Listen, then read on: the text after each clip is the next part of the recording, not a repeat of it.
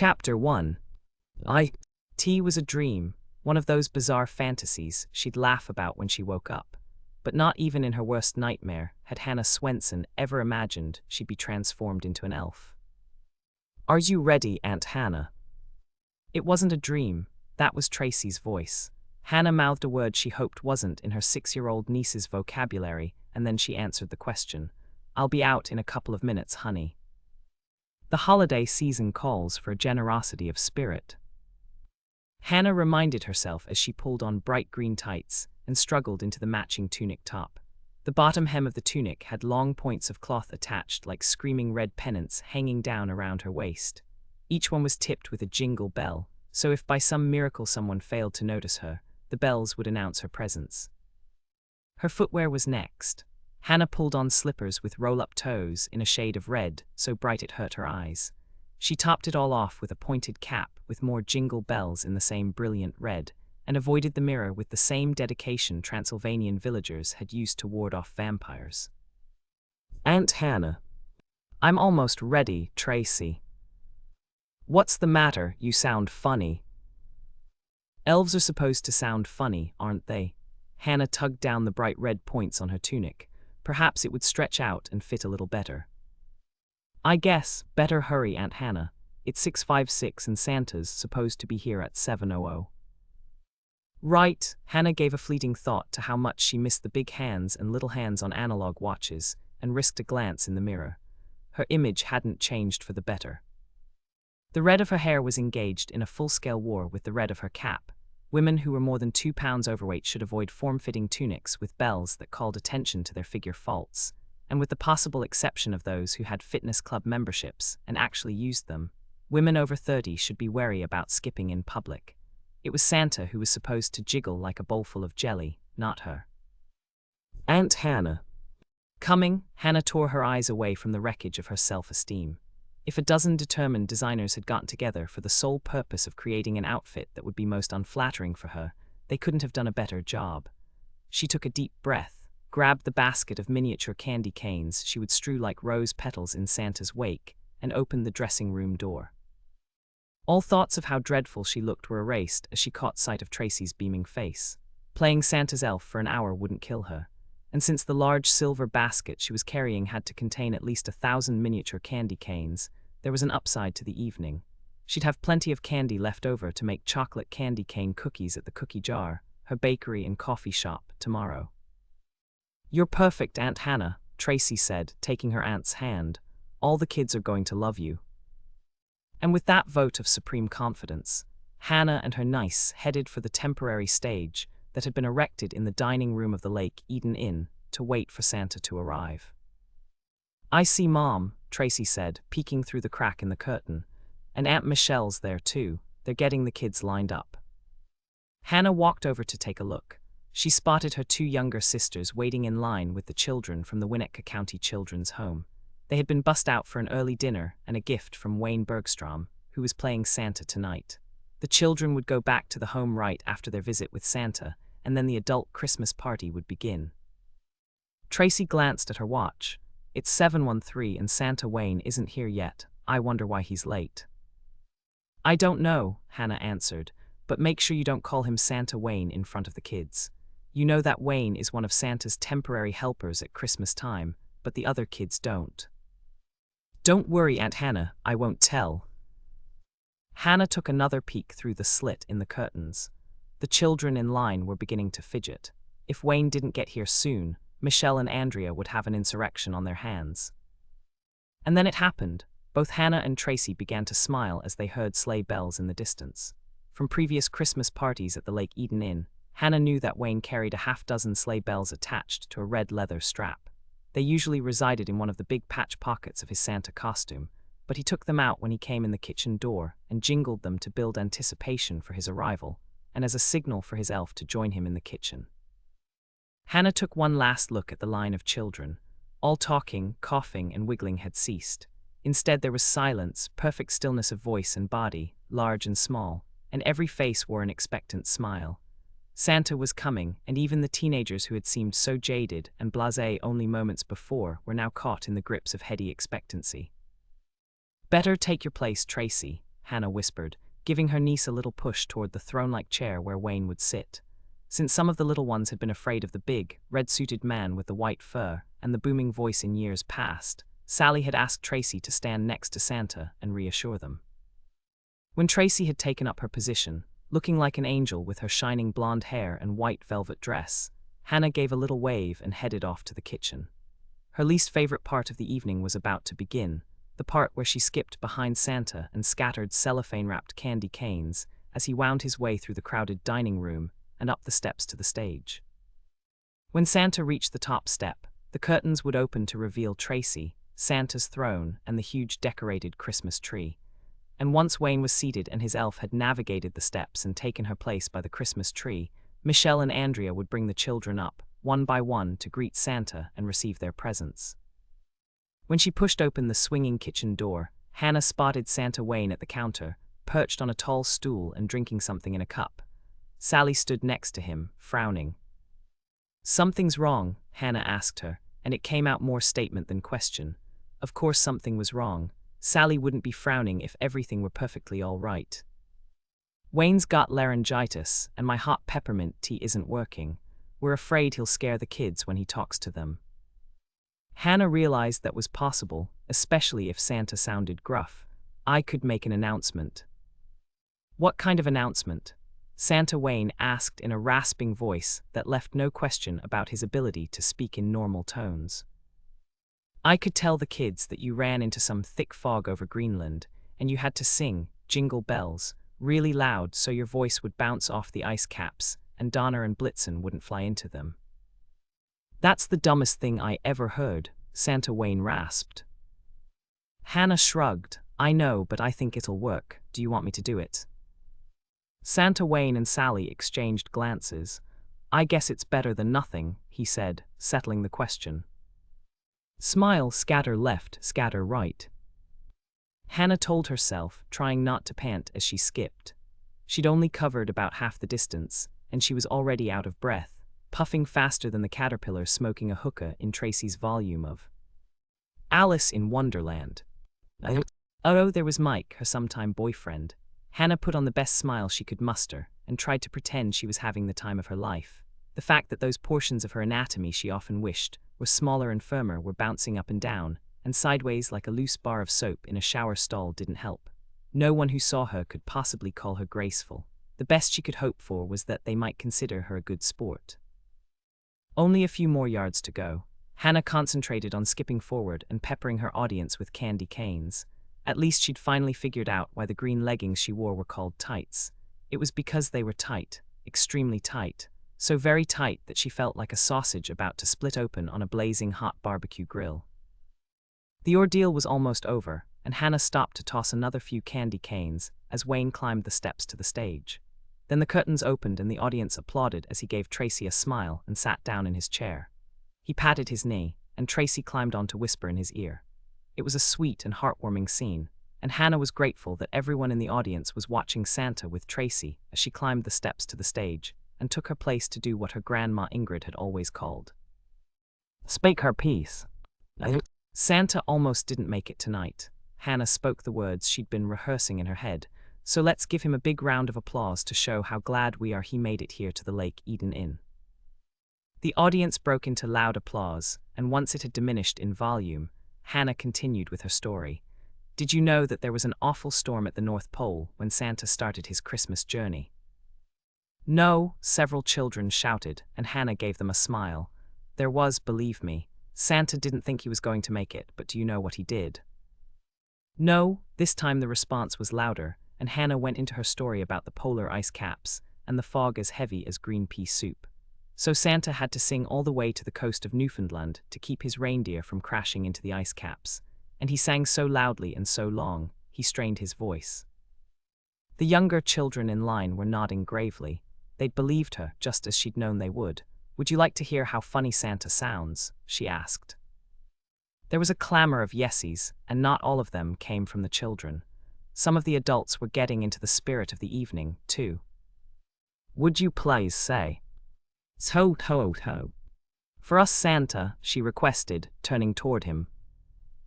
"Ho ho ho," Santa Wayne exclaimed hoarsely, and some of the children giggled. That drew a good-natured laugh from the adults, and Hannah figured she'd done her part. There was only one more thing to mention. So you won't be afraid of Santa's scratchy voice, will you? No, several children shouted, and almost all of them shook their heads. Her mission was accomplished, and Hannah skipped over to take her place next to the mound of color-coded presents. The Santa, Tracy, and Elf show was about to begin. Hannah and Tracy knew the drill. They'd even rehearsed it with Sally. Hannah would hand Tracy the appropriate present, Tracy would carry it to Santa, and Santa would give it to the child on his lap. Norman Rhodes, Hannah's other boyfriend, would snap a picture for posterity. Then Michelle would escort the child to the rear of the line as Andrea brought the next child forward. The smallest children were at the front of the line, and Hannah studied the mound of presents. They were arranged by age group. All she had to do was work from left to right, and everyone would get an age-appropriate present. The packages were also color-coded. If they were wrapped with gold and green paper, they were for the girls. The boys got presents wrapped with silver and red paper. The next few minutes were busy. Hannah chose the gifts, Tracy gave them to Santa, and Santa presented them. The children were delighted, and Hannah was really getting into the spirit of the season by the time she picked up the last present. It was over, and she hadn't died of mortification. Perhaps the mirror in Sally's dressing room had waved the wrong way and caused her to look larger than she actually was. And perhaps all that skipping had jumbled her brain and affected her ability to separate reality from wishful thinking. There was standing applause as the children, all of them clutching their presents, were led out the door to their waiting bus. And then the curtains closed, and Hannah fanned herself with her tasseled cap. Except for a few dropped candy canes and one toddler who would absolutely not sit on Santa's lap and screamed bloody murder despite Tracy's, Hannah's, Andrea's, Michelle's, and Santa's best efforts, all had gone smoothly. Sally was waiting for them in the wings, and she handed Santa Wayne another cup of hot tea. That was even better than last year. Sip some tea, Wayne. Your throat must hurt from talking to the kids. Thanks, Hurts. His voice was as scratchy as sandpaper, and he gave a rattling cough. I don't like the sound of that, Sally told him, and then she turned to Hannah and Tracy. You were wonderful, Tracy, and Hannah, your speech about Santa's sore throat was just the thing. Whatever, Hannah said, waving off the compliment even though she thought it had been pretty good herself. Here's your receipt for the presents, Wayne. Sally passed him a folded sheet of paper. Mayor Bascom did it through the Lake Eden boosters this year. My receipt? You know, the one you need for your corporate taxes. Mayor Bascom said to tell your accounting department that the boosters got their nonprofit status in June last year. He'll fax you a copy of the paperwork for your files. Right, he shoved the receipt in his pocket and turned to Hannah. I'll need the rest of that candy. I'm playing Santa at the store tomorrow. What a cheapskate. Hannah thought, and being a cheapskate was probably how rich people got rich in the first place. Wayne Bergstrom owned Bergstrom's department store, the busiest and most profitable retailer at the Tri-County Mall. He had displays of miniature candy canes at every checkout counter, the tubs stacked one on top of the other like red and white striped pyramids. There was no reason he needed to take what Hannah had come to think of as leftovers. Here, Hannah said, handing over the basket. It's her basket, he said, gesturing to Sally. Dump the candy in my pocket. Then he held open one of the massive pockets on the jacket of his Santa suit and waited for Hannah to dump them in. I'll drop off the elf costume at the store tomorrow unless you want it now, Hannah told him. It'll only take me a couple of minutes to change. Keep it, we couldn't sell it anyway now that you stretched it out. You can use it again next year.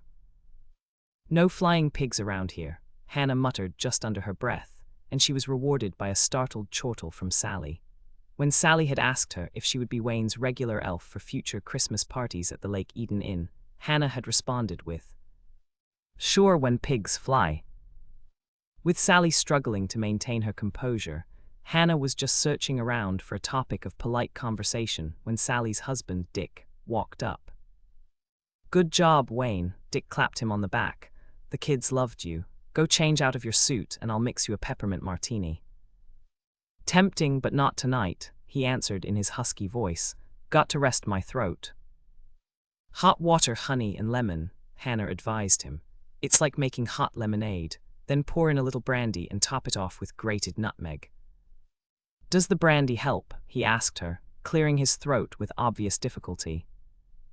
Not really, your throat still hurts just as much, but after 3 or 4 cups you don't care anymore. Whodunit. Peppermint martini. Hannah's 1 cent. Note, these recipes are from Rachella and Priscilla, Dick Laughlin's bartenders at the Lake Eden Inn. Dick says if you don't have martini glasses, you should run right out and buy them. Both Dick and Sally swear that these martinis taste 100% better in martini glasses.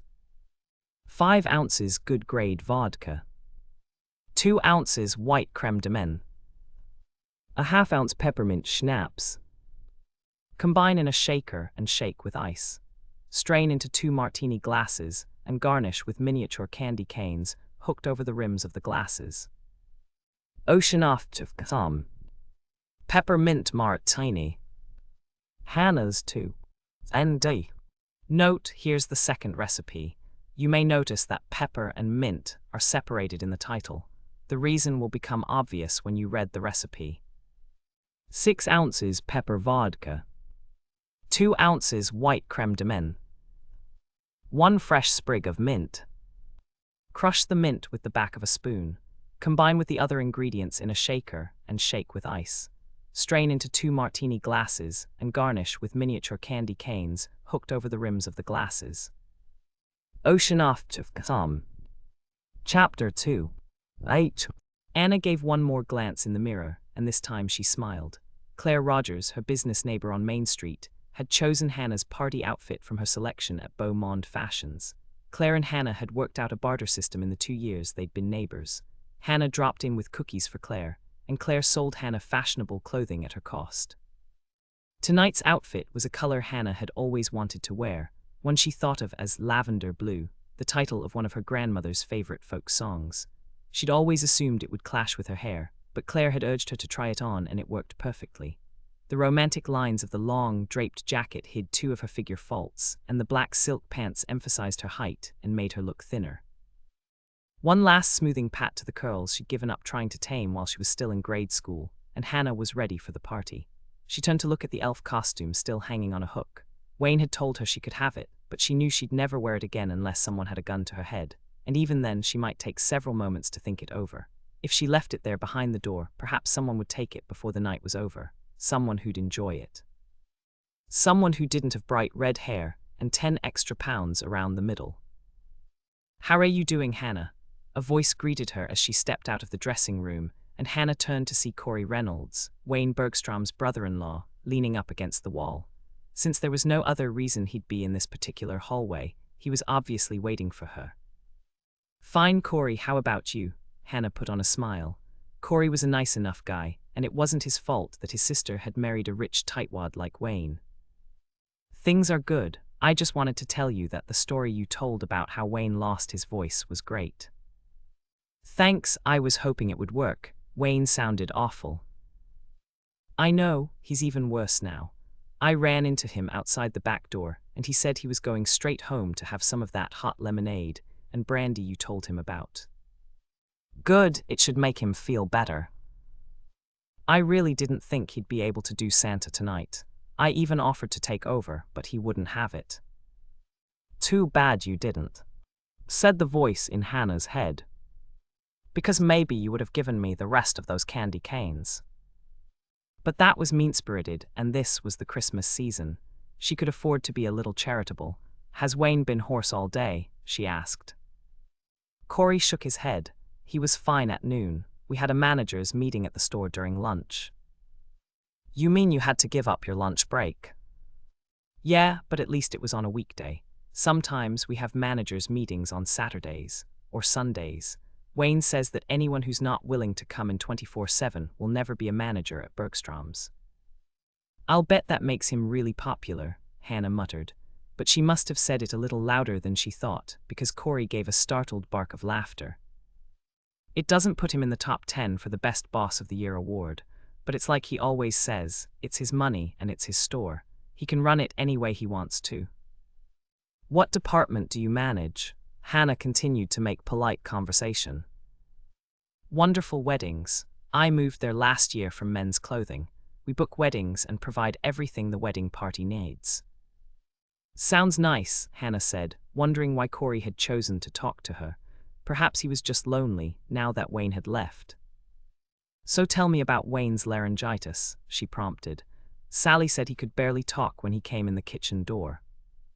That figures. He called me around 5:30 on my cell phone, and he was already pretty hoarse. I had to ask him to repeat himself a couple of times, and it didn't exactly make him happy. That's when I asked him if he wanted me to take over for him at the party. Hannah heard Sally's voice over the loudspeaker, inviting everyone to come to the buffet tables. Corey heard it too, and he extended his arm. Shall we, Hannah? Absolutely, thank you, Corey. Hannah took his arm and hoped he hadn't heard her stomach growl as they headed off to join the line for the buffet. Sally's dessert buffet was splendiferous. Hannah eyed a piece of Italian apple torte and was about to succumb to temptation when she remembered how tight the tights on her elf costume had been. Trying to decide, Mike asked, causing her to jump.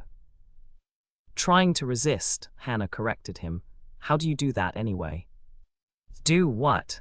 Sneak up on people. We learn it in cop school. Mike flashed her a grin that made her stomach do a little flip-flop.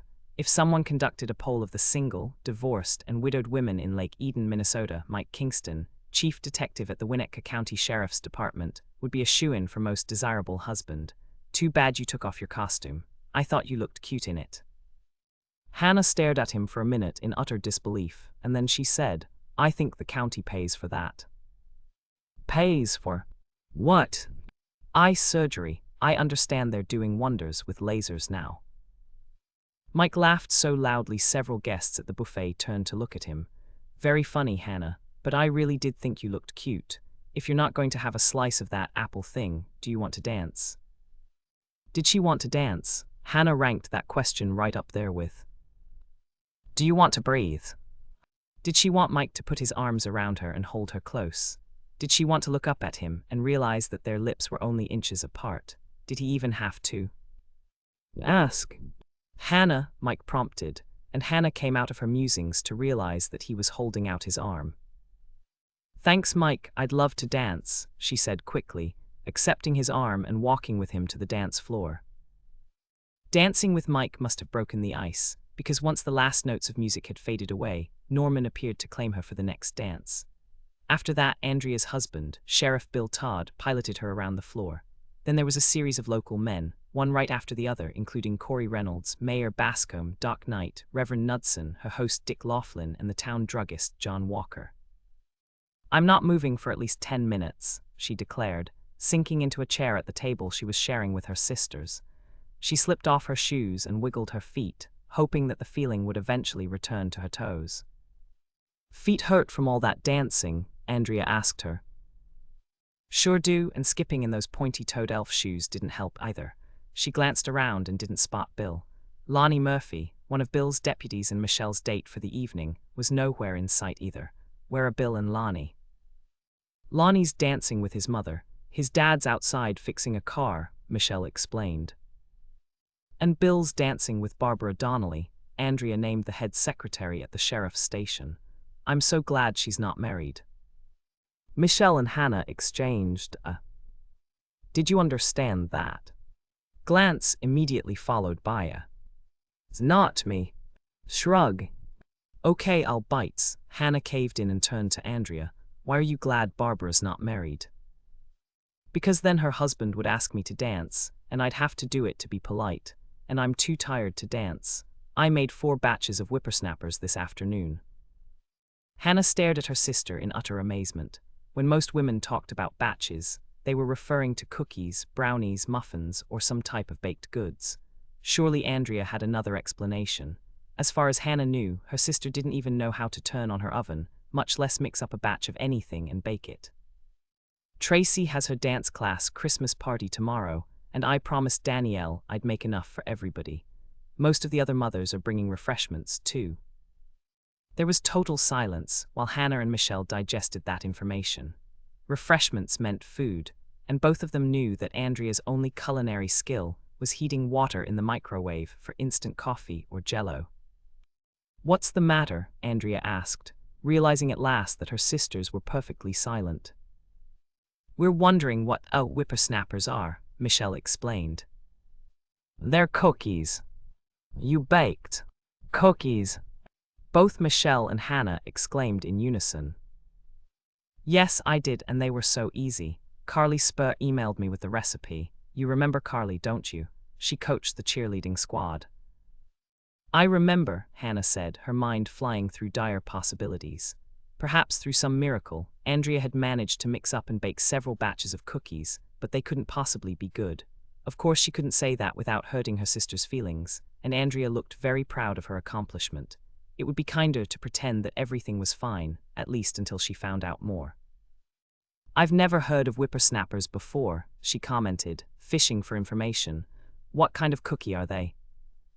I made lemon. Carly said you could make any flavor, and Tracy really likes lemon.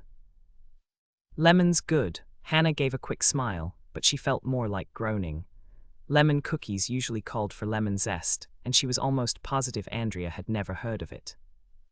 Did you have to go out and buy a zester? Michelle asked the question, and Hannah turned to give her a quick nod. She was willing to bet that they were on the same page. What's a zester? That answered that question. Hannah gave a little groan before she responded.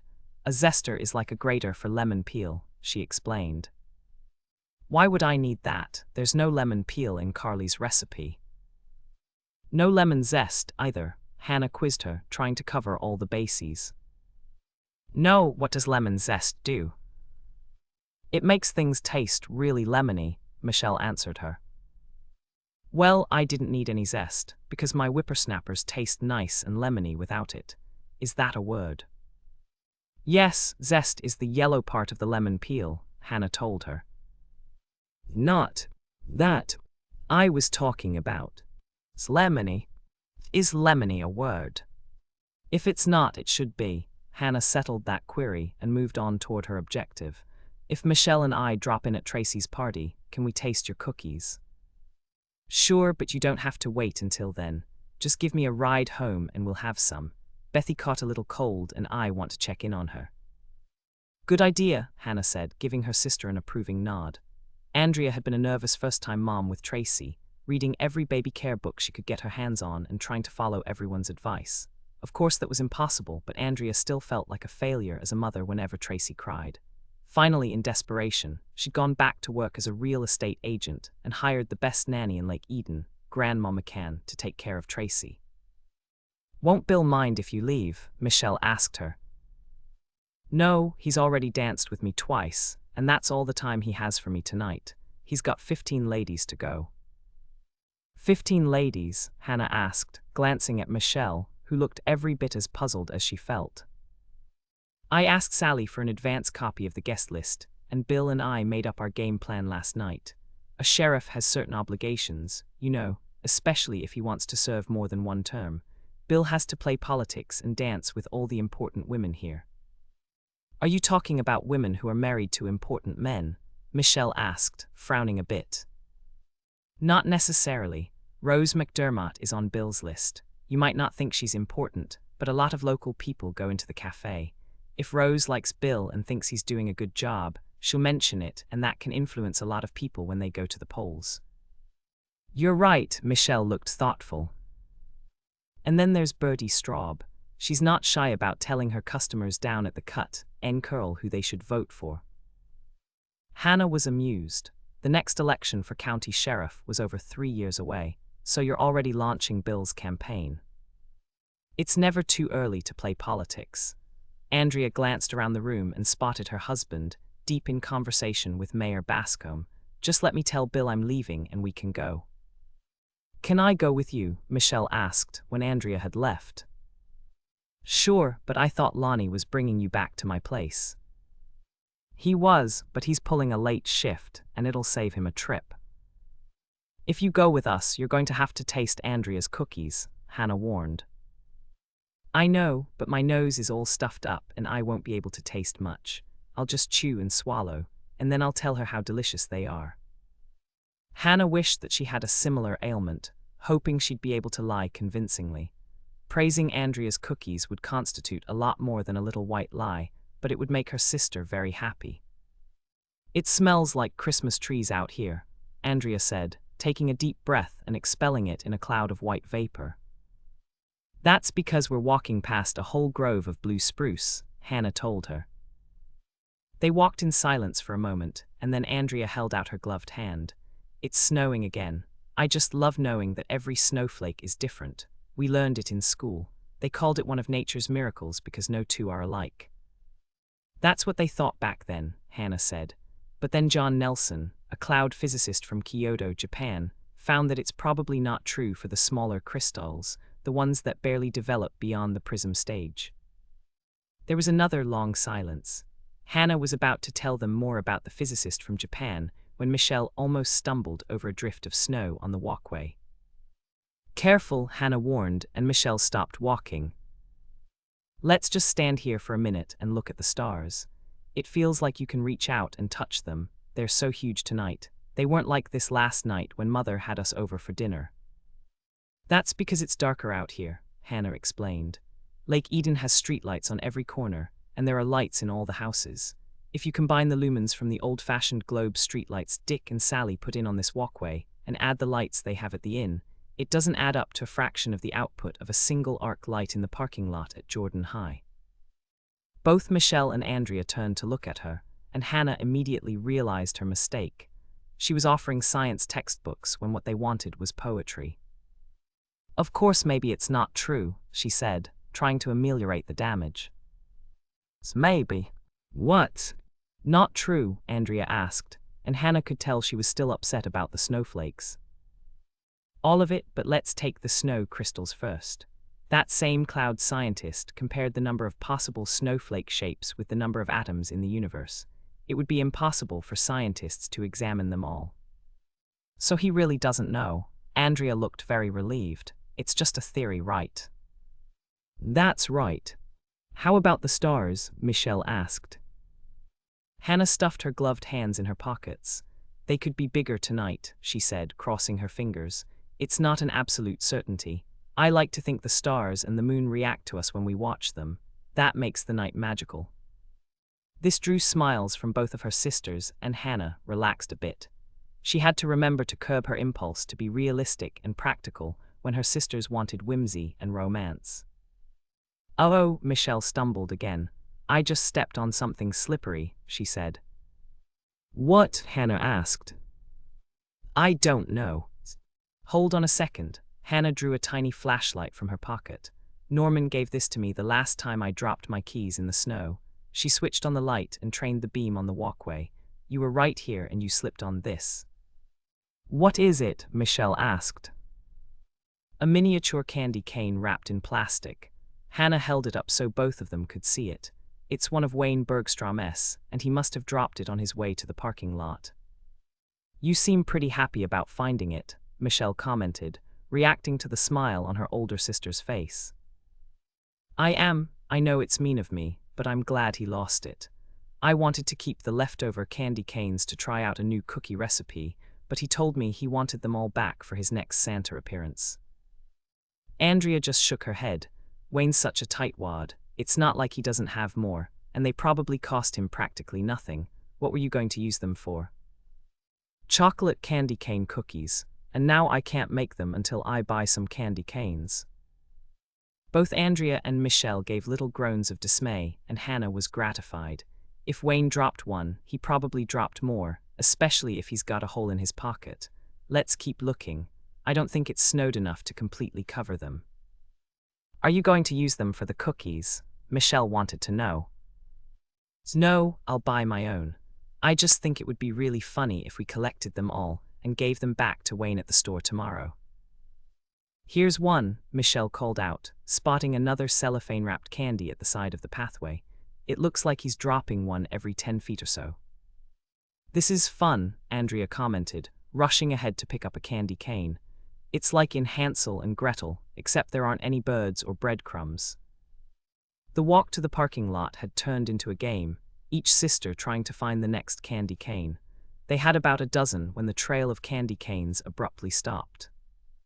What happened? Andrea, the current holder of Hannah's miniature flashlight, spread the light around in a circle. We haven't found anything for over 10 yards. How do you know it's over 10 yards? Michelle asked. Believe me, I know how far you have to go for a first down. Bill used to play football, remember?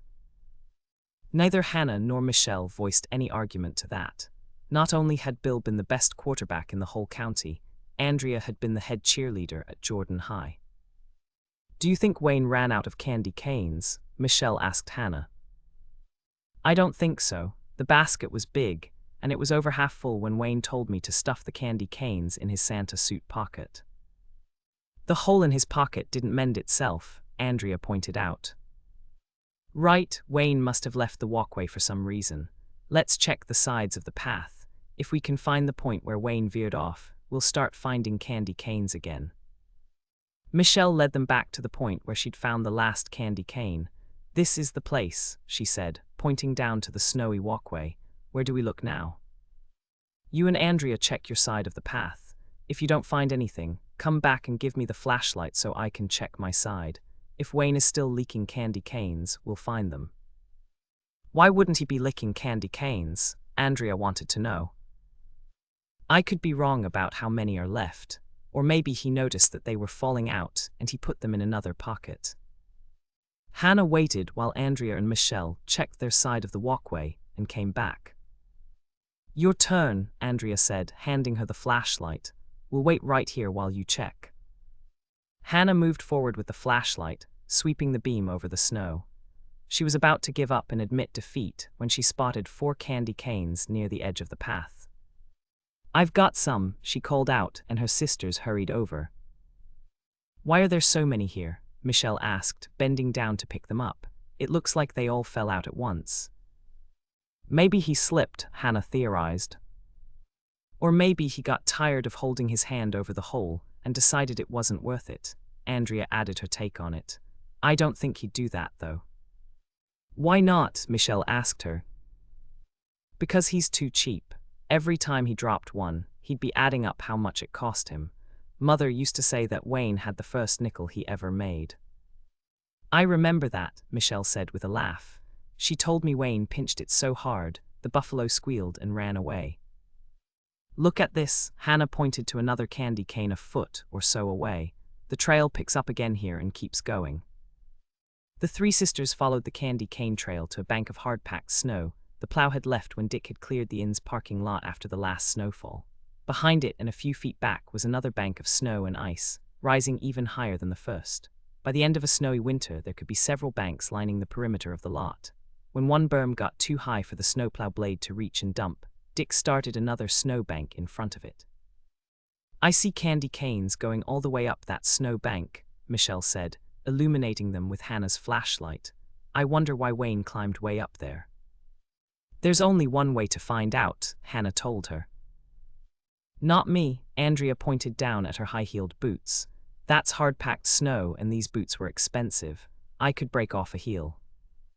I can go with you, Michelle offered.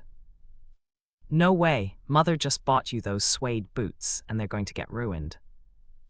It's okay, I really don't mind. No, but Mother will, and if Mother minds, I'll never hear the end of it. Just stay here with Andrea and I'll take a quick peek. Hannah dug in with her heels in her hands and started to climb up the bank of snow. It was a good 8 feet tall with fairly steep and slick sides, and the ascent wasn't easy. She slipped a couple of times, but she kept going until she'd pulled herself up on the top. She opened her mouth to make a joke about being king of the hill, a reference to the children's game they'd played in the winter every recess in grade school, but then she saw what was on the other side, and the joke died a quick death on her lips. There was a figure spread-eagled on the snow at the base of the berm. It was Wayne Bergstrom, and he'd obviously been pushed. Making snow angels wasn't in his repertoire. Anything there? Michelle's voice floated up to her, and Hannah swallowed with difficulty.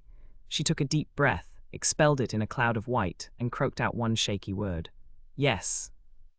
You sound really funny, Andrea commented. Are you all out of breath? Hannah knew. She wasn't the one who was out of breath. Wayne Bergstrom was, but she couldn't quite manage to say anything that sarcastic. Hannah, Michelle sounded worried. Are you okay? I'm okay, Hannah choked out the words and took another deep breath. Andrea was right. The air did smell like Christmas trees. The stars and the moon seemed bigger too, illuminating the figure at the bottom of the far side of the snowbank in an intensely cold blue light. Everyone said you couldn't see color at night, but Hannah's mind filled in the colors. He was wearing red velvet and white fur, and there were candy canes scattered all over around him. Hannah, Andrea asked again, and Hannah knew she had to say more. She didn't want her sisters to be so worried about her they'd try to climb the berm and see what she was seeing. Santa's dead, she said, seemingly capable of only two-word responses. You mean Wayne? Andrea asked. Right, Hannah brushed the snowflakes, no two alike, from her sleeve, and that seemed to do the trick because the dam broke and the words rushed out. Go back to the inn and get Bill and Lonnie. I'll stay and guard the crime scene until they get here. Ocean off to some. Chapter 3. Late. E is just the sweetest kitty in the world, Andrea crooned, scratching Moish under the chin. The moment they'd entered Hannah's living room, the 20-something-pound orange and white cat that Hannah had found shivering on her doorstep over 2 years ago had made a beeline for Andrea and climbed up in her lap. Hannah just smiled, deciding not to burst her sister's bubble and mention the fact that she was holding a canister of salmon-flavored treats that Moish adored, and doling them out to him every time he nudged her with his head. By tacit agreement, they hadn't discussed Wayne Bergstrom's death. It didn't seem to be an appropriate topic of conversation when they stopped by to check on Bethy and Tracy, and pick up the plate of cookies Andrea wanted them to try. Hannah had pulled Grandma McCann aside to fill her in, but the three sisters hadn't mentioned Wayne's name on the trip to Hannah's condo complex either. Perhaps it was simply an attempt at avoidance. If they didn't mention it, it might go away. Or perhaps it was a delaying tactic, and all three of them wanted to enjoy their time together for a little while longer before discussing such a gruesome topic. Hannah figured they'd have coffee first. A little fortification with a mug of Swedish plasma was in order while they tasted Andrea's cookies, and then they'd talk about Wayne Bergstrom and the distressing sight she'd seen from the top of the snowbank. The coffee should be ready soon, Hannah said, craning her neck to see if the carafe was full. It wasn't, and she glanced at the plate of cookies that Andrea had baked.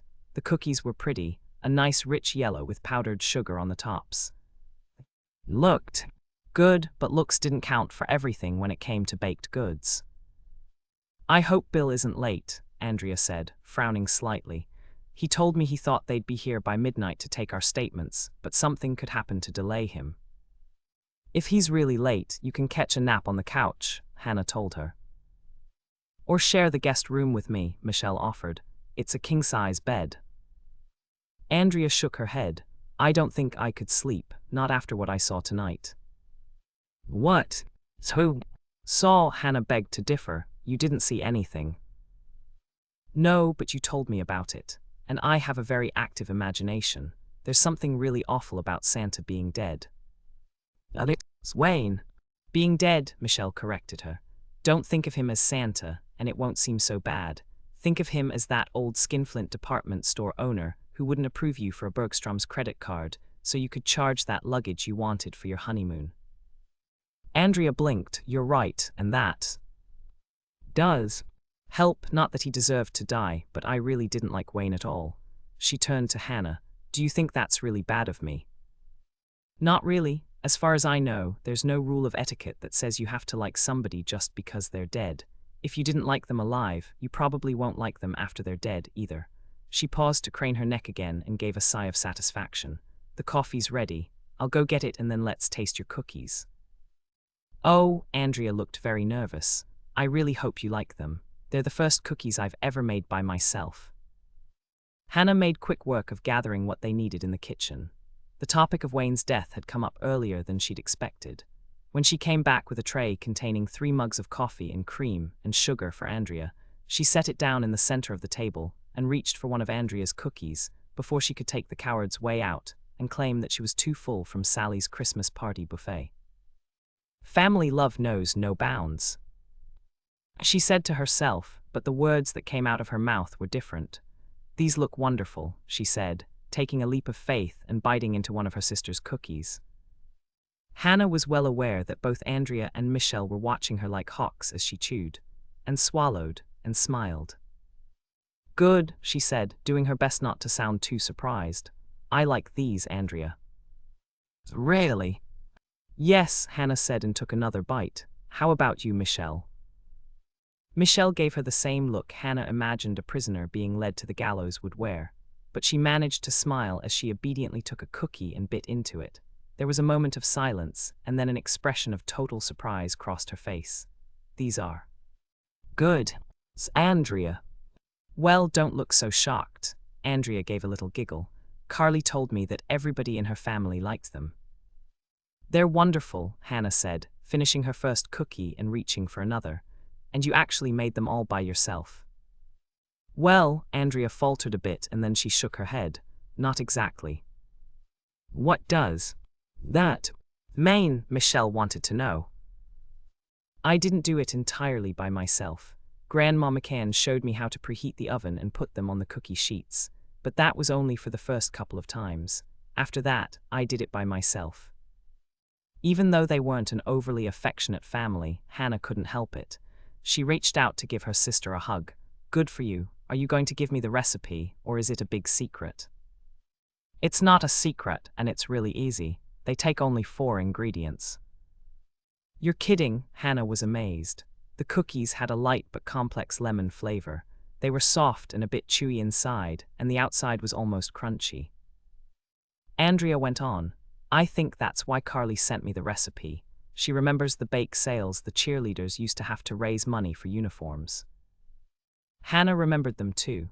When she discovered that Andrea and her friend, Janie Burkholtz, were buying Twinkies at the Lake Eden Red Owl to sell at the fundraising bake sales, she started baking homemade cookies for them. "What are the 4 ingredients?" Michelle asked. "A package of lemon cake mix, 2 cups of Cool Whip, an egg, and powdered sugar." "Lemon cake mix, of course." Hannah felt like rapping the side of her head with her knuckles for being so dense. Andrea had told them she hadn't used zest or lemon juice, but the cookies were still lemony. The flavor had to come from somewhere, and making cookies from lemon cake mix should have occurred to her. "That's all there is," Andrea continued. "Just the 4 ingredients. Any more and I probably couldn't have done it." "Wells, you did it very well," Hannah told her, pouring them all more coffee. "Thanks, I'm going to try chocolate next. Maybe I could even mix in a few of those tiny chocolate chips. That might be good." Hannah just stared at her sister. This was a whole new side of Andrea she'd never seen before.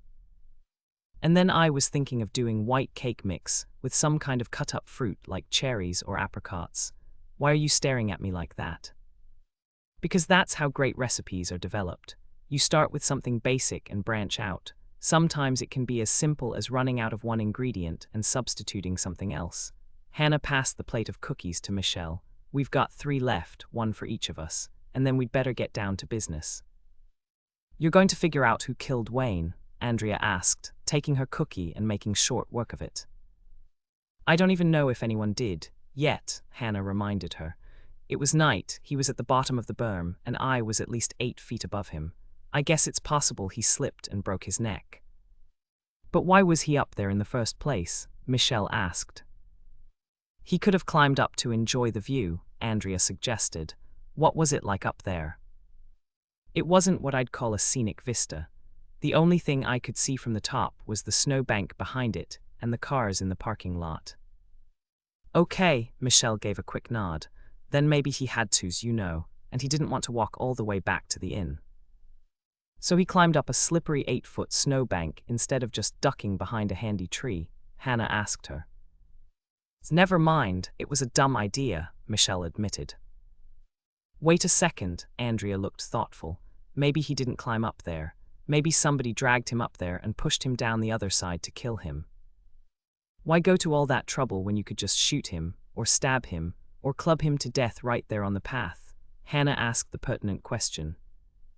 "Because the killer was afraid somebody might come along and catch him.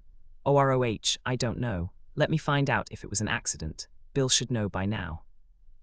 "You're going to call Bill?" Michelle asked as Andrea took her cell phone out of her purse.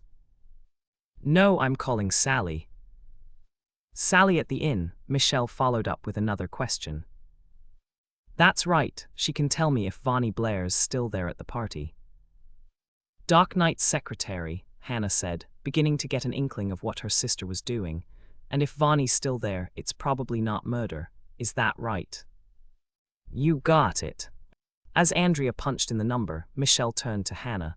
Maybe you got it, but I didn't get it. It's simple. If Doc Knight thinks it's murder, Bill will ask him to rush the autopsy. Doc knows how important it is, and he'll do it right away. And since Doc has such awful handwriting, he'll call Vonnie on her cell phone and ask her to come out to the hospital to type up the transcript of the autopsy tonight. Michelle's puzzled expression smoothed out, and she looked very impressed. Wow, Andrea's devious. She gets it from Mother, Hannah explained. Mother can think of the most roundabout ways to get the latest gossip. Thanks, Sally, Andrea said, and snapped her cell phone shut. And then she looked over at them. It's murder. Vonnie left with the paramedics who transported Wayne to the hospital. Doc Knight must have been able to tell right away. As usual, Andrea was the scribe. Not only did she have good organizational skills, she also had the neatest handwriting of the three sisters. Michelle's had deteriorated when she'd gone off to college. After 2 years at McAllister, her notes were cryptic, filled with abbreviations that only she could decipher. Hannah, on the other hand, tended to print whenever she wrote something she hoped to read later. Here you go, a brand new steno notebook. Hannah handed her sister one from the stash of notebooks she kept in every room. Do you need a pen? I have one.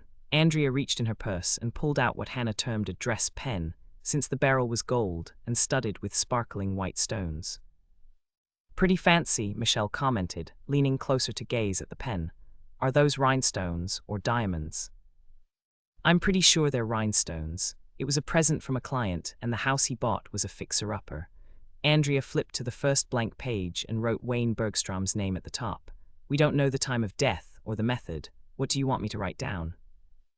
We could list the time I found him, Hannah suggested, but I didn't look at my watch.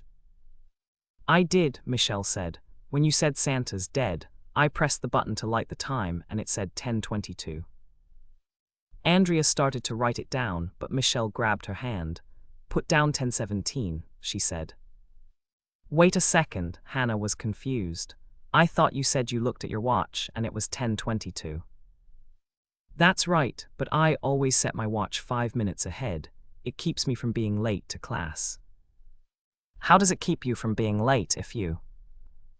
No. Your watch is 5 minutes ahead, Hannah asked her. It's simple. If I start counting on that extra 5 minutes, I set my watch 10 minutes ahead and psych myself out. All was silent as Hannah digested that. It seemed her youngest sibling hadn't inherited the logic gene. Okay, 10:17. Andrea jotted it down. Do we know what time Wayne left for the parking lot? 8:10, Hannah responded. Are you sure your watch isn't 5 or 10 minutes fast? Andrea teased her. I didn't look at my watch. I glanced at the clock in Sally's kitchen as Wayne went out the back door. We can check it to make sure it's accurate.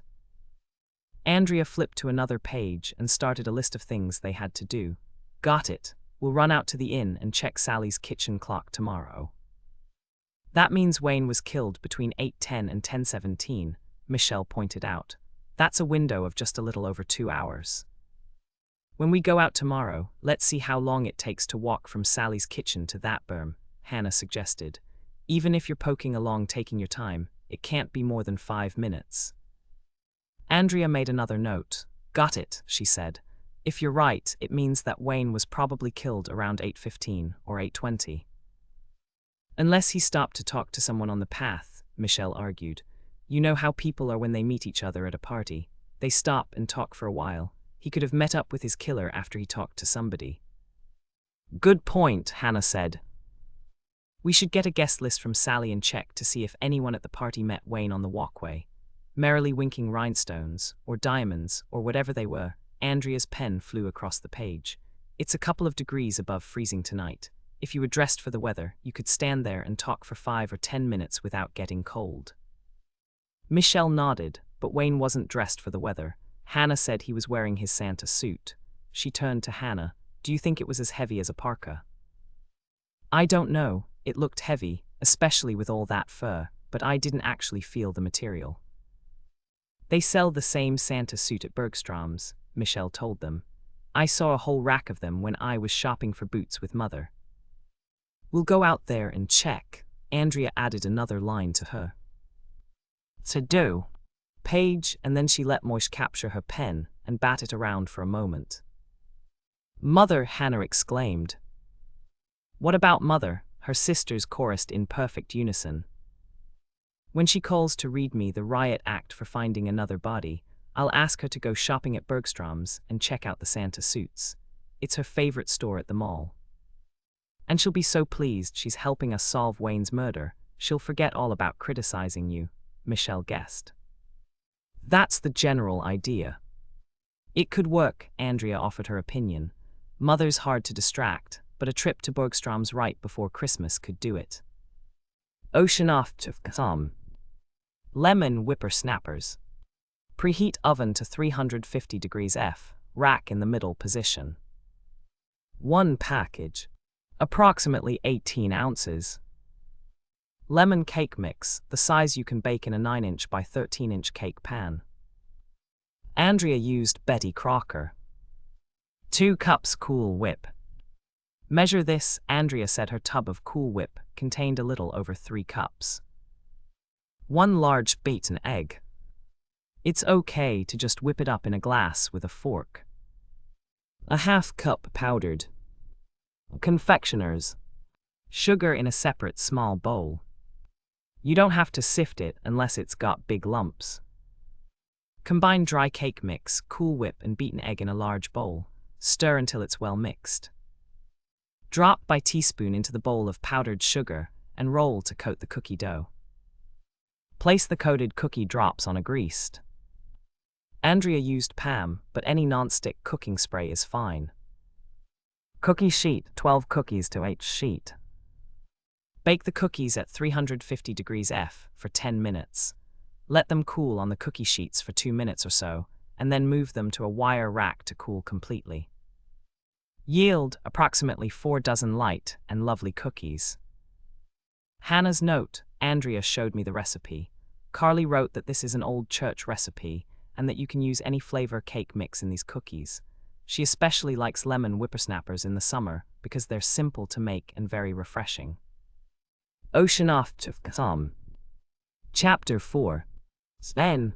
"Oh," Hannah groaned, categorically refusing to open her eyes.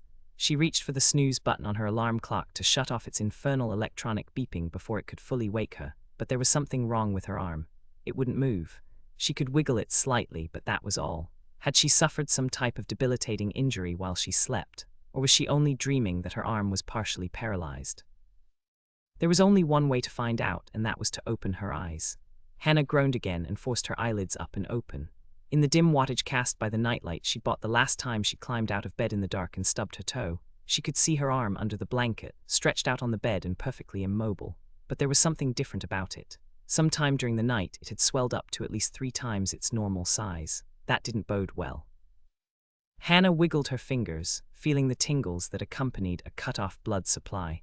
It was clear her arm had gone to sleep. But why was it swollen? Had she suffered some kind of neurological damage without even waking up? As Hannah stared at the limb that had betrayed her while she slept, she saw 2 small peaks rise up from the vicinity of her armpit. The peaks were attached to a round, fuzzy orb, and for a moment Hannah was puzzled. Then she gave a startled laugh as she realized what had happened. The peaks and the fuzzy orb belonged to Moish. The temperature must have dropped below freezing in the middle of the night, because he'd left his usual place at the bottom of her bed to seek warmer climes above. No wonder her arm had gone to sleep.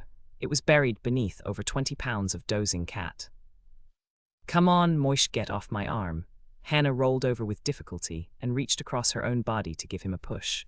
This elicited a protesting yowl, but he climbed off, and Hannah's arm was freed from its furry burden. The first thing Hannah did with her newly restored hand was shut off the alarm. She was awake now, and the urge to slumber for another 5 minutes was a wee bit easier to resist, especially when she reminded herself that today would be a busy day. Not only did she have cookie and dessert baking to do for her bakery and coffee shop, she'd agreed to cater luncheon at her mother's Regency Romance Club Christmas meeting.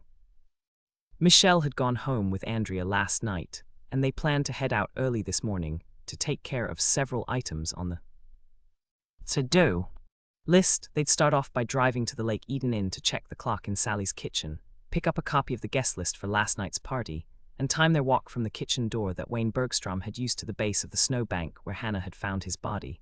During the afternoon, they'd do a little reconnoitering with their male counterparts. Andrea would pump Bill for information about the investigation, and Michelle would find out what Lonnie knew. The three sisters would compare notes that evening when they met at Andrea's house for dinner. Coffee, Hannah breathed, and it was more of a prayer than a statement. She needed caffeine, and she needed it now, before Newton's first law of motion, the one about inertia, came into play. A body at rest tended to stay at rest. And applying this principle of physics to her own life meant that if she didn't get up soon, she might fall under the first law and just sit on the edge of her bed, staring at the wall all day. Coffee, coffee now. It was as close to a cheer as she could come up with in the cold pre-dawn of a December morning, but it served to whet her appetite for the hot, aromatic brew her great-grandmother Elsa had called Swedish plasma. Before she had time to think, which would only have served to confuse her, Hannah was on her feet. And then her feet were moving, heading down the hallway toward the kitchen. The coffee pot that had activated automatically 5 minutes before her alarm clock had sounded was now sitting on the counter with a full carafe of the world's most popular life-sustaining potion, just waiting for her to imbibe. "You hear me there," she said to the cat who followed her into the kitchen, batting at the ends of the belt she'd forgotten to tie on her robe. Moish appeared to understand his mistress's pidgin English because he backed off immediately and took up a position of hope by his empty food bowl. Hannah had her priorities straight. It took every corner of her partially alert mind to do it, but she opened the combination padlock on the broom closet, pulled out the 40-pound sack of kitty kibble that Moish loved, and dumped a full measure into his bowl. She replaced the kibble, replaced the padlock, and then she poured her first cup of coffee. "Ufda," she groaned, audibly revealing her Minnesota roots as she sank down on one of the chairs that had come with her formica-topped breakfast table. She glanced over to see if Moish was eating, and was about to pick up her mug of coffee for that first bracing sip, when she saw something red out of the corner of her eye. It was a red scarf tied around the handle of her refrigerator. For several moments Hannah was genuinely puzzled, but then she caught sight of the mixing bowl and utensils washed and stacked on the counter, and everything became clear.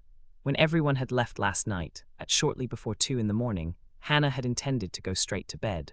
Unfortunately, her mind was still racing, and there was no way she could sleep. Instead of wasting valuable time tossing and turning, she'd flicked on the lights in the kitchen and mixed up a batch of cookies. They were experimental, something she'd been planning to try for several months, and the dough was chilling in the refrigerator. That was the reason she tied her scarf around the handle of the refrigerator.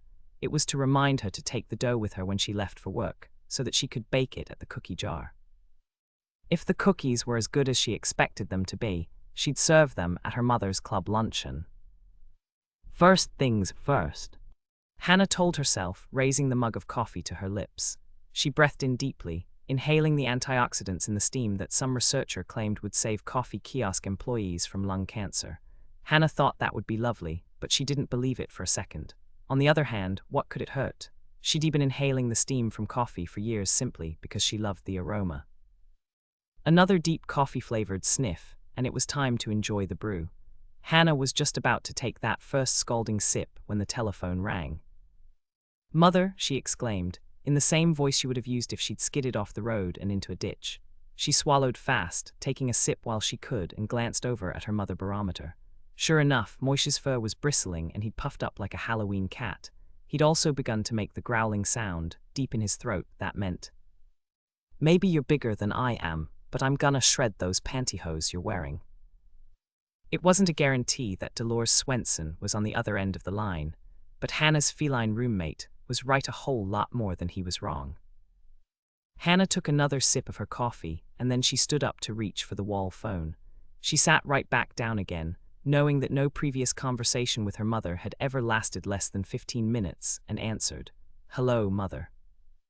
"I wish you wouldn't do that, Hannah." Dolores gave a deep sigh that was so forceful, it almost tickled Hannah's ear. "What if I wasn't me? Then you'd need to see a psychiatrist, because you'd have an identity crisis."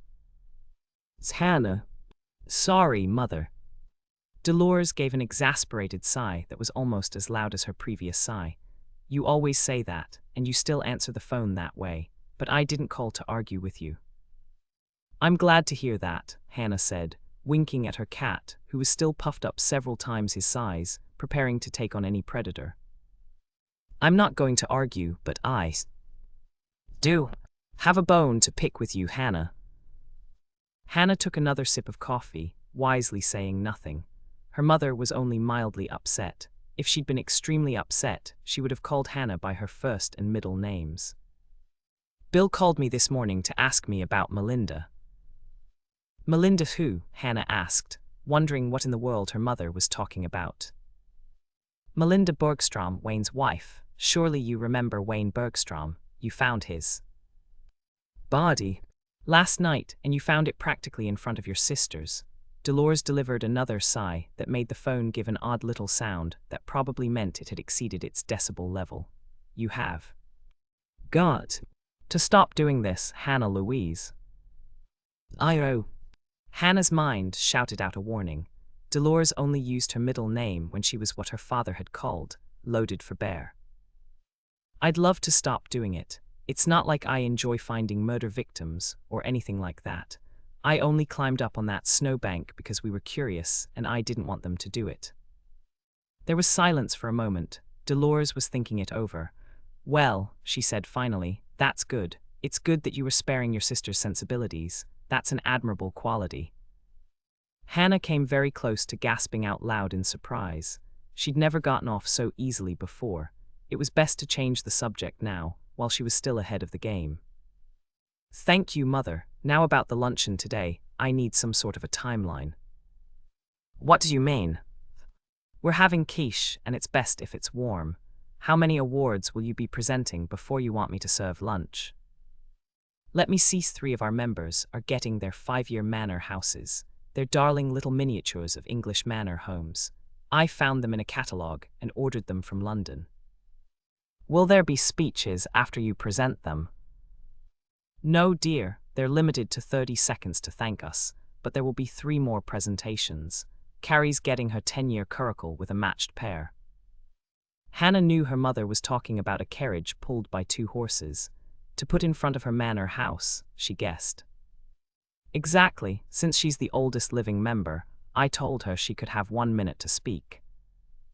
Okay, Hannah said, hoping her mother wouldn't use that particular phrase. Carrie Rhodes, her mother's friend and partner in the antique business, wouldn't appreciate being called the oldest living member.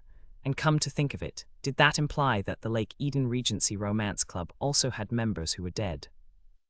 Did you hear me, Hannah? Her mother's voice pulled her back from contemplating whether one had to be alive to be a member of an organization, and Hannah was quick to apologize. Sorry, Mother, I didn't quite catch that. I asked you if you'd have enough quiche so that Norman could eat with us. He's coming to take pictures of the awards ceremony on his lunch hour. Of course, I always have extra, you know that, Mother. And you did remember that I asked for a vegetarian alternative. I did. We're having 2 kinds of quiche, one vegetarian and the other with meat. How about dessert? Did you manage to come up with something authentic to the time period? I think so. I call them Regency seed cakes. They had oranges back then, didn't they? I seem to remember someone talking about a greenhouse-type room with fruit trees. That would have been an orangery. Dear, it was like a solarium with exotic plants and trees. Most of the expensive mansions had them. Good, well, these are a little like lemon poppy seed cake, except that they're cookies made with oranges and poppy seeds. They sound wonderful, dear. I hope so. Hannah thought, but she didn't want to worry her mother by telling her the Regency seed cakes were last night's invention, and she hadn't had time to test them yet. It was much safer to say nothing and change the subject. What time do you want me to serve the quiche, Mother? If you can give me an estimate of the time, I'll make sure they're still warm. Let me think, dear. There was silence for a moment, and then Dolores spoke again. We're starting at noon, and the awards are first. I think we should be through in 10 minutes, although we do have a special award for Jenny Perkins, of course. Jenny who? Hannah asked. She was almost certain she'd never met a Jenny Perkins at any of her mother's club meetings. You knew her as Jenny Bergstrom, but now she's Jenny Perkins again. She took back her maiden name after the divorce.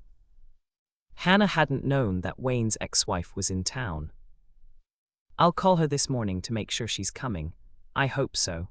Poor Jenny will need the support of friends at this sad time in her life. What sad time. Haven't Wayne and Jenny been divorced for at least 5 years? 6 to be exact. But Jenny married Wayne right out of high school, and she was utterly devastated when he filed for divorce. He was her first love, and a woman never gets over her first love. Wayne's death is bound to open old wounds for Jenny. Just as long as Jenny didn't open. No. Wounds in Wayne, Hannah muttered just under her breath. What was that? Nothing, mother, just thinking out loud. You said you'd call Jenny this morning. Is she staying with friends? No, she didn't want to put any of us out. We all offered our guest rooms, but she booked a room at the inn. Hannah decided not to plumb for any more information. If Dolores suspected that Jenny had just moved to the top of her eldest daughter's suspect list, she'd go right back to being angry again. Will you call me at the shop as soon as you know if Jenny's coming? Hannah asked. Of course, but why? So that I can watch her like a hawk, and maybe even interrogate her while I'm serving the quiche. Hannah thought, but of course she didn't say that to her mother. Instead she settled for, I'll pack up some chocolate cookies and send them back to the inn with her. That's a good idea, dear. Chocolate always helps in times of stress. I was thinking of picking up some chocolate truffles at Fanny Farmer's. The light bulb went on in Hannah's mind and grew into a powerful halogen. Fanny Farmer's was in the Tri-County Mall, and so was Bergstrom's department store. Now was the perfect time to ask her mother to find out about the Santa costumes they sold at Bergstrom's. Chocolate truffles would be great, mother. And since you're going to the mall anyway, could you do one little thing for me? You want me to buy you that absolutely darling purse I told you about? Dolores guessed. Her mother sounded so hopeful, Hannah almost caved in. It was true that her huge shoulder bag purse was showing some serious wear, but the purse Dolores had wanted to buy for her was 1/4 the size of her current bag. What would she do with all of the absolutely essential items she now carried? That's very sweet of you, mother, Hannah hedged.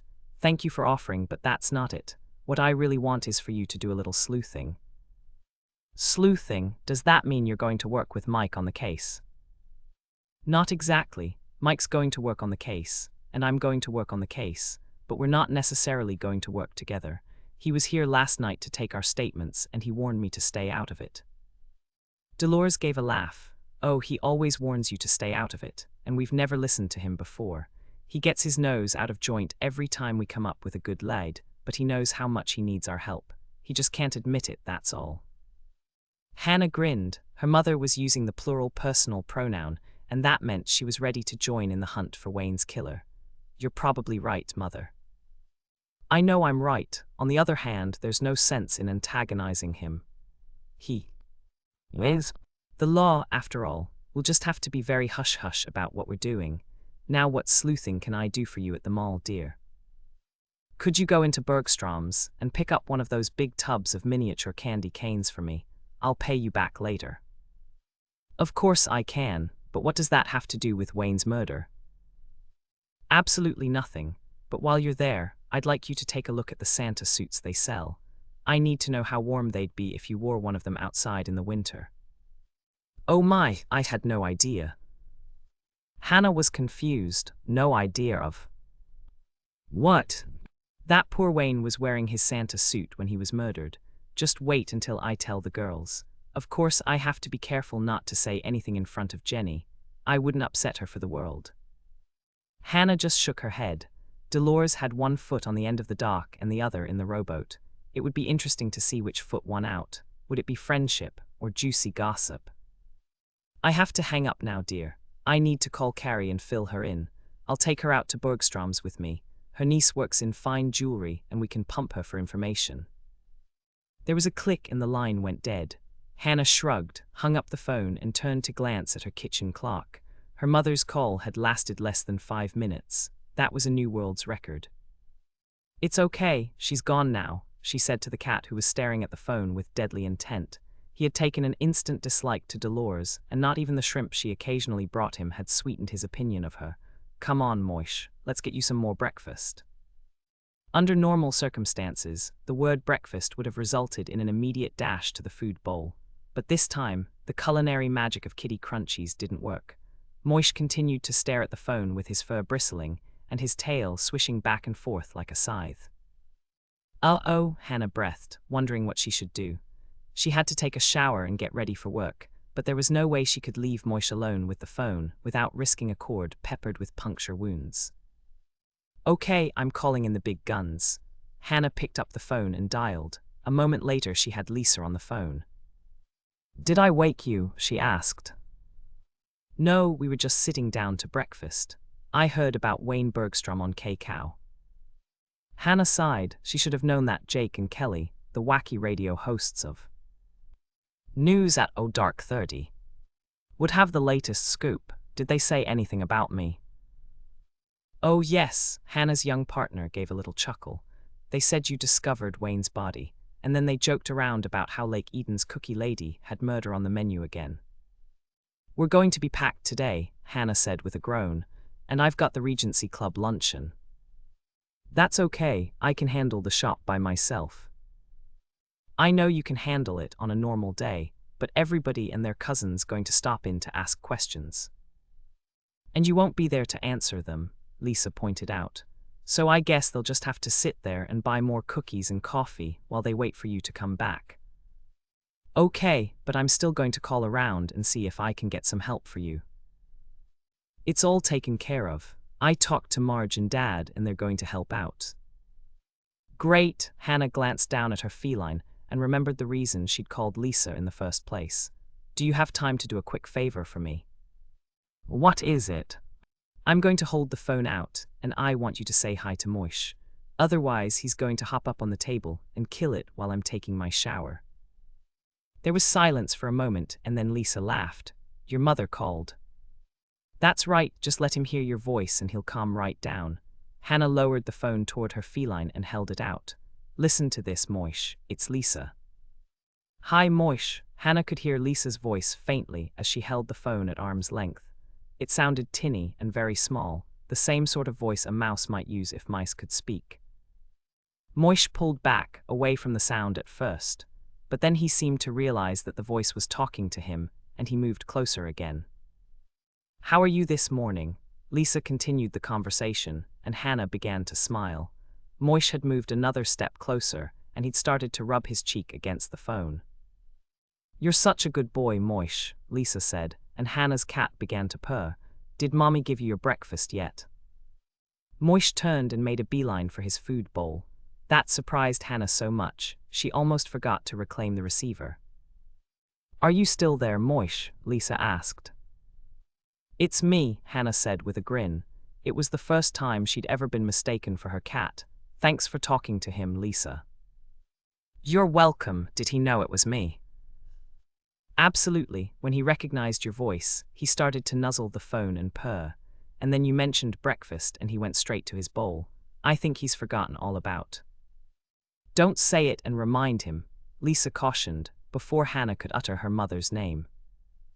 Right, I'll see you at the shop in an hour. Once she'd hung up the phone, Hannah poured herself another cup of coffee and carried it into the bathroom. It was the old carrot and the stick routine. Her mug of hot coffee would sit on the counter by the sink while she took her shower. If she hurried, it would still be hot and tasty when she emerged. If she took too long, it would be tepid. As she stepped in under the steaming spray, she thought about incentives and how well they worked. Money was a powerful incentive, and it could act as a motive for murder. If she could find out the details of Wayne's will, and who would inherit his considerable estate, it could lead them to his killer. Ocean off to some. Regency side cakes. Do not preheat oven, this dough needs to chill. 1 cup. 2 sticks. That's half. Pound. Butter. 2 eggs. 2½ cups white. Granulated. Sugar. 6 tablespoons poppy seeds. 1 teaspoon baking powder. 1 teaspoon baking soda. 1 teaspoon salt. 1 teaspoon orange extract. A ½ teaspoon orange zest. Optional. 5 cups flour. Don't sift it. 3/4 cup orange juice. I used 3/4 cup Minute Maid. You will also need a ½ cup white. Granulated. Sugar in a small bowl for later, when you bake the cookies. Hannah's 1. Send. Note, you can mix up these cookies by hand, but it's a lot easier with an electric mixer. Melt the butter in a pan on the stove, or in the microwave in a small bowl or measuring cup for 1 minute 15 seconds on high. Let it cool while you mix up the following ingredients. In a large bowl, combine the eggs with the white sugar. Beat them until they're well blended. Add the poppy seeds, baking powder, baking soda, and salt. Mix them in thoroughly. Add the orange extract and then the orange zest, if you decided to use it. Orange zest is finely grated orange peel, just the orange part and not the white. The white is bitter and leaves a bad aftertaste. If you can't find orange extract in your store, you can use vanilla instead. Mix well. Cup your hands around the bowl with the melted butter. If it's not too warm to hold comfortably, start your mixer and pour it slowly into your mixing bowl. That's so it doesn't slosh over the sides. If it's still too hot to add and you think it might cook the eggs in your bowl, let it cool a little longer before mixing it in. Add 2 cups of the flour now, mix it in.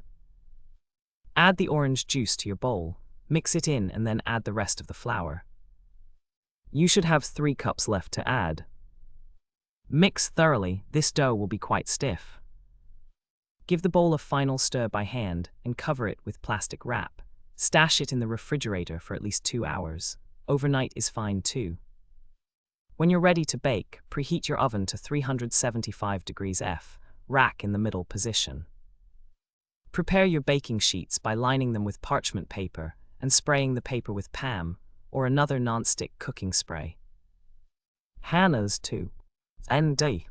Note, if it's snowing outside and you're all out of parchment paper and your car won't start for the trip to the store to get more, don't worry about it. Just spray your cookie sheets with PAM or whichever non-stick cooking spray you have on hand. If you do this, you'll have to let the cookies cool on the sheets for at least 5 minutes before you transfer them to wire racks, but that's okay. It's a lot better than trudging a mile through the snow to get to the store when you don't have to. Take the chilled dough out of the refrigerator and make dough balls, about 1 inch in diameter, with your hands. Drop them in the small bowl with the sugar and roll them around to coat them. Then place them on the cookie sheets, 12 to a standard size sheet.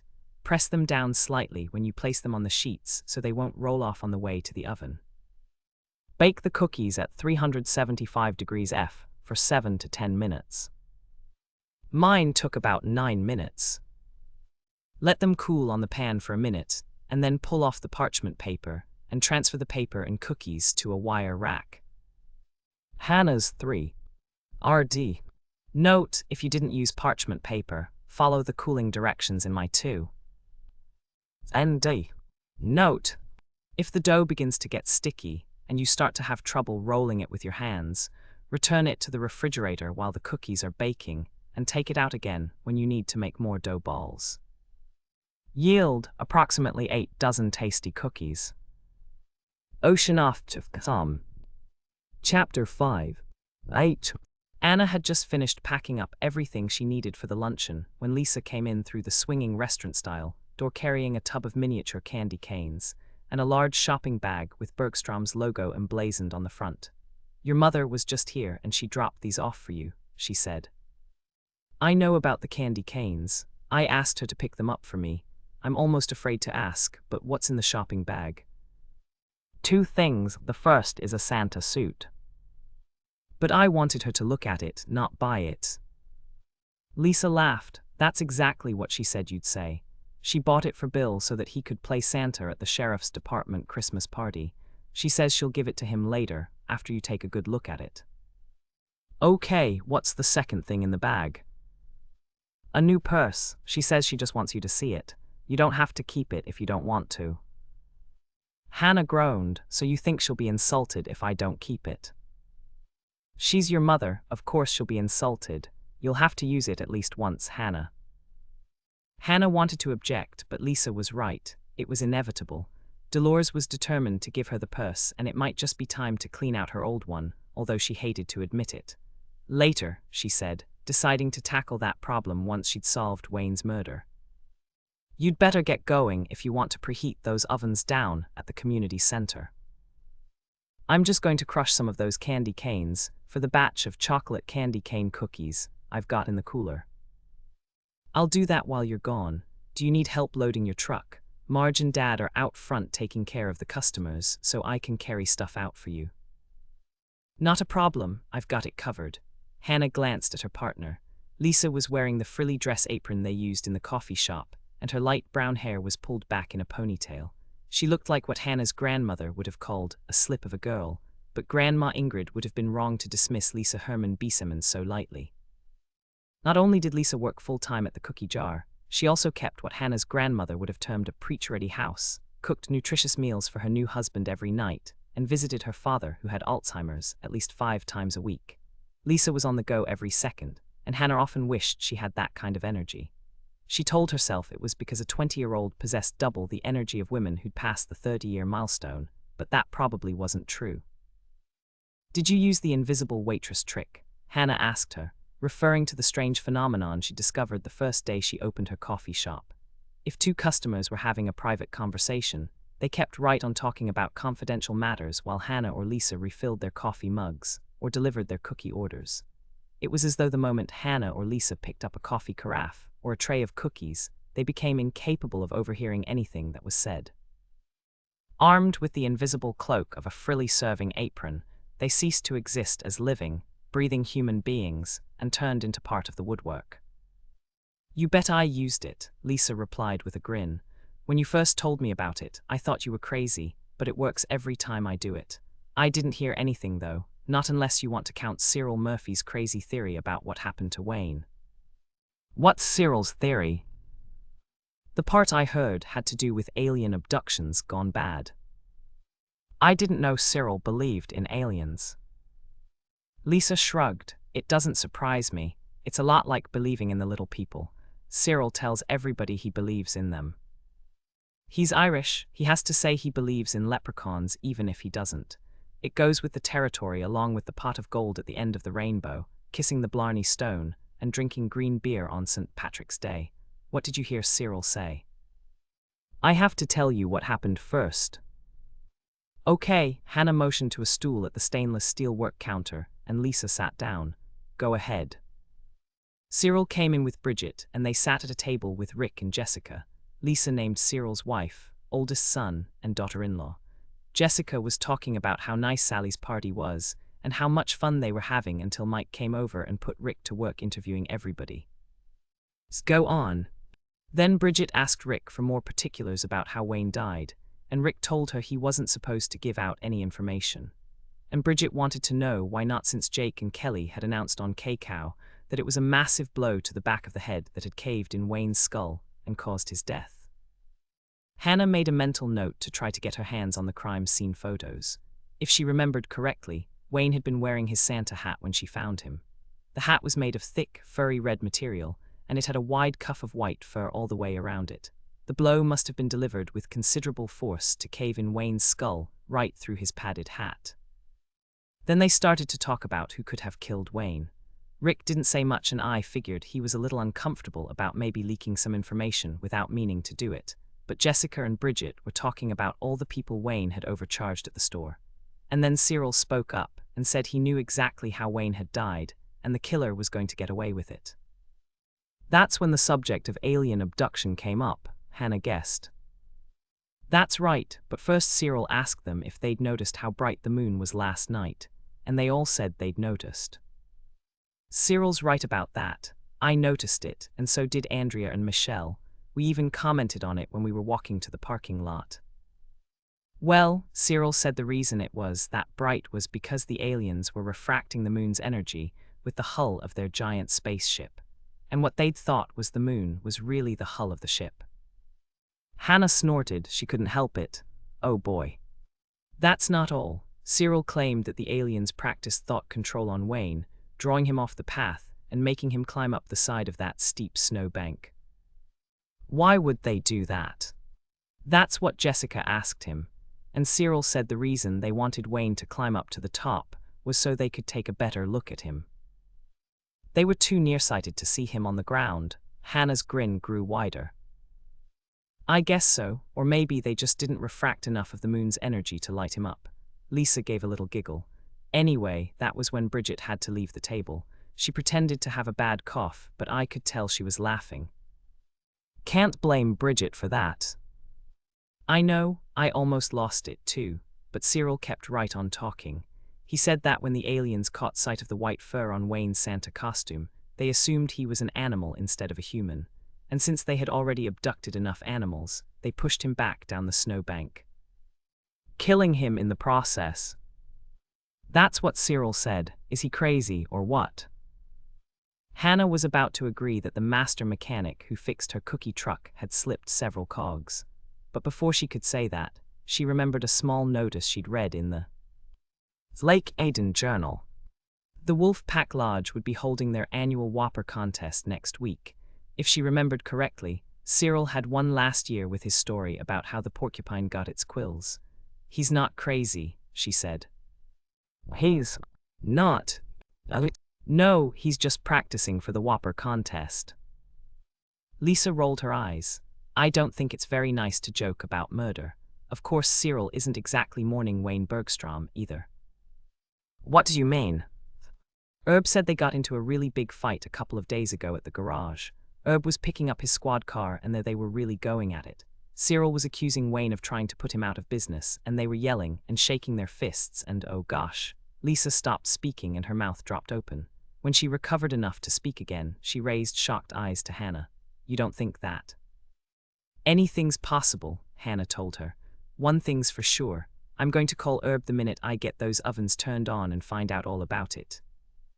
Edna Ferguson, the head cook at Jordan High and Hannah's helper for the luncheon, came into the kitchen at the community center and sniffed appreciatively.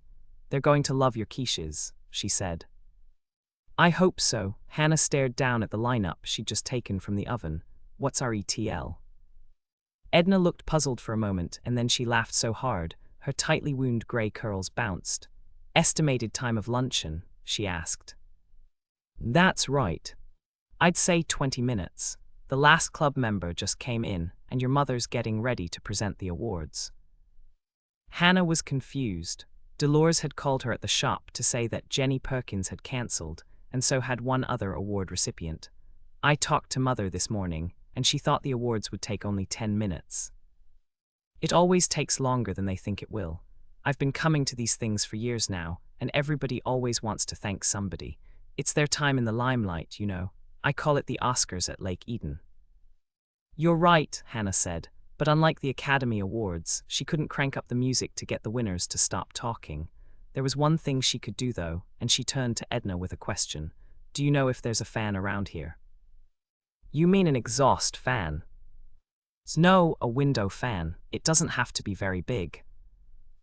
Edna turned on her heel and headed for the big walk-in pantry. In just a moment, she was back with a small round fan that looked ancient. How's this? Perfect if it still works. It does. I used it last summer. Where do you want me to set it up? Behind the row of quiches. Then I want you to open the shutters to the pass-through window an inch or two and turn on the fan. Edna looked puzzled as she hooked up the fan and opened the shutters. What are you doing, Hannah? She asked. Aromatherapy. Oh. Edna gave a very girlish-sounding giggle for someone who'd passed the age of consent more than 30 years previously. You're a clever one, Hannah, and it ought to work. Once they get a whiff of your quiches, the only person they'll want to thank is the cook. Ocean off to some. Couple of quick quiches. Preheat the oven to 350 degrees F. Rack in the middle position. Hannah's tips on quiche. Quiche is easy, really. Yes, the title is French, but really it's just egg pie. It's a custard, a rich, savory one. That means it's not sweet like a caramel custard or a traditional custard pie, and it's filled with meat and cheese and other good stuff to eat. Quiche is not just a lady's luncheon in tray, served in slim slices on fine china and accompanied by an impertinent little Chardonnay. It's real food that guys enjoy. Even if your husband drives a truck, swears like a trooper, rolls up his t-shirt sleeves to hold his cigarette pack, and can shovel the driveway with one hand tied behind his back even after a night on the town, he'll still love a hearty, meaty quiche. Hint from Hannah, try quiche Lorraine first and call it bacon and egg pie. One quiche will serve from 3 to 6 people. 6 if you have other things to eat on the side, 3 if you're going to serve just a salad and quiche. Decide how many people you want to serve and plan accordingly. I always make at least 2 quiches. It gives my guests a choice for the second piece, and the leftovers are great for breakfast the next morning. Whodunit. Quiche Lorraine. Preheat the oven to 350 degrees F, rack in the middle position. The quiche Lorraine pie shell. You can mix up your favorite pie crust recipe and line a 10-inch pie plate, or you can buy frozen shells at the grocery store. If you decide to go the grocery store frozen pie shell route, buy 9-inch deep dish pie shells. Hannah's 1 cent. Note, there's no need to feel guilty if you choose to use the frozen pie shells. They're good and it's a real time saver. I happen to know that Edna Ferguson, the head cook at Jordan High, has been known to remove frozen pie shells from their telltale disposable pans and put them in her own pie tins to bake. Sorry Edna, I just had to tell them. Stack your pie shells in the refrigerator, or leave them in the freezer until 2 hours before you're ready to use them. Prepare your pie crust by separating 1 egg. Throw away the white and whip up the yolk with a fork. Brush the bottom and inside of your pie crust. Prick it all over with a fork and bake it in a 350 degree oven for 5 minutes. Take it out and let it cool on a wire rack or a cold stovetop while you mix up the custard. If bubbles have formed in the crust, immediately prick them with a fork to let out the steam. The quiche Lorraine custard. 5 eggs. 1½ cups heavy whipping cream. Hannah's 2 cent. Note, you can do this by hand with a whisk, or use an electric mixer, your choice. Combine the eggs with the cream and whisk them. Or beat them with an electric mixer until they're a uniform color. When they're thoroughly mixed, pour them into a pitcher and set it in the refrigerator until you're ready to assemble the rest of your quiche. You may notice that you're not adding any salt, pepper, or other seasoning at this point. You'll do that when you assemble the quiche. Hannah's 3 rd. Note, you can mix up the custard ahead of time and store it in the refrigerator for up to 24 hours. When you're ready to assemble your quiches, all you have to do is whisk it smooth and pour it out from the pitcher. The quiche Lorraine filling. 2 cups grated Gruyere cheese. Approximately 7 ounces. 1 cup diced, well-cooked and drained bacon. A ½ teaspoon salt. A ½ teaspoon freshly ground black pepper. A ¼ teaspoon ground cayenne pepper. Optional use if you like it a bit spicy. A ¼ teaspoon ground nutmeg. Freshly grated is best, of course. Sprinkle the grated cheese in the bottom of your cooled pie shell. Spread the cup of diced bacon on top of the cheese. Sprinkle on the salt and grind the pepper over the top of the bacon. Sprinkle on the cayenne pepper, if you decided to use it. Grate the nutmeg over the top. Put a drip pan under your pie plate. I line a jelly roll pan with foil and use that. This will catch any spills that might occur when you fill your quiche with the custard mixture. Take your custard mixture out of the refrigerator and give it a good whisk. Then pour it over the top of your quiche Lorraine, filling it about halfway. Open your oven, pull out the rack, and set your pie plate and drip pan on it. Pour in more custard mixture, stopping a 1/4 inch short of the rim. Carefully push in the rack and shut the oven door. Bake your quiche Lorraine at 350 degrees F for 60 minutes, or until the top is nicely browned and a knife inserted 1 inch from the center comes out clean. Let your quiche cool for 15 to 30 minutes on a cold stovetop or a wire rack, and then cut and serve to rave reviews. This quiche is good warm, but it's also good at room temperature. I've even eaten it straight out of the refrigerator for breakfast. Whodunit. Holiday quiche. Preheat the oven to 350 degrees F, rack in the middle position. The holiday quiche pie shell. You can mix up your favorite pie crust recipe and line a 10-inch pie plate, or you can buy frozen shells at the grocery store. If you decide to go the grocery store frozen pie shell route, buy 9-inch deep dish pie shells. Hannah's first note, there's no need to feel guilty if you choose to use the frozen pie shells. They're good and it's a real time saver. Stack your pie shells in the refrigerator or leave them in the freezer until 2 hours before you're ready to use them. Prepare your pie crust by separating one egg. Throw the white away and whip up the yolk with a fork. Brush the bottom and inside of your pie crust. Prick it all over with a fork and bake it in a 350 degree oven for 5 minutes. Take it out and let it cool on a wire rack or a cold stovetop while you mix up the custard. If bubbles have formed in the oven, immediately prick them with a fork to let out the steam. The holiday quiche custard. 5 eggs. 1½ cups heavy whipping cream. Hannah's 2 ND. Note, you can do this by hand with a whisk, or use an electric mixer, your choice. Combine the eggs with the cream and whisk them. Or beat them with an electric mixer until they're a uniform color. When they're thoroughly mixed, pour them into a pitcher and set it in the refrigerator until you're ready to assemble the rest of your quiche. You may notice that you're not adding any salt, pepper, or other seasoning at this point. You'll do that when you assemble the quiche. Hannah's third note: you can mix up the custard ahead of time and store it in the refrigerator for up to 24 hours. When you're ready to assemble your quiches, all you have to do is whisk it smooth and pour it out from the pitcher. The holiday quiche filling. 1 red bell pepper, washed, seeded and diced into bite-sized pieces. 1 green bell pepper, washed, seeded and diced into bite-sized pieces. 1 cup herb-seasoned stuffing mix. 1 cup grated Swiss cheese. I used Jarlsberg. 1 cup grated Monterey Jack cheese. A ½ teaspoon onion powder. A ½ teaspoon salt. A ¼ teaspoon black pepper. Freshly ground is best.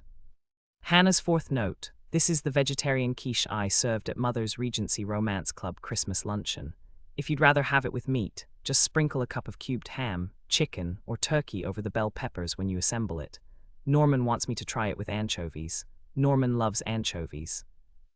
Spread the red and green pepper pieces out in the bottom of your pastry-lined pie pan. Sprinkle the cup of herb-seasoned stuffing mix over the top of the peppers. Spread the grated Swiss cheese and the grated Monterey Jack cheese on top of the stuffing mix. Put the meat in here if you want to use it, or the anchovies.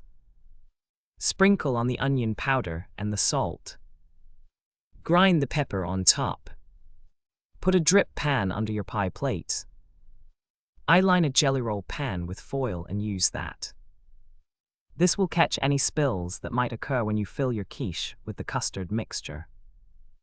Give your custard mixture a good whisk, then pour it over the top of your quiche, filling it about halfway. Open the oven, pull out the rack and set your pie plate and drip pan on it. Pour in more custard mixture, stopping a 1/4 inch short of the rim. Carefully push in the rack and shut the oven door. Bake your holiday quiche at 350 degrees F for 50 to 60 minutes, or until the top is nicely browned and a knife inserted 1 inch from the center comes out clean. Let it cool for 15 to 30 minutes on a cold stovetop or a wire rack, and then cut and serve. I think this quiche is better when it's warm, but Lisa says Herb likes it cold. Whodunit. Chapter 6. Tea. His is really sweet of you, Norman, Hannah said, opening the back door of his car and placing the bags of cookies she prepared on the seat. Once she'd stashed the goodies, she got into the front seat and smiled. It was warm inside Norman's car, and warmth was a luxury in the winter in Minnesota. Even though Mike had fixed the heater on her cookie truck, it was still drafty and the cavernous space in the back was always cold in the winter months. I enjoy going places with you, Hannah. Norman backed out of the parking spot and headed down the alley that ran in back of Hannah's shop. You know I like helping you investigate, and Doc Bennett's filling in for me for the rest of the day at the clinic. Hannah glanced at Norman's profile as he drove down the alley and turned onto 3rd. He wasn't what any woman would call a heartthrob, but he was nice looking. It was his personality that catapulted him straight to the top of the handsome category. Her great-grandmother Elsa used to say, "Handsome is as handsome does." And it was true. Norman was kind, intelligent, sweet, and caring. They were qualities that Hannah held dear, right along with Norman's sense of humor, his his kindness, and his willingness to indulge her chocolate-loving soul. The afternoon sun sparkling on the snow that had fallen the previous night was so bright that Hannah almost wished she'd worn sunglasses. And then, before she could do more than think it, Norman had opened the glove compartment and was handing her a pair. "Here," he said, "it's really bright out today." Hannah slipped on the sunglasses. "So how long have you been doing it?" "Doing? What?" "Reading my mind." Norman waggled his eyebrows at her. "As kindred souls, we share our thoughts in a way that others can only envy." "Very poetic." "I know, it must be a reaction to all that flowery language at the Regency luncheon." "That could be, but you did read my mind." "Not really, I just noticed that you were squinting, that's all." Norman clicked on his turn signal, and they made a left turn at the bright green shamrock-shaped sign that spoke of Cyril's heritage. Hannah's truck hadn't required Cyril's services for several months, and she hadn't had occasion to visit the garage. During this time, a new building had been erected between the huge corrugated shed that housed the used cars Cyril sold and the garage itself. The garage was a fairly large structure containing 4 work bays in the rear and gas pumps out in front. The new building was attached to the side of the garage, and there was a bright green sign just under the roof that read, "Shamrock Limos." The building had a door that was presently rolled up, and Hannah could see 3 sparkling white limousines parked inside. "Looks like Cyril is branching out," Norman said, pulling past the pumps and parking at the side of the new building. "The last time I was out here, he had just 1 limo." "Business must be good," Hannah said, reaching in back to select one of the bags while Norman got out and walked around the car to open her door. They had arrived at an unspoken arrangement over 2 years ago. Norman knew that Hannah could open her own car door, but he liked to do it for her. And although Hannah bristled slightly, sitting there and waiting for him to do something she could perfectly well do for herself, she let him do it because it pleased him. Norman took her arm and Hannah let him. This time it wasn't an unspoken arrangement, it was necessity on both of their parts. It was icy and their chances of falling were greatly diminished if they hung on to one another. Slipping and sliding, they made it around the side of the building and through the door to the garage. Cyril was sitting behind the counter, talking to one of his mechanics. Hannah knew he was a mechanic because everyone who worked at Murphy's garage wore shamrock green coveralls. Cyril gave them a wave to acknowledge them, said something about rotors, tolerances, and millimeters, and the mechanic hurried back into the first work bay. Hannah, Norman, Cyril gave them a smile that made his eyes crinkle. He was what Hannah's dad would have called black Irish. His hair was curly black and his eyes, under dark expressive brows, were such a deep blue color, the pupils were just barely distinguishable from the irises. Something wrong with the cookie truck. "Not a thing," Hannah answered, handing him the bag of cookies. "These are for you, they're Christmas date cookies." Cyril looked pleased as he accepted the bag. "Thanks, Hannah, they're my favorites. What did I do to deserve cookies?" "It's not what you did, it's what you're going to do." Oh, Cyril gave a long sigh. "This must be about Wayne Bergstrom. I figured you'd hear about that fight we had sooner or later, and it looks like it's sooner. Who told you?" "2 people," Hannah said and left it at that. It was a slight exaggeration, but it all depended on how you counted. Lisa had told her about the fight, but Herb had been the one to tell Lisa. "So you think I killed Wayne?" "Of course not," Hannah shook her head. "You couldn't have done it, you're Irish." "What does that have to do with it?" "Your heritage is part of your personality. My dad was part Irish, and he explained it to me. If an Irishman's mad enough to kill somebody, he doesn't lie in wait like some coward and attack when nobody's looking. He takes his enemy on fair and square in front of everybody in town."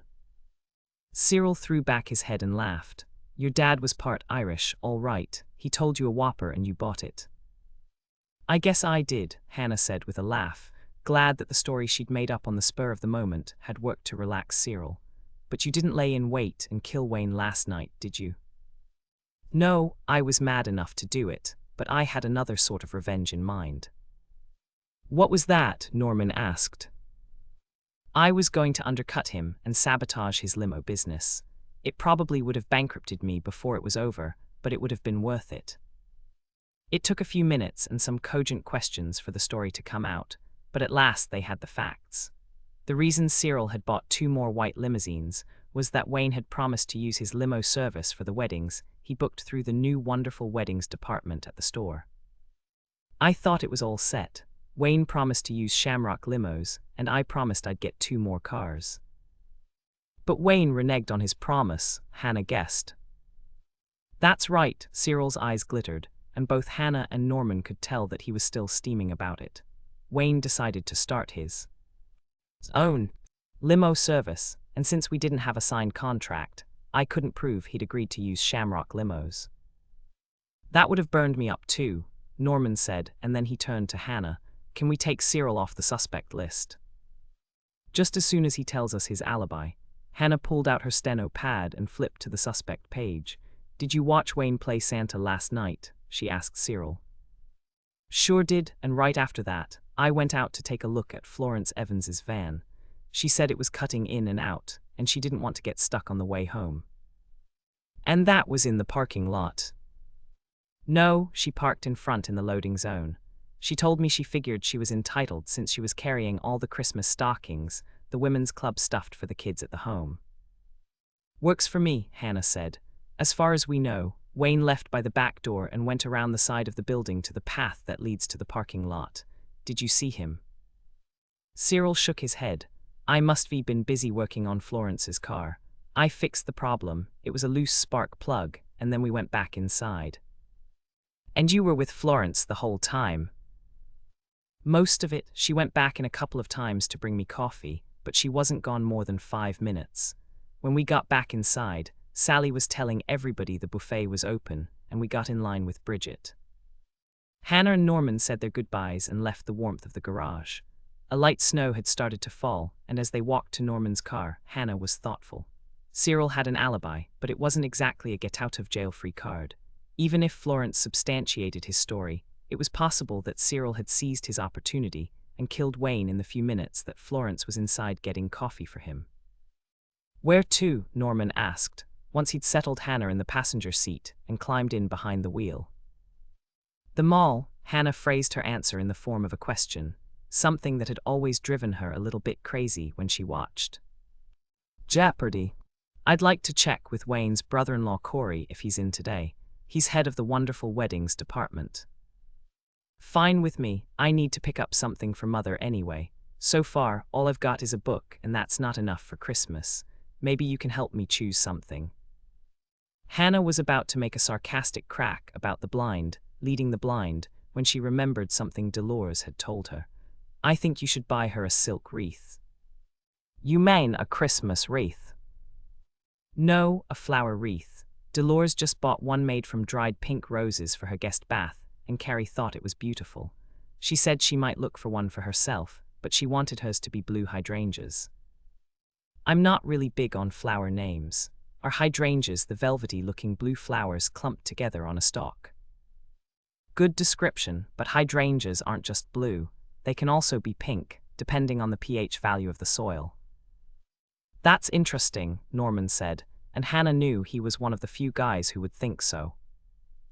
Grandma Ingrid liked the pink ones, Hannah went on. She used to take me outside to garden with her, and I remember helping her dig around the hydrangea bushes so she could sprinkle in some chemical. It was probably lime. She would have used aluminum sulfate or sulfur if she'd wanted the blue. Maybe I should plant some hydrangeas. They're like nature's litmus strips. Red cabbage. What? Red cabbage, really? Is nature's litmus strip. I noticed it when I tested Minnie Holtzmeyer's recipe for Scandinavian red cabbage for the Lake Eden cookbook.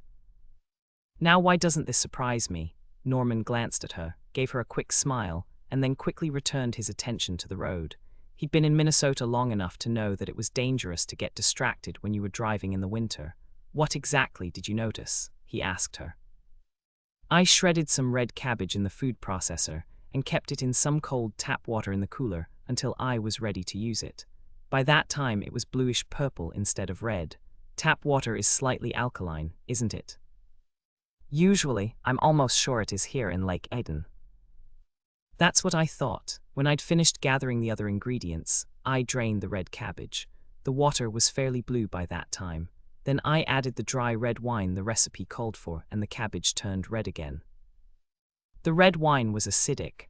Norman gave her another quick glance. You would have made a good scientist, Hannah. You're very observant.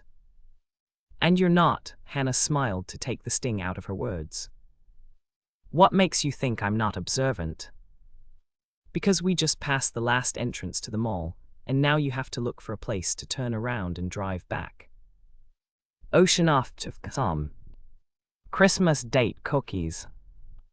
Do not preheat oven quite yet. This dough must chill before baking. 2 cups chopped pitted dates. You can buy chopped dates, or sprinkle whole pitted dates with a 1/4 cup flour, and then chop them in a food processor.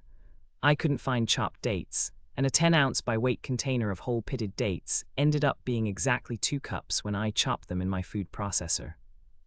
3/4 cup boiling water. 1 cup melted butter. 2 sticks. That's half. Pound. 2 cups white. Granulated. Sugar.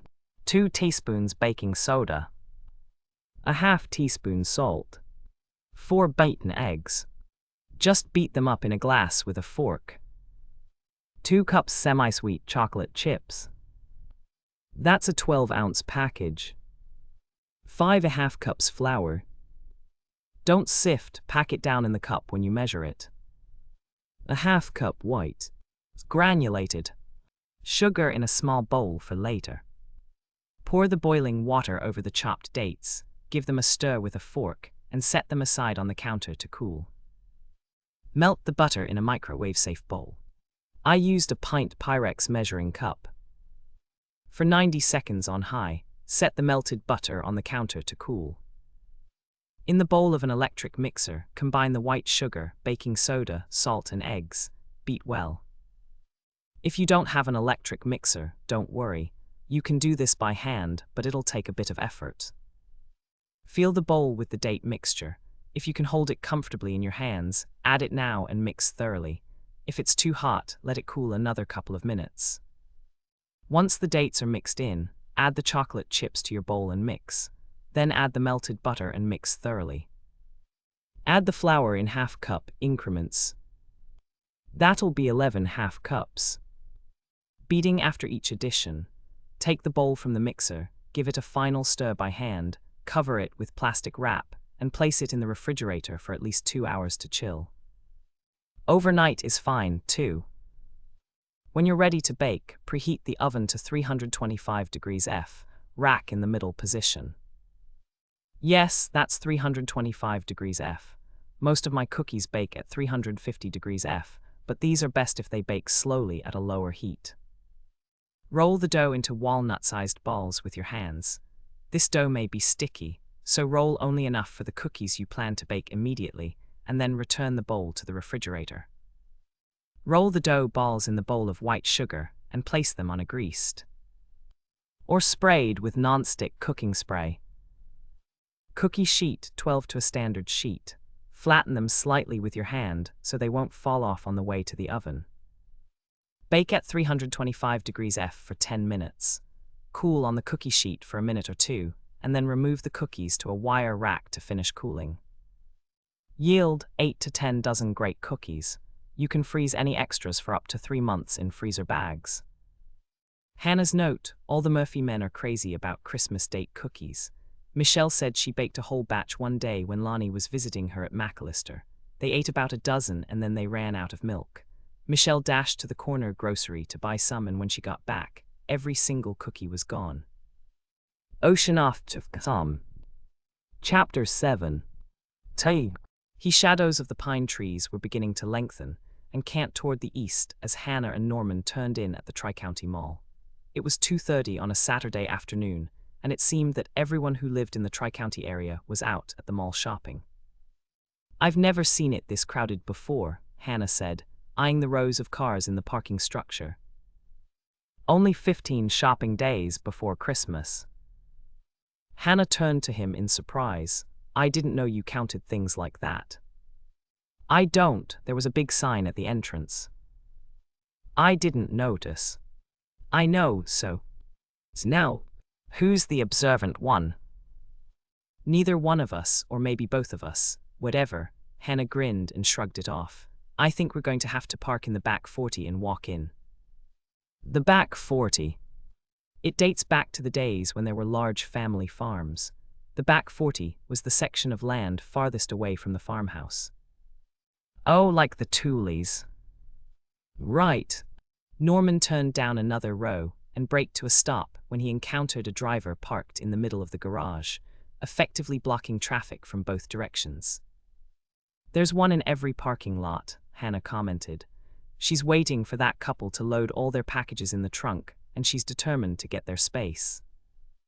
And she's going to make everyone behind her wait until she does, Norman added.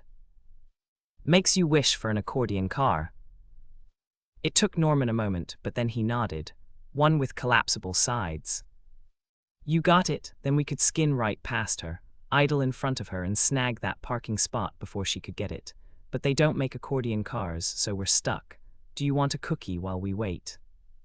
Sure, do you have anything in chocolate? Hannah laughed. I've got 4 different kinds and 3 are chocolate. Do you want angel pillows, devil's food cookies, or chocolate candy cane cookies? Hold on, I've never had a chocolate candy cane cookie. What are those? They're rich dark chocolate cookies with a sugary candy cane topping. Sounds great, I'd like to try one of those. Hannah turned around and reached into the back seat for the correct bag. I brought another dozen of these in one of my signature bags for Corey. She pulled out 2 cookies and handed one to Norman. Here you go. The cookies were exactly as she described them, and the contrast of the sweet, dark chocolate with the tongue-tingling peppermint coating was deliciously startling. These are your best cookies, Norman said, finishing his first cookie and dipping in the bag for a second. I thought the old-fashioned sugar cookies were your favorites. They were until I tasted these. Fickle, Hannah teased him. If I am, it's understandable. My favorite cookie is the cookie I'm eating at the moment. Norman stepped on the gas as the driver ahead of them finally pulled into her parking spot and ceased being a roadblock. I feel lucky. Let's try that first row again. Norman's lucky feeling turned out to be a premonition of good things to come. As they turned down the first row, a van parked right next to the entrance backed out.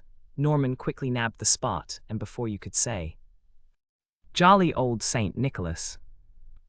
Hannah and Norman were stepping through the double entrance doors and into the mall. Whoa, Hannah said, stopping in her tracks.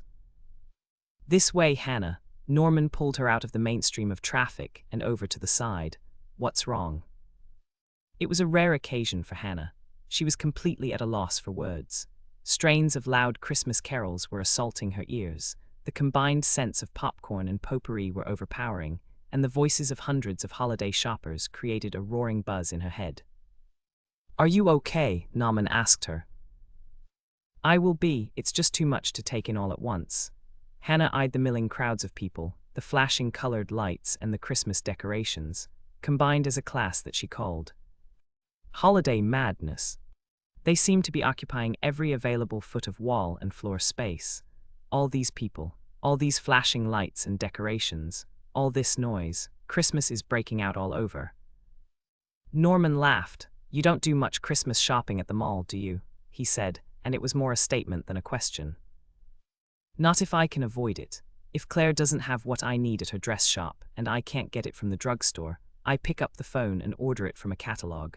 Maybe we should just forget it, Norman. I'm not sure if Corey's here today anyway. I can always call him at home tonight. No way, we drove all the way out here and at least we can check to see if he's there. Norman reached out to take her arm. Just hang on to me and I'll get you to Bergstrom's. But really, Norman, maybe we should just.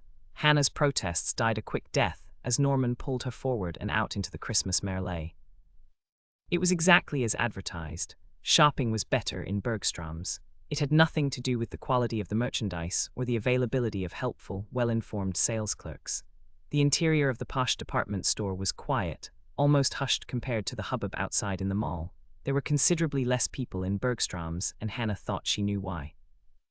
The exclusive department store was expensive, and the words clearance, blowout sale, and rock-bottom price had never passed the lips of the staff. Bergstrom's was not the place to shop if you were looking for a Christmas bargain. Everyone, including Hannah, knew that. Better? Norman asked, leading Hannah toward the escalator in the central part of the store. Much better. We'd better find a clerk and ask where the wedding department is. I know where it is. It's on the 3rd floor, right across from the travel agency. You've been there? Hannah was so surprised, she almost stumbled as she stepped onto the escalator. No, but I've used the travel agency. They booked my flight to the dental convention in Seattle last year. There was a wall with a sign on it that said, "More progress at Bergstrom's, please excuse our dust." So when I asked one of the workers what they were building, he said they were putting in a wedding department.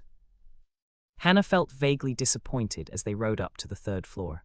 She wasn't sure why. She was glad that Norman hadn't made plans for a wedding when he'd asked her to marry him, plans that he would have had to cancel when she decided not to marry anyone quite yet.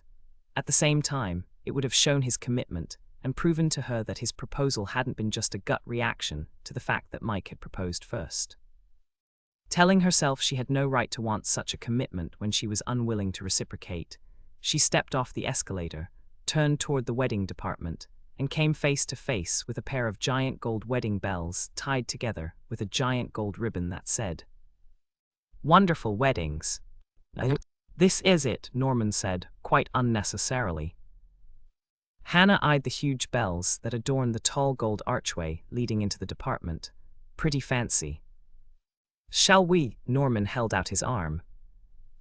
"Oh boy," Hannah muttered under her breath as she took it. If anyone they knew saw them walking into the wedding department arm in arm, tongues would wag all over Lake Eden. "It's Hannah." Hannah turned to see Corey Reynolds coming toward them. "Hi, Corey. I'm so sorry about your brother-in-law." "So am I," Corey said. "Wayne was a wonderful man. Melinda can't seem to stop crying. She tried to come in today to say a few words to the staff, but I made her stay home." "Very wise," Norman said. "Thank you, but please let's not mar this happy occasion with sad tidings. How may I help you two today?" Hannah was stunned for a moment, but then she recovered her voice. "Actually, it's not quite like that. Norman and I aren't here for a wedding. We came because we really need to ask you some questions about Wayne. Is there somewhere we can talk in private?" "Yes, of course." Corey turned and led the way down a hallway to several rooms. He chose one, opened the door, and motioned them inside. "Will this do?" "It's perfect," Hannah said, admiring the comfortable look the decorator had achieved. The room resembled a living room with comfortable furniture, some tasteful flower prints on the walls, and a tray containing bottled water and an ice bucket. "Water?" Corey asked them. "No thanks," Hannah answered for both of them. "I hear you're looking into Wayne's death." Corey opened the conversation as he took a bottle of water for himself. "Yes, unofficially," Hannah made that clear.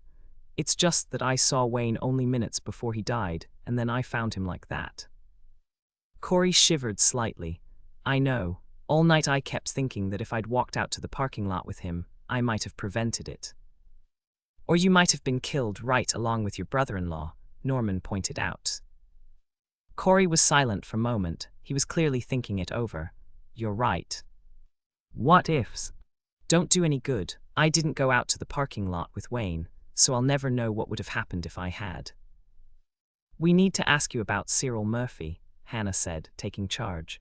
"Did you know that Wayne promised Cyril he'd use Shamrock limo service for weddings booked through your department, and he reneged on his promise?" "Wayne said it was all a giant misunderstanding, and I know he talked to Larry about it." "Larry?" Hannah asked. "Larry Helms. He's been Wayne's lawyer for years." Hannah filed the name of the lawyer away for future reference. "It sounds like more than a misunderstanding to me. I heard they were yelling at each other." No. They were yelling at each other." Hannah stared at him in surprise. "How do you know that?" "I gave Wayne a ride to the garage, and I was sitting in the car waiting for him. I saw the whole thing. They were yelling at each other and waving their fists. I thought I was going to have to break up a fight, but then Wayne stalked away and came back to the car." "Do you think there was bad blood between Cyril and Wayne?" Hannah asked. "You mean, do I think Cyril Murphy might have killed Wayne over that limo thing?" Yes, that's exactly what I mean. Corey propped his elbows on the table and covered his eyes with his hands. It was a contemplative pose, and he thought about it for a long moment. Then he lowered his hands. It could have happened that way. Okay, that's exactly what I wanted to know. Hannah stood up and Norman followed suit. So no wedding? Corey asked, giving a small smile. It's not yet, Norman answered, but we'll let you know when and where. Hannah shot him a quick look and decided to let it go.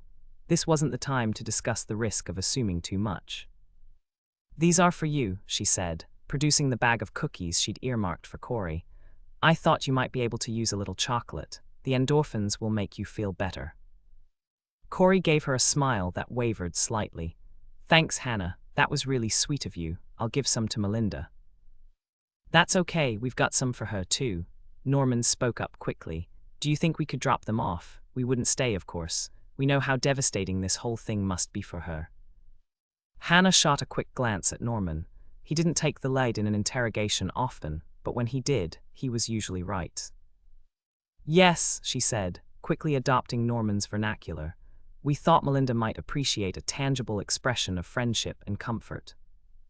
Corey hesitated for a long moment. Well, I think that would be very kind of you, provided you didn't stay too long. She's exhausted, you know. Poor Melinda is still suffering from the shock of losing her husband. Of course, the poor dear, Hannah said, pouring it on with both pitchers. The flowery language was difficult to master, and she wished she'd taken lessons from Digger Gibson, Lake Eden's mortician and funeral director. Not to worry, we'll just drop the cookies off and leave. That's fine, thank you for being so understanding. I'll give Melinda a call and tell her to expect you. Ocean off to some. Chocolate candy cane cookies. Preheat your oven to 350 degrees F, rack in the middle position. Cookie dough. 4 squares unsweetened baking chocolate. 4 ounces. 1/4 cups. 2. That's half. Sticks 10 ounces. Chilled butter. 2 cups white. Granulated. Sugar. 2 beaten eggs. Just whip them up in a glass with a fork. 2 teaspoons baking soda. A half teaspoon salt. 1/3 cup corn syrup. I used white Caro syrup. 2 tablespoons water. 1 tablespoon. 3 teaspoons. Vanilla. 4 cups flour. Pack it down in the cup when you measure it. Topping. 1/4 cup white. Granulated. Sugar. 1/4 cup finely crushed mint candy canes. About 12 mini candy canes. Melt the butter and the chocolate squares together, mix them thoroughly, and set them on the counter to cool. You can do this in a microwave-safe bowl for 3 minutes on high, or in a pan over low heat on the stovetop. I do it by microwave in a Pyrex 1-quart measuring cup. Hannah's 1 cent. Note, if you like a strong peppermint flavor, use 2 teaspoons of vanilla and 1 teaspoon of peppermint extract instead of the tablespoon, 3 teaspoons of vanilla extract that's called for in the recipe. In a large bowl, combine the white sugar and the eggs. Beat the mixture until it's a uniform pale yellow color. Add the baking soda and salt, mix them in well. Mix in the corn syrup, water, and the vanilla. Hannah's 2 cent. Note, whenever I measure something sticky like corn syrup, maple syrup, or honey, I spray my measuring cup with PAM or another nonstick cooking spray first. Then the sticky stuff slides right out and it's easy to wash the cup. Add half of the flour to your bowl. That's 2 cups. Mix it in, then add the remaining flour. That's 2 cups. And mix thoroughly. Give the bowl a final stir by hand, cover it with plastic wrap, and let it rest on the counter while you spray your cookie sheets with PAM or another nonstick cooking spray and crush your candy canes. Hannah's 3 RD. Note, I unwrap my candy canes, stick them in a heavy plastic bag, and hit them with a little rubber mallet I got from Dad's hardware store before we sold it. Lisa says she does hers almost the same way, except she puts a board over the bag and bangs on the board with a hammer. Any way you want to crush the candy is fine, just be really careful with hammers and mallets if you have ceramic tile counters. You can also break the candy canes in pieces with your hands, and then pulverize them in a food processor with the steel blade. Read your instruction manual to make sure the food processor you have will handle a task like this. I probably shouldn't tell you this, but last summer when Andrea, Michelle, and I were staying out at Mother's Lake Cottage, we couldn't find a hammer, so I put the candy canes in a triple layer of plastic bags, and Michelle backed over them several times with the car. It worked. Measure out a 1/4 cup of finely crushed candy canes and place them in a small bowl. Add a 1/4 cup white granulated sugar and mix it all up with a fork. The goal is to get an equal amount of sugar and crushed candy cane on each of the dough balls that you'll make. Roll the dough into 1-inch diameter balls with your hands. This dough may be sticky, so roll only enough for the cookies you plan to bake immediately, and then put the bowl in the refrigerator. Roll the dough balls in the bowl of topping and place them on the greased cookie sheets, 12 balls to a standard sheet. Flatten them slightly with a metal spatula or the heel of your impeccably clean hand.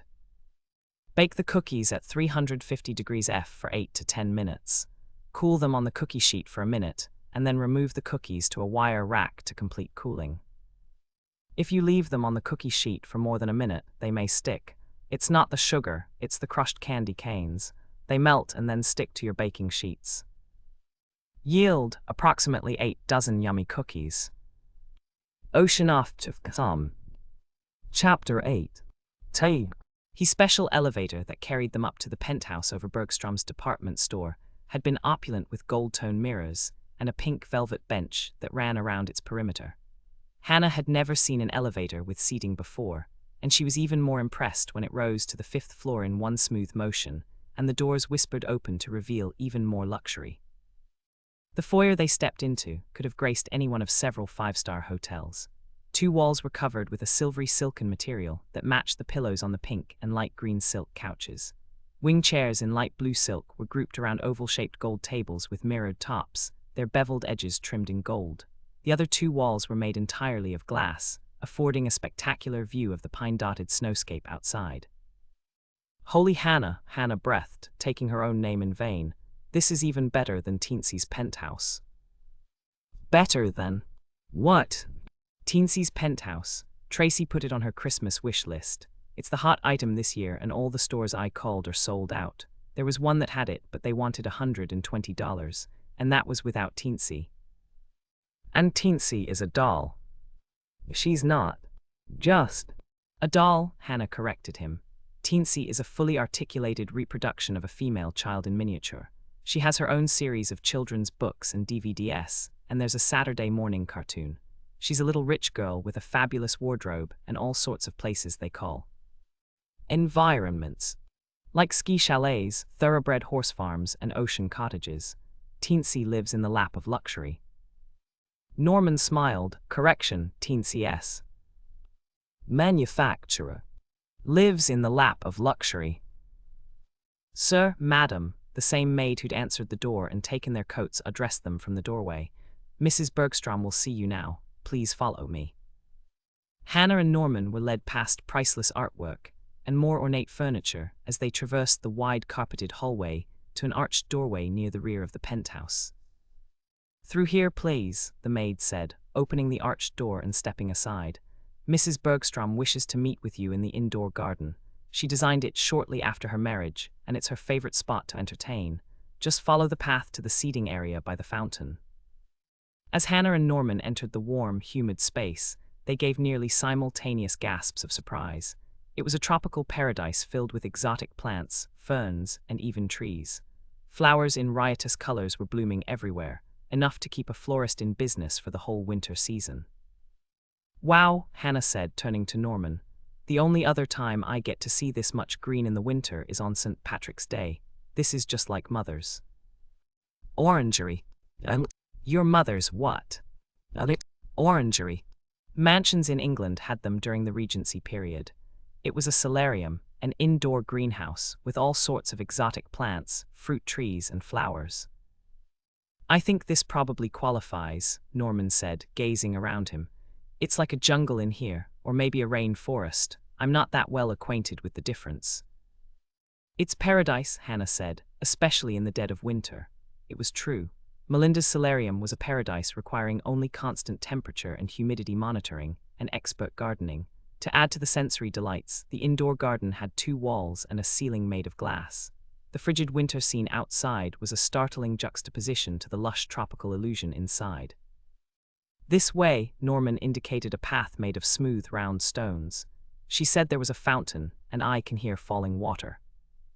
Hannah looked down at the stones on the walkway as she followed Norman. She figured they were probably fabricated. As far as she knew, stones were like snowflakes. If you made it your life's work, you might find 2 that were exactly the same, but you certainly wouldn't be lucky enough to find the thousands of identical pebbles it had taken to line Melinda Bergstrom's solarium walkway. Hannah hadn't seen Melinda recently, but the former model-turned-wife hadn't changed one iota. She was seated in a rattan peacock chair by the fountain, and she was just as svelte and impeccably groomed as she'd been when she'd strolled down the runway. She was wearing what Hannah assumed was a designer pantsuit made of black velvet that set off her light ash-blonde hair and her peaches and cream complexion. Her feet were encased in black sandals with stiletto heels, something that gave Hannah pause. Would a grieving widow wear stiletto heels? Perhaps, if she happened to be a former model. But wouldn't a grieving widow who'd been crying all night and day have swollen eyelids and blotchy cheeks? She'd have to ask Andrea if there was a way to hide prolonged tears with makeup. Mrs. Bergstrom, Norman stepped forward to take Melinda's outstretched hand. We're so sorry for your loss. Hannah took her cue from Norman. This must be a very difficult time for you. Oh, it is. I can't seem to stop blaming myself. I should have gone with Wayne instead of keeping my appointment with Pierre. Pierre from Le Petit Salon? Hannah asked, naming the exclusive beauty shop downstairs in the mall. That's right, Pierre came up to style my hair at 7:30, right after they closed the salon. He was still here when the deputies came to tell me that Wayne was. Melinda gave a quavering sigh, and her voice trailed off. I'm glad you had someone with you, Hannah said, filing away the information she'd been given for later. Corey probably told you, but Norman and I came up to bring you some of my devil's food cookies. We thought maybe the chocolate might help to make you feel better. How sweet of you. Melinda accepted the bag Hannah handed her and peeked inside. They smell so good. They're very popular down at the cookie jar. Have one and tell me if you like them. I really shouldn't, so many calories. You make them with real butter. Yes, of course she made them with real butter. Minnesota was a dairy state, and no scientist had yet found a perfect substitute for butter. Maybe I'll have one tonight after dinner.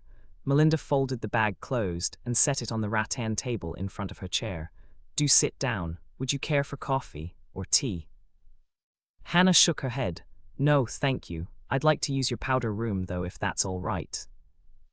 Norman shot her a startled look. He knew she'd gone off to the ladies' room shortly before they'd caught the elevator to the Bergstrom penthouse. Certainly, I'll ring for Emily. She can show you the way. There's no need to call your maid. Hannah stood up. Just give me directions and I'll find it. Turn left when you leave here, and then turn to the right when you get to the next hallway. There's a guest bath 3 doors down on your left. As Hannah walked away, she heard Norman begin to praise Melinda's design for the solarium. Norman might not know exactly what she was up to, but Hannah knew he'd keep Melinda busy talking until she got back. Instead of following Melinda's instructions, Hannah turned in the opposite direction. She passed a huge master suite and noticed a large piece of mahogany furniture against one wall. It was a valet stand, the sort of standing rack that held a man's hat, suit, and shoes. This piece of furniture was a quadruple valet stand with an upholstered bench in the center. Each side was flanked by 2 valet stands, one raised as high as the mirror in back of the bench, and the one at normal height. The massive piece of furniture was decorated with carvings of stag, and deer, and moose. It was the most magnificent piece of furniture Hannah had ever seen. Hannah paused, letting her eyes roam the room. This master bedroom was larger than her whole condo. There were walk-in closets on either side of the room, and the doors were open. Hannah spotted men's clothing in one closet, and absolutely nothing in the other. Had Melinda moved out of the master bedroom, unable to bear the loneliness of the suite she'd shared with her husband? Afraid she might be caught staring for too long, Hannah moved on down the hallway. She turned the corner and passed another bedroom with an open door. This one was obviously Corey's. There was a shirt hanging just inside the door. It was in a see-through dry cleaner's bag, and she recognized the distinctive gold and silver shirt that Corey had worn the previous evening. Hannah walked on to the next room. The door was ajar, and she made it even more so. This was a woman's bedroom. There were fresh flowers on the ornate dresser, and another set of see-through dry cleaner bags containing party dresses and women's suits. Hannah was about to go on to greener pastures when something she spied turned this room into a shade of emerald she couldn't resist. It was a photo album sitting on a table by the window. Photos could be revealing, and Hannah wanted to take a quick peek. If a guest was staying here with Melinda and Corey, she might have information about why Wayne was murdered. There was only one way to tell who that guest was. Hannah had to get a look at the photo album before Melinda's maid came in search of the wayward visitor who had missed the guest bathroom and was in some other part of the penthouse. Hannah glanced up and down the hallway. No one was in the immediate vicinity. She knew she was taking a chance, but she ducked in the open door and hurried to the table with the album. The photo album had initials on the front in fancy gold script. The letters were so stylized that they were difficult to read, but Hannah was almost positive that they were MAA. In the space of no more than a heartbeat, she opened the album and looked inside. It was a family album. There was a wedding with people Hannah didn't recognize, and then there was a baby in a baptismal gown. The father holding her looked proud and happy, and the mother, who was standing at his side, looked a lot like Melinda Reynolds Bergstrom. She was taking a chance standing here snooping, but there was no way she could squelch her curiosity. Hannah flipped through the pages, gazing at pictures of a small girl being steadied by her dad on a hobby horse, a preschooler riding a tricycle, and a little girl getting on a school bus, waving at whoever was holding the camera. There were pictures of family vacations with mom, dad, and daughter. One was taken at the Wisconsin Dells. Hannah recognized Storybook Gardens. There was another series of snapshots of Crystal Cave in Wisconsin. These were obviously Melinda's parents, and as Melinda grew older, Hannah recognized her. But where was Melinda's brother, Corey? He wasn't in any of these early family photos. Hannah made a lightning-quick search of the album. Christmas in grade school, no Corey. A family trip to Itasca to see the origin of the Mississippi River, no Corey. The family at Melinda's high school graduation, no Corey. There wasn't one single picture of Melinda's brother, and that was unusual to say the least. Now for the room, was it Melinda's? Hannah thought that it must be. There were several framed magazine covers that Melinda had posed for hanging on the walls. When had she moved here next to Corey instead of sharing the master suite with her husband? Hannah made a quick survey of the bedroom, gathering information. There was an archive-sized stack of modeling magazines in the white wrought iron bookcase against the far wall, and every inch of the closet was filled with clothing. There were personal items in the dresser. Hannah pulled out a few drawers to check the contents, and she noticed gardening books on another table, their pages marked by colored tabs. One gold-colored slipper peeked out from beneath the bed, and a silk dressing gown was tossed on a chair in the corner. It was an assumption, but Hannah made it without quibbling. This was Melinda's room, and she'd been using it for quite a while. Hannah's head snapped up as she heard footsteps. Someone was coming. She glanced around quickly and headed straight for the bathroom. She shut the door just a heartbeat before she heard someone enter the bedroom. Miss Swensen, it was a voice Hannah recognized. Emily the maid was looking for her. Are you in here, Miss Swensen? I'm in the bathroom, Hannah answered, flushing the toilet to add credence to her words. She was busted, caught red-handed, snooping in Melinda's bedroom. But why was Melinda sleeping in this bedroom when the master bedroom was right down the hall? There was no time to think about that now. She was going to have to do some fast talking and hope that Emily would buy it. Hannah took a deep breath, opened the door, and gave the maid her brightest smile. I hope I found the right bathroom, she said. I forgot whether Melinda said to go left or right. The maid looked suspicious for a brief moment and then she smiled. You didn't, but that's all right. I'll escort you back to the garden. Mrs. Bergstrom paged me. She was afraid you were lost. I guess I was, Hannah said. But I'm glad you're here, Emily. I'd like to know if this is Melinda's bedroom. Oh well, yes, it is. But that's Mrs. Bergstrom's private business. I can't say anything more. Of course you can, Hannah interrupted her. Your employer's dead, murdered in cold blood, and his widow doesn't seem to be grieving very much. Do you think she cares? Not that one, Emily said, shaking her head. There's no love lost there, and there wasn't on his side either. She moved closer and continued in a whisper. I'm almost sure Mr. Bergstrom was going to divorce her, not that he said anything to me, of course. But it wasn't a real marriage, if you know what I mean. And now I'd better take you back before she comes after both of us. Once back inside the tropical paradise, Hannah ignored Norman's curious glance and sat down next to Melinda. They made polite conversation for a moment or two, and then Melinda took them on a tour of the most unusual and exotic flora that she had imported. Hannah admired brightly colored blooms that looked more artificial than real to her, smelled scents so heady they came close to making her sneeze, and pretended overwhelming interest in natural fertilizers and climate control. Then, mercifully, it was time to render their polite goodbyes, repeat their condolences, and leave. Well, Norman asked when they had boarded the elevator and were safely on their way down to the store. Well, what? Well, why were you gone so long, and what did you discover? No Corey, Hannah said, summing up her findings in 2 words. What? I found Melinda's family photo album. There were lots of pictures of Melinda and her parents, but not one single picture of Corey. Maybe Corey had a big fight with his parents and they took all his pictures out of the photo album. Or maybe Melinda did, and she removed them. Or maybe there was something wrong with Corey that he didn't get fixed until he left home.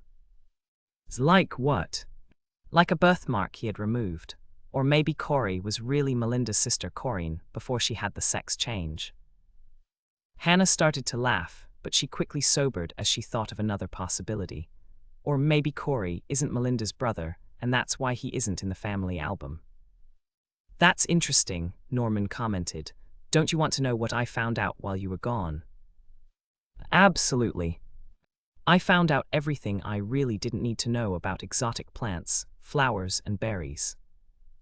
Lucky you, Hannah stepped off the elevator and spotted the decorator dried wreath department, right where Dolores had said it would be.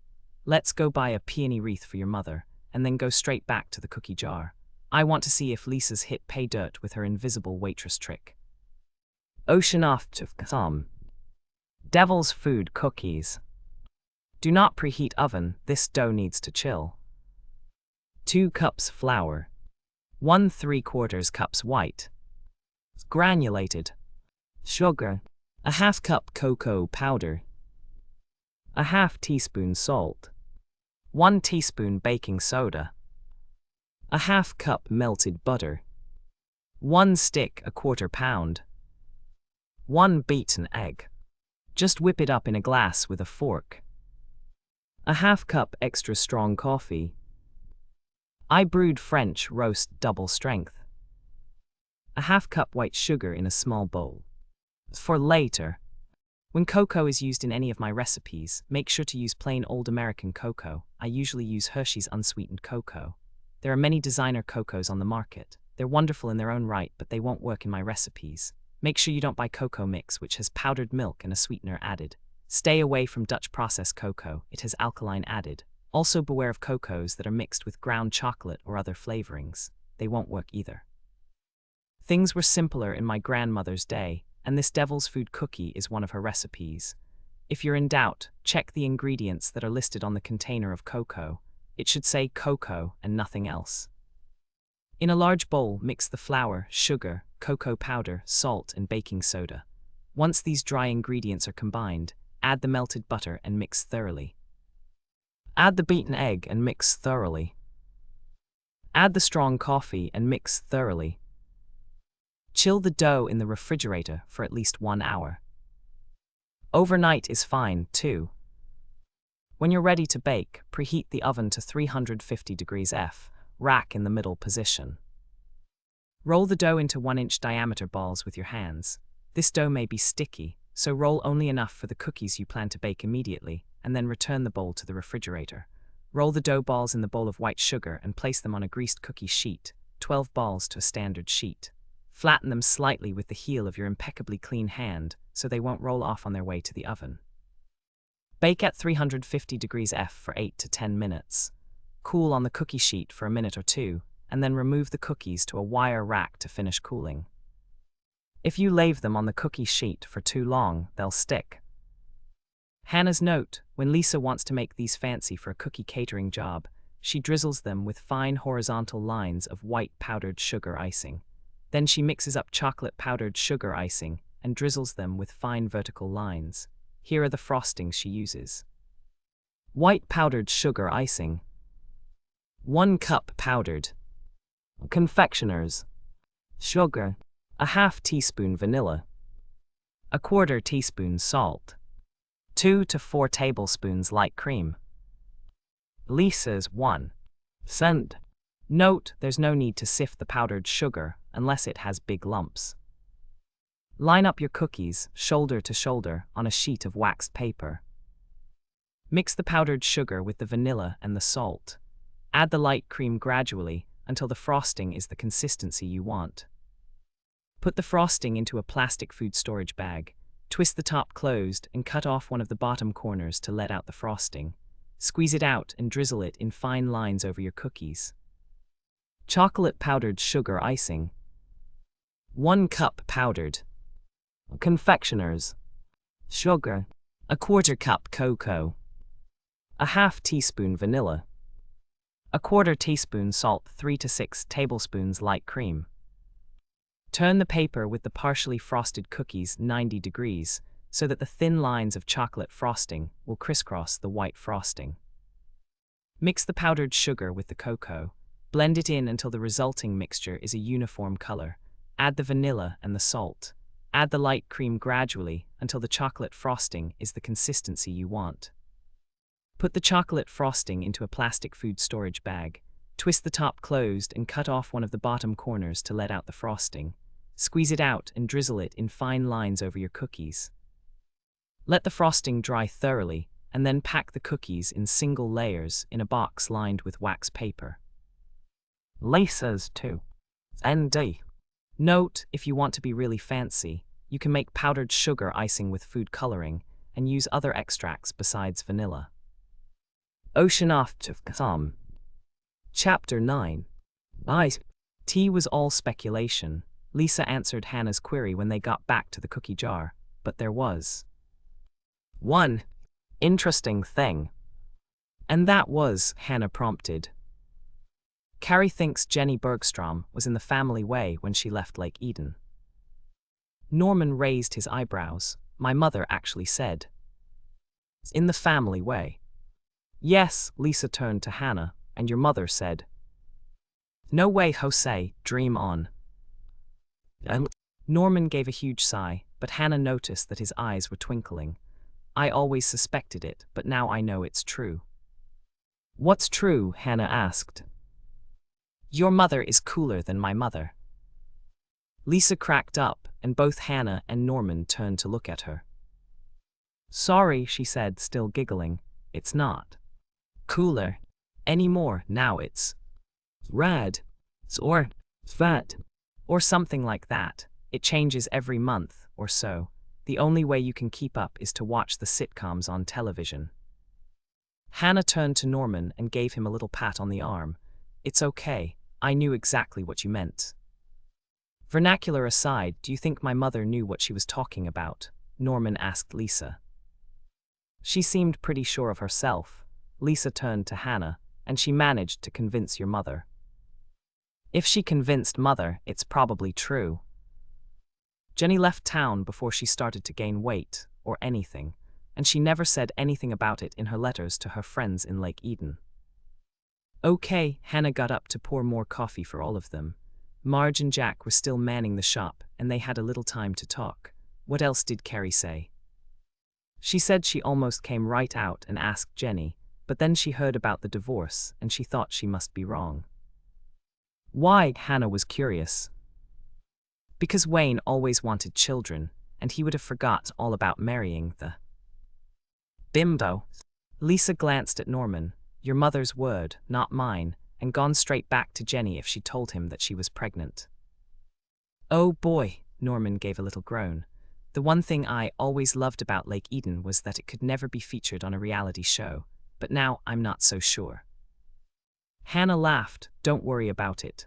Gossip in a small town isn't that interesting unless you live there, and Dancing with the Bovines won't make it unless they decide to hold the Summer Olympics on Winnie Henderson's farm. Lake Eden doesn't have a prayer of being on national television.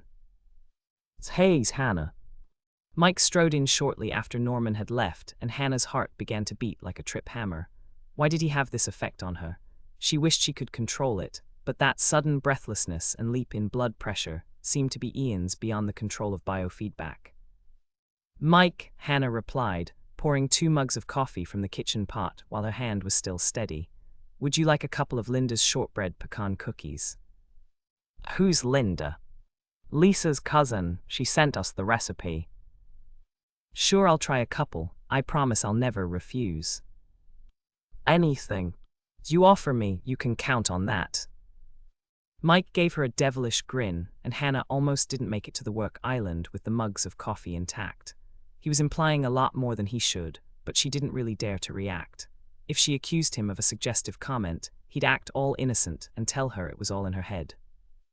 Hold on and I'll get a plate of cookies, she said, setting the coffee down on the work island and never quite meeting his eyes. It didn't take long to fill a plate with cookies and put them down in front of Mike. Hannah waited until he'd eaten 2 and washed them down with a whole mug of coffee. Then she got up to pour them more. So how did you like them? She asked, sitting down across from him once more. Great, cover them with a napkin or something, will you, Hannah? Otherwise I'm going to eat them all. You're going back out to the sheriff's department, aren't you? Right after I leave here. Mother picked up something for Bill, and she doesn't want him to hang it in his closet at home. She's afraid Tracy will see it and stop believing in Santa Claus. I take it it's a Santa costume. Bingo, she bought it this morning at Bergstrom's. No problem, I'll take it out there and hang it in Bill's closet. Hannah waited, but Mike didn't say anything else. The man was a genius when it came to holding his tongue. They sat there in silence for the space of a half cup of coffee, and then Hannah caved in. How's the investigation going? She asked. It's going, how about you? What do you mean? Hannah assumed the most innocent expression she could muster. I know you're asking questions, and I know people talk to you. Do you have anything I should know about? Hannah took a brief second to consider what she should give Mike so that he could give her something in return. One thing, she said. What's that? I know the name of Wayne's lawyer if you want to ask about his will. That was next on my list, but you can save me some time. Who is it? Larry Helms. He's with Helms, Jackson, and Connors out at the mall. Mike reached in his pocket for his notebook and pen and wrote it down. Thanks, Hannah. You're welcome. Did you happen to examine the Santa suit that Wayne was wearing? Not personally. The crime lab has it. What did you want to know about it?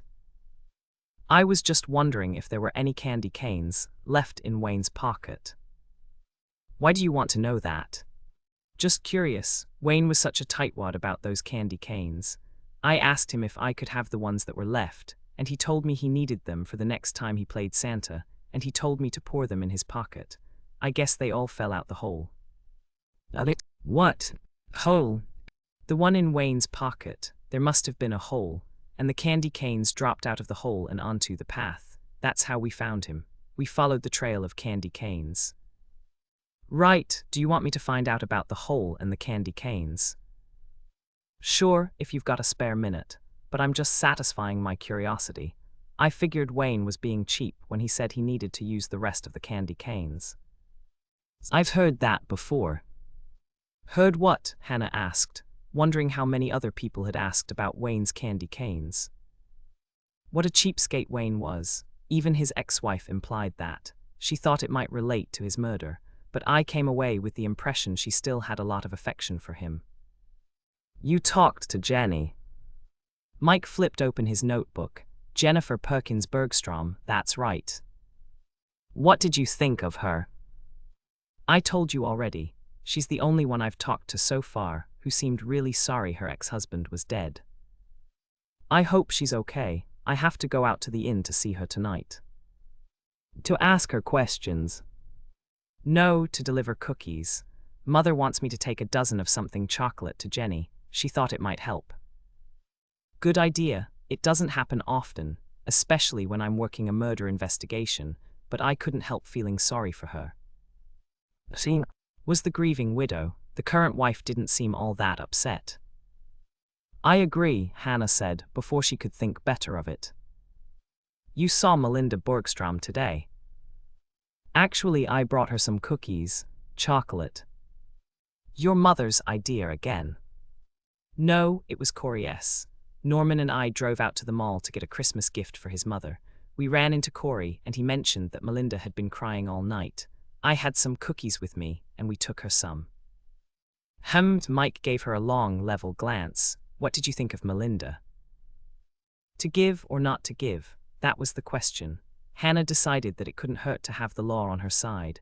Melinda didn't seem to be mourning Wayne's death very much, but you already know that.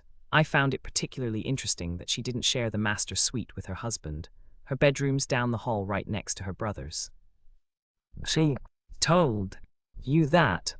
No, Hannah searched for a phrase to explain that she'd fibbed and snooped, but she couldn't come up with one that was socially acceptable. I just found out, that's all. Mike gave her another long, level glance, and Hannah was sure it was the same glance he used in the interrogation room. What else did you just find out? He asked. Well, nothing really, except that she knows a lot about plants. Her maid is named Emily, if that helps. Right, Mike stood up to go. Let me know if you hear anything you think I should know, and remember to leave the investigating. Up to the professionals, Hannah finished the sentence in tandem with him. Hold on a second and I'll wrap up these cookies. You can take them out to the station with you. Ocean off to some. Linda's pecan shortbread cookies. Preheat oven to 350 degrees F, rack in the middle position. 1 cup white, granulated sugar. 1 cup brown sugar. 1 cup. 2 sticks. That's half pound. Salted butter. 1 cup vegetable oil. Canola is not a vegetable, the oil's from a weed. 1 beaten egg. 2 teaspoons vanilla. 1 teaspoon baking soda. 1 teaspoon salt. 1 teaspoon cream of tartar. Critical. 1 cup uncooked oatmeal. I used Quaker's Quick. 1 cup Rice Krispies. 4 cups flour. 2 cups chopped pecans. Measure after chopping. Put 1 cup of white sugar and 1 cup of brown sugar in the bowl of your mixer. Zoop them up together to make really light brown sugar. You have 2 choices with the butter. You can let it come up to room temperature on its own, or you can soften it in the microwave. If you're in a hurry and you don't want to wait for nature to take its course, do this. Unwrap a stick of refrigerated butter. Put it on a paper plate. Nuke it for 5 seconds on high in your microwave. Roll it forward so the top side is now on the side. Nuke it for another 5 seconds on high. Roll it forward again and nuke it for another 5 seconds on high. Repeat rolling forward again and nuking for 5 seconds once again. You're done. Take the plate out of the microwave and dump the butter into your mixing bowl. Repeat the whole thing for the second stick of butter. Once you've added the butter to your mixing bowl, mix it until it's smooth. Pour in 1 cup of vegetable oil and add 1 egg. Mix it all up together at slow speed. Add the vanilla, baking soda, salt, and cream of tartar. Mix it all up together. Add the cup of oatmeal and the Rice Krispies. Mix thoroughly. Add 4 cups of flour to your bowl in half-cup increments, mixing after each addition. Take the bowl from the mixer, give it another stir with a spoon, and mix in 2 cups of chopped pecans by hand. With your hands, roll dough balls approximately 1 inch in diameter and place them on the cookie sheet, 12 to a standard-sized sheet. Bake at 350 degrees F for 12 to 15 minutes, or until golden brown around the edges. Mine took exactly 12 minutes. Let cool on the cookie sheet for 2 minutes, and then transfer to a wire rack to complete cooling. Yield 9 to 11 dozen yummy shortbread-type cookies. Ocean off to some. Chapter 10. 8. Anna removed another leftover quiche from Andrea's seldom-used oven and set it out to cool on a rack. Their dinner plans had gone awry. Michelle had begged off. She was having dinner with Dolores and Carrie, and then the 3 of them were going to call everybody who'd been at Sally's Christmas party. Even though the deputies had already interviewed everyone who'd been there, Dolores had decided it was worth a try. They'd already divided the guest list into 3 parts. There were the people Carrie knew best, the people Dolores knew best, and the younger crowd that Michelle knew best.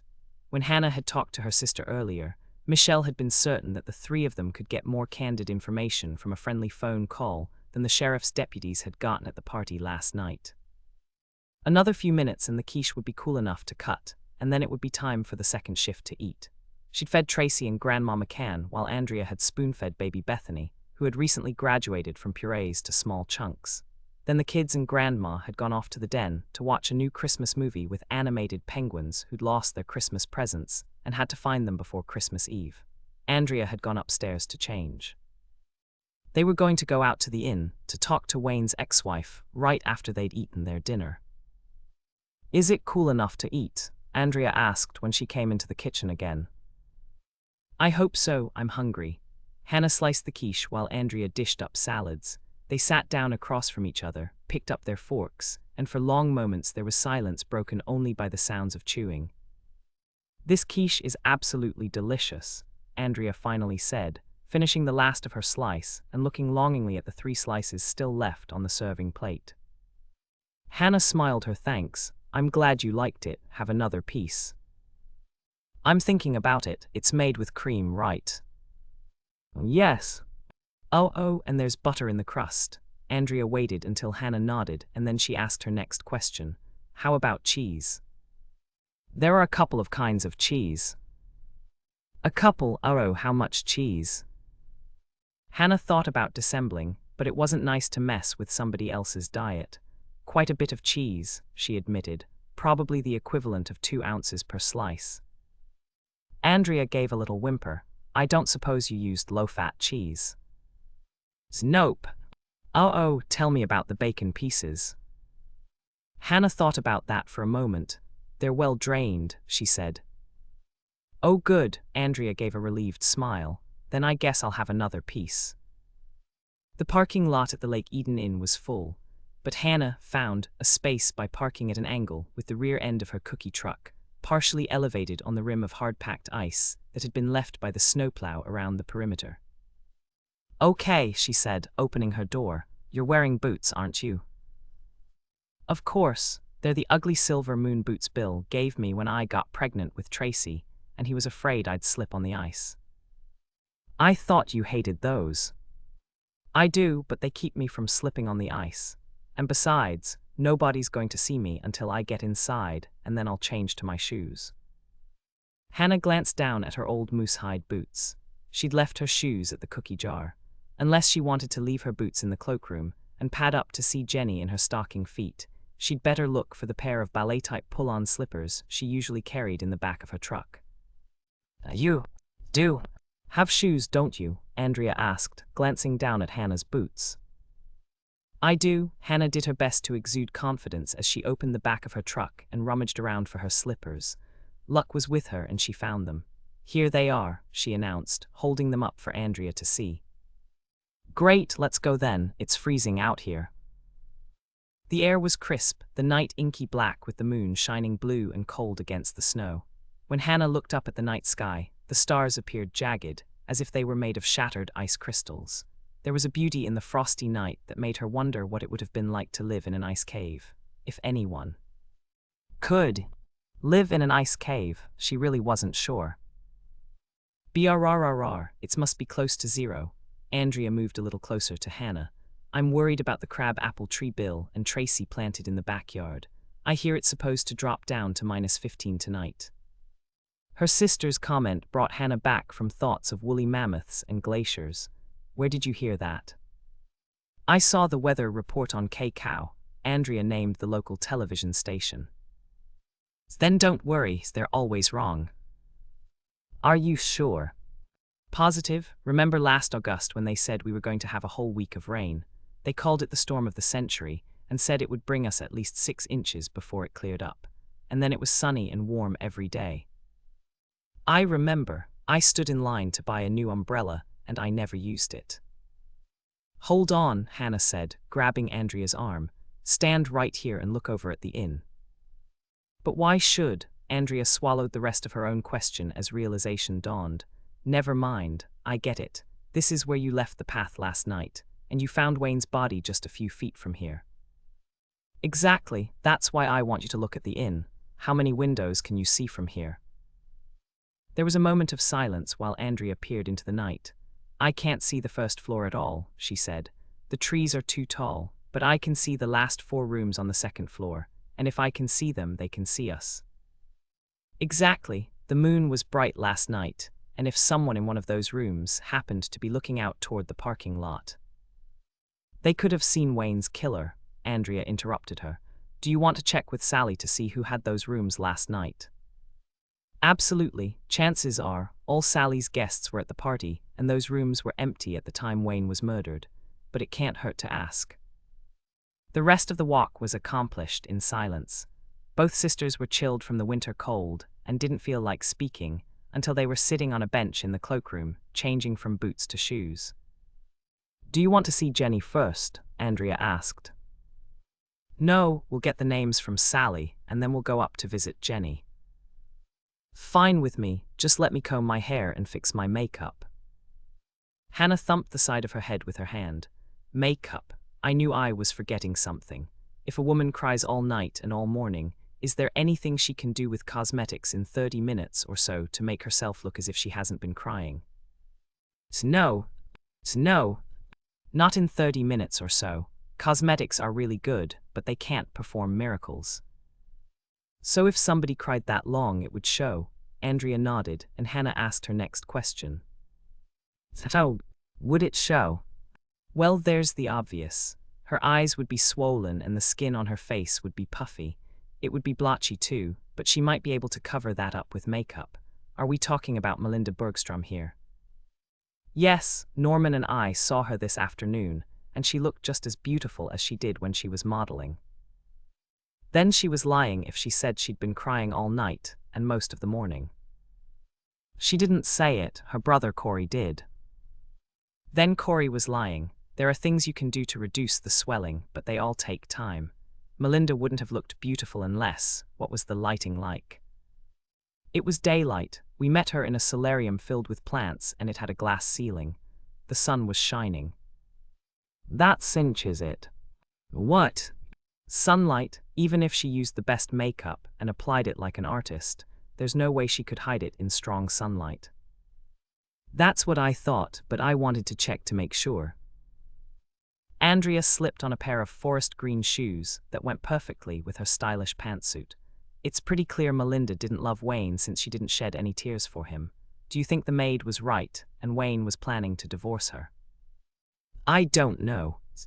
Maybe Wayne told her he wanted a divorce and she killed him. Impossible. Why not? It happens all the time on television. The rich older husband says he wants a divorce. The gorgeous trophy wife sees all that money flying out the window, and she kills him before he can file the papers. That makes perfect sense, except for one thing. What thing is that? Melinda's got an airtight alibi. Pierre from Le Petit Salon was with her from 7:30 on. I stopped there to check before Norman and I left the mall. He did Melinda's hair at the penthouse, and they were having a glass of wine in the solarium when Mike and Bill knocked on the door to notify her that Wayne was dead. Drats. I know, it would have tied everything up in a neat little bow. Getting the list from Sally was easy. Resisting the dessert buffet they were serving in the dining room was difficult. Hannah was still thinking sinful thoughts about Sally's newest chocolate creation as they walked down the hallway and pushed the button for the elevator. Mike told me about his interview with Jenny. He said she seemed to be grieving for Wayne a lot more than Melinda was. Really? That's what he thought. It's up to us to see if we agree with him. When we get up to Jenny's room, make sure you sit right next to her so you can check her makeup. I want to know if she's been crying. Andrea looked a bit shocked, but we know Jenny, she's a friend of Mother's. I know that, but this is a murder case. Everyone's a suspect until they're eliminated. The elevator doors slid shut, and it shuddered slightly. Then there was a series of whooshes and faint faraway machinery sounds that boomed and banged as they were lifted to the second floor. The doors slid open to reveal a coral pink wall with a gilt-edged mirror hanging over a granite-topped table that Hannah was willing to bet had come from the quarries at Cold Spring, Minnesota. There was a bouquet of fresh flowers on the top of the table, but it was clear that the bouquet had other origins. Since it was winter in the Midwest, Hannah was willing to bet that the flowers came from warmer and sunnier places. "Sorry," Andrea said as they stepped out of the elevator and started down the thickly carpeted hallway. "It's just that I remember Jenny, and I let my emotions get in the way. I'll check her makeup for you." "Thanks, I remember her too, and I liked her. Mike said she was in her room alone at the time of Wayne's murder, and that means she doesn't have an alibi. Let's just hope that she'll tell us something that'll clear her." The room Jenny occupied was at the end of the corridor, and it had a perfect view of the path leading to the parking lot. It was a beautifully decorated mini-suite, with a sitting room containing a couch by the window, a television set, and 2 chairs on either side of a coffee table. The sleeping area was hidden behind 2 decorative folding doors that could be closed or left open. Jenny had them open, and Hannah could see a queen-size bed with a flowered coverlet, a tall dresser with ample drawers for any guest, a walk-in closet with mirrored doors, and an archway that Hannah assumed would lead to the bathroom. Jenny was just as Hannah had remembered her, a pleasant-looking woman in her late 40s with brown hair, stylishly cut, that was streaked with gray. She was dressed in black slacks and a black sweater that was embroidered with Hannah's favorite flower, lilacs. "Hello, Jenny." Hannah stepped in first and handed her the cookies. "These are called angel pillows."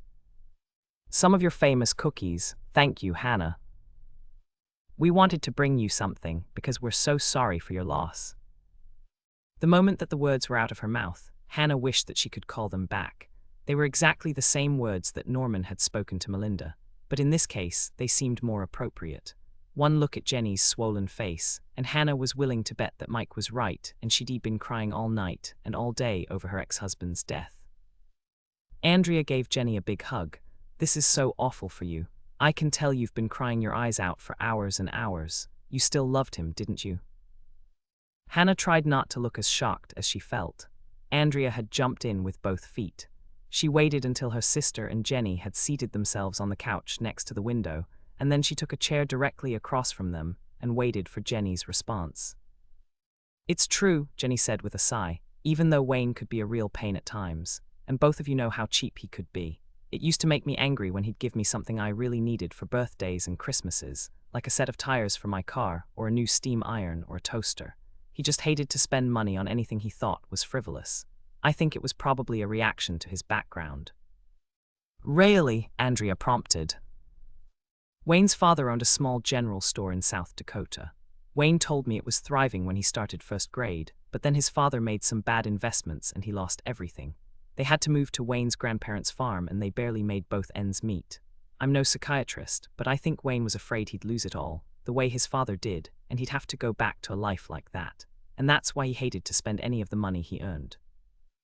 "You're probably right," Andrea responded. "That would be enough to turn anyone into a careful spender." "Careful spender," Jenny gave a little laugh. "That's a polite way to put it. Wayne was a tightwad, there's no 2 ways about it, but he was. My tightwad and I loved him. That's one of the reasons I left town. I was devastated when he filed for divorce so he could marry that." Jenny stopped and swallowed hard. "That model of his, and he spent so much money on her. Every time he gave her a gift, my friends would call to tell me about her new piece of jewelry, or her new car, or whatever." Andrea looked very sympathetic. "That must have been difficult to hear, especially when he'd been so cheap with you." "Oh, it was, believe me, but I really thought he'd come to his senses and admit he'd made a big mistake. And he'd come crawling back to you." "That's right, but he didn't. And after the divorce was final and they set a wedding date, I had to leave." "But he gave you enough money to get along, didn't he?" "Yes, I didn't get rich, but I got a decent settlement." "Do you mind if I use your bathroom, Jenny?" Hannah broke into what had been basically a 2-person conversation. "Of course I don't mind. Just go through the bedroom and to the left." Hannah was glad when Andrea started talking, claiming Jenny's attention once again. She got up and headed out of the room, wondering just how long she could be gone. The bathroom excuse had worked really well at Melinda's penthouse, and it was worth trying here in Jenny's mini-suite. Hannah was almost positive that Jenny had loved Wayne, but that didn't mean she hadn't killed him. Since the folding doors were open and Jenny could be watching, Hannah headed straight for the bathroom. Once inside, she was hidden from view, and Hannah leaned against the doorjamb, letting her eyes do a search of the room. Everything was perfectly ordinary, from the 3 nice suits hanging in the closet to the array of cosmetics on the dresser table. Hannah was actually considering crawling across the floor to search under the bed when she spotted something unusual in the corner. It was a large pink box with purple stars scattered across its surface. Because she'd tried to buy it for Tracy, Hannah knew that Teensy's environments came in bright pink boxes with purple stars. But what was a divorced woman on a tight budget doing with an expensive children's toy? Could Carrie be right? Had Jenny been pregnant when she'd left Lake Eden? There was only one way to find out, and Hannah got straight to it. "I see you've got a teensy environment," Hannah addressed Jenny as she came out into the living room again. "Oh yes, I do. I picked it up at the airport in Minneapolis right after I landed." "Is it for your daughter?" Jenny clasped her hands together tightly as she nodded. "Yes, it's for Anna. She's 5 now, but I never told anyone here in Lake Eden. How did you know?" "Carrie thought you were pregnant when you left, but she wasn't sure. Is Wayne her father?" "Yes." "Did he know?" Jenny's face turned pale. "I was going to tell him this morning. He's the reason I came back here." The story came out in bits and pieces, interspersed with fresh tears, but Hannah managed to put it all together. Wayne had called Jenny in Florida and asked her to come back to Lake Eden. He told her that he'd made a terrible mistake when he'd left her for Melinda, and he begged for her forgiveness. He said he wanted to get back together. Jenny stopped to dab at her eyes with a handkerchief that had been drier at the start of their conversation, and he said he'd already told Melinda. "We were supposed to meet this morning for breakfast and work out the details." "And that's when you were going to tell him about Anna?" Andrea asked her. "Yes, I didn't want to do it on the phone. I wanted to see his face, judge his reaction, make sure he really wanted his daughter." She wanted Wayne alive, not dead, Hannah thought, but the lack of discernible motive didn't completely clear her. "I didn't tell the police everything I did," Jenny admitted, looking more than a little embarrassed. "I guess I was afraid that handsome detective would think I was acting like a teenager with her first crush." "Why, what did you do?" Hannah asked, giving her an encouraging smile. "Wayne and I had a signal when we were in high school. He lived on the next block, and when he walked by my window and I was home, I used to open it and coo like a mourning dove. It was my way of saying, 'I love you.' He'd whistle back like a whippoorwill, and that was his way of saying, 'I love you too.'" "That's sweet," Andrea said. "Sweet but silly." Hannah thought, but of course she didn't say it. Instead, she asked, "Did you coo at Wayne when he walked past your window?" "No, I was all ready to do it, but he never walked past." "Is it possible you missed him?" Andrea asked her. "No, I sat right there waiting. I was really excited to see him again, even if it was just through a window. I kept looking for Wayne right up until I saw all the flashing lights when the deputies drove up in front." Ocean off to some. Angel pillows. Preheat oven to 275 degrees F. Rack in the middle position. Not a misprint, that's 275 degrees F. Hannah's 1. Sent. Note, don't even think about making these if it's raining. Meringue does best on very dry days. 3 egg whites. Save the yolks to add to scrambled eggs.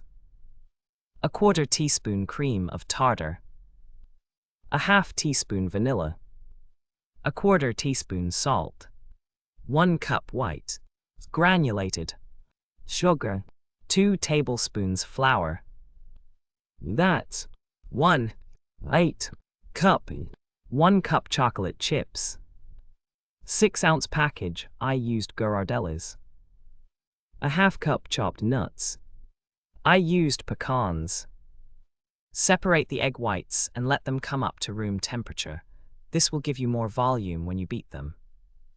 Prepare your baking sheets by lining them with parchment paper. Works best. Or brown parcel wrapping paper. Spray the paper with Pam or another nonstick cooking spray and dust it lightly with flour. Hannah's too. ND. Note, you can do this by hand, but it's a lot easier with an electric mixer. Beat the egg whites with the cream of tartar, vanilla, and salt until they are stiff enough to hold a soft peak.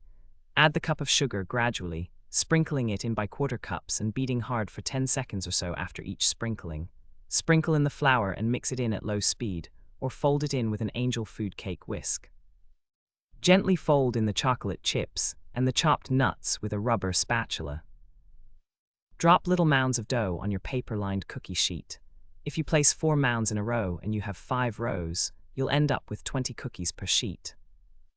Bake at 275 degrees F for approximately 40 minutes, or until the meringue part of the cookie is hard to the touch. Cool on the paper-lined cookie sheet by setting it on a wire rack. When the cookies are completely cool, peel them carefully from the paper and store them in an airtight container in a dry place. Hannah's 3.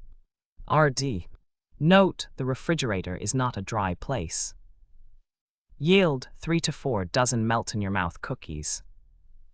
Whodunit. Chapter 11. Yes. Ori, I'm so late tonight, Moish. Hannah apologized to her furry roommate as she spooned some vanilla yogurt into one of the antique cut glass dessert dishes that Dolores had given her several Christmases ago. It had been 7:30 by the time she dropped Andrea off at her house and driven home. Of course she'd fed Moish right away, and now it was time for a little dessert. Go ahead and eat, Hannah told him, carrying the dish out to the coffee table and setting it down. I'll have mine later. I need to make a few notes while the conversation with Jenny is still fresh in my mind. While her cat licked rather daintily at the yogurt, oblivious to the fact that Hannah's mother would have suffered a coronary event if she'd seen how her expensive gift was being used, Hannah paged through what she thought of as her murder book and jotted down the new facts she'd learned from Wayne's ex-wife. Wayne had to walk around the side of the building, she said, causing Moish to look at her in midlick. There's no other way to get to the parking lot, but Jenny swears he didn't, and that's substantiated by Cyril Murphy, who also swears he didn't see Wayne. Chin in hand, unaware that she was a modern, female-clothed version of Rodden's. The thinker. Hannah went through the possibilities. There's only one conclusion to reach. Even though I saw him go out that way, Wayne didn't walk from the back door to the parking lot. Moish looked up at her and purred, and Hannah interpreted that as approval for her logic. Thanks, I know my conclusion is logical, but it doesn't make sense. I followed the trail of candy canes that fell out of the hole in Wayne's pocket, and his body was only a few feet from the path. The way it stands now, I said goodbye to Wayne and he went out the back door in his Santa suit. He disappeared before he went around the side of the building and down the path to the parking lot, but he reappeared behind the snowbank, dead. That's impossible. Or if it's not impossible, I can't think of any scenario that could account for it. The phone rang, and Hannah almost cheered. It temporarily interrupted her frustration, and she was smiling as she reached out to answer it.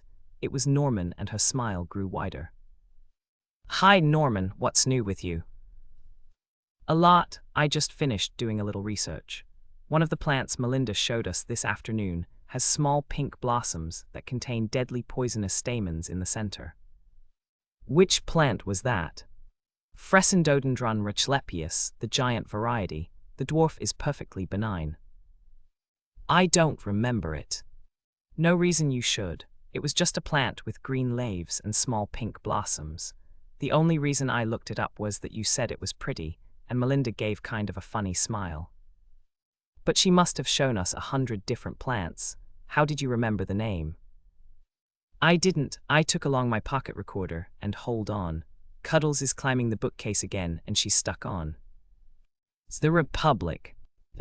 Hannah waited while Norman rescued Cuddles, the cat he'd recently adopted, and he was back on the line. I didn't know you read Plato. One of my friends in Seattle gave me his complete works. She thought it would expand my mind. Hannah gripped the phone a little tighter, wondering if the friend had been Beverly Thorndike, Norman's former fiancée who was now a dentist in Seattle. But before she could even think about asking, which she wouldn't have done in any case, Norman went on talking.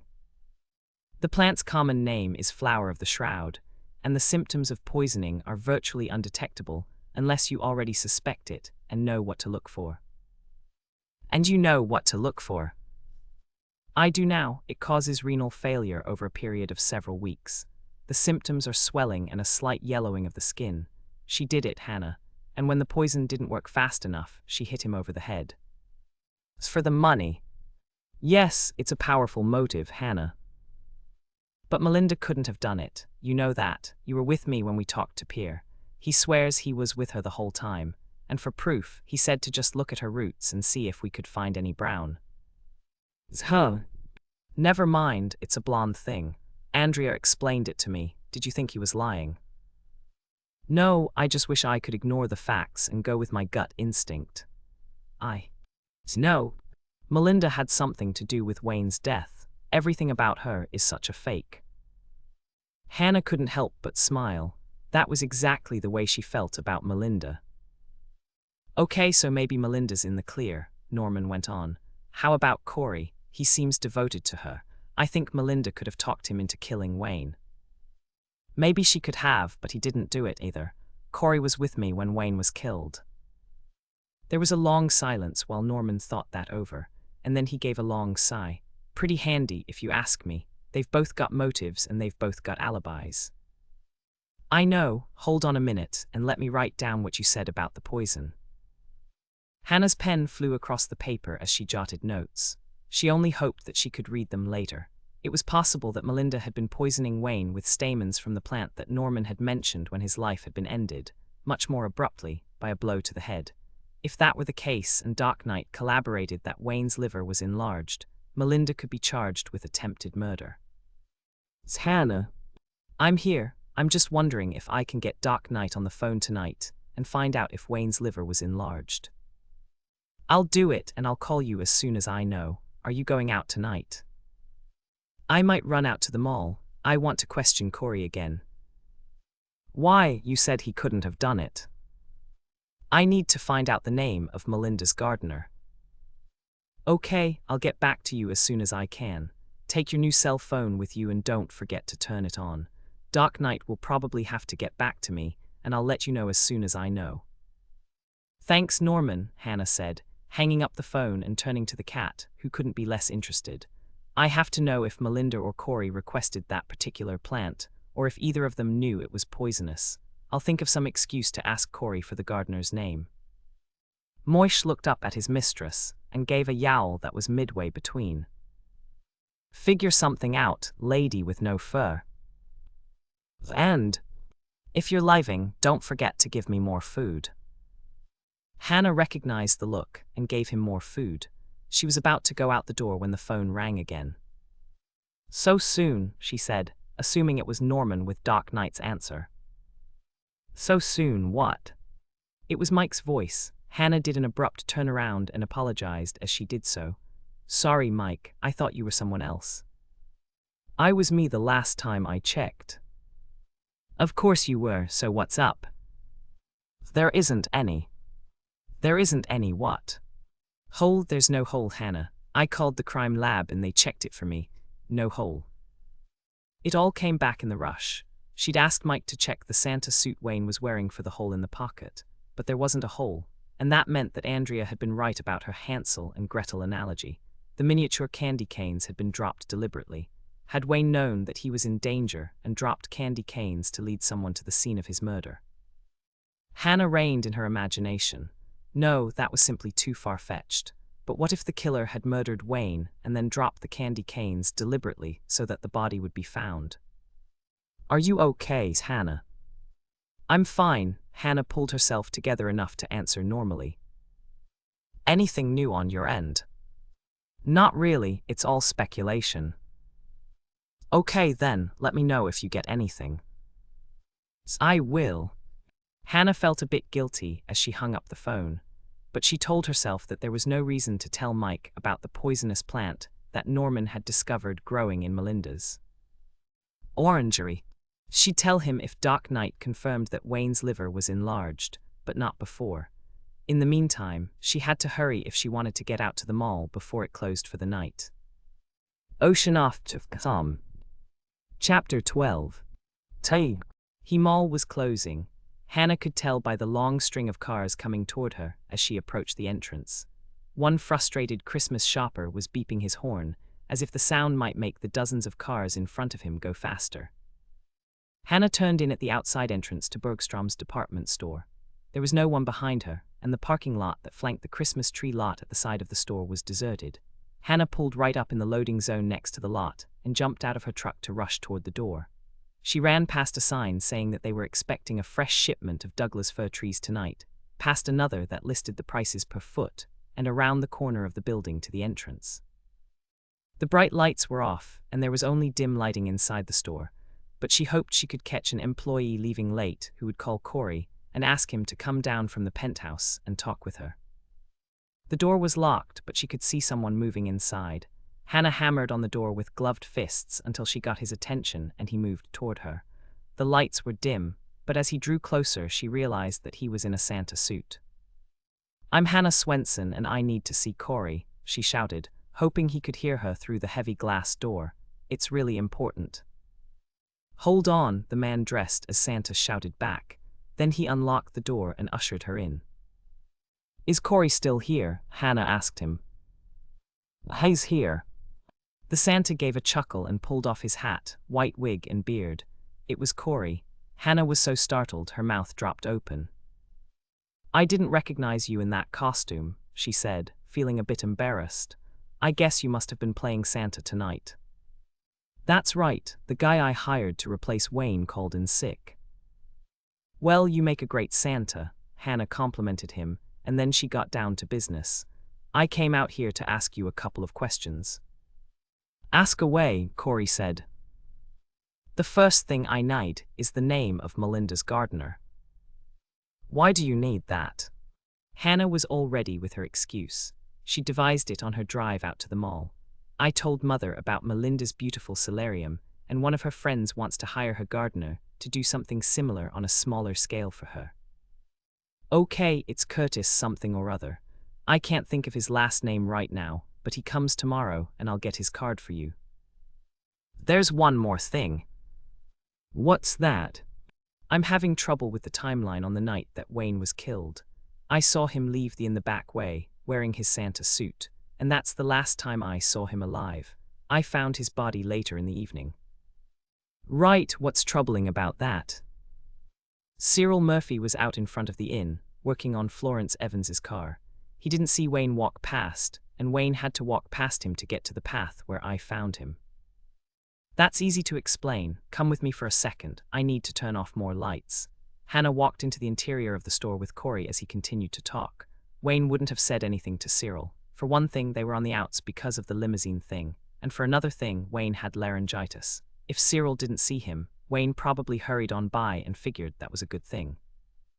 "That's exactly what I thought at first. But when I went out to the inn tonight, I talked to one of Sally's guests and her room has a perfect view of the side of the building and the path to the parking lot. She was in her room when Wayne left the stage. She heard the applause he got. That's when she started watching for him to pass by her window, but he never did. She must have looked away for a minute or two and missed him. I watched him walk around the corner and then I dashed back in. It was cold out there, and I know he didn't come back inside for any reason. I was standing right there waiting for you, and I would have seen him down at the end of the hall." "I'm sure you would have." Hannah gave a quick nod. "It's not like he could blend with the party crowd. That Santa suit would stick out like a sore thumb." "You're absolutely right. Do you mind if I take this off, Hannah? These things are really heavy." "Go ahead." Hannah watched while Corey took off the top part of his Santa suit. He was wearing a regular shirt under it, and that gave her an idea. "Think about this, Corey," she said. "What if Wayne was wearing regular clothes under his Santa suit? Then he could have taken off the suit, hidden it somewhere, and slipped back inside. Would you have seen him if he'd done that?" Corey began to frown. "I'm not sure, maybe not." "Was Wayne in the habit of wearing regular clothes under his Santa suit?" Corey's frown deepened. "I don't know. Let me call Melinda and I'll find out." As Corey disappeared around the corner, Hannah came close to laughing. He looked ridiculous in big red Santa pants with white fur cuffs, topped by a regular shirt. It reminded her a bit of a centaur, the top half of a man rising from the back half of a horse. If he'd greeted her that way at the door, she would have recognized him immediately. But it was almost impossible to tell who was inside a Santa suit, unless you recognized the voice, of course. It was one of those frightening moments of clarity when the pieces of the puzzle flew together from every direction. They locked into place with a series of lightning-fast clicks, sounding like a million tiny firecrackers that illuminated the dim and confused picture in her mind. Corey killed Wayne. He'd rolled Wayne's body behind the snowbank, planted the candy cane so someone would discover him, and then, while everyone was waiting for Wayne to appear as Santa, he put on another Santa suit, perhaps even the one he was wearing tonight, and appeared in Sally's kitchen as Santa Wayne with laryngitis. It was the reason he'd seemed a bit confused when Sally had handed him the receipt from Mayor Bascombe. Santa Wayne would have known what it was, but Santa Corey didn't. Immediately after the party, Santa Corey had stepped outside the back door, ditched his Santa suit, and stepped back in, dressed for the party. He used me as his alibi, and I fell for it. Hannah thought, gritting her teeth. Norman's gut is right. Corey is probably in it with Melinda. And at almost the same time, she had another thought that had her moving at top speed toward the door. He knows I know, and he's going to kill me. A third thought, one in bright neon capital letters for emphasis, flashed across the screen in her mind. Run, it said. Run fast. Hannah ran faster than she'd ever run in her life, and she arrived at the heavy glass door, breathless. Locked. It was locked, and Corey had the keys. There had to be another way out. Another thought flashed through Hannah's mind. They expect another shipment of trees, and I, parked in the loading zone. The moment it occurred to her, Hannah rushed toward the annex. The annex was a large enclosure with 3 cinderblock walls. The 4th wall was the back wall of the store. In the summer, this area was used as a garden center, and shade cloth was attached to form a temporary roof. In December, a sliding roof was attached. It was capable of being opened when the weather permitted, and closed at night when the store was locked. Right now it was locked, and a single rope of white twinkle lights was strung across the ceiling to provide a bit of light. Tall space heaters, the type used in patio restaurants, sat every few feet to provide warmth. Now they were cold and dead, the way Hannah would be if she didn't get out the delivery door and into her truck before Corey caught her. Dozens of frozen trees were stacked by the far wall, far away from the nearest space heater. They were still in their protective netting, and they looked like cone-shaped green carrots.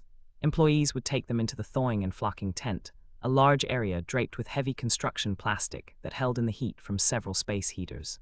The trees would thaw, and their branches would loosen so that prospective buyers could see their real shapes. The delivery door was right in front of her. Hannah grabbed the handle to jerk it open, but the corrugated metal door didn't budge. It was locked. The stacked trees she'd seen must have been the Douglas firs, and they'd been delivered already. Hannah eyed the wall. It was at least 12 feet high. Even if she could somehow manage to climb it, the sliding roof was closed. There was no escape there. Her only chance of surviving was to hide and hope that Corey hadn't seen her dash into the annex. He couldn't search the whole store. It would be impossible. She might be able to elude him until time for the store to open in the morning.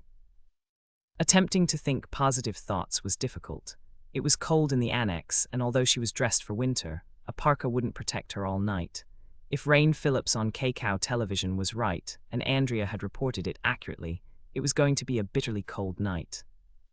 The warmest place in the annex would be the thawing and flocking tent. Hannah lifted the flap, dashed into the tent, and gave a huge sigh of relief. The large area was filled with thawed trees, and their branches would hide her from view, and it was at least 20 degrees warmer than it had been in the main part of the annex. Hannah chose a spot in the very center of the group of trees waiting to be flocked, because those had the fullest branches. The tree in front of her bore a tag, saying that it had been purchased by Doug Grierson for the lobby of the Lake Eden First Mercantile Bank. The word white was written under Doug's name, and Hannah knew that he always ordered a tree flocked in white, and Lydia Graydon, his head teller, trimmed it with blue lights and decorations. At least there was no snow on the ground. Hannah shifted from foot to foot, trying to stay warm. She judged it to be several degrees above freezing in the warming tent, but the frozen ground beneath her feet seemed to send up cold waves through the soles of her boots, and she shivered. It would help if she could move closer to the space heater, but the trees surrounding it were just starting to thaw, and their branches weren't full enough to hide her. Hannah glanced at the tree on her left. It was for Bertie S. Robb, the owner of Lake Eden's beauty parlor. The cut and curl.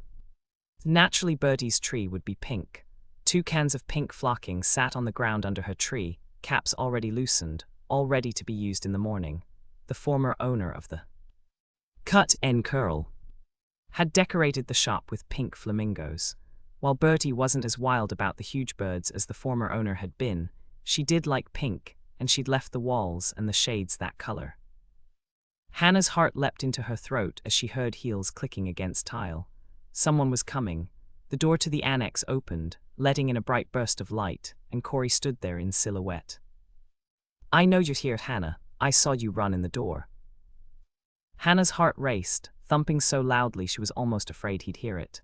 Corey knew she was here, but perhaps he was just faking, hoping that she'd panic and give away her position. "Guess the cat's got your tongue, but that's fine. We can do this the hard way. I haven't played hide and seek since I was a kid. You can change hiding places if you like. I'll be right back." The door closed, cutting off the bright light. Hannah wasn't sure whether Corey had left or not. It didn't really matter. She had chosen the optimal spot, and she wasn't going to move unless she had to. A weapon? Hannah glanced around in the dim light and cursed neat employees. There was nothing useful on the ground, no carelessly dropped screwdrivers, hammers, or metal Christmas tree stands.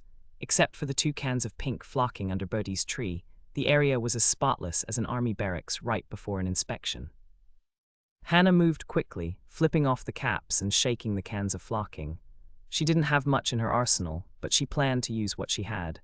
If she could hide here until Corey lifted the flap and came into the tent, she could hit him in the face with. There was an explosion of lights and sound that made Hannah's senses reel. Corey had turned on the bright lights and music. Santa's Winter Wonderland tree lot was in full swing. Through Hannah's slightly blurred perspective behind the plastic sheeting, the red and green Christmas train chugged its way around the perimeter of the area. The colored lights on the huge Christmas trees in the corners flashed on and off, and the loudspeakers blared the strains of "We Wish You a Merry Christmas," sung by a chorus of penguins with red and green stocking caps next to the cash register. For one long moment, Hannah just stood there, too shocked to do more than blink. And then she saw Corey coming straight toward the thawing and flocking tent with an axe in his hand, and her survival instinct kicked in. When in doubt, attack. It was one of her father's favorite phrases. She'd always thought it was original with him until she'd heard it in an old movie, but it seemed appropriate now, and Hannah wasted no time thinking about it. She just waited until Corey lifted the flap and stepped inside, and then she hurtled forward and blazed away with double-barreled spray cans, covering his face with pink flocking before he could even raise his arms. Corey screamed as the spray hit his eyes. He clawed at her, but a blind, pink-flocked adversary was not that difficult to elude. Hannah stepped to the side, sprayed him again, and he dropped the axe. Hannah grabbed it and tossed it into the stand of trees behind her. He was trying to wipe his eyes, and Hannah knew it would be only a matter of time before he recovered enough to strike out at her. She had to render him immobile while he was still reeling from pain and shock. The netting machine. The moment that Hannah remembered the machine she'd seen right outside the entrance to the tent, she grabbed his arm and pushed him through the opening. Another spray in the eyes and another shove with her hand, and he fell onto the chute where trees were placed for netting so that they could be carried home on the roofs of cars. 2 more sprays for good measure, and she turned on the machine. With a grinding of gears caused by a burden that was twice as heavy as usual, Corey was carried forward to be wrapped with several layers of netting that rendered him immobile and covered him with bright yellow plastic mesh from head to toe. There was a phone on a pole decorated like a candy cane with red and white stripes. Hannah dialed 9, the usual code to get an outside line, and was rewarded by a dial tone. 911 seemed unnecessary. Corey was trussed up like a mummy, and there was no way he could get free. Instead of dialing the police, Hannah called Norman. "Hi, Hannah," Norman sounded glad to hear from her. "I tried calling you a couple of minutes ago, but your cell phone was off." "It's recharging," Hannah said, crossing her fingers at the little white lie she'd just told, and hoping he wouldn't be too upset with her if he ever discovered that she had it in her purse, but it was turned off and she'd forgotten it was there. "Did you hear from Doc Knight?" "He called me back about 5 minutes ago. I was way off base, Hannah. He checked and Wayne's liver was fine." "That's okay. I'm sure Melinda would have tried to poison him if she'd known that her plant was poisonous. But it doesn't matter now. I've got the killer. It's Corey." "Corey? But I thought he was with you when Wayne was murdered." "That's what he wanted us to think. Will you call Mike for me? I've got Corey netted up here at Bergstrom's Christmas tree annex, and I need him taken into custody before someone hangs lights and tinsel on him and props him up in the living room. Ocean off to come. Chapter 13. 8. Anna was on top of the world. Not only had she caught Wayne's killer, Jenny had insisted on giving her teensy's penthouse so that Tracy would have it for Christmas. It was currently sitting under Andrea's Christmas tree, wrapped in gold paper and tied with a huge red bow. It was the night after Corey had been taken into custody, and they were all gathered at Andrea's house for coffee and dessert. "This is just wonderful, Andrea," she said, even though she was seated on the couch between Norman and Mike. It was a small couch, and she couldn't help but feel like the filling in a Norman and Mike Oreo. "It's a gorgeous tree," Michelle said, admiring the huge Norway pine that sat in front of the picture window. "Thanks, Bill picked it out at Bergstrom's. I love to get trees there, they're so careful with the netting." Andrea stopped and made a face. "Sorry, Hannah, I forgot for a second." "That's okay, I'm just glad their netting machine could take a few extra pounds." "That reminds me," Norman leaned forward to talk to Mike. "How'd you get that netting off Corey?" "We rolled him on his back and used scissors." Norman shook his head. "It's a good thing I'm not a cop." "Why's that?" Bill asked him. "Because I might have been tempted to hit him with a stun gun for what he almost did to Hannah." Hannah turned to smile at Norman. He looked perfectly serious. "What makes you think I didn't?" Hannah turned to look at Mike. He looked perfectly serious too. "Time for coffee," Andrea announced, getting up to take the tray from Grandma McCann, who'd just come in from the kitchen. "I hope you left room for dessert." Hannah brought her candy cane bar cookies. "Because Corey's behind bars?" Norman asked. "Of course," Hannah turned to Bill. "I just wish we could have gotten Melinda for something or other. I know she didn't poison Wayne, but I wish she wouldn't inherit all that money." "She won't. Want to tell her, Mike?" Mike turned to Hannah. "I did a little checking after we talked. I kept thinking about how his former wife was the one who was grieving, and she was getting nothing, and Melinda, who didn't seem to care about Wayne at all, was inheriting everything, so I ran her." "Jenny."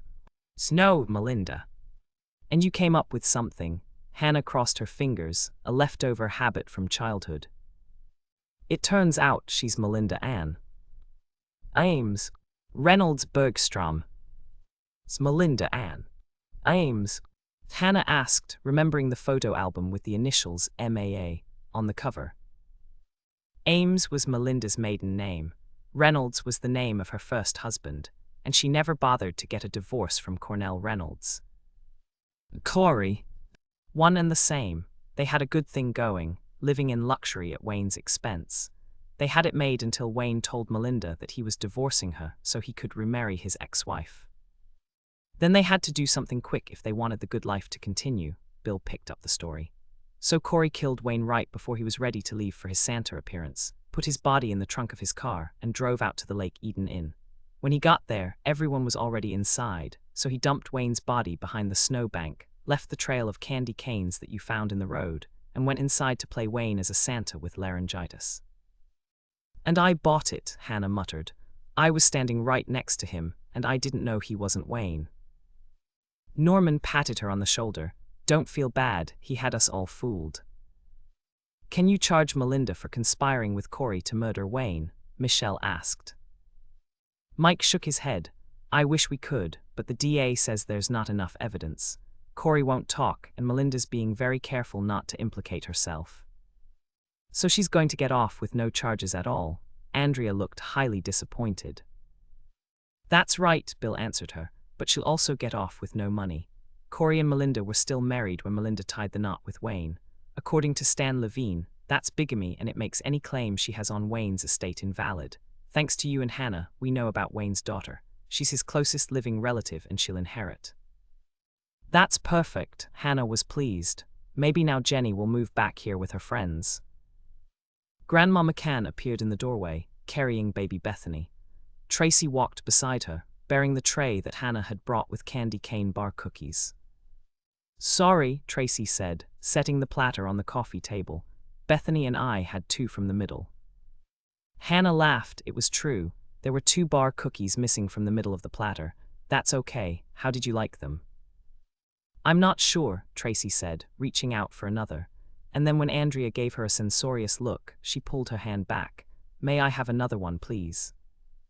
Yes, Andrea struggled to keep a straight face. Chalk it, Bethany said, reaching out toward the platter. And then when everyone turned to look at her, she repeated, chalk it. Did she just say chocolate? Bill asked Andrea. I think so. I don't know what else it could be. Bill started laughing, but she hasn't even said Daddy yet. That's my niece, Hannah said, grabbing a bar cookie and holding out her arms for another niece after her own heart. Ocean off to some candy cane bar cookies. Preheat oven to 350 degrees F, rack in the middle position. 1 cup butter. 2 sticks. That's half pound. 1 cup white, granulated sugar. 1 egg. Just whip it up with a fork in a glass. 1/4 teaspoon peppermint extract. 1/2 teaspoon salt. 2-3 cup finely crushed miniature candy canes. Measure after crushing. 6 drops red food coloring.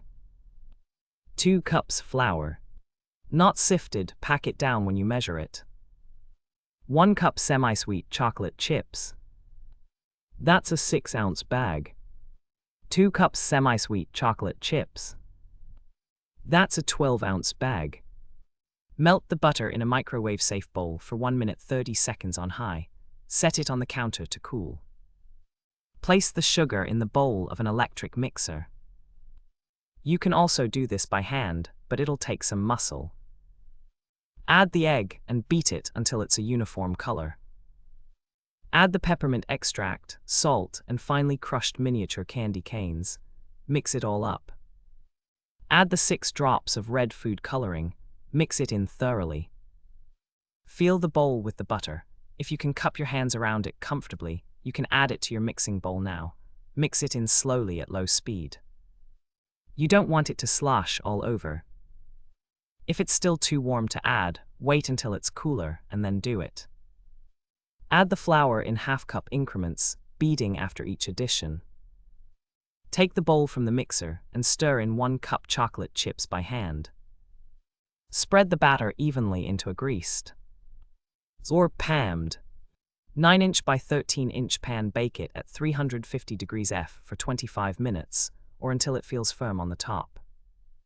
Remove the pan from the oven and sprinkle it with the remaining 2 cups of chocolate chips. Immediately cover the pan with a piece of heavy-duty foil or a cookie sheet. That keeps the heat in. Let it sit for 3 minutes. Then take off the cookie sheet or foil and spread out the melted chips like frosting with a rubber spatula or frosting knife. Cool completely and then cut into brownie-sized pieces. Ocean off to some. Index of recipes. Ocean off to some. Baking conversion chart. These conversions are approximate, but they'll work just fine for Hannah Swensen's recipes. Volume. Weight. Oven temperature. Note, Hannah's rectangular sheet cake pan, 9 inches by 13 inches, is approximately 23 centimeters by 32.5 centimeters. Ocean off to some. The dangers of candy canes. Laura Levine. Ocean off to some. For my loyal theater companion and technical advisor. Michelle Serchuk. Ocean off to some. Chapter 1. Christmas in Los Angeles. There's nothing quite like it. Chestnuts roasting on an open hibachi. Jack Frost nipping at your frappuccino. Santa in cutoffs and flip-flops. It's hard to get in the holiday spirit when the closest you get to snow is the ice in your margarita, but I was trying. On the day my story begins, I was attempting to take a picture of my cat Prozac for my holiday photo card. I thought it would be cute to get her to pose in a Santa hat. Prozac, however, was not so keen on the idea, and I still have the scars to prove it. The only holiday Prozac gets excited about is Let's Claw a Pair of Pantyhose to Shreds Day. Not a national holiday, I know, but one celebrated quite often in my apartment. I kept putting the Santa hat on her head, only to find it on the floor by the time I picked up my camera. "Oh, Prozac," I wailed after about the 30th try. "What's wrong with you? Why can't you wear a simple Santa hat?" She glared at me as if to say, "I refuse to look like a fool for the amusement of your friends and relatives. I've got my dignity, you know." This from a cat who's been known to swan dive into the garbage for a chicken McNugget. I was beginning to think E. Scrooge may have had the right idea about Christmas when the phone rang. I recognized the voice of Seymour Fiedler of Fiedler on the Roof Roofers, one of the not-so-long list of clients who use my services as a freelance writer. "Jane, you've got to come over to the shop right away." I wondered if he wanted me to punch up the yellow pages I'd just written for him, although for the life of me, I couldn't see how I could possibly top. Size doesn't matter, we do big jobs and small. But he wasn't calling about the yellow pages ad. "I'm in big trouble," he said, his voice a hoarse whisper. "What's wrong?" "I'm being accused of murder." Mild-mannered Seymour Fiedler, a man I'd never once heard utter an angry word, accused of murder. Impossible. "Hang on, Seymour, I'll be right over." I grabbed my car keys and headed for the door, just in time to see Prozac celebrating a whole new holiday. Let's poop on a Santa hat day. Ocean off to some. Chapter 2. Ace. Eimer's shop was in the industrial section of Santa Monica, a no-frills box of a building whose only concession to whimsy was a huge plaster fiddle on the roof. His wife Maxine, who doubled as his bookkeeper, sat at her desk out front, weeping into a Kleenex. "Oh, Judy," she cried, looking up at me with red-rimmed eyes, "it's all too awful." Maxine was a 50-something woman with fried blonde hair and a fondness for turquoise eyeshadow, most of which had now rubbed off on her Kleenex. For as long as I'd been working for Seymour, she'd been calling me Judy. Every paycheck she'd ever written had been made out to Judy Austin, often in the wrong amount. Not exactly the sharpest blade in the Veg-O-Matic. "Seymour's waiting for you," she said, gesturing to his office. I found Seymour behind his desk, guzzling Moloch straight from the bottle. Normally a jovial butterball of a guy, Seymour showed no hint of joviality that day. His pudgy face was ashen, and sweat beaded on his balding scalp. "Seymour," I said, "what on earth happened?" He took a swig of Moloch's and wiped his mouth with the back of his hand. "One of my customers was putting up Christmas decorations on his roof last week and fell. He landed on the driveway, cracked his skull and died instantly. And now," he groaned, "they're blaming me." "But why?" "I'd just finished re-roofing his house, and apparently some of the shingles were loose. They say that's why he fell. His wife is hitting me with a wrongful death lawsuit. I might even be arrested on criminal charges." I shook my head in disbelief. "The police are conducting an investigation," he said, "but they're just going through the motions. They're pretty much convinced it was my fault." "Any chance one of your workmen screwed up?" I asked, wondering if maybe the cops were right. "No way, I personally inspected the job when they were through." "Oh, Jane," he said, mopping his scalp with an already damp hanky, "I'm going to be ruined." "Don't you have insurance for things like this?" He let out a big sigh. "That's just it, Maxine's been distracted lately. Our daughter's getting married, and she's been so busy planning the wedding, she forgot to mail in the last 2 premiums. Holy tar paper, poor Seymour was in deep doo-doo. I swear, Jane, when I left that roof, every shingle was nailed down tight as a drum.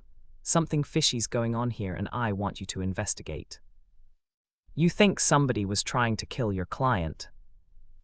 "That's exactly what I think. The only way those shingles could have gotten loose was if somebody went up there and loosened them."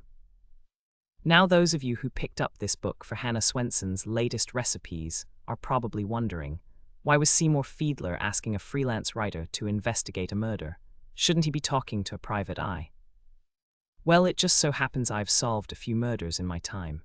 It's a life-threatening hobby, I know, but it adds zest to my days and breaks up the monotony of writing about no-leak roof warranties. Of course, Seymour, I said. I'll be happy to investigate. How can I ever thank you, Jane? His eyes shone with gratitude. Money might be nice. I couldn't help thinking. Of course, I'll pay you your going rate, he said, as if reading my thoughts. Now my eyes were the ones shining with gratitude. My job docket was a tad on the empty side, and I desperately needed the money for Christmas gifts. In fact, Seymour said, let me pay you something right now. He whipped out his checkbook and wrote out a check with a heartwarming number of zeros.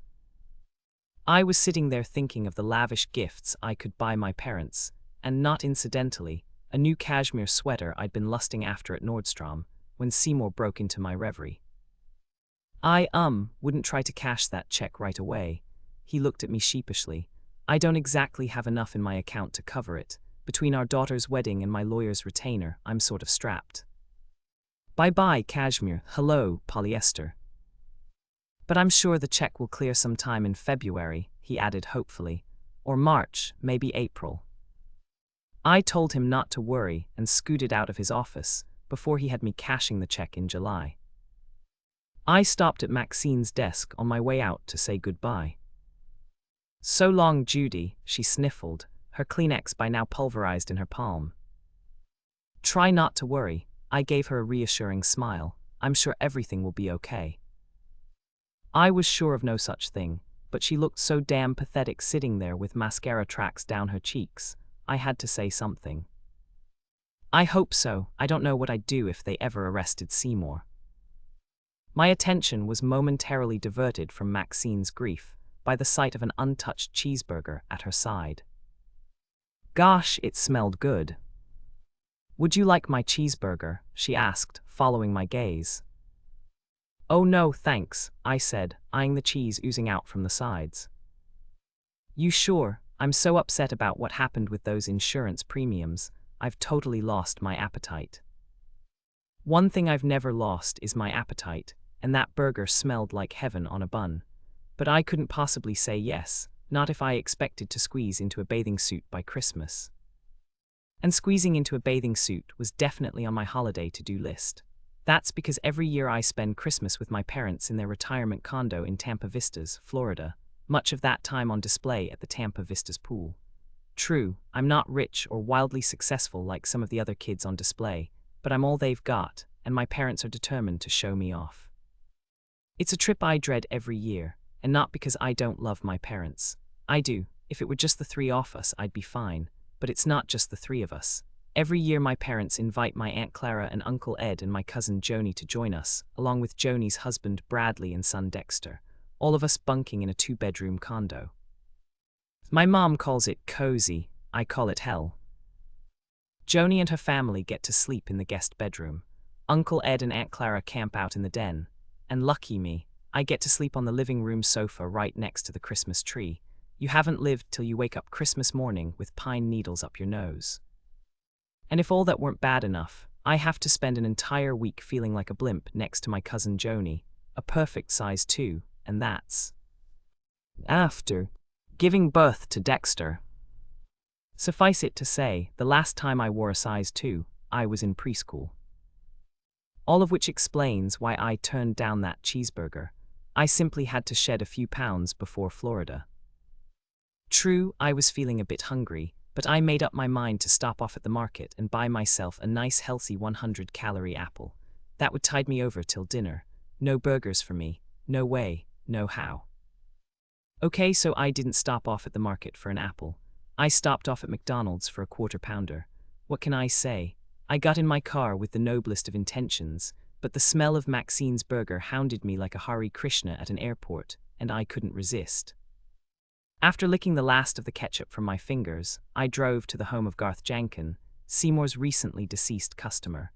Jankin lived in the megabucks north of Wilshire section of Westwood, a bucolic bit of suburbia, which, in the interests of protecting the innocent and staving off a lawsuit, I shall call Hysteria Lane. The houses were straight out of a town and country. spread, dotted with gracious elms, and white picket fences running riot with rose bushes. At this time of year, however, landscaping took a backseat to Christmas decorations. Clearly the people on Hysteria Lane took their decorating seriously. No mere Christmas lights and a tree in the window on this block. Everywhere I looked, I saw animated Christmas figures. Santas waved, reindeers nodded, elves pranced. For a minute I thought I'd made a wrong turn and wound up at Disneyland.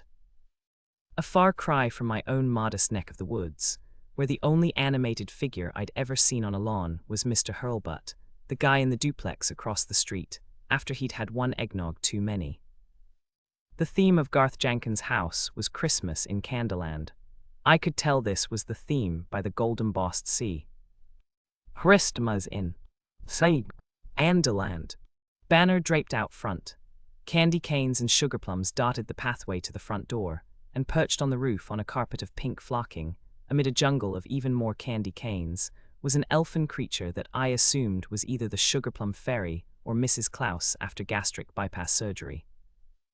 As I climbed out of my car, I saw a mailman approaching. I decided to question him, hoping he'd seen something that would get Seymour off the hook.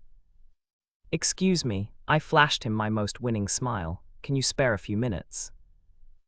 "I'm afraid I'm sort of busy right now," he said, sorting through some letters. "These weeks before Christmas are nuts." He was an energetic guy, in a pith helmet and USPS shorts, tanned and well-muscled from toting all that mail in the sun. What a difference from my mail carrier, a somewhat less than motivated employee who manages to deliver my Christmas cards just in time for Valentine's Day. "I promise it won't take long. I'm investigating Garth Jenkins' death." "You a cop?" "No," I demurred. "I'm a private investigator." He looked me up and down, taking in my elastic waist jeans, an unruly mop of curls lassoed into a scrunchie. "You're kidding, right?" "I get that a lot. There's something about elastic waist jeans and scrunchies that tend to take away your credibility as a PI. "No, I'm not kidding. I'm representing Seymour Fiedler of Fiedler on the Roof Roofers. And I want to ask you a few questions about Mr. Jenkins' death." "Man, what a mess," he said, shaking his head. "They'll never get the blood out of the driveway." He looked over at the Jenkins' house and sighed. "Poor Mrs. Jenkin, such a nice lady. I hope she'll be okay." "Do you know if Mr. Jenkin had any enemies?" He barked out a laugh. "Ring a doorbell on this street, you'll find an enemy." Garth was an attorney, one of those sue-happy characters always threatening to haul somebody into court. Just about everybody disliked the guy. Anybody dislike him enough to want to see him dead? He blinked in surprise. "You think what happened to Garth was murder?" "Possibly." His eyes took on a guarded look. "Hey, I don't want to go accusing anybody of murder." "Rats, I hate it when people are discreet." Then he took a deep breath and continued. "But Mr. Cox sure looked like he wanted to kill him sometimes." "Yippee, he wasn't so discreet after all." "Mr. Cox." He pointed across the street to a mock Tudor house with an elaborate display of animated reindeer out front. Willard Cox, he and Garth were always at each other's throats, especially this time of year, over the Christmas decorations. They fought over Christmas decorations. It's nuts, I know, but the neighborhood association gives out an award for the best decorations, and the competition gets pretty fierce. Folks around here will do anything to win. You know what Garth's dying words to his wife were? Not "I love you" or "hold me close." No, his dying words were, "Call in a decorator and finish the roof," which is exactly what she did as soon as the police let her. Anyhow, Garth always won the contest, and it drove Willard crazy. Before Garth and his wife moved here, Willard used to take home the prize every year. He was constantly accusing Garth of stealing his ideas and sabotaging his displays. Last year, he claimed Garth beheaded his Santa Claus. Things really blew up a few months ago when Garth ran over Pumpkin. Pumpkin! Willard's dog. Willard and his wife used to keep Pumpkin out in the front yard. She barked a lot, and Garth was always complaining about her. One day Pumpkin got loose from the yard while Garth was backing out of his driveway, and he ran her over. He claimed it was an accident, but Willard was convinced he did it on purpose. That's when I thought he was gonna kill him. Wow, this guy was a fount of information, Wolf Blitzer with a mailbag. But the fount was about to run dry. Hey, he said, checking his watch, I've really got to go now. Just one more question. I trotted after him as he started up the street. You ever see anybody up on the roof in the days before Mr. Jenkins' death? Nope, nobody but the roofers. Sad to say, it was an answer I was to hear over and over again in the days to come. I thanked him for his time and headed back to Candleland to speak with the bereaved widow. Kathy Jenkins was a real-life version of the sugar plum fairy on her roof, a delicate blonde with porcelain cheeks and enormous blue eyes. She came to the door in a pastel pink sweat-suit the same color as the flocking on her roof, her platinum hair caught up in a wispy ponytail. I gazed at her enviously. Sure, her husband had just died, but on the plus side, the woman actually managed to look skinny in a pink sweatsuit. If I dared to wrap my body in pink velour, I'd bear an unsettling resemblance to the Michelin Man. Mrs. Jenkins, I asked, trying to figure out if her ashen pallor was a result of grief or sunblock. Yes, she said, blinking out into the bright sunshine. Can I help you? Something told me she might not want to talk to me if she knew I was a private eye, not when she was in the midst of suing my client for several $1 million. So I decided to try another tactic. I'd like to speak with you about your husband's unfortunate demise, I said in my most professional voice. I'm an insurance investigator with Century National. I flashed her my auto insurance card, which I'd cleverly had laminated on my way to McDonald's. It's amazing how laminating things makes them look official. You representing Seymour Fiedler? She asked. Yes, I am. Doubt clouded her baby blues. I don't know if I should be talking with you, what with the lawsuit and all. I'm afraid you have to, Mrs. Jenkins. California state law. Plaintiff in a wrongful death suit must give a deposition to the defendant's insurance representative. A law I'd just made up on the spot, but she didn't know that. At least I hoped she didn't. Okay, she sighed, come on in. Bingo, she bought it. She ushered me into her living room, a fussy space done in peachy silks and velvets. Above the fireplace was a framed portrait of Cassie and a fleshy man with dark, slicked-back hair, a feral grin, and a predatory gleam in his eyes that even the artist couldn't quite camouflage. Presumably, the late Garth Jenkins. I could easily picture this barracuda fighting tooth and nail to win the Christmas decorating contest. Kathy perched her wee bottom on a silk moiré sofa, and I took a seat across from her on a dollhouse-sized armchair. I teetered on it cautiously, hoping I wouldn't break the darn thing, whose arms were as fragile as twigs. Resting on a coffee table between us was a cut glass bowl of candy canes. I happened to have a particular fondness for candy canes, along with just about anything else containing the ingredient sugar, but no way was I going to have one, not after that burger I'd just scarfed down. Help yourself, Kathy said, gesturing to the bowl. Somehow I managed to say no. Garth loved those things. At the mention of her husband's name, her eyes misted over with tears. I always told him they'd ruin his teeth, but he couldn't resist. Just one, he used to say. It's not going to kill me.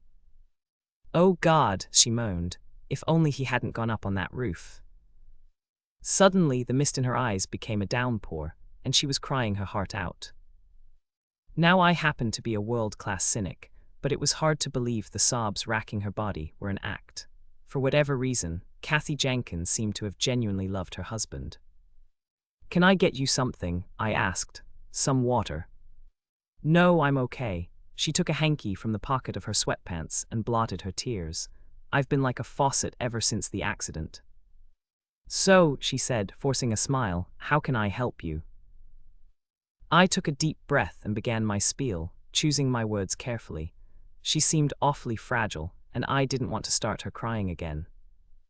We at Century National are very sorry for your loss, Mrs. Jenkins, but we don't believe our client is responsible for your husband's death. Mr. Fiedler insists every shingle was firmly nailed down when he completed the job. They certainly weren't nailed down when Garth fell. Actually, there's a distinct possibility your husband's death was not an accident. What? Her eyes widened in surprise. Can you think of anyone on the block who might have wanted to see him dead? No, of course not. True, Garth had his differences with some of the neighbors. He could seem tough on the outside, but he was a pussycat underneath. You just had to know how to handle him. Something told me handling him involved lots of fishnet stockings and peekaboo lingerie. But I can't believe anybody wanted him dead. Not even Mr. Cox. I was talking to your mailman just now, and he said there was quite a bit of animosity between the two of them. Willard Cox is certifiably insane. Her porcelain cheeks flushed pink with anger. Last year he accused my husband of beheading his Santa Claus. Did you ever hear of anything so ridiculous? The head probably fell off in the wind. The year before that, he said Garth stole the nose off his Rudolph. He was just jealous because Garth kept beating him in the decorating contest. He even accused Garth of bribing Prudence Bascombe. Prudence Bascombe, president of the Homeowners Association. She judges the contest each year. Garth didn't have to bribe her. Garth won because his decorations were the best. I wasn't about to say so out loud, but I wasn't convinced Garth's decorations were the best on the block. I'd seen the prancing reindeer on Willard Cox's lawn, and they looked pretty darn impressive. I wondered if Garth had indeed been bribing the judge. I could easily imagine the barracuda in the portrait with Piola up his French cuffs. I'm telling you, Kathy said, as if sensing my doubts, Willard Cox is crazy.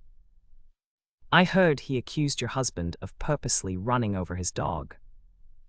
Can you believe it? Once again, her cheeks were dotted with angry pink spots. He ran around telling everybody that Garth was a dog killer. Garth threatened to sue him for defamation of character. That finally shut him up. So do you think it's possible that Mr. Cox might have wanted your husband dead? I asked. She chewed on her pinky and gave it some thought. I hadn't really considered it before, but I suppose so. And are you certain nobody else on the block might have wanted him? Gone. No, nobody on this street is as crazy as Willard. The man is nutty as a fruitcake. She was wrong about that.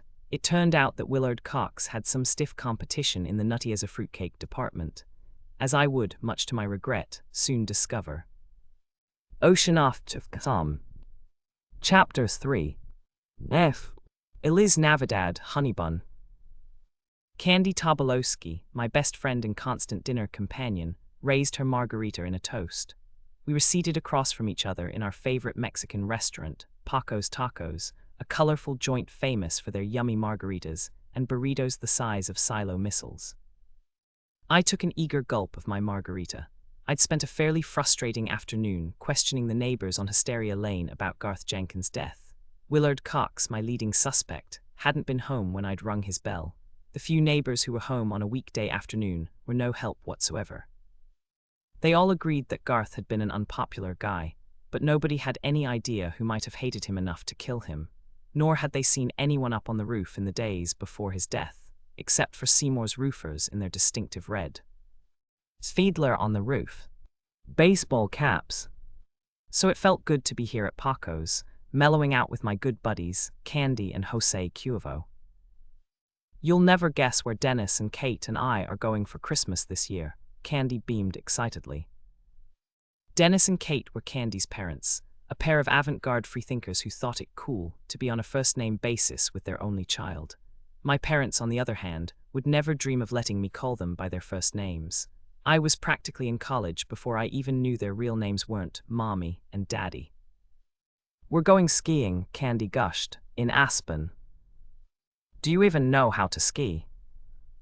Well, no, she admitted, but it doesn't matter. I can fake it. Candy, I don't think you can fake skiing. We'll take lessons, it'll be fun. She grinned at me over her margarita, and suddenly I was flooded with envy. Candy would have fun. I could just picture her sipping hot toddies by a roaring fire, flirting with a cute ski instructor, while I was sipping Metamucil at the Tampa Vistas clubhouse, listening to my father and Uncle Ed fight over who won at shuffleboard. By now our basket of chips was empty. Final score, Jane, 17, Candy, 1.5, and I was happy to see our waiter approaching with our main courses. I debated between the locale chicken tostada and a simple grilled mahi-mahi. It was an interesting debate, but in the end I went with 2 deep-fried chimichangas smothered with sour cream. Candy, as always, ordered the chicken tostada, which is why she's an enviable size 6 on a fat day. I speared a hunk of guacamole from the top of my chimichanga. Yum. So where are you off to for Christmas? Candy asked, ignoring her tostada, although how anyone can ignore their dinner, even something as boring as a tostada, is beyond me. Florida again. I nodded wearily. What are you going to do with Prozac? You're not taking her with you, are you? Once again, I nodded. You've got to be crazy. Didn't the airline threaten some kind of lawsuit last year?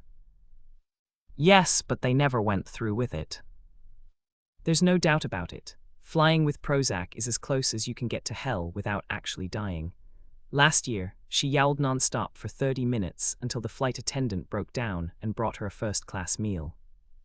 She invariably manages to escape from her carrier and makes a beeline down the aisle for the one person on board violently allergic to cats. Last Christmas, Prozac's victim was not only allergic, but terrified of cats, and ran headlong into an oncoming beverage cart, knocking a carafe of very bad coffee into the lap of a nearby passenger. Hence the threatened lawsuit.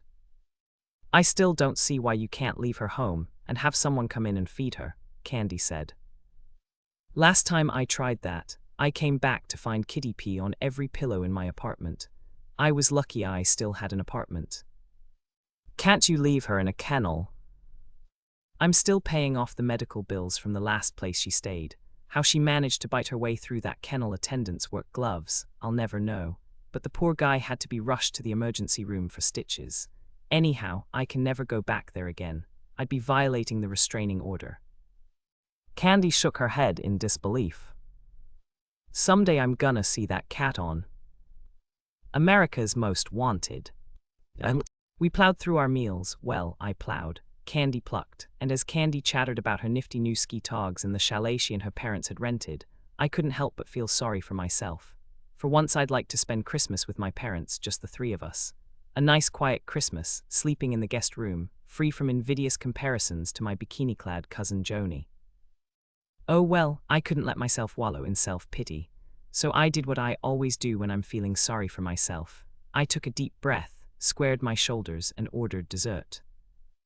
I woke up the next morning still in a funk about my trip to Florida. As I lay in bed, I thought of Candy, enjoying an elegant candlelit dinner with her parents, while I sat watching Uncle Ed pick Christmas turkey from his teeth with a matchstick. But there was nothing I could do about it.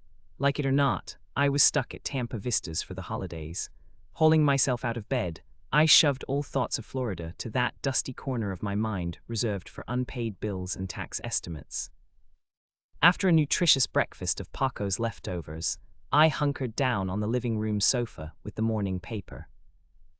A headline in the calendar section caught my eye. Girlfriends Change Lives. I read the article with interest.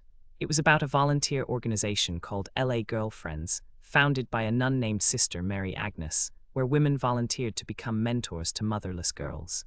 It was a touching story, filled with heartwarming tales of women like May, who'd managed to make a difference in the life of a young girl. And suddenly I felt ashamed. Big time.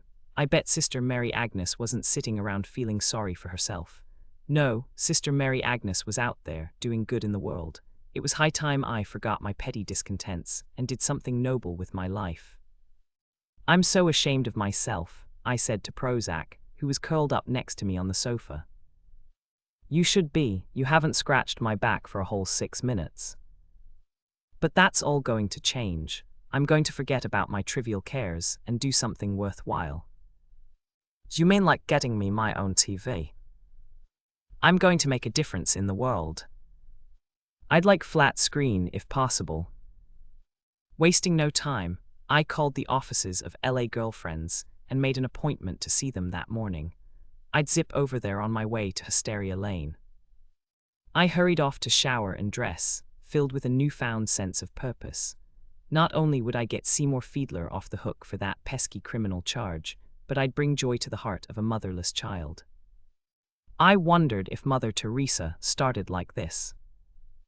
I was hoping to meet Sister Mary Agnes when I showed up at the modest mid-Wilshire offices of LA Girlfriends, but the bird-like woman manning the reception desk explained that the good sister was away on a fundraising tour. I'd be meeting with one of her valued associates, she informed me, leading me down the hallway for my interview. "Ms. Austin," she said, opening the door into a small but sunny office, "meet Tyler Gerard." I blinked in surprise. I hadn't been expecting to see a guy, and certainly not one this cute. He had the kind of boyish good looks I'm particularly fond of. Big brown eyes, sandy hair that flopped onto his forehead, and a smile, as I was about to discover, sweeter than a Hershey's kiss. "So nice to meet you, Ms. Austin," he said, flashing me his sweet smile. "Usually I'm wary when it comes to members of the sloppier sex. You'd be wary, too, if you'd been married to the blob. That's what I call my ex-husband, a charming fellow who wore flip-flops to our wedding and clipped his toenails in the sink. But flying in the face of past experience, my heart was doing carefree little somersaults. "Have a seat," he said, "and I'll tell you about LA Girlfriends." As he talked about how Sister Mary Agnes started LA Girlfriends 15 years ago in a church basement, I found myself staring at the laugh lines around his mouth and wondering if he liked old movies and Chinese food as much as I did. This totally inappropriate reverie went on for some time until I came to my senses. I hadn't come here to meet a guy, I reminded myself. I was here to do good in the world. I quickly banished all romantic thoughts from my mind and forced myself to focus. "So," Tyler said, after he'd finished giving me a rundown on the organization, "tell me a little about yourself." I told him about my life as a jack-of-all-trades wordsmith, writing ads, brochures, resumes, and industrial films, and how lately I'd been wanting to do something more meaningful with my time, to contribute something to society, as it were, and that LA Girlfriends seemed like the perfect venue for my charitable impulses. I chattered on in this noble vein for a while, carefully omitting any references to the Jane Austen who has been known to watch opera in the middle of the afternoon with a cat and a pint of chunky monkey in her lap. He nodded thoughtfully throughout my spiel. "Have you ever worked with young people before?" "I used to babysit when I was a teenager, but I don't know if that counts. Most of the time," I admitted, "the kids were asleep." For what seemed like an eternity but was probably only seconds, he looked into my eyes, saying nothing. I could see he was trying to get a reading on me. "Oh dear Lord," I prayed. "Please don't let him see my shallow, selfish side, the side that filches ketchup packets from McDonald's and tears the do not remove under penalty of law tags off pillows." Finally, he broke his silence with a smile. "I have good vibes about you, Ms. Austin." He had good vibes about me. I was going to be an LA girlfriend. "Why don't you fill out our application? We'll do a background check on you and get back to you in a few days." Phooey, it looked like I wasn't a shoo-in after all. "Don't worry," he said, seeing the disappointment in my eyes. "I don't anticipate any problems. I'm sure you'll check out just fine." He flashed me another achingly sweet smile, and I left his office on a high, ready to start my new altruistic life, thinking of how I'd soon be bringing joy to a motherless young girl. Okay, so I was thinking about that smile of his too. Heck, I'm only human. Ocean off to Sam. Chapter 4. His time, the Coxes were home when I rang their bell. Willard's wife, Ethel, came to the door, a short, rosy-cheeked woman in an old-fashioned house dress and apron, her hair a cap of tightly permed grey curls. "Can I help you?" she asked, wiping her hands on her apron. I flashed her my trusty Century National card and told her I was an insurance investigator looking into Garth's death. It had worked so well with Kathy Jenkin, I figured I'd try it again. "Oh my," she said, shaking her curls in disbelief. "I still can't believe that poor man is dead." "You didn't happen to see anybody on the roof in the days before he died, did you?" "Only those roofers," she said, "the ones with the red baseball caps." "Do you mind if I talk to your husband? Maybe he saw something." She hesitated a beat, trying to decide whether I was a burglar posing as an insurance investigator. "I guess I passed inspection." "Come in, won't you, MS?" What did you say your name was? I didn't get a very good look at your card. Austen, Jane Austen. Such an interesting name, she said, her eyes lighting up. Are you any relation to the real Jane Austen? Afraid not, I smiled weakly, having answered that question about 8,976 times in my life. Willard's out back, she said, waving me inside. Come with me. I followed her past a living room that clearly hadn't been decorated since Nixon was president, and into her homey kitchen. I was just fixing lunch, she said as my eyes zeroed in on a bowl of egg salad on her kitchen counter, thick with mayo and studded with chunks of hard-boiled eggs. Yikes, it looked good. I hadn't had lunch and I was starving. He's in the yard. Who? I asked, lost in thoughts of egg salad. Willard, my husband. Oh, right. He's putting CDS in the orange trees. CDS in the orange trees.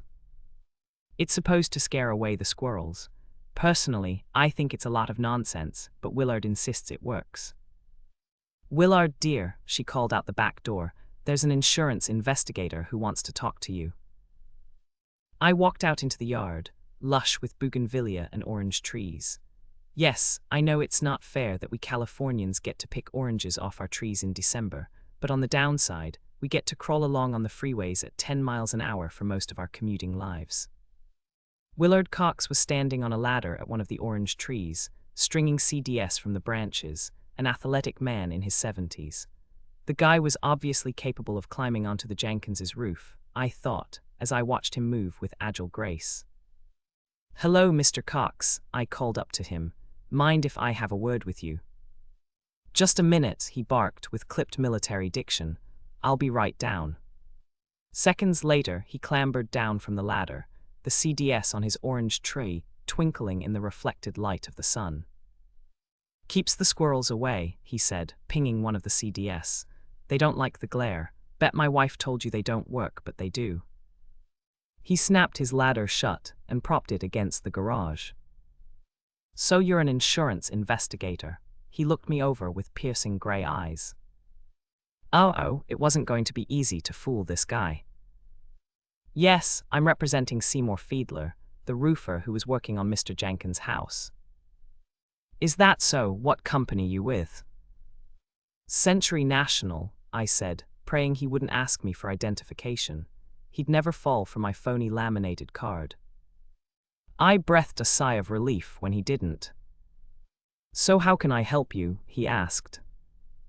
We at Century National don't believe Mr. Jenkins' death was an accident. We believe someone tampered with the shingles on the roof. What are you saying? You think it was murder? Yes, we do. It wouldn't surprise me. I hate to speak ill of the dead, he said, not hating it a bit, but that man was a no-good cheat and a liar. I heard he beat you a few times in the Christmas decorating contest, I prompted. Blood rushed to his weathered face. He didn't win fair and square. He bribed the judge, that's why he won all the time.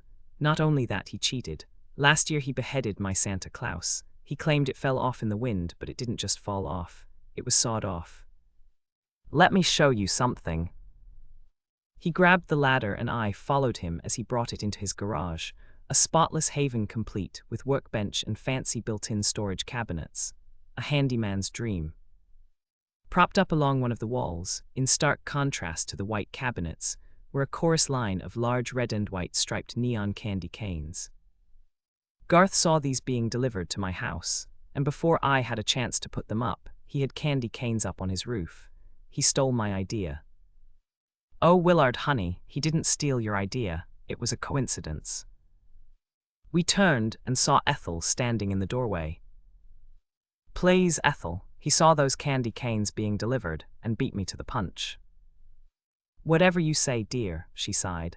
I just came to tell you lunch is ready. You're welcome to join us if you like, Ms. Austen. I've made an extra sandwich. Oh no, I said, thinking of all the mayo in the egg salad. Not after those chimichangas I had last night. I really had to exercise some self-restraint if I expected to cram myself into a bathing suit in Florida. Thanks, but no. 2 minutes later I was sitting across from Willard and Ethel, at their vinyl-topped kitchen table, tucking into one of Ethel's heavenly egg salad sandwiches. "What can I say? I'm impossible."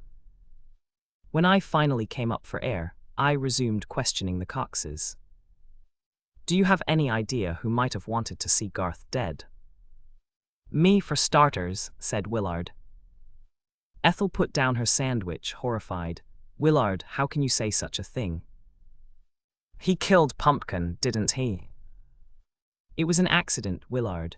A tragic accident. I simply can't believe Garth would run over a helpless little poodle on purpose." "Well, I can." At that moment, there was so much hate in his eyes. I thought he really might be the one who sabotaged the roof. "I can't pretend I'm sorry he's dead," he said, as if reading my thoughts, but I didn't do it. "Anybody else on the block dislike him enough to want to see him dead?" I asked. "There's Mrs. Garrison next door," Willard said. "She hated his guts ever since he reported her to the city for illegally removing a tree from the front of her house. She had to pay a big fine, and she was furious." "You think she might have loosened those tiles on the roof?" "I doubt it," Ethel smiled wryly. "She's 86 and uses a walker." "How about Libby Brecker?" Willard suggested, beginning to enjoy this game of finger-pointing. "She looks like a potential killer to me." "What an awful thing to say, Willard." "I'm serious," Willard insisted. "There's something about that woman that's downright creepy. She's just a little too perfect, if you know what I mean, like one of those Stepford wives." "Just because she takes pride in her house doesn't make her a Stepford wife." Ethel rolled her eyes, exasperated. "I haven't felt right about Libby since the day she moved in," Willard said, ignoring his wife's objections. "They say she's a widow. I'd like to know what happened to her husband." "I'm sure he died of perfectly natural causes," Ethel said, taking a dainty bite of a gherkin pickle. "That's the trouble with you, Ethel. You're too trusting. You believe any cock and bull story someone hands you." "What was Libby Brecker's relationship like with Mr. Jenkin?" I asked, steering the conversation away from Ethel Cox's personality flaws and back to the murder. "Hated him," said Willard. "I'm afraid she did," Ethel conceded.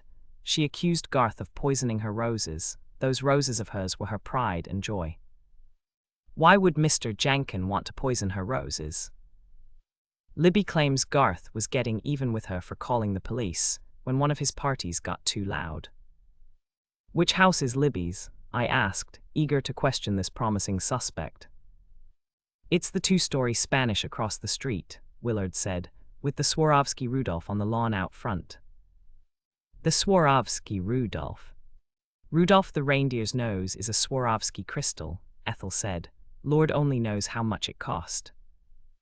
"I tell you," Willard said, wagging his gherkin at me, "there's something strange about that woman." I thanked the Coxes for their time and their egg salad and headed back outside, contemplating the nature of life on Hysteria Lane. Who would have thought there'd be so much hostility lurking beneath the surface of this picture-perfect block? It made the Middle East look like a picnic in the Amish country. I was in the middle of a war zone, all right. Trouble was, I didn't know the good guys from the bad.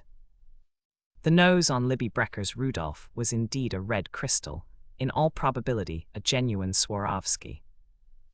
I found Libby on her lawn spritzing it with Windex. She was a plump woman with bright brown eyes and hair so glossy, I could practically see my face in it. Once again posing as an insurance investigator, I flashed her my Century National card and explained that I was looking into Garth's death on Seymour's behalf. "If it's all right with you, I'd like to ask you a few questions." "Go ahead," she chirped. "Ask away." By now she was down on her knees, buffing the runners on an elaborate wooden sleigh that was probably once owned by Currier and Ives. I asked her if she'd seen anyone on the roof in the days before Garth's death, and like everybody else I'd spoken with, she gave me the same disappointing answer. Just the roofers, who, incidentally, seemed to be doing an excellent job. I was thinking of using them myself, but after what happened to Garth. "That's not going to happen." Poor Seymour. I was certain most people would react the way Libby had. If word of Garth's death got around, his business would be ruined. Of course, Garth was foolish to go up on the roof in the first place, she said. You really need to hire a professional for that, I always do, but then I'm acrophobic. Dreadful fear of heights, she added, in case my vocabulary didn't extend beyond three-syllable words. I get dizzy in high heels. Ha ha. Translation. If you're hinting at foul play, sweetie, don't even think of trying to pin this on me. Are you sure you didn't see anyone else up on the roof, other than the roofers? Oh my gosh, she cried, hitting her forehead with the palm of her hand. I just remembered. At last, a lead. My cookies, she said. I've got cookies in the oven. So much for leads. Come on inside and we'll talk there. I followed her into her house, past a border of newly planted rose bushes, little stubs with the nursery tags still on them, probably replacements for the ones that had been poisoned. Take your shoes off, Libby instructed, kicking hers off. I just waxed and buffed the floors, and I don't want to track in any mud. We put our shoes on something Libby called her mud rug, an area rug so pristine, it was hard to imagine it had ever been sullied by a speck of actual mud. I'll be right back, she trilled. Make yourself comfortable in the living room. She pointed to a room off the foyer, and then scurried to the back of the house. I made my way through an arched entranceway to the living room. Yikes, I thought, looking around. The place was a real-life issue of Martha Stewart living. The furniture was upholstered in a palette of white and beige, accented by colorful throw pillows and strategically placed vases of fresh-cut flowers. Cinnamon spice potpourri scented the air, and framed in the window was a magnificent Christmas tree, studded with what looked like exquisite handmade ornaments, angels and snowflakes and fragrant pomander balls. What a masterpiece. It made the one at Rockefeller Center look like a blue light special at Kmart. I wondered if the resourceful Libby had grown the darn thing herself. Padding around the room in my socks, hoping I wouldn't skid into a tailspin on the freshly waxed floors, I came across a pine etager filled with artfully arranged photos and mementos. There was Libby on the beach with a sunburned, pot-bellied man, both of them wearing leis, smiling into the camera. Her deceased husband, I presumed. There were several pictures of twin boys at various stages in their lives, from diaper days to high school graduation. But what caught my attention was a framed newspaper photo of Libby grinning at the camera, clutching a trophy. The headline above the photo read, Libby Brecker, 42, wins annual rose competition for 5th consecutive year. And indeed, proudly displayed and dramatically lit on a center shelf, were 5 golden trophies from the West Lowes Angels Gardening Club for Most Beautiful Rose. Interesting, I noted, how the roses got better shelf space than her husband and kids. Libby was crazy about her roses, all right. Crazy enough, I wondered, to have killed someone she thought poisoned them. I see you're looking at my family pictures. I turned to see Libby sailing into the room with a tray of cookies and milk. The twins just went off to college this year, she said, putting the tray down on a gleaming pine coffee table. Golly, I've missed them. Empty nest syndrome, you know. Why did I get the feeling she was secretly relieved not to have to worry about the twins tracking mud onto her floors? I brought us some cookies. She waved me over to the matching white sofas that fronted the fireplace, and I sat across from her, sinking into a luxurious down cushion. Have one, she offered, they're chocolate chip. As if I didn't know, I can smell a chocolate chip cookie baking in Pomona, and these looked particularly scrumptious, studded with chunks of chocolate and walnuts. Of course, I couldn't possibly allow myself to have a cookie, not after the brownie I'd just had at Willard and Ethel's. Okay, so I had a brownie at Willard and Ethel's. Okay, 2 brownies. Oh, don't go shaking your head like that. I'd like to see what you're eating right now.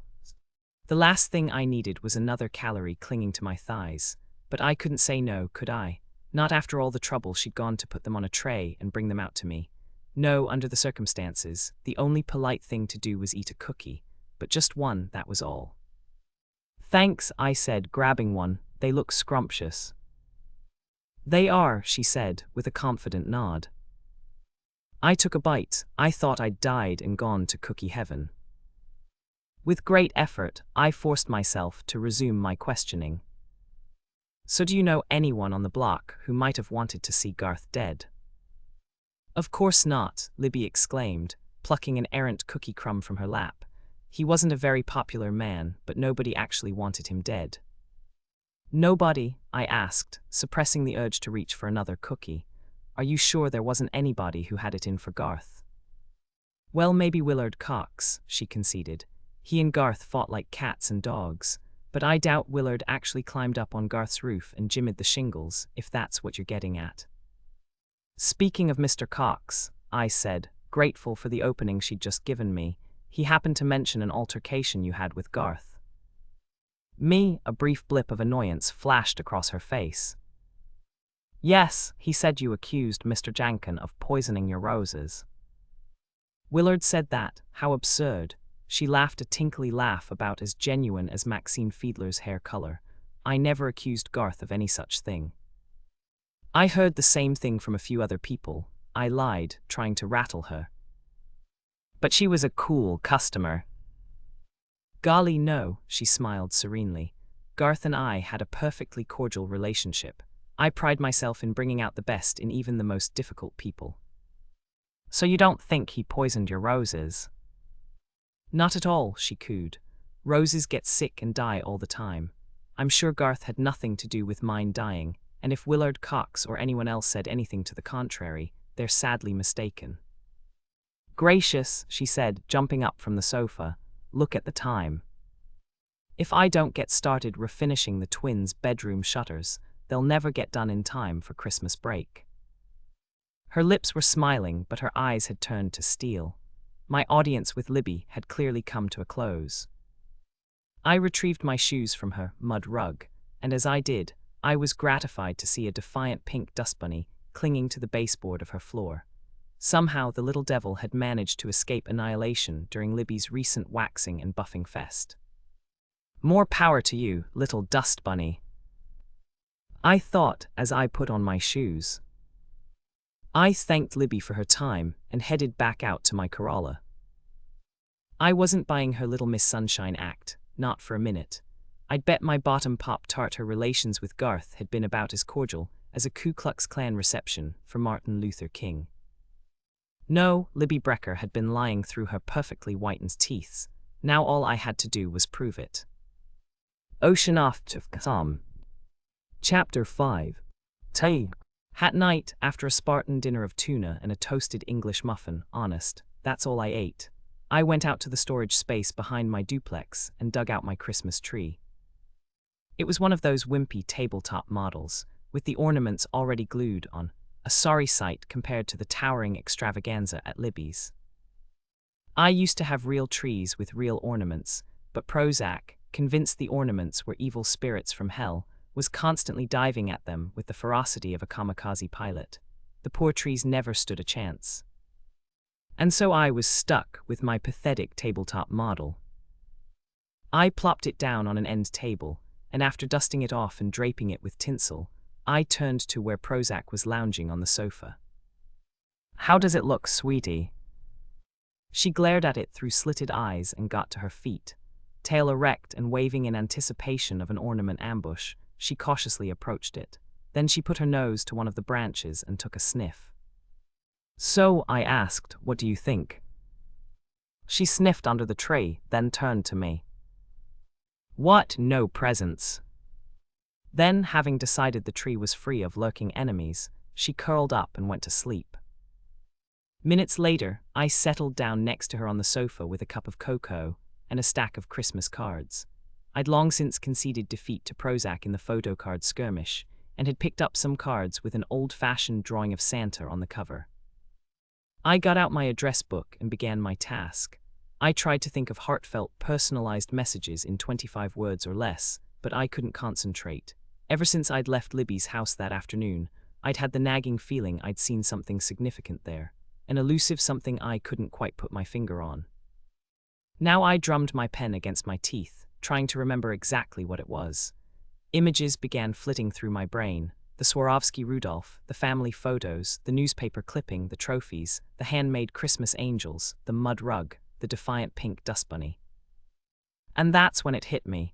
It wasn't a dust bunny I'd seen clinging to Libby's baseboard, it was a piece of flocking. Pink.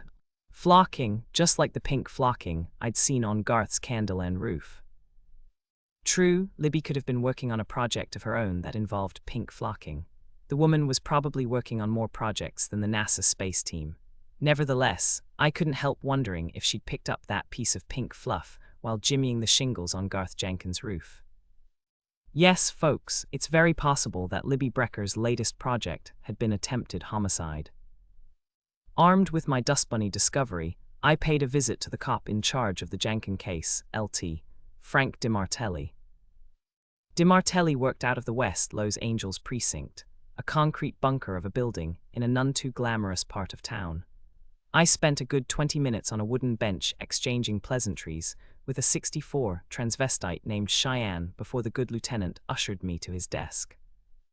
A laconic guy with droopy bloodhound eyes, DiMartelli nodded absently as I told him of my suspicions, all the while fiddling with a chocolate Santa on his desk. Occasionally he picked up a yellow legal pad and jotted down a note, but I had the sneaky suspicion he was working on his Christmas list. In other words, he said when I was through, you're accusing Libby Brecker of murder because you saw a dust bunny on her baseboard. It wasn't a dust bunny, it was a piece of flocking. Are you? Sure. It was flocking. Of course, I'm sure. He shot me a penetrating look from beneath his droopy lids. Pretty sure anyway, I hedged. We'll check into it, he said, when hell freezes over. Okay, so he didn't say the part about hell freezing over, but I knew that's what he was thinking. Clearly he'd written me off as an interfering nutcase. Well, thanks for your time, I said, not feeling the least bit grateful. And bon appetit, I added, with a nod to the chocolate Santa. Then I got up and headed out the door. I glanced back just in time to see him wad up the notes he'd just taken and toss them in the trash. All in all, not a terribly satisfying meeting. There was, however, some good news to report that week. I'd just come home from my fruitless visit to LT DiMartelli and was stretched out on my sofa, trying to dredge up the energy to tackle my Christmas cards.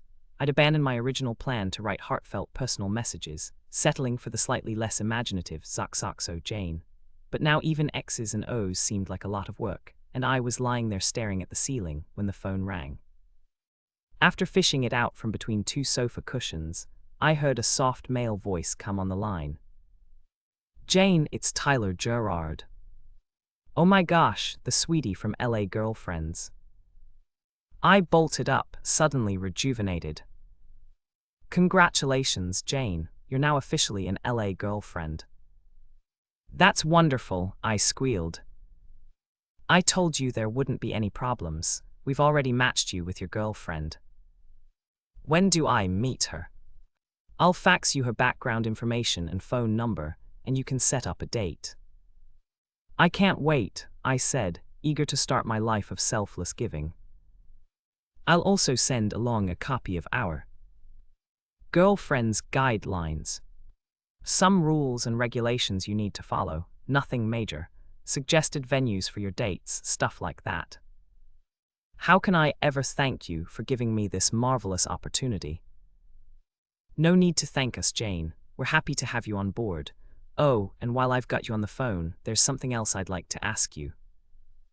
No, I'm not married, and yes, I'd love to go out with you. But he was not, alas, about to ask me out on a date. You mentioned at our meeting that you're a writer. Yes, I am. It so happens we've been looking for someone to write press releases for us. Have you ever done any PR? Okay, so it wasn't a date, but it was the next best thing. A potential job, always a welcome prospect at Casa Austin. Oh yes, I assured him. I've done lots of PR.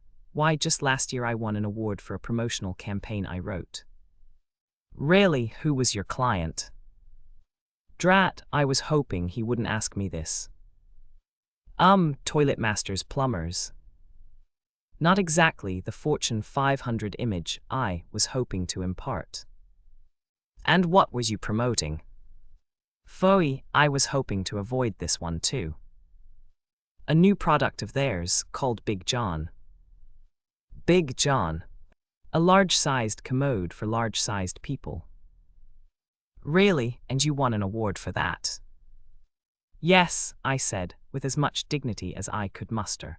The Golden Plunger Award from the Los Angeles Plumbers Association. Miraculously, he did not burst out into gales of derisive laughter. On the contrary, much to my amazement, the next words out of his mouth were, "Do you think you might be interested in doing some work for us?" "Absolutely," I assured him. "Great, I'll introduce you to Sister Mary Agnes at the Christmas party, and you can set up an interview with her." The Christmas party. Yes, every year LA Girlfriends has a big Christmas bash. Sounds like fun. I'll look forward to seeing you there. Was it my imagination, or was there a hint of romance in his voice? Was Tyler possibly angling for an LA girlfriend of his own? I hung up in a happy glow. I'd started out to do something charitable, and already I was being rewarded. Not only was there a possible job on my horizon, there might even be a date with a really nice guy. But the biggest reward, I reminded myself, would be the satisfaction I'd get from making a difference in the life of a motherless girl. Yes, I, Jane Austen, was about to leave the world of the self-involved and become one of life's noble givers. Ocean Chapter 6. I had a date with an angel. Really, that was my LA girlfriend's name, Angel Kavanaugh, a 12-year-old only child living with her dad, whose interests were listed on her profile as outdoor activities and the arts. When I phoned to set up the date, she was in the shower and her father took the call. "We're so grateful you're doing this," he said. "It means the world to us." How wonderful to feel so appreciated. Why hadn't I discovered this volunteer stuff years ago? I asked him what Angel wanted to do on our date, and he said anything I planned would be okay with her. Then I hung up and went into a planning frenzy, making and discarding a dozen ideas. I finally decided that, since Angel liked outdoor activities, it might be fun to drive out to the Santa Monica Pier and toss a frisbee on the beach.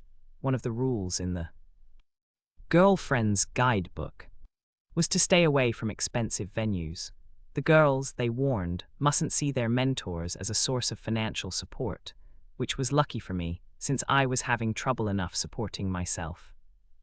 The day of my girlfriend's date dawned clear and bright, with a hint of winter chill in the air. A Los Angeles winter, that is. The temperature had dipped all the way down to the low 70s. A perfect day for a trip to the beach. And so it was with an air of eager anticipation that I fed Prozac her savory salmon entrails and nuked myself a bagel.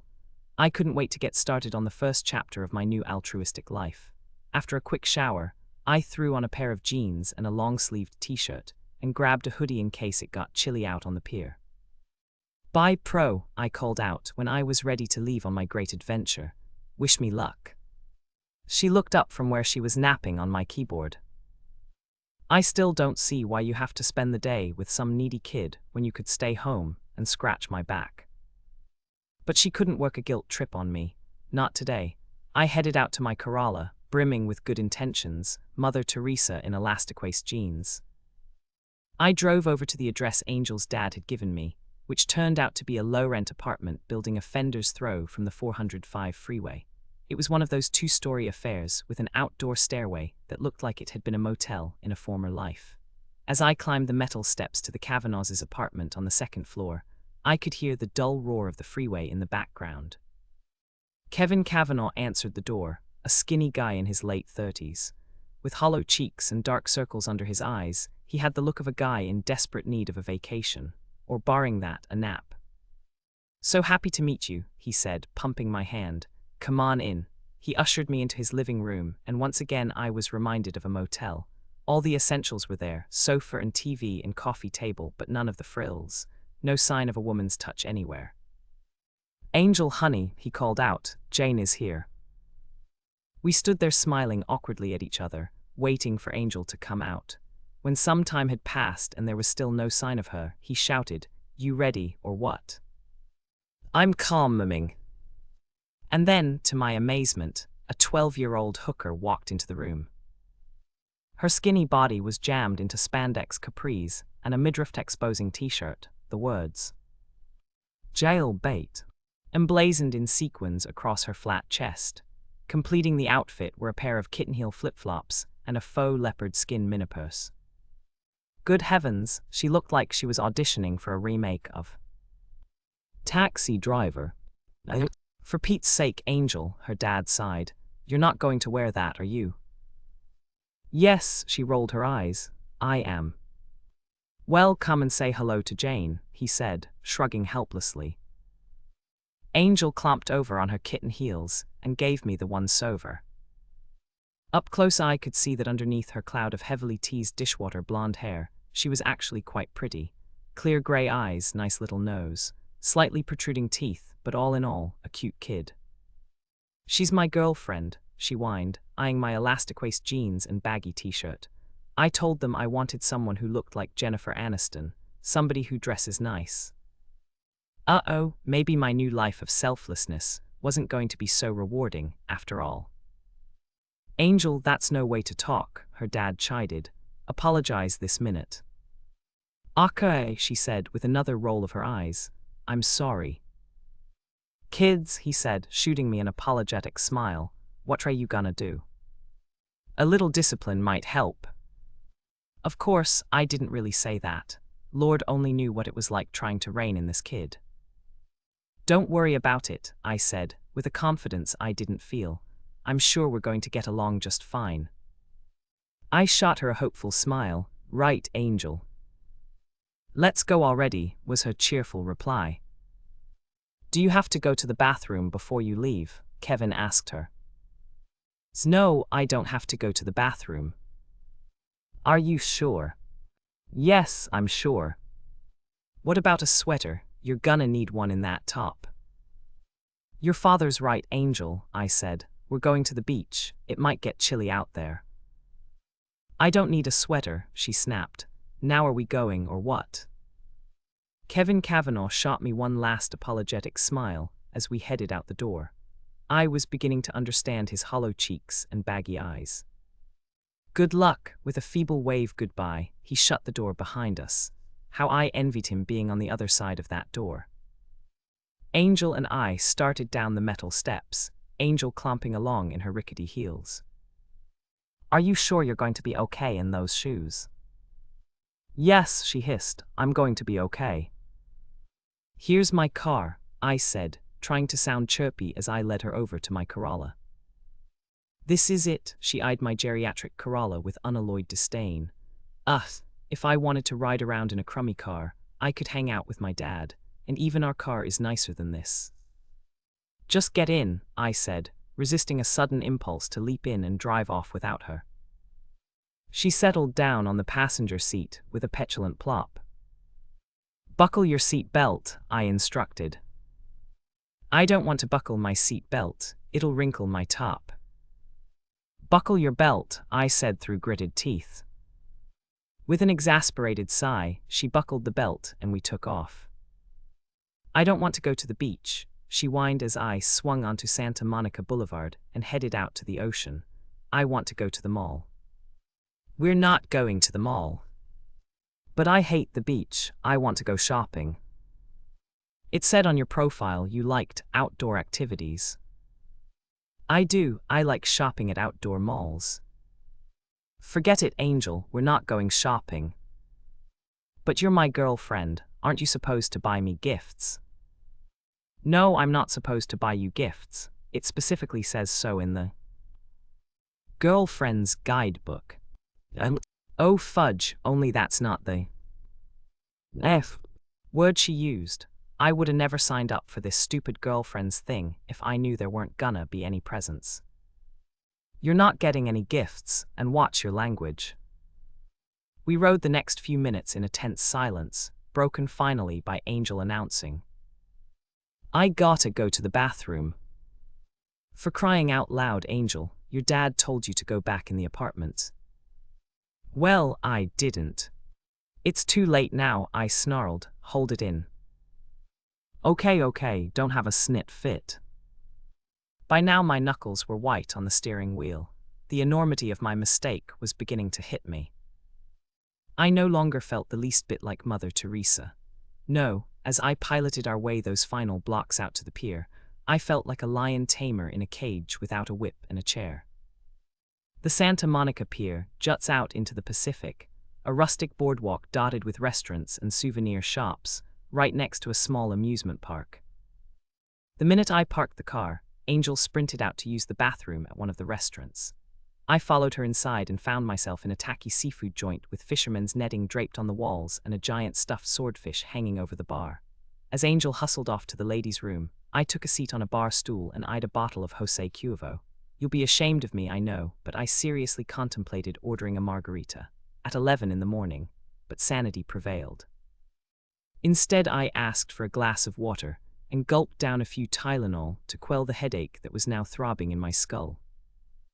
I sat there for a while, waiting for the pills to take effect and ruining the day I ever saw that story in the paper about LA girlfriends. Then I checked my watch and realized that 10 minutes had passed since Angel had gone down the corridor to the ladies' room. That's an awfully long time for a trip to the bathroom, and suddenly I panicked. Dire scenarios began flashing in my brain. What if she'd run away? What if she slipped out a back door, or wriggled out a bathroom window? For all I knew, she was turning tricks in the men's room. Oh Lord, her father would never forgive me. I jumped off the bar stool and raced down the corridor to the ladies' room, or as it was known in this particular establishment, the Little Mermaid's room. Angel, I shouted, pounding on the door, are you in there? Yeah, I'm here. My knees buckled with relief. What's taking you so long? I'm coming. A few seconds later, she sauntered out with enough makeup on her face to stock a CoverGirl display. What on earth have you done to your face? My dad doesn't like me to wear makeup, so I wait till I'm out of the apartment to put it on. I considered making her take it right off again, but I knew it would be a battle royale and frankly, I didn't have the energy. Let's go, I took her by the hand and hustled her outside. So what are we supposed to do now? She asked, squinting into the sun. My first choice, going back inside for a round of margaritas, was clearly out of the question. How about a ride on the merry-go-round? I suggested. Are you kidding? She sneered. That's for kids. What about the roller coaster? Nah, I don't want to mess my hair. Then let's just walk around the pier. Okay, but if we run into any kids from my school, pretend you don't know me. I ground my teeth in annoyance, wondering if anybody would notice if I tossed her over the pier. And right away I felt ashamed. I really had to stop this negative thinking and give the kid a chance. So Angel was a little difficult. That was all part of being a mentor. I bet Sister Mary Agnes dealt with lots of difficult kids over the years. I had to try to establish an emotional rapport, like they said in the Girlfriend's Guidebook, and get her to open up to me. So tell me about yourself, I said. What's your favorite subject in school? Please, I hate that place. It's like a prison. They won't even let you wear bustiers. Do you have any idea what you want to do when you grow up? Marry a rich guy and move to Bel Air. Why was I not surprised? I asked her a few more questions, most of which were greeted with monosyllabic grunts. It was like talking to a fire hydrant. Look, she said when I'd finally run out of steam, there's a souvenir shop. Forget it, Angel, I'm not buying you a present. Well, you have to buy me lunch, she pouted. I'm hungry. For once, we were on the same page. I was a little peckish myself. How about a burger? I said, pointing to a nearby burger stand. I don't want a burger, she whined. I want nachos. Needless to say, they didn't have nachos at the burger stand 2 feet away from us, so we trekked to every restaurant and snack shop on the pier till we finally found a place that sold them. I got a burger and Angel got her precious nachos, and we settled down on a bench to eat them. Mum, this burger is good, I said, wolfing it down with impressive speed. Angel took 2 bites of her nachos and yawned. Then, before I could stop her, she tossed them in the trash. "What did you do that for?" I wailed. "We traipsed all over the pier for those stupid nachos." "I wasn't hungry anymore," she shrugged. "Why did you throw them away? I could have eaten them." "I bet you could," she said, her voice ripe with innuendo. "What's that supposed to mean?" "Nothing," all wide-eyed innocence. "You said you could eat them, and I agreed." "Come on," I wadded my burger wrapper and slammed it into the trash. "Let's go play frisbee." "Do we have to?" "Yes, we have to." "But I'll ruin my shoes." "So take them off." I took her by the hand and practically dragged her down to the beach. "I'm cold," she whined, as we made our way toward the ocean. "Your dad told you to take a sweater." "Well, I didn't." "Take mine." I took off my hoodie and handed it to her. She looked at it like I'd just handed her a dead rat. "Do you want it, or don't you?" "Oh, all right," she said, putting it on. It hung on her tiny body like a bathrobe. I reached in my purse and fished out the frisbee I'd brought along for our carefree day at the beach. Then I tossed it to her, only to have her gaze at it vacantly as it whizzed by. "Do I have to go get it?" she moaned, staring at where it had landed. "It's so far away." "Yes, Angel, you have to get it. That's how playing frisbee works. If you miss the frisbee, you have to go get it." She took her sweet time and sauntered over to pick it up. At the rate she was going, I'd be on Medicare by the time she threw it back to me. At last she got it and tossed it back, a feeble toss that landed practically at her feet. "Now it's your turn to get it," she smirked. My jaw clenched in annoyance. I ran over to her and picked it up. I was standing so close to her when I tossed it back, she had no choice but to catch it. "Okay," I grunted, "now throw it back." I'd had gum surgery more fun than this. Then, to my surprise, she flung her arm back and hurled the frisbee with decathlon force. I watched as it sailed into the ocean. "Your turn to get it," she trilled.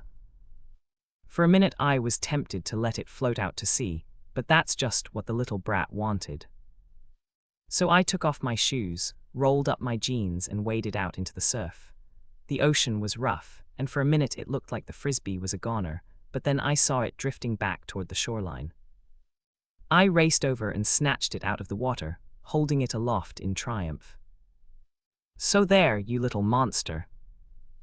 I stood at the shoreline, waving the frisbee at Angel and savoring my victory, which was a major mistake. If I hadn't been standing there flapping that damn frisbee, I would have seen the wave that was about to break right behind me, and break it did, with a big wet thud against my fanny.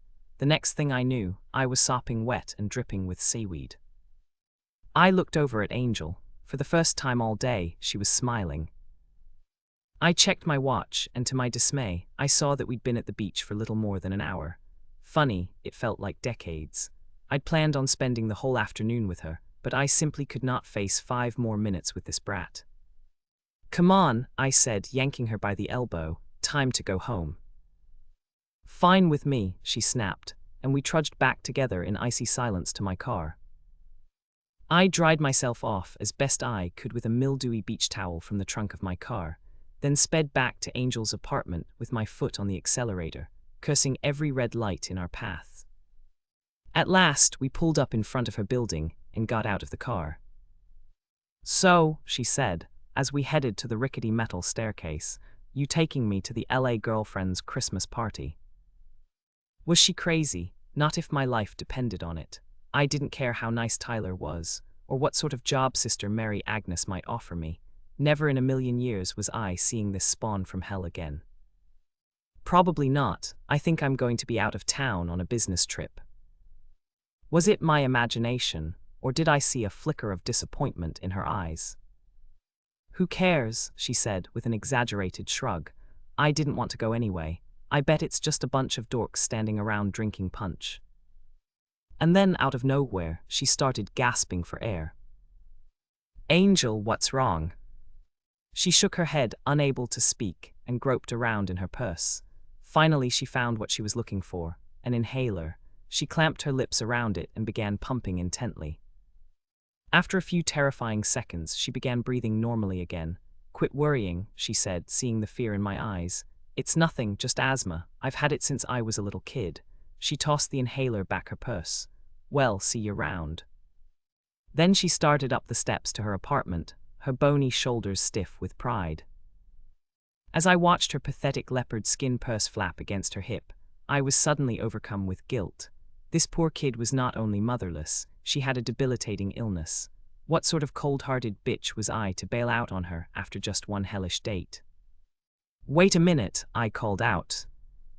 She stopped in her tracks and turned to look at me. "Yeah, what is it?" "That business trip. I think I maybe be able to get out of it." "Don't do me any favors. You just feel sorry for me because I've got asthma." "That's not true," I lied. "I really think I can make it." She shot me a skeptical look. Honest, by now I was begging. "I really want to go." "Well, okay," she said, clomping back down the steps to my side. "And in case you decide to bring me a gift, here's what I want." She thrust an ad torn from a newspaper into my hand. "The kid never gave up, did she?" Then she tore up the steps to her apartment and began banging on the door with the relentless drive of a jackhammer. "Pop," she shrieked, "open up." Kevin Kavanaugh opened the door, his face crumpling at the sight of her. "Back so soon," he called out to me over the roar of the freeway. I pretended I didn't hear him, and with a merry wave, dashed off to the sanctuary of my Corolla. Ocean off to some. Chapter 7. I woke up the next morning, still recuperating from my encounter with Angel Kavanaugh, or, as I was now calling her, Rosemary's other baby. I'd staggered home from our date, damp and shivering, and spent the next hour or so soaking in the tub, Prozac gazing down at me from her perch on the toilet tank. "I told you should have stayed home," and scratched my back. I'd whiled away the rest of the day mindlessly watching sitcom reruns, getting up only to run out for some Chinese takeout. Okay, so I ran out for some Ben and Jerry's, to reward myself for surviving a whole hour and 46.5 minutes, but who's counting, with Angel. Now, after a restless night dreaming I was being chased down the Santa Monica Pier by a giant nacho, I lay in bed, gazing up at the ceiling. I thought about bailing out on LA girlfriends and leaving Angel to another mentor, preferably one who'd spent some time as a prison warden. But then I remembered how vulnerable she'd looked gasping at her inhaler, and I knew I had to give her another chance. Somehow, I vowed, prying myself out of bed, I had to make our relationship work. I'd just sloshed some hearty halibut guts into a bowl for Prozac, and was standing at the kitchen counter, breakfasting on a cold egg roll, when the phone rang. Seymour Fiedler came on the line, sounding light years more cheerful than the last time we'd spoken. "Good news, Jane. I just talked with my lawyer, and I may be off the hook for Garth Jenkins' death." "That's great, Seymour." "Now the cops think it was premeditated murder. In fact, they just brought somebody in for questioning, a guy named Willard Cox. Apparently they found some incriminating evidence linking him to Garth's death." "What evidence?" "I have no idea. All I know is they're questioning him." "Do you want me to continue my investigation?" "You may as well, just in case they change their minds." I hung up with an uneasy feeling in the pit of my stomach. Some of it was probably indigestion from that egg roll, but mainly, I was concerned about Willard. Something in my gut told me he was innocent. I know he hated Garth, but there's a big difference between wishing somebody were no longer around to bother you and actually trying to kill him. Besides, if Willard were really the killer, would he have been so openly vitriolic about Garth? No, my gut was telling me that the cops had brought in the wrong suspect for questioning. But what, I wondered, was the incriminating evidence they'd found? I decided to pay a little visit to Ethel Cox and find out. I made my way past the frolicking reindeer on the Coxes' front lawn and rang the bell. Ethel came to the door, still in her nightgown. A far cry from the happy housefrau I'd met the other day. Her grey curls had lost their bounce, and her once rosy cheeks were drained of color. Ethel, I asked, in what had to be one of the top 10 world's most rhetorical questions, are you okay?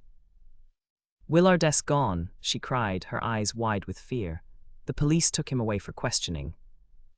Try not to worry, Ethel. They'll probably release him in a few hours. Let me come in and make you some tea. She nodded numbly and allowed me to lead her down the hallway to her kitchen. Minutes later, we were seated across from each other with steaming cups of tea, laced with lemon and plenty of sugar. The warmth from the tea seemed to calm her a bit. Oh, Miss Austen, she said, taking a grateful sip. It's just awful. The police found a fiddler on the roof.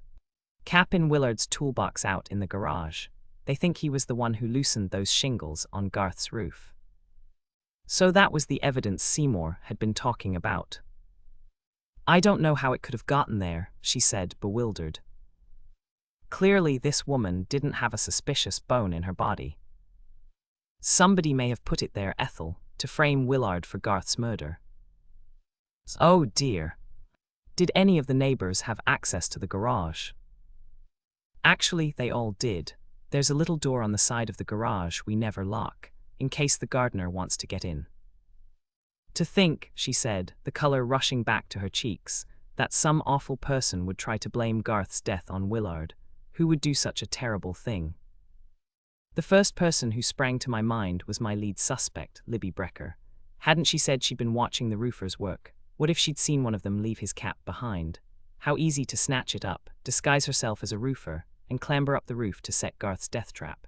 And how easy to slip over when the Coxes were away and plant the cap in Willard's toolbox. My musings were interrupted by the shrill ring of a phone. Oh dear, Ethel said, jumping up. Maybe that's Willard.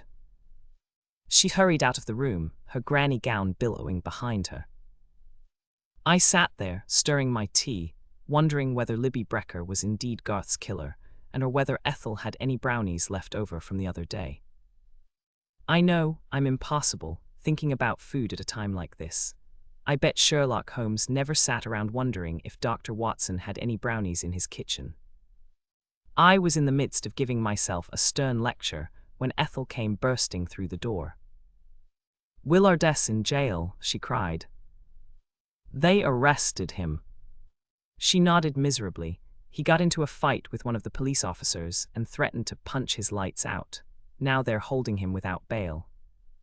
She sank into a kitchen chair, dazed. Oh, Willard, she moaned, what have you done now? Then she turned to me and said, do you know how to write a check, Jane? I nodded, confused. Where the heck had that come from? Willard told me to pay the gas bill. And I don't know how to write a check. Can you believe that? I'm 72 years old, and I don't know how to write a check. She put her head on the table and burst out sobbing. Oh God, what am I going to do without him? I jumped up and wrapped my arms around her.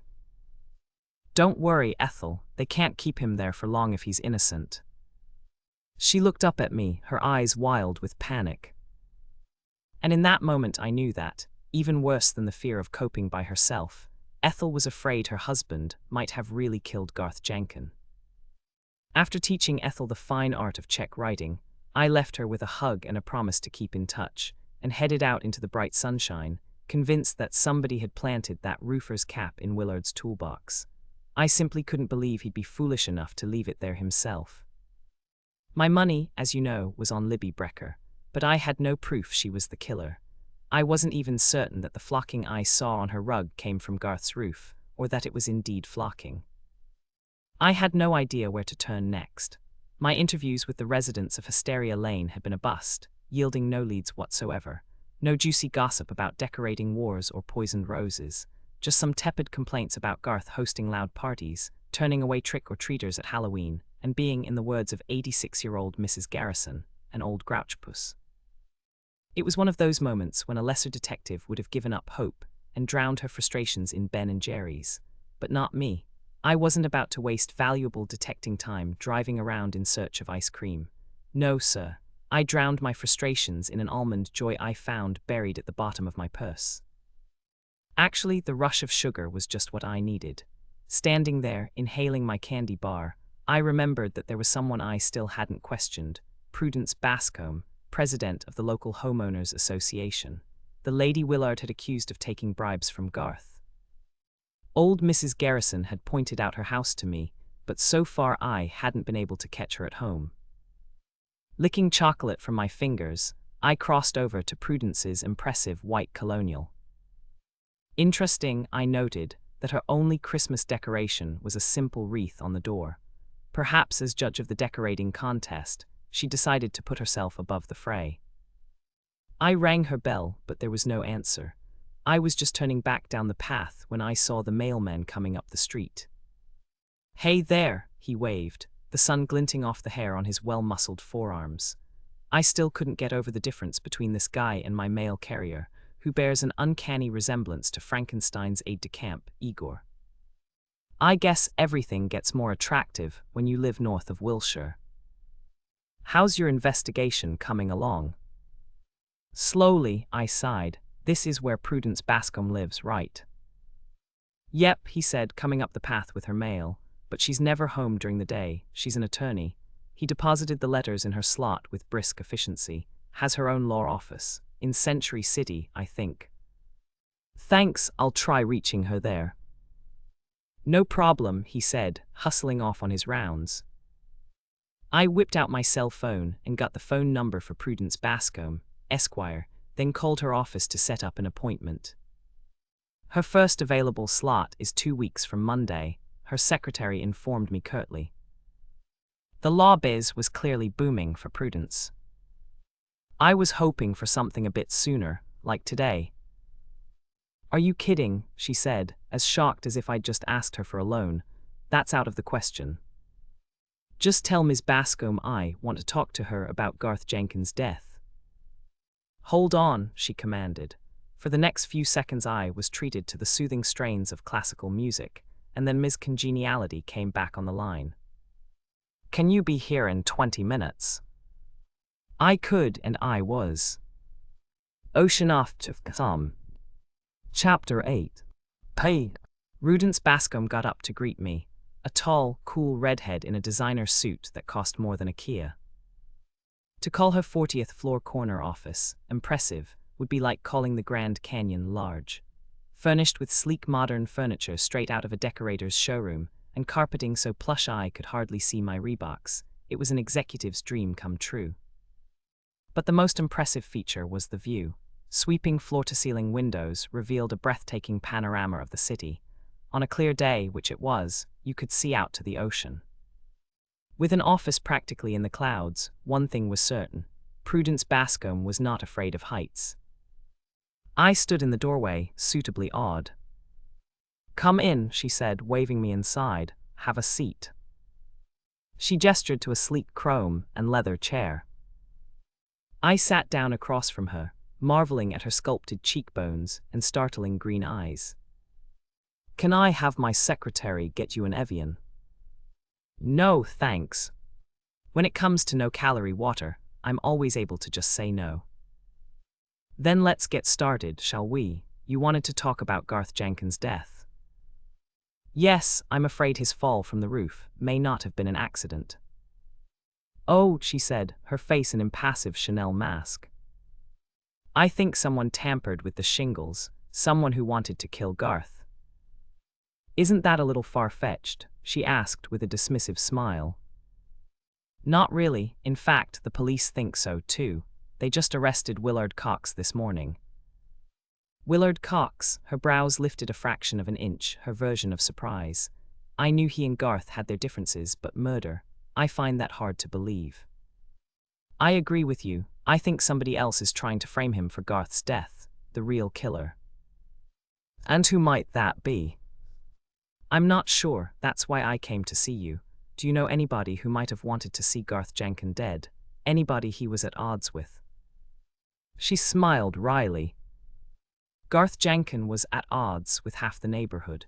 The man made enemies like Pringles makes potato chips, but I can't believe anybody on Hysteria Lane is a killer. Same old, I thought, stifling a sigh. "Wait a minute," she said, tapping a perfectly manicured nail on her cheek in thought. "There. Was somebody else he was fighting with. I sat up, interested. Who? Peter Roberts, Garth's law partner. I heard through the grapevine that he and Garth were going through a particularly vicious split-up. How foolish of me. All along I'd been limiting my suspects to people on Hysteria Lane. I should be known that a guy like Garth would make enemies wherever he went. Not that I'm saying Peter killed Garth, mind you, Prudence quickly added. I'm not about to implicate anybody in a murder. Spoken like a true attorney. Well, she said, her cool smile still lodged firmly in place, if those are all your questions. Just one more, I said, coming to the point of my visit. What was your relationship with Garth like? Mine, she laughed a laugh singularly devoid of mirth. I hardly knew him, just to wave and say hello. You judged his house every year in the Christmas decorating contest, didn't you? For the first time since I walked in the door, a look of discomfort flitted across those gorgeous green eyes. Oh yes, the contest. One of my chores as president of the Homeowners Association. I've really got to step down one of these days. It takes up way too much of my time. He won first prize 5 years in a row, didn't he? She reached for a crystal water glass at her elbow and took a careful sip. Garth may not have been very popular, but he was amazing when it came to Christmas decorations.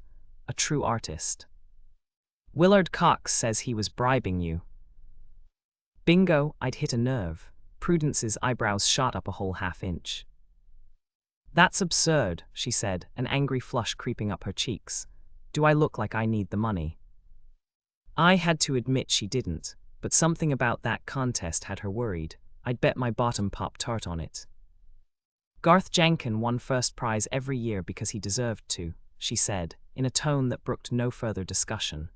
Now if you'll excuse me, I've really got to get back to work. And before I knew it, I was in an elevator, zipping down 40-plus floors to the peon level of the garage. I headed to my car, filled with a much-welcome sense of accomplishment. My 10 minutes with Prudence Bascombe had yielded 2 important facts. Fact number 1, there was something decidedly fishy about the Hysteria Lane Christmas decorating contest. And fact number 2, Garth Jenkin had a law partner who hated his guts. But both of those facts paled in comparison to fact number 3, one I was about to discover as I made my way toward the exit, that parking in Prudence's Century City garage was a jaw-dropping $15 an hour. I made a mental note to write a letter to the mayor about the exorbitant parking rates in Century City and headed back to my apartment for a bite of lunch. In spite of the almond joy I'd wolfed down on Hysteria Lane, I was hungry. I had an untouched order of pork potstickers in my refrigerator, which I intended to demolish the minute I got home. Back in my apartment, I raced past the eternally napping Prozac and made a beeline for the kitchen. I grabbed the potstickers from the refrigerator and put them in the microwave, counting impatiently as the seconds ticked by. It's amazing how long 30 seconds can seem when you're starving. Then, wouldn't you know, just when I'd snatched them out, the phone rang. Arg, why does the phone always ring when you're about to shove a potsticker in your mouth? I'll be right back, I promised the little darlings, and raced to the living room to get the phone. Yes, I growled, answering the dratted thing, probably some stupid telemarketer. Am I speaking with Jane Austen? Yes, what is it? It's Tyler Gerard. Oh shoot, in my frenzy to get at those potstickers, I hadn't recognized his voice. Why had I been so grouchy? I wanted him to think I was sweet and upbeat, not a snarling harpy. Oh hi, Tyler, I gushed. It sounds like you were in the middle of something. Well yes, actually, I was baking cookies for the homeless. Where had that come from? Why on earth had I made up such an outrageous lie? For the Union Rescue Mission, I added in a fit of lunacy, referring to a local soup kitchen. Really, I didn't know they accepted homemade goods. I thought the stuff had to be packaged for security reasons. Oh, they know me down there. I've been doing it for years. In fact, they call me the Cookie Lady. If I told one more lie, I'd be struck by lightning. So, he asked, how was your date with Angel Kavanaugh? Fine, terrific, we definitely began to bond. Would the whoppers never end? That's so gratifying to hear. It's always nice to know we've made a good match. I hope we'll see you at the Christmas party. Oh wait. I smelled a significant other lurking in the wings. Yes, I told Sister Mary Agnes all about you, and she can't wait to meet you. I breathed a sigh of relief. The she and his we was Sister Mary Agnes. Well, you'd better get back to those cookies. Cookies? For the homeless. Oh right, my cookies. I hung up, vowing to someday actually donate cookies to the homeless, and praying that Angel wouldn't spill the beans about our disastrous date. Then I hurried back to the kitchen for my pot stickers, whose heavenly aroma had now drifted out into the living room. What happened next was absolutely heartbreaking. Sensitive readers may want to get out their hankies. I bounded into the kitchen, only to find Prozac curled up on the kitchen counter, belching softly, surrounded by what just 5 minutes ago had been my pot stickers. Now they were mangled bits of dough, pathetic dims, some corpses. Prozac, the little devil, had burrowed her way through the doughy wrappings and devoured every speck of pork inside. Prozac, I wailed, how could you? That was my lunch. And quite delicious it was, too. I picked up a limp piece of dough and stared at it balefully. How can one cat eat so much, so fast? Pretty impressive, huh? For a desperate instant I considered eating the shards of dough, but don't have the vapors. I didn't. Instead, I had a nutritious lunch of English muffins and martini olives. After which, I put in a call to Garth's law partner, Peter Roberts. Law offices of Jankin and Roberts, a perky receptionist answered. Oops, I mean law office of Peter Roberts. Interesting, I noted, that Jankin had top billing in the law practice. May I help you? She asked in a friendly voice, about a zillion times more friendly than Prudence Bascombe's dragon lady secretary. I asked if I could speak with Peter. Oh, I'm so sorry, he's in court all week. Would you like to leave a message? Once again, I posed as an insurance investigator looking into Garth Jenkins' death, and asked her to please have Mr. Roberts call me back as soon as possible. Of course, she promised. I'll get the message to him right away. Not 2 minutes after I hung up, the phone rang. Wow, that was fast. Miss Perky really had gotten the message to him right away. I answered it eagerly. Mr. Roberts. No, this is not Mr. Roberts, a no-nonsense woman replied. Am I speaking with Jane Austen? Yes. This is Elizabeth Drake from Century National Insurance Fraud Unit. Gulp, I smelled trouble ahead. Ms. Austen, we received a call from a Mrs. Libby Brecker, inquiring about a Century National investigator named Jane Austen. Damn that Libby. The only Jane Austen we have on our records is you, and you're a customer. A loyal customer, too, I hastened to assure her. Be that as it may, I must insist that you cease posing as a Century National representative, or we shall be forced to terminate your policy. After much groveling and promising to behave myself, I finally got off the phone. Oh well, it served me right for trying to pawn off my insurance card on Libby. I should be known that a woman who spent her days Windexing reindeer noses would turn out to be a sniveling tattletale. Somewhat shaken from my brush with the formidable Miss Drake, I settled down on my sofa to work on my Christmas cards while I waited for Peter Roberts to return my call. By the time I'd my way through my address book at 5 p.m., I still hadn't heard from him. It wasn't until later that night, when Prozac and I were in bed watching Roman Holiday. Prozac has a thing for Gregory Peck, that he finally called. I launched into my theory about Garth's roof being sabotaged, and asked him if he had any idea who might have done it. I wasn't the least bit surprised to learn he had no idea, none whatsoever. But then I got down to why I was really calling. By the way, I said, trying to sound casual, I hear that you and Mr. Jenkin were on the verge of dissolving your partnership. As a matter of fact, we were. We'd been together 15 years, and we decided it was time to call it a day. It was an amicable parting of the ways. Accent on the amicable. Garth and I were very good friends. He sounded about as believable as a congressman running for office.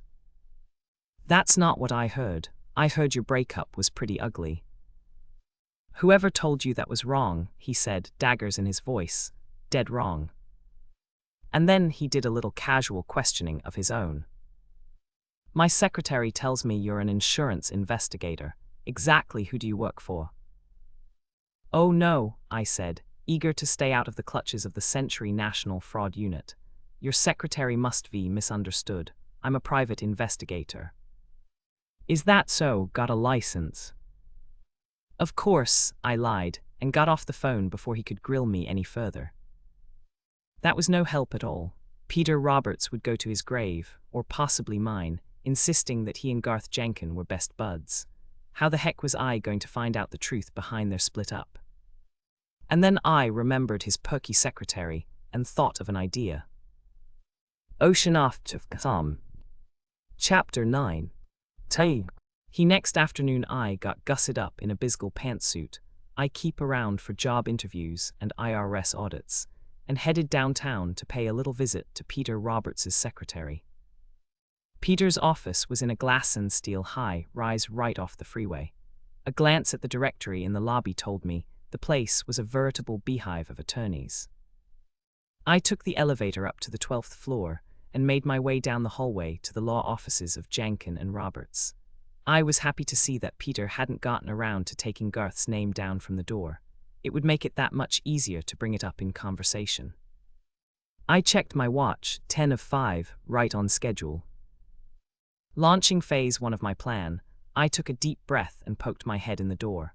Peter's secretary, a pert Latina in her early 20s, sat at her computer, biting her lower lip in concentration as her fingers flew over the keyboard. Oh hi, she grinned when she noticed me. I was relieved to see that she was as friendly in person as she had been over the phone. I'm afraid Mr. Roberts isn't in right now. He's away in court all week. Just what I'd been counting on. Actually, I wanted to talk to you. Me?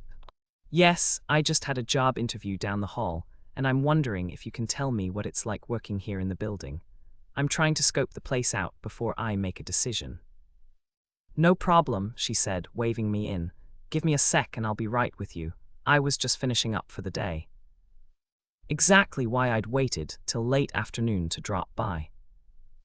I sat down across from her, gazing enviously at her creamy olive skin and eyelashes thick as velvet. I really had to start moisturizing more often. Finito, she closed out her program with a flourish and swiveled to face me. So which attorney did you interview with? Alison Whittaker, I said, reeling off a name I'd seen on one of the offices down the hall, of Whittaker and Wirtz. Her lush lashes blinked in surprise. Alison's secretary is leaving, Betty. Yes, Betty, I nodded. I wonder why she didn't tell me. I guess her husband must. V landed that job in Bakersfield. Hold on a sec, she said, reaching for the phone. I'm gonna call Betty and congratulate her. This was definitely not part of my plan. You can't do that, I cried. Why? Because Betty just went home. I saw her get on the elevator. Oh well, she shrugged. I'll talk to her tomorrow. Much to my relief, she put down the receiver and began filling me in on the doings at Whittaker and Wirtz. You'll like working for Ms. Whittaker. Once in a while she'll ask you to pick up her dry cleaning, but that's about as bad as it gets. Watch out for Wirtz, though. Their office is known around here as Whittaker and Flirts. The man comes on to all the secretaries, which is pretty nauseating considering he has a wife and 3 kids and a gut the size of the Goodyear blimp. He made a pass at me my first day on the job. My boyfriend was furious when he found out. Correction, I should say my fiancé. Hector and I just got engaged last month. She thrust out her left hand, beaming with pride. A tiny diamond sparkled on her wedding finger. How lovely, I cooed. It's a whole half carat. I told Hector I didn't need a real diamond. I said, Hector, cubic zirconia is good enough, but he insisted. Nothing but the best for my Sylvia, that's what he said. That's my name, incidentally, Sylvia Alvarez. I'm Charlotte, I lied, just in case she remembered my name from my earlier phone call. But her mind was miles away from office business. Hector and I are getting married in June, she announced proudly. How wonderful, congratulations. Hey, let me ask you something. She opened her desk drawer and pulled out a copy of Modern Bride. Which dress do you like better? She asked, pointing first to a picture of an elegant Vera Wangish A-line and then to a frilly traditional nipped-at-the-waist model. They're both really nice. But if you had to choose, I guess I'd go with the A-line. Really? Her brow furrowed in doubt. I like the clean lines, but I've always dreamed of getting married in a Cinderella dress. With a figure like yours, you're bound to look great in either one. A little shameless flattery couldn't hurt, and besides, I wasn't lying. The fattest part of her body were her eyelashes. You don't think I need to go on a diet? Why do the skinny ones always want to go on a diet? Absolutely not, I assured her. You look amazing. And then I added, in what I must confess was a brilliant segue, I guess you stay thin working for 2 attorneys. They must keep you hopping. What are they like anyway? Oh, I only work for Mr. Roberts. Mr. Jankin is deceased. She lowered her voice to a confidential whisper. A horrible accident. He fell off his roof putting up Christmas decorations. Did you ever hear of anything so gruesome? I told my father, Pappy, don't you dare put Christmas lights on the roof this year. You could fall and hurt yourself. A tree in the window is good enough. It looked like little Sylvia was a bit of a chatterbox. Now all I had to do was get her to chatter about Garth and Peter. What about Mr. Roberts? What's he like? And just like that, an invisible screen slammed down between us. Oh, he's a very nice gentleman, she said stiffly. Although perfectly willing to share the details of her wedding and her parents' Christmas decorations, she wasn't about to badmouth her boss, not yet, not until she knew me better. Clearly, I'd have to win her trust. Which was where phase 2 of my plan went into effect. So, I asked, is there a place to have lunch here in the building? Oh sure, there's a coffee shop downstairs, the food's pretty good. Any place to unwind after work. There's the Legal Eagle right next door. They have a fantastic happy hour. People from the building go there all the time. Just what I wanted to hear. I love their buffalo chicken wings. I've tried to make them at home, but I can never get the spices right. I think I'm adding too much cumin, or maybe it's chili powder. I always get the C spices confused. Hey, I said, as if I'd just thought of it on the spur of the moment. Want to go there right now? I'm sort of wiped out from that interview, and I could really use a margarita. I don't know, she hesitated. I really should get home. My treat for helping me out. She flashed me another grin. Okay, what the heck? Hector's working late tonight anyway. She locked up the office and off we trotted to the Legal Eagle, phase 2 of my plan now in full swing. With any luck, I'd get Sylvia tootled enough to dish the dirt about Garth and Peter and their amicable split up. Sylvia was right about those buffalo wings. They were scrumptious, spicy but not too spicy.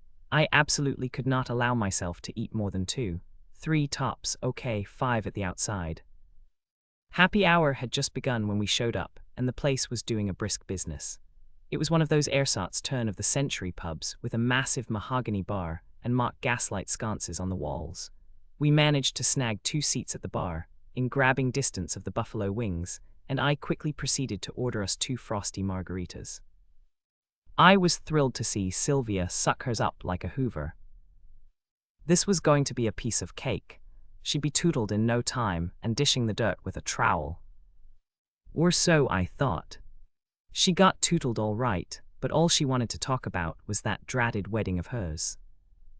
So do you really like the A-line? She asked the minute we were seated. It took me a minute to realize she was still talking about her wedding dress. Oh yes, I assured her, it's lovely.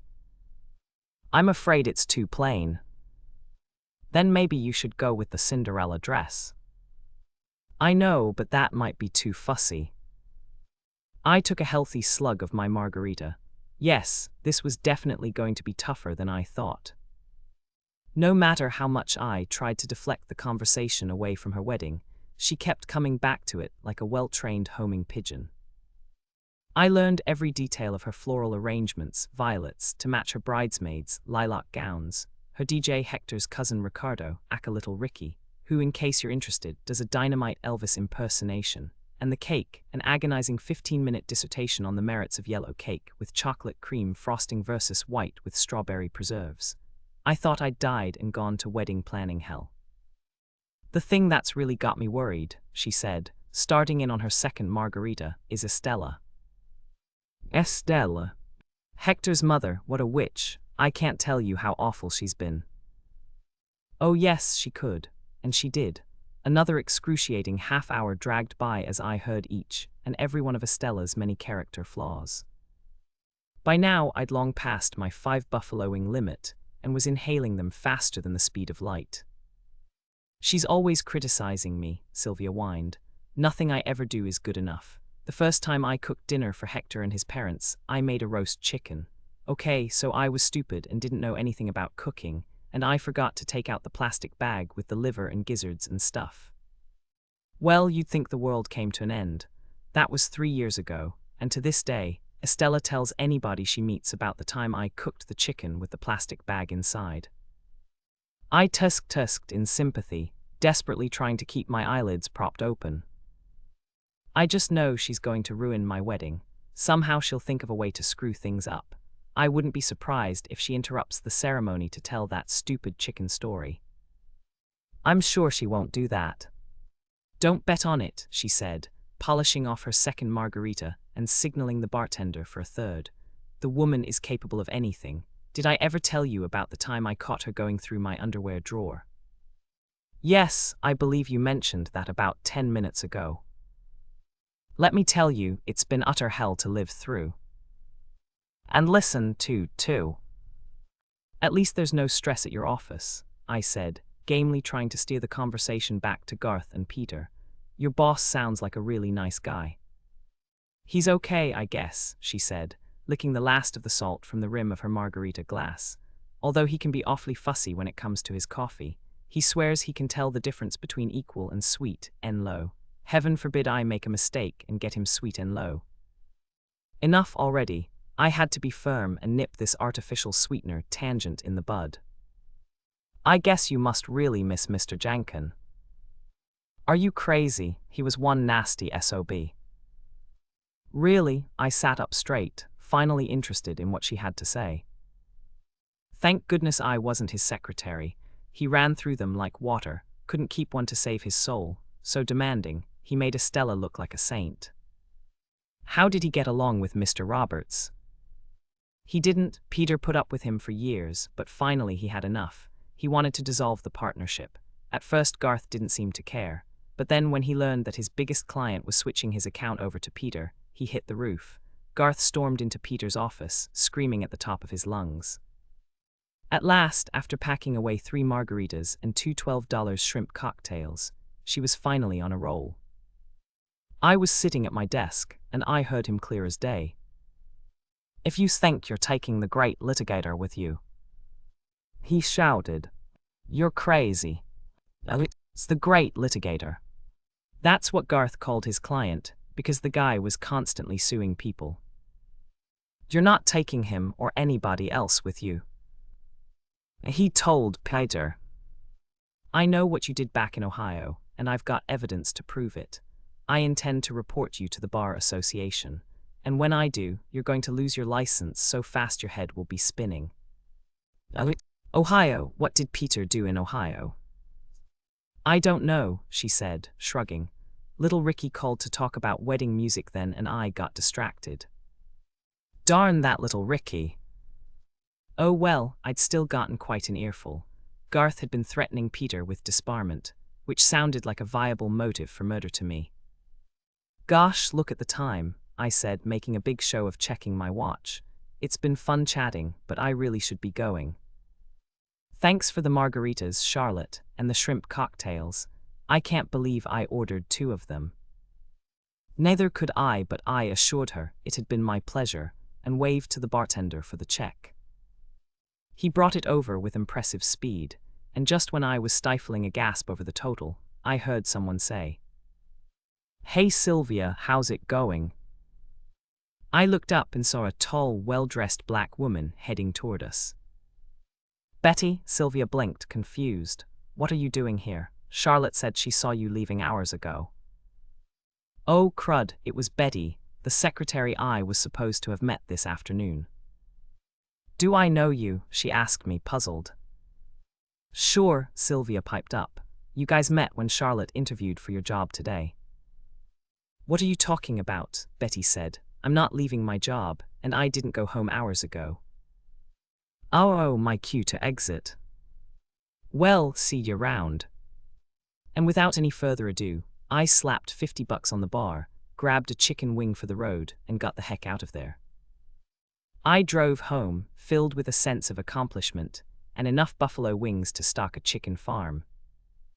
Thanks to my successful, if costly, rendezvous with Sylvia, I now had a new suspect to add to my list.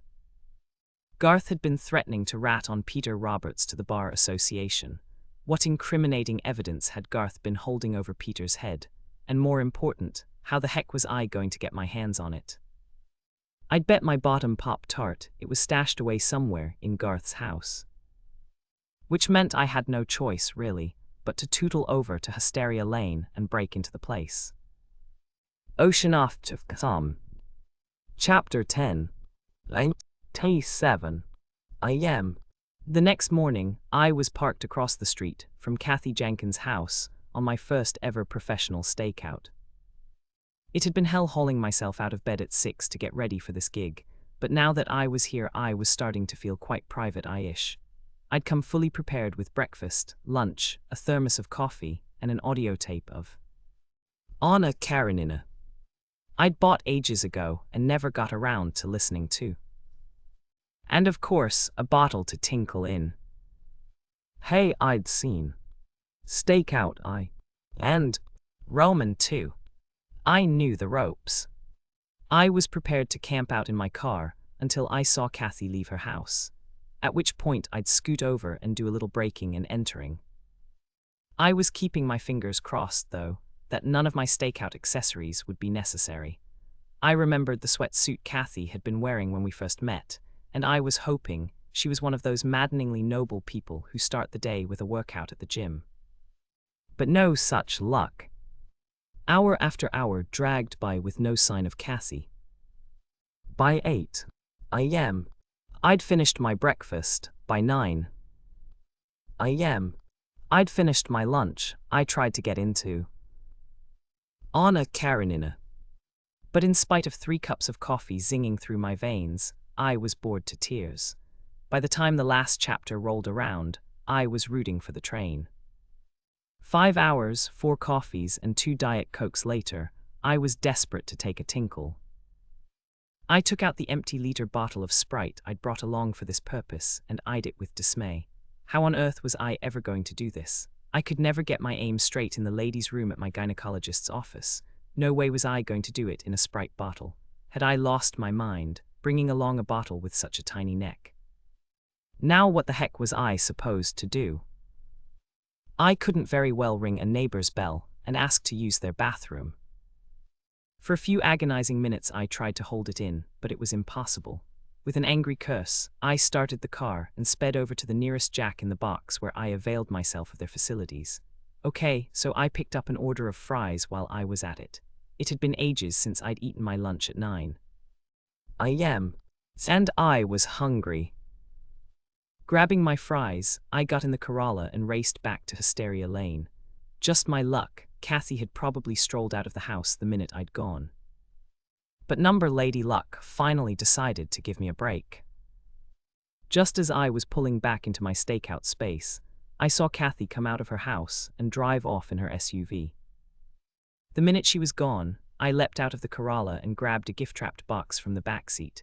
There was nothing actually inside the box. I'd brought it along in case one of the neighbors saw me snooping around.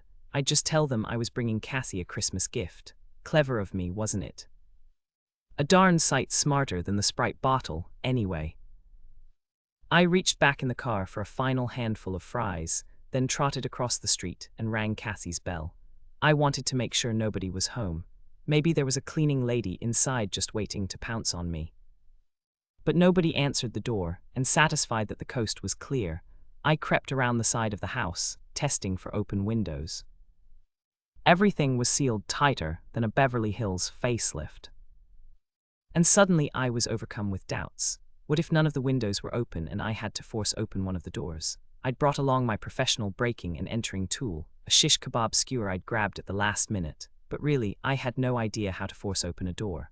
I had a hard enough time getting the wrapping off a CD. What made me think I'd be able to hack my way past a dead bolt? And even if I did, what if Cassie had an alarm system?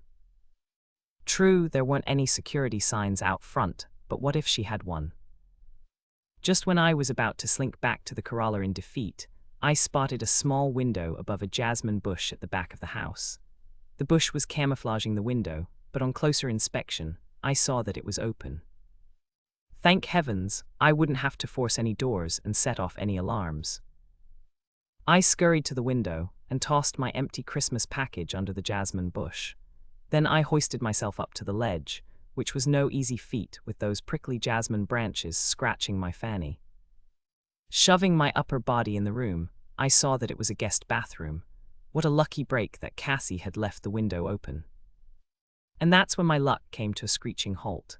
The upper half of my body sailed through the window without incident, but sad to say, my lower half did not have such an easy time of it. Somewhere in the dreaded hip tush zone, I'd come to a standstill. Yes, like 99% of all the bathing suits I've ever tried on in my life, the window frame was too small for me. My hips simply wouldn't squeeze through. In defense of my hips, I should tell you that the window was pretty darn small. That's probably why Cassie had left it open in the first place. Clearly she wasn't expecting any anorexic cat burglars. I should have realized I might not have squeezed through, but I hadn't, and it was too late now. I just have to climb down and give up this stupid breaking and entering plan. I started to push myself back out of the window, but to my horror, I couldn't budge. Oh crud, I was stuck. What a nightmare. Eventually, one of the neighbors was bound to notice a tush hanging out of Kathy Jenkins' house. Why the heck had I scarfed down all those chicken wings last night? Not to mention breakfast and lunch this morning, and that last handful of fries. What if those last few fries had wedged me in for good? By now I was in an advanced state of panic.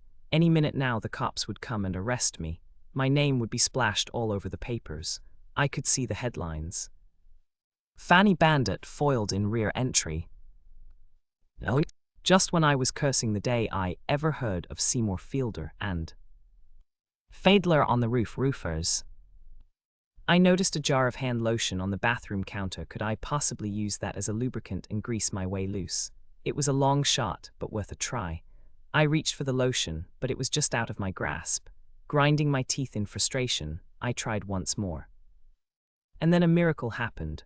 Somehow, in stretching my muscles, I must have loosened up that fraction of an inch I'd needed to set myself free. Because suddenly, I found myself popping through Kathy's window like a human champagne cork. I slid onto her imported tile counter, gasping for air and clinging to a towel rack for dear life. Me and my hips had made it, after all. Plucking jasmine blossoms off my rear, I set out in search of Garth's home office. After everything I'd just been through, I sure hoped he had one. I found what I was looking for at the front of the house across from the living room, a masculine library cum office with built-in bookcases, leather furniture, and hunting prints galore. Very British lord of the manor. But what caught my eye was the cherrywood desk by the window, complete with laptop and hand-tooled leather desk accessories. Wasting no time, I scooted over to it and began rifling through the drawers. The top drawer contained the usual assortment of rubber bands and paper clips, as well as a bottle of Viagra and a lifetime membership card from the Hair Club for Men. I now knew that the impressive mane of hair I'd seen in Garth's portrait wasn't his own, and that he'd needed a little help in the Dipsy Doodle department. All very interesting, but no help whatsoever in my search for incriminating evidence against Peter Roberts. I hoped I'd have better luck with the two deep file drawers on either side of the desk. The first one contained nothing but some old computer manuals and a pair of gym socks, and the other was locked. Oh well, I'd just have to break out my trusty shish kebab skewer and bust the lock open. But as I was about to discover, shish kebab skewers are totally useless when it comes to breaking a lock. After a frustrating 10-minute struggle, I gave up on the skewer and finally managed to pry the drawer open with Garth's marked cross-letter opener. Much to my relief, I saw that it was filled with files. I quickly started rifling through them, first under the P's for Peter, then the R's for Roberts. Nothing. Then I remembered what Sylvia overheard Garth saying to Peter. I know what you did back in Ohio. I looked under the O's, and sure enough there it was, a file labeled Ohio. Inside I found a single piece of paper, a reprint of a newspaper clipping from the Cleveland Plain Dealer, dating back 20 years, about the arrest of Peter Robert Simmons, 19, for grand theft auto. You didn't have to be Sherlock Holmes to figure out that Peter Roberts and Peter Robert Simmons were one and the same. Young Peter had no doubt gone straight, dropped the Simmons from his name and become a successful attorney. And he would have gone on suing people happily ever after if Garth hadn't dug up his criminal past and threatened to rat on him to the Bar Association. All of which meant Peter Roberts had a perfect motive for murder. That clipping had just catapulted him to the #1 spot on my suspect list. I debated about whether I should take it with me and hand deliver it to the cops, but I decided against it. Removing it from the house without a warrant would probably be tampering with state's evidence. I'd just have to leave it there and tell the cops about it later. I was putting it back in the drawer when I saw a familiar name on one of the files. In my earlier haste to find Peter's name, I hadn't noticed it, but now it popped out like a neon sign, right behind Plumbing Expenses. I saw a folder labeled Prudence. I reached for it eagerly and pulled out an 8x10 photo of a gorgeous redhead, posed against a velvet backdrop, wearing nothing but a smile and a G-string. Down at the bottom of the picture it said, Brandy Alexander, stripper extraordinaire. I'd never seen that naked body before, but the face was unmistakable. It was Prudence Bascombe, a lot younger and a lot trashier, but it was Prudence all right. Holy Moses, Garth hadn't been bribing Prudence to win the Christmas decorating contest. He'd been blackmailing her. For all I knew, he was putting the squeeze on her for money, too. What a mother lode of evidence I'd just uncovered. Between digging up dirt on Peter and Prudence, Garth had been one busy little extortioner. Thrilled with my discoveries, I returned Prudence's file to the drawer and headed back out to the foyer. I just hoped Cassie wouldn't notice the mangled lock on the desk. I was about to slip out the front door when I glanced into the living room and saw the bowl of candy canes that had been there the day I first visited Cassie. Gosh, they looked good. Oh, for crying out loud, what was I thinking? Hadn't I just gone through the humiliation of having my hips wedged in a bathroom window? I couldn't possibly allow myself to feed them one more empty calorie. Absolutely not. No way. No how. As if. 2 seconds later I was sprinting into the living room, reaching for one of the little suckers. Just as I was about to grab it, I heard the front door open. Come on in, I heard Kathy saying. Damn it, Kathy was home, and she had someone with her. I looked around for a place to hide, not a closet or armoire in sight, so I made a mad dash for the sofa and crouched down behind it. Please don't let them come into the living room. I prayed. Let them go to the kitchen or the dining room, anywhere but the living room. Come on into the living room, Kathy said. Arg. I can't stay long, babe, I heard a man reply as they walked into the room. I've got to get back to work. Whoa, Nelly, there was a man in the house and he was calling Kathy babe. Something told me this wasn't a condolence call.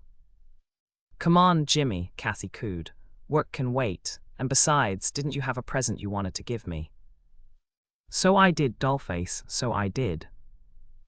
Before I knew it, Kathy and this Jimmy guy were on the sofa, going at it like two crazed rabbits. Clothes started flying, lace bra, thong undies, a pair of boxer shorts. Finally, a man's blue denim shirt sailed over the back of the sofa and landed at my feet. And not just any blue denim shirt. I blinked in amazement when I saw us Postal Service logo on the front. Yikes, it looked like Cassie Jankin was having an affair with the hunky neighborhood mailman. I'll spare you the details of what happened next. Let's just say I'm surprised they didn't set fire to the sofa cushions. Oh, Jimmy, Cassie sighed when it was over. We're going to be so happy together. You'll never have to lift another mail pouch for as long as you live. I've got more than enough money for both of us. Garth left me a very wealthy woman. You know I don't care about money, Jimmy protested feebly. Yeah, right, just like I didn't care about pepperoni pizza. I really gotta get back to work now, babe, he sighed. I still got mail to deliver. The moment I'd been dreading. Any second now, he was going to reach behind the sofa to pick up his shirt and discover me cowering there. I thought about making a run for the door, but was too terrified to move. Don't go, Cassie pleaded. Not yet, how about a nice hot bath for two? Yes, please take a bath. You both need one after the gymnastics you've just been through. Let's make it a quick shower. I got 1,000,000 packages in my truck. Okay, a shower's good too, just go. And they did, limp with relief. I heard them scampering up the stairs. The minute the shower started running, I crawled out from behind my hiding space and raced into the foyer, past Jimmy's mail cart, and out the front door. The last thing I heard as I made my break for freedom was Kathy singing Besame Mucho at the top of her lungs. So much for the grieving widow. My muscles had been through the ringer that afternoon, what with crouching behind a sofa for 20 minutes and being shot like a cannonball from a bathroom window. So the minute I got home, I ran myself a steamy, muscle-relaxing bath, billowing with strawberry-scented bubbles. I sank down into it and sighed in ecstasy. What a difference 48 hours makes. Just 2 days ago, I had one measly suspect, and now I had them coming out of my ears. For starters, there was Kathy Jankin. I was still reeling over the tender love scene I'd just witnessed. Clearly her tears on my first visit had been an act. She probably disliked Garth as much as everybody else, maybe even more. The question was, had she bumped him off to bankroll a happy new life with her macho mailman? Next, there was Peter Roberts. Garth was threatening to expose his criminal past and get him disbarred. Had Peter sent him tumbling to his death before Garth could carry out his threat? And what about Prudence Bascombe, aka Brandy Alexander, stripper extraordinaire? Did she scamper up Garth's roof to put an end to his pesky blackmail demands? Last but not least, there was Libby Brecker. I hope you haven't forgotten that pink flocking stuck to her baseboard. I sure hadn't. No, she was still very much alive and well on my suspect list. So who did it? I asked Prozac, who was sprawled on top of the toilet tank. What do you think? I think it's time you got out of that tub and fixed me dinner. She jumped down from the toilet and started waving her tail in her patented feed me wag. Forget it, Pro. Minced mackerel guts would be nice. It's not going to happen. With bacon bits on top. I am not budging from this tub, not for at least a half hour. There's dry food in your bowl if you want some. But I want minced mackerel guts. More tail waving, accompanied by a plaintive yowl. You'll get your minced mackerel guts in a half hour, not a minute sooner. Okay, be that way. She shot me a dirty look and slunk out the door. I really had to start disciplining that cat more often. The way she bossed me around was disgraceful. No wonder she ran riot on an airplane. She was spoiled rotten. I vowed that from then on, I was going to be a new sterner cat owner. I was lying there, feeling quite proud of the new disciplinary me, when Prozac came sashing back in the room with a brand new pair of pantyhose dangling from her mouth. How that cat manages to open my lingerie drawer is beyond me, but she does it all the time. I'm surprised she hasn't figured out how to call for pizza. I think I'll nibble on your pantyhose while I'm waiting for dinner. Needless to say, 30 seconds later, I was in the kitchen, water puddling around my ankles, opening a can of minced mackerel guts. Prozac stood at my feet, gazing up at me with what I could swear was a smirk. "I thought you'd see it my way. Someday I swear I'm going to put you up for adoption." Yeah, in the meanwhile, don't forget the bacon bits. Ocean off to some. Chapter 11. Why? Oh no, how sometimes you go to sleep with a problem, and you wake up the next morning, and the answer to your problem is staring you right in the face. Well, that may happen to you, but it sure didn't happen to me. I got up the next morning, still clueless about which of my suspects had sabotaged Garth's roof. Oh well, I'd just have to let everything percolate in my brain and hope that the answer would come to me eventually. In the meanwhile, I needed to take time off from the case and go Christmas shopping. Every year I vow to buy gifts early and avoid the last-minute crunch, but you know me, I make a lot of vows I don't keep. See Discipline the Cat vow. In just a matter of days I'd be boarding a plane to Florida, and so far, I hadn't bought a single gift. I couldn't afford to procrastinate 1 minute more. So, fortified with a wholesome breakfast of peanut butter on a Pop-Tart, I headed off to do battle at the mall. I zipped over to Century City and pulled into a coveted parking space right near the escalators, congratulating myself for getting out of the apartment by 10 a.m. and beating the crowds. My game plan was simple. This year, I would not stand in a daze agonizing over what to buy. I would be a kamikaze shopper, choosing my gifts quickly and decisively. It didn't matter what I bought anyway. Whatever the gift, my mom always says, "Oh darling, I could have bought it for less on the shopping channel." Really, if you bought my mom a new house, she'd tell you she could get it for less on the shopping channel. No, this year, I would march into Macy's and buy practical gifts that everybody could return for something they really wanted. No dithering, no shilly-shallying. If I stuck to my schedule, I'd be out of there in an hour.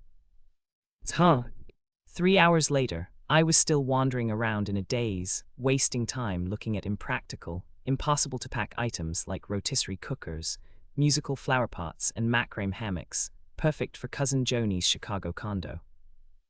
By the time I finally managed to get my act together and pick out my unimaginative assortment of ties, scarves, pajamas, and slippers, the stores were crowded and long lines were snaking at the registers.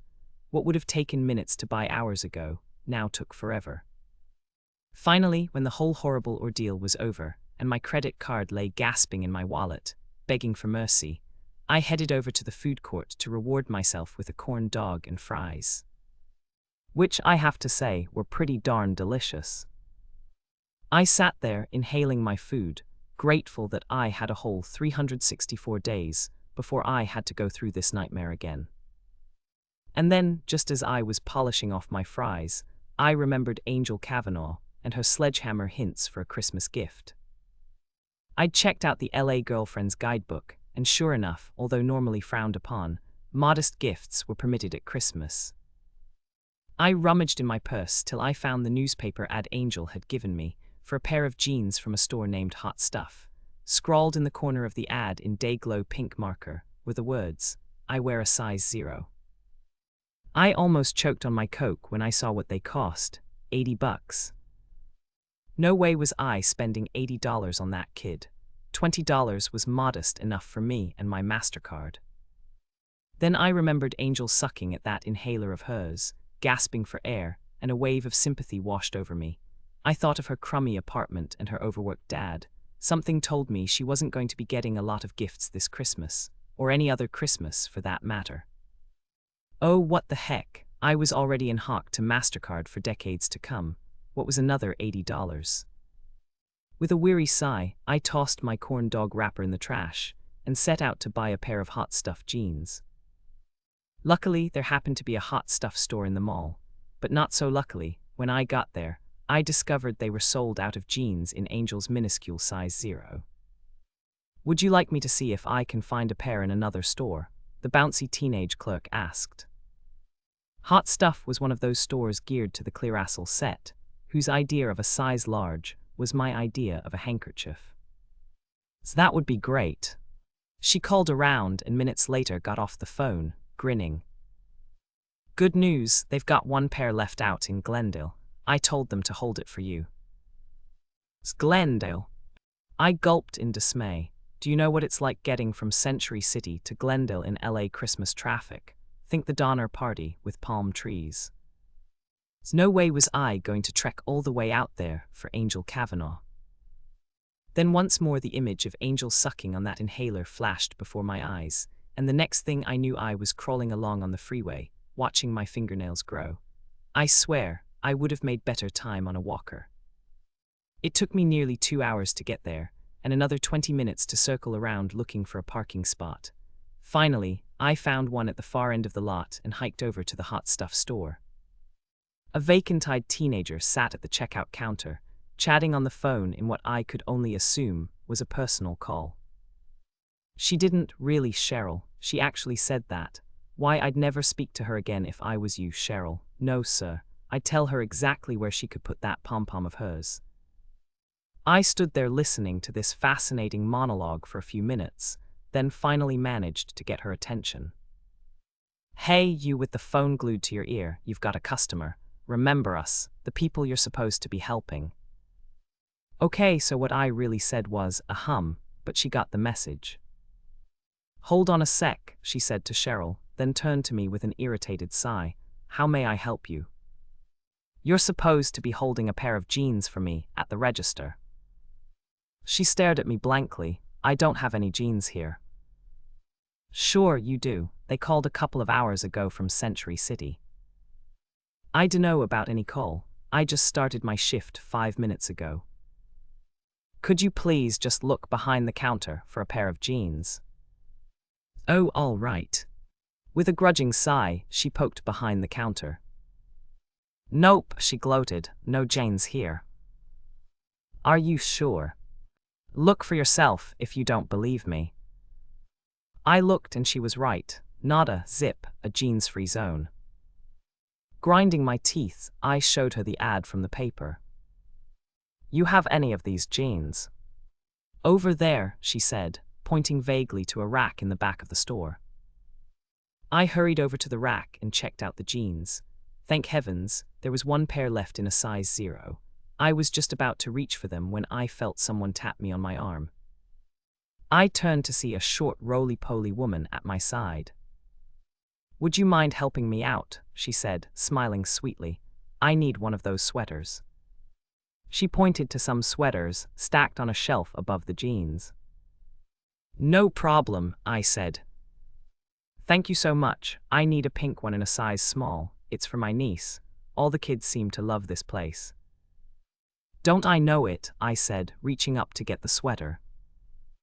I turned to hand it to her, and I saw, to my consternation, that she'd taken my size 0 jeans from the rack. Excuse me, I was going to buy those. Oh, she said, still smiling sweetly. So was I. But I saw them first. Well, I've got them now. For the first time I noticed a glint of steel behind that smile of hers. You don't understand. I called the store and told them to put these jeans on hold for me. What a pity they didn't. I drove out here all the way from Century City in rush hour traffic. And all for nothing, she tusked. Well, thanks for helping me with the sweater. She traipsed off with the jeans clutched to her ample bosom, and I went a tad ballistic. I charged after her, lunging for the jeans like a bull with anger management issues, but she wasn't about to let go of them, not without a fight. And that's exactly what happened. I'm ashamed to say we had a most undignified tussle over those jeans. I leapt into the fray with confidence.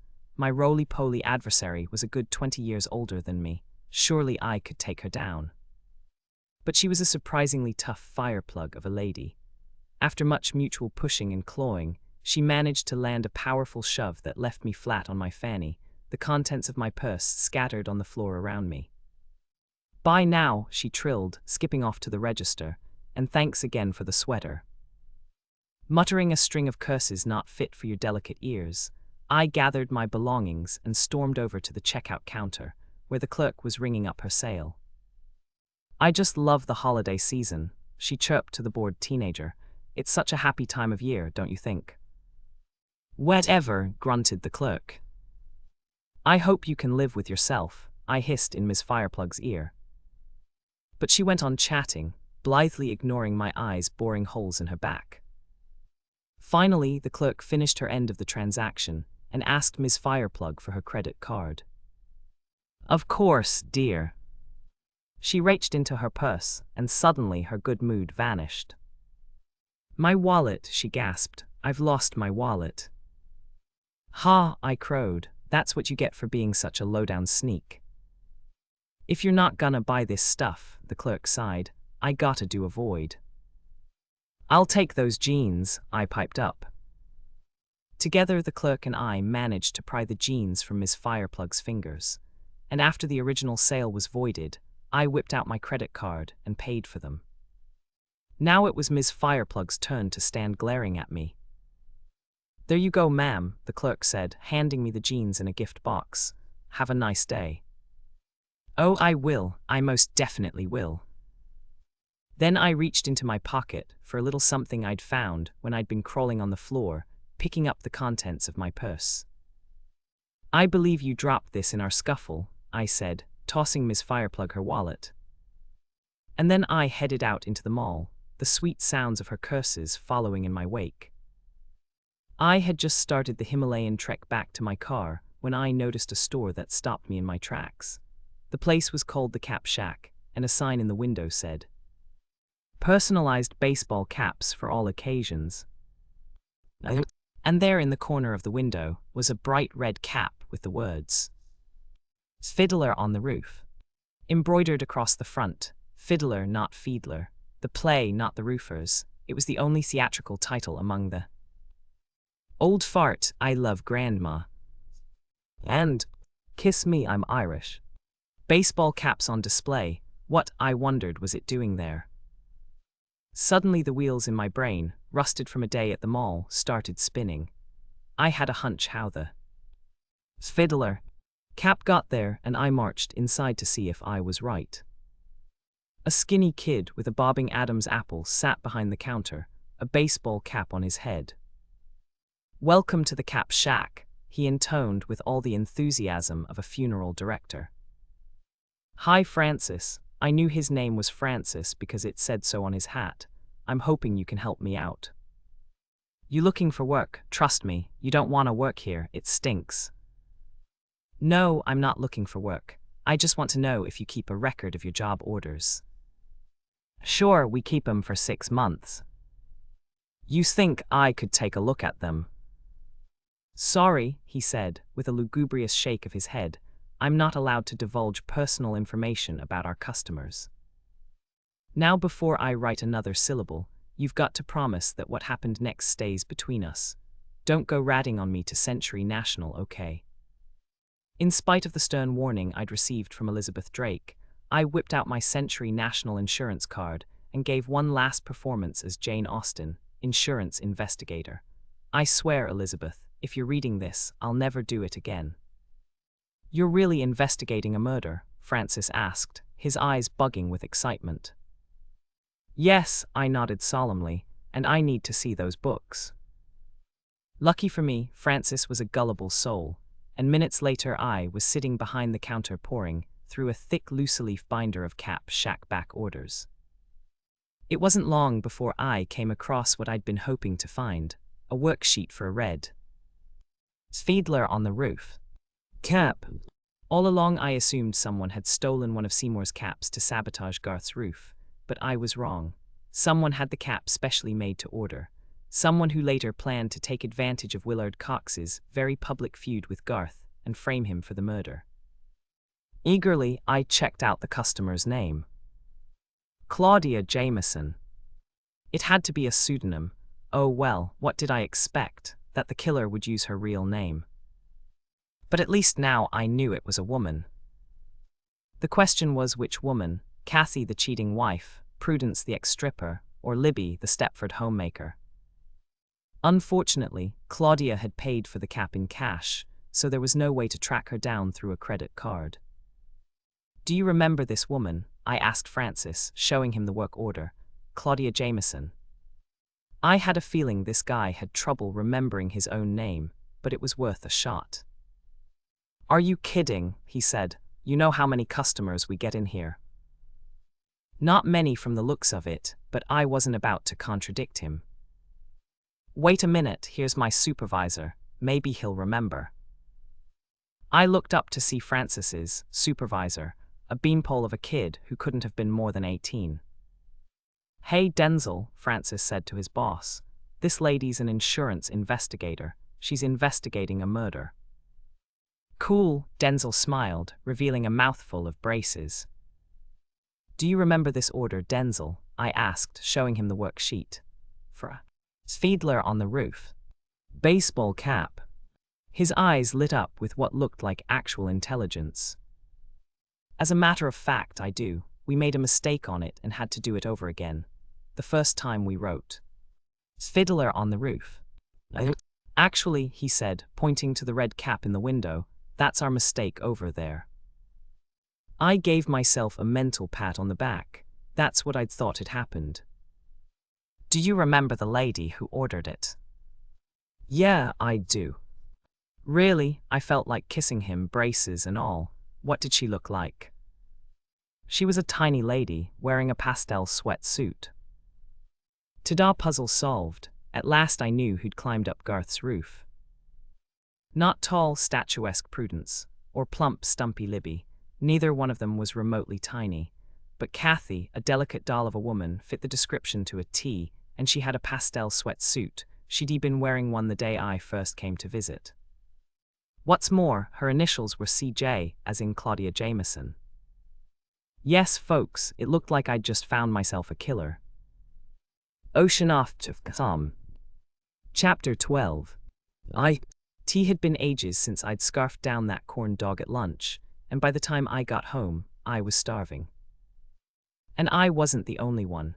Prozac looked up from her perch on top of the TV and greeted me with a hostile stare. Where the heck have you been? I'm fainting with hunger. Oh, don't be such a drama queen, I said, dumping my Christmas gifts on the sofa. There are cats in Asia who could live for a week on one of your snacks. Just move it, okay? After feeding Prozac a gourmet dinner of luscious liver tidbits and grabbing a fistful of pretzels for myself, I put in a call to L.T. DiMartelli, eager to tell him about Claudia Jameson aka Kathy Jenkin. But he wasn't there, so I left a message, begging him to pretty please get back to me as soon as possible. I figured I'd wait for his call soaking in the tub with a glass of wine and a pepperoni pizza. But when I checked my phone messages, all plans for a catered bath went flying out the window. Hey, Jane. Tyler Gerard's voice came on the machine. I'm calling to remind you tonight's the night of the LA girlfriend's Christmas party. Hope you haven't forgotten. I sure had. The fun starts at 7, see you there. 7, holy mackerel, it was already 6:45. Kissing my bath goodbye, I showered and dressed with Indianapolis 500 speed. Then I grabbed Angel's gift and headed for the door. Bye, Pro. She didn't look up from where she was snoring on my computer keyboard. Now that she'd gotten what she wanted, she had no more use for me. If I didn't know better, I'd swear she was my ex-husband. I drove over to the party, humming an off-key version of Frosty the Snowman, not the least bit tired from my 8 grueling hours at the mall. On the contrary, I was feeling quite perky at the thought of seeing Tyler. How nice of him to call and remind me about the party. I couldn't help thinking that he was interested in me, and not just as a volunteer.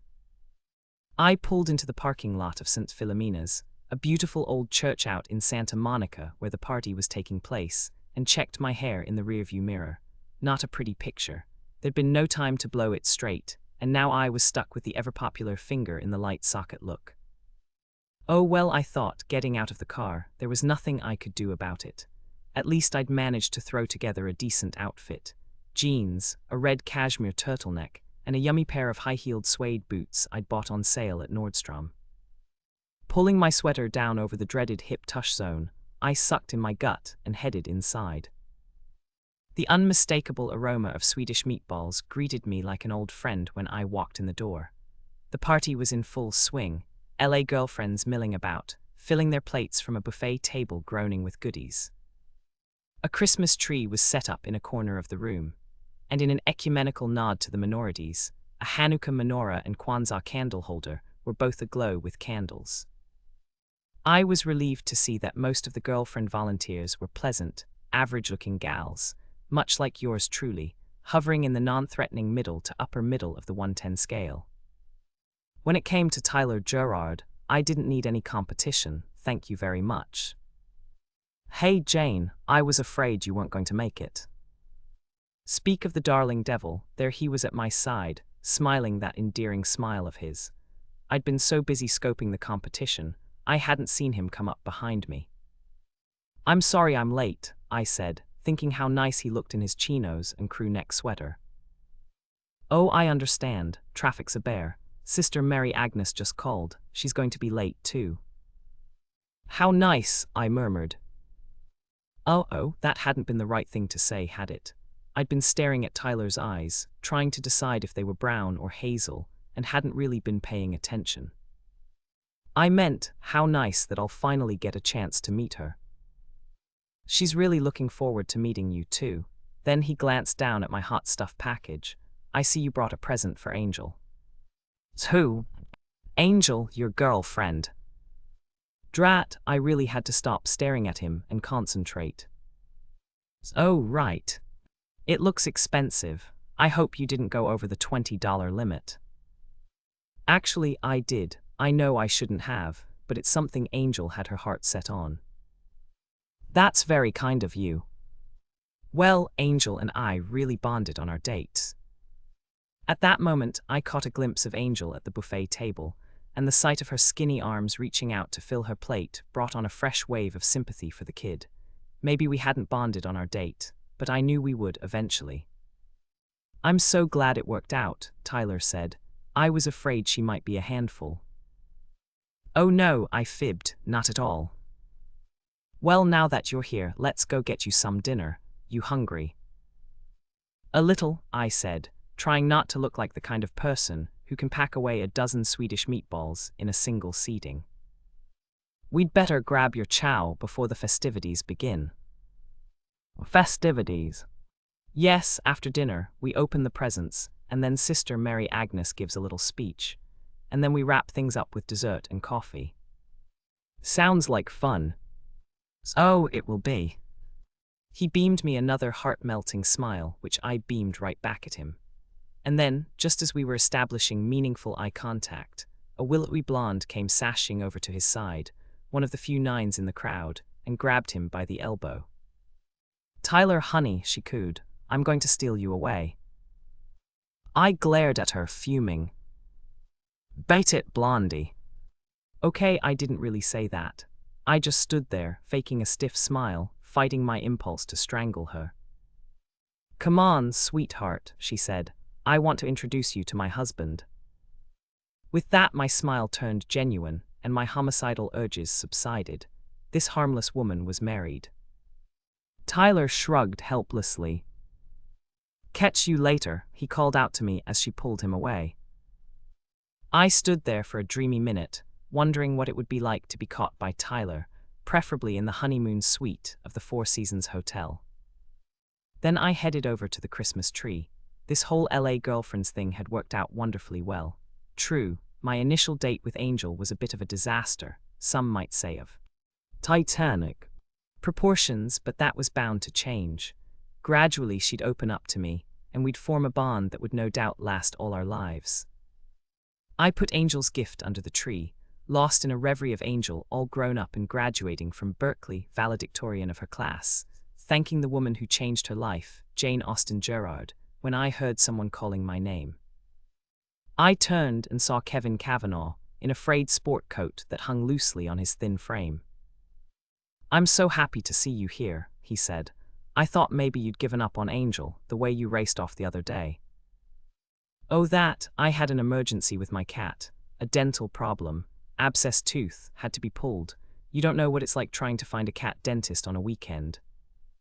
What was wrong with me? Couldn't I just tell a fib without writing a novel about it?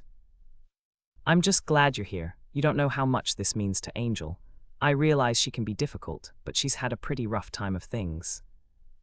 Oh, I know, I nodded sympathetically. What with her asthma and all. Asthma, Kevin blinked, puzzled. Angel doesn't have asthma. What? Don't tell me that's what she told you. Well, actually. No, I mean it, don't tell me. If I hear that kid has told one more lie, I don't know what I'll do. He shot me a pleading look, his pale eyes watery with despair. The guy was just a step away from jumping off a cliff into a mental breakdown, and I wasn't about to push him over the edge. Oh no, I assured him. She never said that. I must have misunderstood. I'll go have a little talk with her now and straighten everything out. I gave him a cheerful wave goodbye, hoping he couldn't see the vein in my neck that was throbbing with fury, and marched over to Angel, who was still at the buffet table. I thought of all the trouble I'd been through to get those jeans, the hours stuck in traffic, the horrible battle with Ms. Fireplug, all because I felt sorry for the poor little asthmatic waif. I was so mad, I was surprised steam wasn't coming out of my ears. I found Angel in front of the Swedish meatballs, poking another little girl in the chest. But I can't afford to pay you protection money, the other kid wailed. Stepping between them, I took the other kid by the shoulders and knelt down so we were face to face. Don't pay Angel a dime, sweetheart, I told her. If she threatens you again, call me, I'll take care of it. I gave her one of my business cards, then got up and turned to Angel, breathing fire. Did you bring my present? She had the nerve to ask. Yes, I snarled, I brought your present. Good, I'm gonna get it right now and make tracks out of here. This party's nothing but a bunch of dorks. Not so fast, kiddo, I said, grabbing her by the elbow. We need to talk, in private. My hand a vice around her wrist, I dragged her to a small pantry behind the buffet. Inside was a table laden with the desserts that were to be served after the gift-opening ceremonies. I was glad to see that nobody else was there. What do you want? She whined, as I yanked her inside and shut the door behind us. The truth, I know you don't really have asthma. She shot me a defiant stare. So you lied to me. And you fell for it. And then she smirked. The little monster was actually proud of herself. What about that inhaler? I found it in the garbage. Still smirking. I'm really angry, Angel. Oh wow, I'm shaking in my shoes. Do you have any idea how much I paid for those jeans? Yeah, $79.99, plus tax.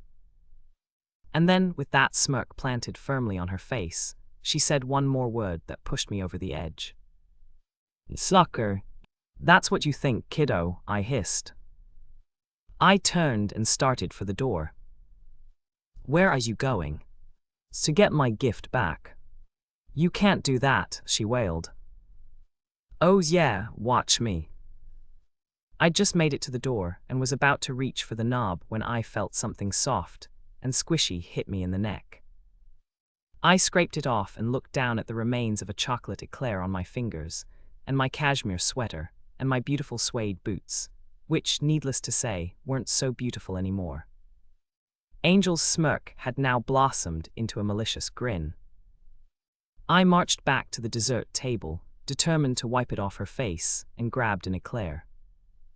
You wouldn't dare hit a kid, Angel sneered, as I held it aloft. I hated to admit it, but she had a point. I was a grown woman. I wasn't actually going to demean myself by getting into a food fight with a 12-year-old, was I? Apparently, yes. Because the next thing I knew I was smushing that eclair in Angel's face, and loving every minute of it. Ha! I cried. Actually, I only got as far as H, because just then she lobbed me in the mouth with a double fudge brownie, which, I might add, was quite delicious. But for once I did not take time to savor my chocolate. I lobbed her right back with a wedge of pumpkin pie, and she zapped me with a fistful of mocha mousse. I retaliated with a volley of Christmas trifle, and she let me have it with a hunk of marshmallow-studded jello. I don't know how long we continued in this disgraceful vein. All I know is she just dumped the entire contents of an eggnog bowl over my head when I heard, "Jane, what's going on here?" Wiping eggnog from eyes, I looked up and saw Tyler in the doorway, staring at us aghast. "She attacked me," Angel said, suddenly the wide-eyed innocent. "She started it," I cried. "She squished an eclair in my face," Angel sniffled, summoning fat tears to her eyes. "Man, this kid deserved an Oscar." "Did you actually hit her with an eclair?" Tyler asked me, radiating disbelief. "Only because she hit me first. And then she threw pumpkin pie at me. And trifle too," Angel moaned piteously, channeling Orphan Annie, Little Eva and Tiny Tim all in one. Tyler's disbelief had turned to disgust. "How could you, Jane? She's just a little girl." "Oh no, Tyler, that's where you're wrong. She's not a little girl. She's the devil's spawn. 5 minutes with this kid is like a year in Guantanamo. I drove 2 hours in freeway traffic to buy her a pair of $80 jeans and had to fight Miss Fireplug all because I thought she had asthma, which was a total lie. And I don't care if I did find Garth's killer at the mall. She got the inhaler from the garbage." Okay, so I was rambling a tad. I was upset. "Killer, what killer?" Tyler asked, "and who's Garth?" I never got to answer his questions, because just then we were joined by another visitor. "What on earth is happening in here?" Tyler gulped, Sister Mary Agnes. I looked over at the stumpy woman standing in the doorway and blinked in disbelief. Oh my gosh. It was Ms. Fireplug. Whatever happened to the good old days when nuns wore wimples and long black robes, so you knew they were nuns, and didn't wind up wrestling them to the floor for a pair of hot stuff jeans? I mean, really, if I'd had any idea that Ms. Fireplug was a nun that afternoon, I would have handed over the jeans, wished her a Merry Christmas, and trotted off to the food court to drown my frustrations in a frozen yogurt. I knew she was trouble the minute I saw her, she now said to Tyler. "Do you two know each other?" he asked. "We've met," I managed lamely. "She stole my wallet." "That's not true," I protested. "She dropped it and I was returning it to her." Tyler stared at me, slack-jawed, disillusionment oozing from every pore. Whatever spark I'd felt between us had been stomped to oblivion. "It's no use trying to explain," I sighed. "I'll just go." "Maybe you'd better," he said softly. By now, a gaggle of LA girlfriends had gathered around the pantry door, whispering among themselves.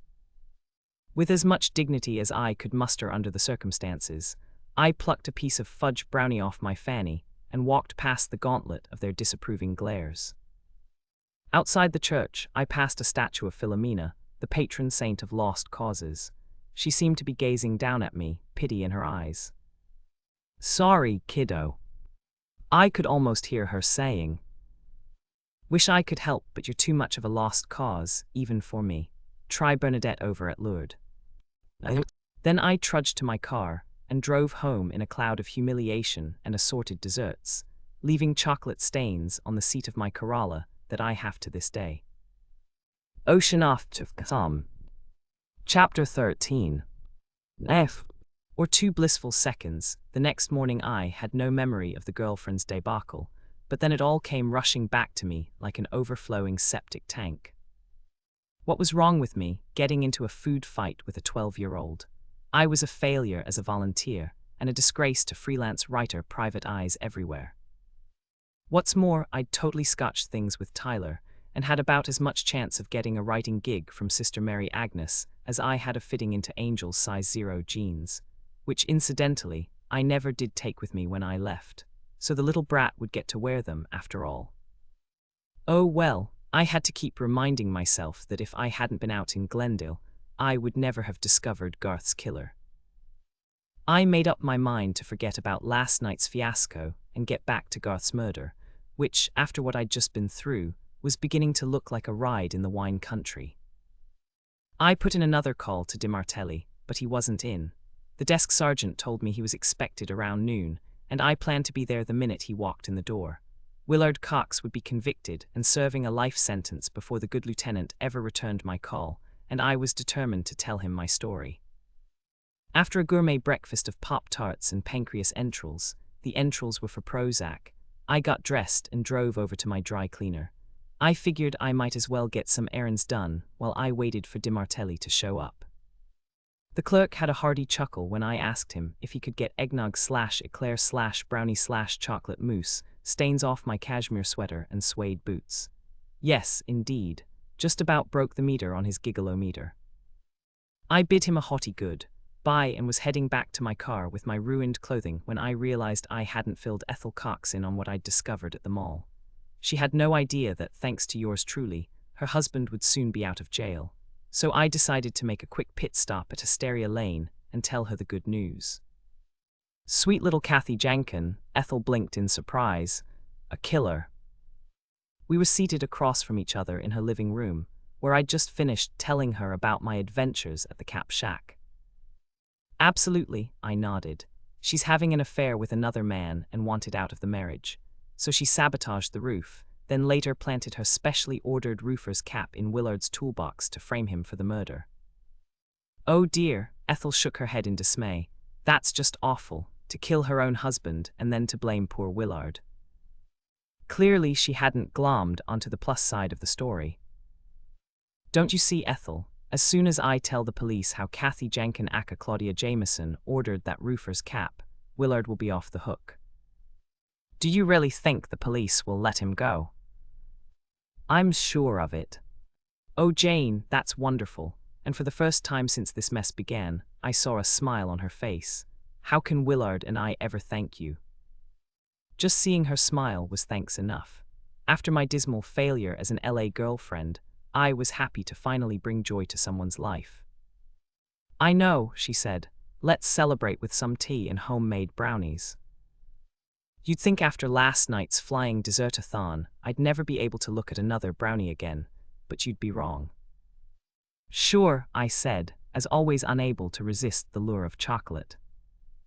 Make yourself comfy, sweetheart, she said, bustling off to the kitchen while I make the tea. Alone in the room, I got up to admire the Coxes' stately Christmas tree in the corner, heavily laden with elaborate reindeer ornaments. With any luck, Willard would soon be home to celebrate his reindeer-themed Christmas. I wandered over to the fireplace, where a single stocking hung from the mantel, embroidered with the name Pumpkin. Poor Pumpkin, I sighed. Clearly Ethel was having trouble letting go of her beloved pet. I was just about to head back to the sofa when I noticed an airline ticket lying on the mantel. Snoop that I am, I picked it up and peeked at it. It was a round-trip ticket to Bermuda, in Ethel's name, leaving Christmas Day. How odd, why would Ethel be going to Bermuda at a time like this? Maybe she had relatives there and was going for emotional support. Still, it was strange she'd be leaving Willard alone in his time of crisis. And then I saw something else on the mantel, something that sent a chill down my spine. It was a brochure for a quaint bed and breakfast. It wasn't the inn itself that jolted me. In fact, it looked like a very lovely place. No, what made the little hairs on my neck stand at attention was the name of the inn, the Claudia Jameson House. Holy Moses, could it be? Was Ethel Claudia Jameson? At that moment, I became aware of footsteps behind me. I whirled around to see Ethel coming at me, not with tea and brownies, but wielding one of Willard's huge neon candy canes. The last thing I noticed before it came crashing down on my skull was what Ethel was wearing. A pastel sweatsuit. Just like Claudia Jameson. I came to on the floor near the Christmas tree, my wrists and ankles bound tightly with packing twine, my head throbbing like a bongo drum. Ethel was kneeling over me, putting the finishing touches on the twine around my ankles. How wrong I'd been about Ethel. All along, I thought she was a helpless housefrau. The woman was about as helpless as a Sherman tank. I tried to lift my head and set off 1,000 drumbeats of pain. Oh dear, Ethel looked around, startled. I didn't realize you'd come to, you poor thing, she said, clucking in sympathy. Your head must be pounding. I'd give you an aspirin, but you'll be dead soon anyway, so why waste an aspirin? I gulped at this latest news bulletin, setting off a fresh wave of bongo beats. If indeed I was headed for my final reward, I'd be darned if I was going to go without a fight. So you killed Garth, I said, stalling for time. Well, duh, as you young people say. Of course I did. Such fun pretending to be a roofer and loosening those shingles. But why? Because he killed Pumpkin. That was no accident. Garth ran over my poor baby on purpose, so naturally he had to die. But I don't understand. Why frame Willard for the murder? Oh, Willard, she said with a dismissive wave. I'm so tired of that man, always bossing me around. Gave me his lunch order every day like I was a waitress at a restaurant. I swear, I never want to cook another meal for him as long as I live. So Kathy Jenkin wasn't the only one who'd wanted to dump her husband. I'd been pinning my suspicions on the wrong desperate housewife. What a pill, Ethel grumbled. 43 years of marriage and we went on the same dratted vacation every summer, fishing on Lake Arrowhead. I hung around the cabin all day, bored silly, while he caught fish, and then I had to clean the stinky things. I begged him to take me places. All my life I've wanted to lie on the sand in Bermuda, but no, he's so selfish. Everything's got to be his way or no way. So you see, dear, I had to get rid of him. Ever hear of a little thing called divorce? Oh no, Ethel blinked, horrified. I could never do that, it's a sin, you know. Yikes, murder and sending her husband to jail was okay, but divorce was a no-no. The woman had enough loose screws to open her own hardware store. I'd never kill Willard. I just wanted him out of the way. Besides, prison will be good for him. It's time he learned to take orders from somebody else for a change. Our cozy chat was interrupted by the sound of my cell phone ringing in my purse. Don't get up, sweetheart, Ethel said. I'll see who it is. Ha ha, that was a joke. I got it, and yet I wasn't laughing. Ethel scooted over to the sofa where I'd left my purse and checked out my caller ID. It's the police. Great. Now, they're getting back to me. I'm afraid you won't be returning this call, she said, or any other calls for that matter. She picked up a china teacup from the coffee table and headed back to me. What a shame, she sighed. If only you hadn't interfered. I didn't mind killing Garth, but you seem like such a nice girl. I hate to have to kill you too. Then don't. I swear I won't say a word to the cops. Honest. Garth was an awful man. He deserved to die. And as for Willard, hey, prison's not so bad. I wish I could believe you, she said, kneeling at my side, but I'm afraid I don't. Now drink this, sweetheart. I brewed it while you were sleeping. She gently propped my head into a sipping position. It's some lovely constant comment tea with a tad of rat poison. Sounds tempting, but I'll pass. I really wish you'd drink it, dear. Otherwise I'll have to bludgeon you to death with my candy cane, and I really hate getting my carpet all bloody, but I will if have to. Just what do you intend to do with my body? Oh, I'll put it in the freezer till I get back from Bermuda. I'll figure out something then. Bottoms up, she said, holding the teacup to my lips. Just remember, if you don't drink it, I'll bash your head in, and that won't be very pleasant, will it? No way was I going to open my mouth and drink this stuff. I had to do something to stop her. Okay, I lied, I'll drink it, but can you grant me one last wish before I die? That depends, what's the wish? I'd really love one of your brownies. They were so darn delicious. How sweet of you to say so. She blushed with pleasure. It's so nice to get a compliment for a change. I must have cooked 60,000 meals for Willard, but did I ever get a thank you? No, I did not.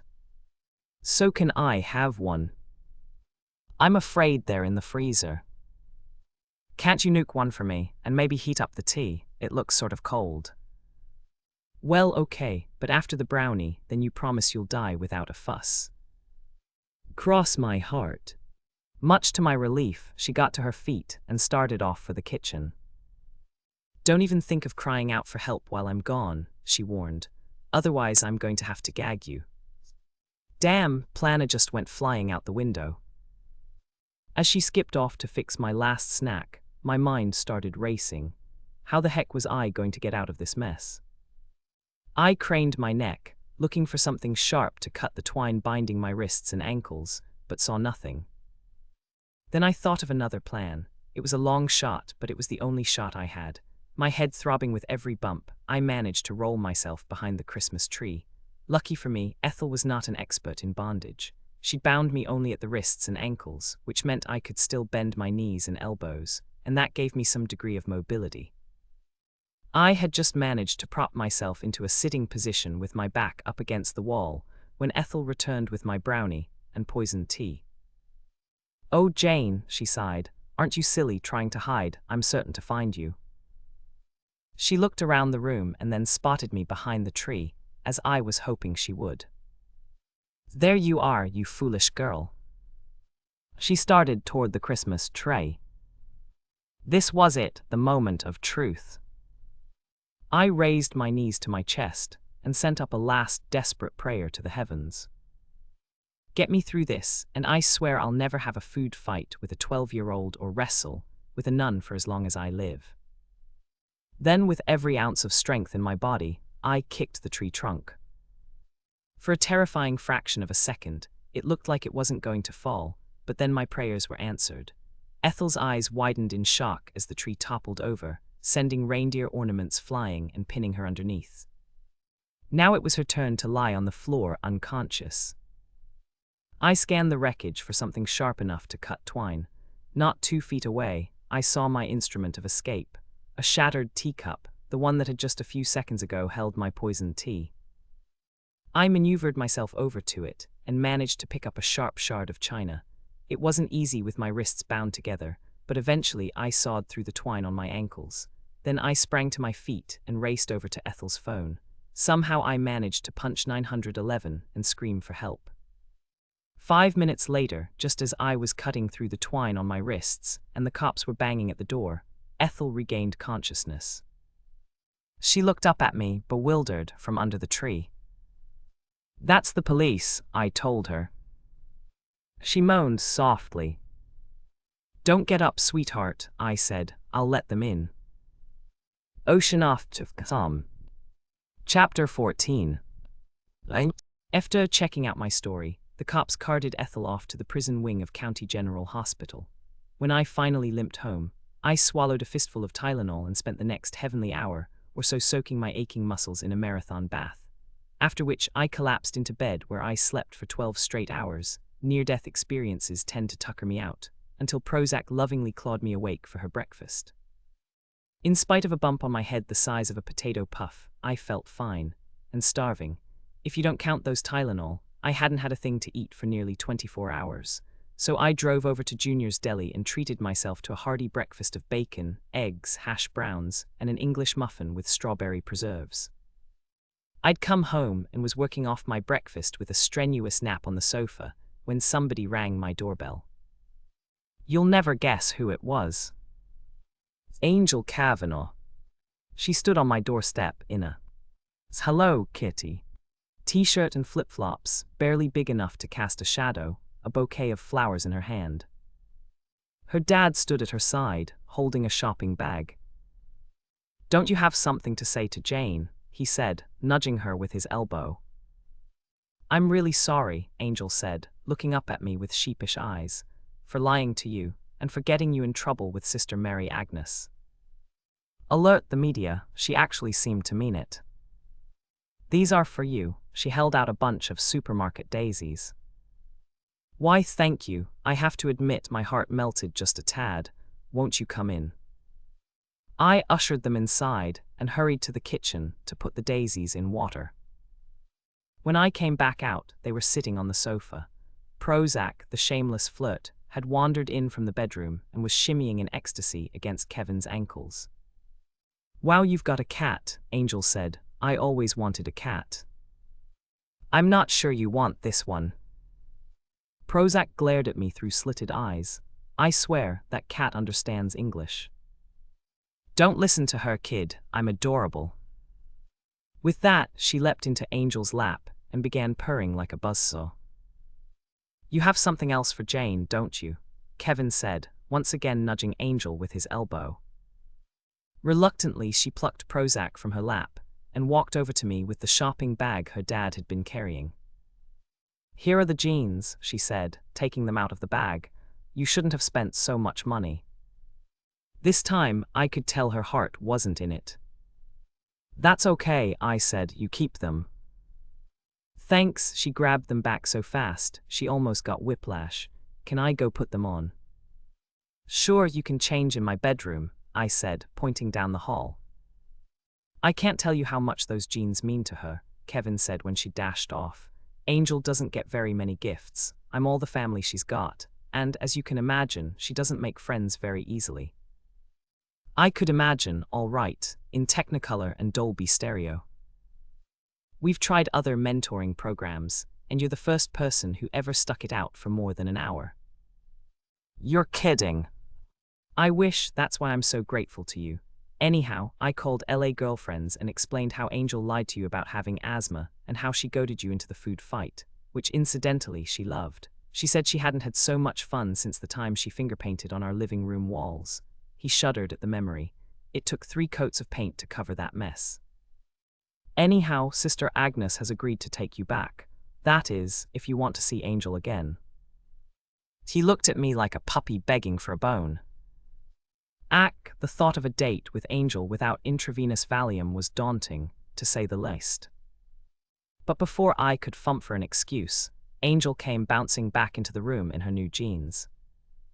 "They're great," she beamed, a radiant smile lighting up her pinched face. "Thank you so much." At the sight of that smile, my heart melted again. I was just telling Jane the good news about LA Girlfriends. "Yeah," Angel said, "they want you back, so how about it, Jane?" Angel smiled shyly. "Will you be my girlfriend?" By now my heart was the consistency of a pint of chunky monkey in the microwave. "Of course," I said, "I'll be your girlfriend." "Great, they're having a sale at the Limited. Wanna go?" "Forget it, Angel." "Hey," she shrugged, "it was worth a shot." Okay, so it wasn't going to be easy. But like the kid said, it was worth a shot. Ocean off to some. Epilogue. Why? We'll be glad to know that Ethel Cox got her wish. She never has to cook another meal as long as she lives. The state is providing her with 3 meals a day at a prison for the criminally nutsy. At first, Willard visited her regularly, in spite of the fact that she refused to see him. After a while, though, he gave up. Last I heard, he was dating a woman he met in the Christmas decorations department of Home Depot. Peter Roberts and Prudence Bascombe, aka Brandy Alexander, are still practicing law, and frankly I'm glad I never got around to telling the cops about what I'd discovered in Garth's file. So what if they've got dark secrets in their pasts? What attorney doesn't? And remember Peter's secretary, Sylvia Alvarez. I saw her wedding picture in the paper not long ago. She and Hector finally tied the knot. I only hope the priest managed to get a word in edgewise during the ceremony. Even more good news, Seymour Fiedler and his merry band of Fiedlers are back in business, plying their trade on the roofs of Lowe's Angels. In fact, they just finished Libby Brecker's place. Speaking of Libby, I saw her the other day when I took a sentimental spin over to Hysteria Lane. She was out front, buffing her door knocker. She congratulated me for my work on bringing Ethel to justice. The police were kind enough to mention my name in their account of Ethel's arrest, and told me that Kathy Jenkin had sold her house and was living in an apartment in Van Nuys. Contrary to Kathy's expectations, Garth left her saddled with debt, which may have been the reason Jimmy, the mailman, dumped her for the UPS delivery gal he'd been seeing on the side. Angel and I dated for a few months until her dad got transferred to Sacramento. It was tough sledding at first. I wanted to throttle her when she threw her house keys into the La Brea tar pits to see if they'd sink, but gradually she stopped acting out and I grew quite fond of her. We never bonded in the lovey-dovey way of my fantasies, but we definitely scotch-taped. Things were never the same between me and Tyler. Maybe because it's hard to have romantic feelings for a woman once you've seen her with chocolate mousse up her nose, but mainly because Tyler and sister Mary Agnes, who, as the authorities discovered, wasn't really a nun, ran off to Acapulco with the proceeds from an LA Girlfriends fundraiser. I should have known there was something fishy about a nun who'd go mano a mano for a pair of hot stuffed jeans. Finally, I'm happy to report I had a very merry Christmas that year.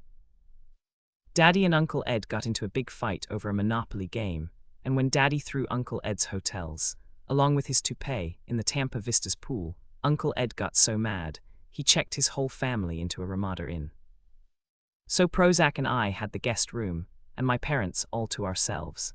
How lovely to eat all the Christmas cookies I wanted, free from invidious comparisons to Cousin Joni and her string bikinis.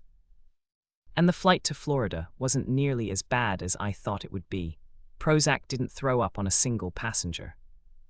Nope, this trip she threw up on the captain. But Homeland Security finally took her off their most wanted list, so we're free to travel again. Catch you next time. P.S. If you're reading this during the holiday season, Prozac and I want to wish you a marvelous Christmas, a heavenly Hanukkah, and/or the coolest Kwanzaa ever. Well, I do anyway. Prozac just wants you to scratch her back. Ocean off to some. Candy canes of Christmas past. Leslie Meyer. Ocean off to some. Prologue. Fire was crackling in the grate, Christmas carols were playing on the stereo, and Lucy Stone was perched on a step ladder in the living room, arranging strings of twinkling fairy lights on an 8-foot balsam fir her husband Bill had cut in the woods behind their old farmhouse on Red Top Road in Tinker's Cove, Maine. Watch out, Lucy, warned Bill, coming into the room with several battered brown cardboard boxes of ornaments. You don't want to lose your balance and fall. I've just finished, said Lucy, slipping the last loop of wire over a branch and stepping down from the ladder. Bill put the boxes on the coffee table and stood back, arms akimbo, admiring the tree. It's the best we've ever had, I think. I've had my eye on that tree for a couple of years now. A special tree for a special Christmas, said Lucy, wrapping her arms around his waist. It's Patrick's first. Not that he'll remember it, said Bill. He's only 9 months old. We'll remember. After all, it's our first Christmas as grandparents. As if on cue, the dog's barking announced the arrival of Toby and Molly and the baby, who had come from their house on nearby Prudence Path. Feet could be heard clattering down the stairs as Zoe, at 11 the youngest of Lucy and Bill's children, ran to greet them. Behind her, moving more sedately but unable to resist the allure of their nephew, came her older sisters, Sarah, who was a high school sophomore, and Elizabeth, home from Chamberlain College in Boston, where she was a senior. Look at how big he's gotten, exclaimed Elizabeth, who hadn't seen the baby since Thanksgiving. Can I hold him? Asked Sarah. No, let me, demanded Zoe. Let me hold him. Careful there, cautioned Lucy, asserting her grandmotherly prerogative and scooping little Patrick up in a hug. Then she sat down on the couch with him in her lap and began unzipping his snowsuit, revealing a blonde little tyke in a plaid shirt and blue jeans that matched his father's and his grandfather's. She nuzzled his neck and Patrick crowed and bounced in her lap, delighted to be the center of attention. Elizabeth, you can get the cookies and eggnog, and everybody else can start trimming the tree. Patrick and I will watch, right, Patrick? But as soon as the boxes were opened and the first ornaments taken out, Patrick was no longer content to watch. He wanted to pull the paper out of the boxes and touch the ornaments, too. Deftly, Lucy distracted him with a cookie and took him over to the window to look at the Christmas lights strung on the porch. It's starting to snow, she said. It's going to be a white Christmas. Nothing unusual about that, said Bill, who was attaching a hook to a round red ball. We're only supposed to get a couple of inches, said Toby, pulling a plastic trumpet out of the box. Hey, I remember this, he said, blowing on it and producing a little toot. Look at this one, said Zoe. It's baby Jesus in his manger, and if you shake it, the snow falls on him. Poor baby Jesus, said Molly, making herself shiver. He must be cold. It snowed on me in my crib when I was a baby, right in this house, said Toby. Right, Mom. He's making that up, declared Sarah. And how could he remember if he was a baby? Asked Elizabeth. That's silly, said Zoe. It can't snow in the house. Lucy looked around the room, at the strong walls and the tight windows, the carpeted floor and the brick fireplace where the fire crackled merrily, and then her eyes met Bill's. She said. This house was in pretty bad shape when we first moved here. It was a nor'easter, said Bill, exaggerating. The wind blew the snow through a crack. It was easy to fix, the window just needed some caulking. "See, I was right," declared Toby. "It was Christmas Eve," said Lucy. "Toby was too. I found him in his crib with a little dusting of snow, but how did you remember?" "I think you must have told me," said Toby. "To tell the truth, it just popped in my head this morning when Patrick woke up and I went into his room to get him." Lucy smiled fondly at her grandson, who looked so much like his father at that age. Things had certainly changed since that awful winter of 1983. Ocean off to Come. Chapter 1. December 1983. So, NLY a week until Christmas. Not that it felt like Christmas. Lucy Stone was crouched awkwardly on the cracked linoleum kitchen floor in front of an elderly gas range, trying to reach all the way back inside the broiler, despite her 6-month pregnant belly, to relight the oven pilot light that was always going out. No wonder, considering how drafty the old house was. The flame finally caught, and she sat back on her heels, gathering up the collection of wooden matches she'd used and groaning a bit as she hauled herself to her feet. She tossed the matches in the trash and washed her hands in cold water. It took a while for the balky hot water heater to produce anything remotely warm, much less hot, before returning to the cookie batter she was mixing. Spritz cookies, just like her mother always made. Except this year she had to make them because she wouldn't be seeing her mother, or her father, this Christmas. They were staying in New York City because Dad was making a poor recovery from heart surgery and was lingering in the hospital, needing all Mom's attention. That left Lucy, who could use some attention herself, out in the cold. Literally out in the cold, she thought, switching on the mixer to cream the butter and sugar together. It didn't get much colder than coastal Maine, and that's where she was, in the nowhere town of Tinker's Cove. It was certainly a far cry from the Upper West Side of New York City, where she and Bill and Toby, who was almost 2, had lived in a tight 3.5 rooms overlooking Central Park. But what did space matter when you had the entire park with playgrounds and a zoo and even a carousel, and the American Museum of Natural History and the Metropolitan Museum of Art just steps away? When you could hop the subway to Battery Park for a breath of sea air and a walk along the water, or a night out at a Broadway show, or a quick trip to Bloomingdale, where they sprayed you with the newest fragrances, and you could find the cutest little outfits for Toby. Lucy switched off the mixer and set it on the kitchen table, then began adding the flour by hand. It was hard work, but she was glad to have something to occupy her, something that would make it seem more like Christmas. Which was weird, she thought, because Tinker's Cove was one of those picture-perfect New England towns that looked as if it could be on a Christmas card. But even though the air smelled piney, and the houses all had wreaths with red bows, and the big fir tree in the center of town was decked with colored lights, it wasn't nearly as festive as Rockefeller Center, where they set up a proper Christmas tree above the skating rink and played Christmas carols on loudspeakers, and Fifth Avenue was filled with shoppers carrying bags that bulged with presents. Just the thought of presents made Lucy groan. There weren't going to be presents this year, at least not the lavish presents of Christmases past. She and Bill had agreed to exchange one modest gift apiece, reserving the rest of their limited budget for toys for Toby. Limited being the operative word here, thought Lucy, who had a $50 bill folded in the back of her wallet, and was keeping an eye on the assortment of trucks and stuffed animals at the IGA, anxiously hoping they held out until Christmas Eve when Dot, the friendly cashier, promised her prices would be cut by half. Somehow she hadn't expected it would come to this when she agreed to Bill's plan to dramatically change direction, exchanging a well-paying job as a stockbroker and their comfortable life in the city to realize his longtime dream of living in the country and working with his hands. Back then he'd just gotten a fat bonus, and it seemed that they could easily afford the fixer-upper farmhouse they'd found in Tinker's Cove. He'd learn by doing, he said, gaining the skills of a restoration carpenter by refurbishing the big 19th century house room by room.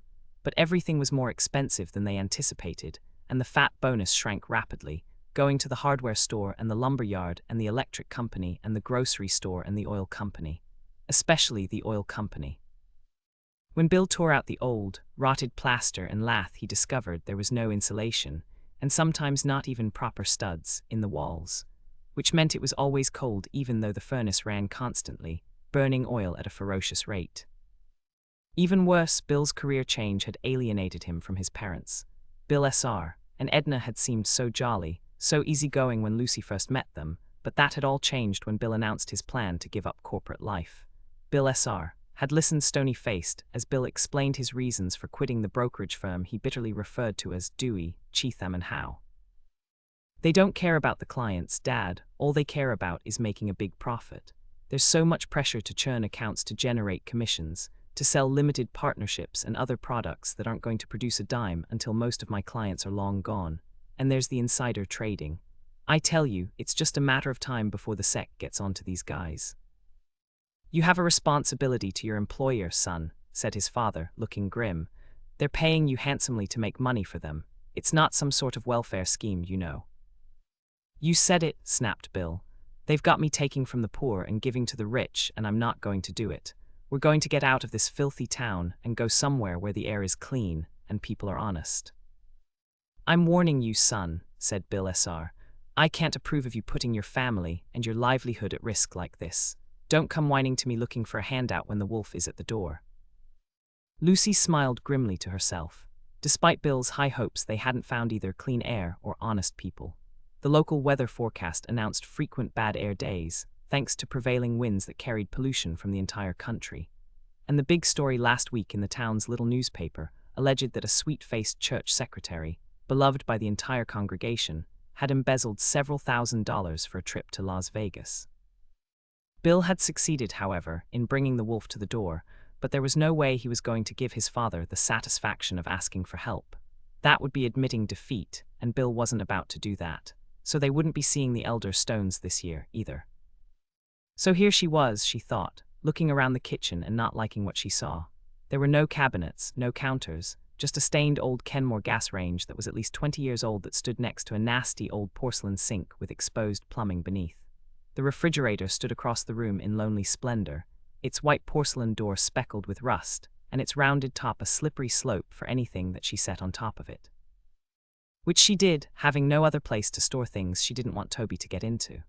The wallpaper, a flamboyant pattern featuring black swirls punctuated with red and yellow teapots, was torn, and the patches of plaster that were revealed were painted in various colors of green and beige. Lucy regularly washed the green speckled linoleum that covered most of the worn wood floor, but no matter how hard or how often she scrubbed, it still looked dirty and dingy. And this, she thought with a sigh, was just the kitchen. She didn't even want to think about the rest of the house, especially the breezy, rattle-trap room that served as a nursery where Toby was napping under a pile of quilts and blankets. The cookie dough was ready, she realized, mixed to perfection as she fumed about her situation, and she chuckled to herself. Anger and resentment were good when you needed muscle power, but not good for the soul, or for relationships, she thought, hearing Bill banging nails in the living room. It was definitely time she adopted a more positive attitude. It was Christmas after all, and she wanted their first Christmas in their own home to be special. Lucy was smiling as she stuffed the dough into the cookie press and screwed on the end cap. She heard the hiss of the burner as the oven heated, and she switched on the radio, turning the dial until she found a station playing Christmas carols. She hummed along, turning the crank and squeezing out perfect little rosettes onto the cookie sheets. When she'd filled both sheets, she placed a bit of glazed cherry in the center of each cookie and slipped the pans into the oven, which the thermometer she'd hung from the rack indicated was a perfect 350 degrees. Toby was stirring upstairs, so she climbed the rickety back stairs that led to the second-floor bedrooms. She pushed open the door and peeked inside, ignoring the walls that had been stripped down to the studs and the windows that rattled and went straight to the crib, where Toby was sitting in a nest of blankets and talking to himself. "Did you have a nice nap?" she asked, lifting him out of the crib, nosing his tousled hair and sniffing his sweet baby scent, then took him by the hand and led him to the bathroom where he stood on a stool while she undid his overalls and then slid him on the blue plastic kiddie seat that sat on the toilet. The bathroom was another room that didn't bear close examination, she thought, refusing to look at the spotted mirror on the medicine cabinet and the cracked pink tiles. She checked the diaper he still wore for naps and found it dry, something to smile about. "You're getting to be such a big boy," she exclaimed, and was rewarded with a tinkle.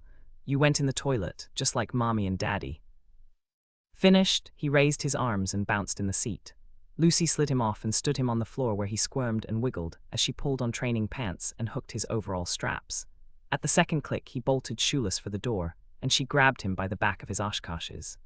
"Shoes," she said, leading him back to the nursery where he protested loudly as she wrestled him into a pair of almost new stride right Oxfords that were already getting a bit tight. She was out of breath as she helped him down the back stairs to the kitchen. Funny, she thought, helping Toby onto his booster seat. The cookies ought to be nearly done by now, but there was no delicious buttery smell. She filled his sippy cup with milk and then reached for the oven door, intending to give him a warm cookie. But when she peered inside the oven, she discovered it was no longer hot. It was barely warm and the cookies hadn't even browned. She bit her lip and walked across the room to the refrigerator, where she reached for the box of graham crackers that was sitting on top. She opened it and pulled one out for Toby. She stood there, looking at the dry little brown square of cracker, and burst into tears. "What's the matter?" Bill was at her side in a flash, his hammer still in his hand. "Are you okay?" "No, I'm not okay," she said through clenched teeth. "I'm not okay at all. I can't live like this. Look at us, we're living in a wreck." Her voice rose and she went on, unable to stop herself. "This is a big mistake. You're never going to be able to turn this dump into a house. You don't know what you're doing. It's been months and we don't have walls or electric outlets or hot water. We're freezing and it's only December. I hate to tell you, buddy, but there are 3 more months of winter to get through." She marched over to the stove and pulled out the cookie sheets with her bare hands, slamming them onto the table and raising a little cloud of flour. "And the oven doesn't work," she shrieked, shaking with sobs. "That's simple," he said, taking the box of matches off the shelf and dropping to his knees, where he lit a match and reached into the broiler, producing a satisfying whoosh. "See, all fixed," he said, leaning back on his heels and giving her a satisfied smile. "It's not fixed," she said. "It'll go out again, next time the wind blows through these pathetic excuses for walls." "Mo," mumbled Toby, holding out his sippy cup for a rile. Bill stayed in place, head bowed, while Lucy got the milk container out of the refrigerator. "I know it's tough, Lucy, but I'm really making progress." "Great, that's terrific," she said, her voice dripping with sarcasm. "And what are Toby and I supposed to do in the meantime?" Bill got to his feet and picked up Toby, hoisting him high above his head and making him shriek with delight. Then he settled him on his shoulders. "We're managing. We're doing okay. You're just feeling overwhelmed right now." Lucy looked at him, at his sweet, sincere face and his sparkling blue eyes. He needed a haircut and a hank of brown hair kept falling into one eye. He shook it back and grinned at her. She couldn't resist that cocky grin. "I'm sorry," she said. "I know you're working hard." The oven, which had been hissing, fell silent as the pilot light went out again. "I just wanted to make my mom's Christmas cookies." "We'll get it fixed, I promise. I'll call Sears right away. Meanwhile, you need to get out of the house. You should take some time to yourself, go into town, do a little shopping. Toby and I will hold the fort, right, Toby?" Toby giggled. He loved sitting on his father's shoulders. Lucy considered. It had been quite a while since she'd had any time to herself. "Okay," she said. "That's a good idea, thanks." "No problem," he said, swinging Toby down to the floor and taking his hand. "Come on, buddy, let's find your tools. We've got some hammering to do." When Lucy left the house, she could hear them both banging away. Bill was nailing up sheetrock and Toby was imitating him, pounding the pegs on his toy workbench. "I wonder how long that will last," she thought, closing the door behind her. She slid behind the wheel of Auntie Granada, the second-hand Ford they'd bought for her to drive. It was another expense they hadn't anticipated. Coming from the city, they'd been shocked to discover there was no public transportation in rural Maine and that everyone had to provide for themselves. But Auntie Granada was one of the few things in their new life that actually worked, and Lucy enjoyed cruising along the country roads with the radio blasting oldies. "I Saw Mommy Kissing Santa Claus" was playing as she turned out of the driveway onto Red Top Road and headed for town.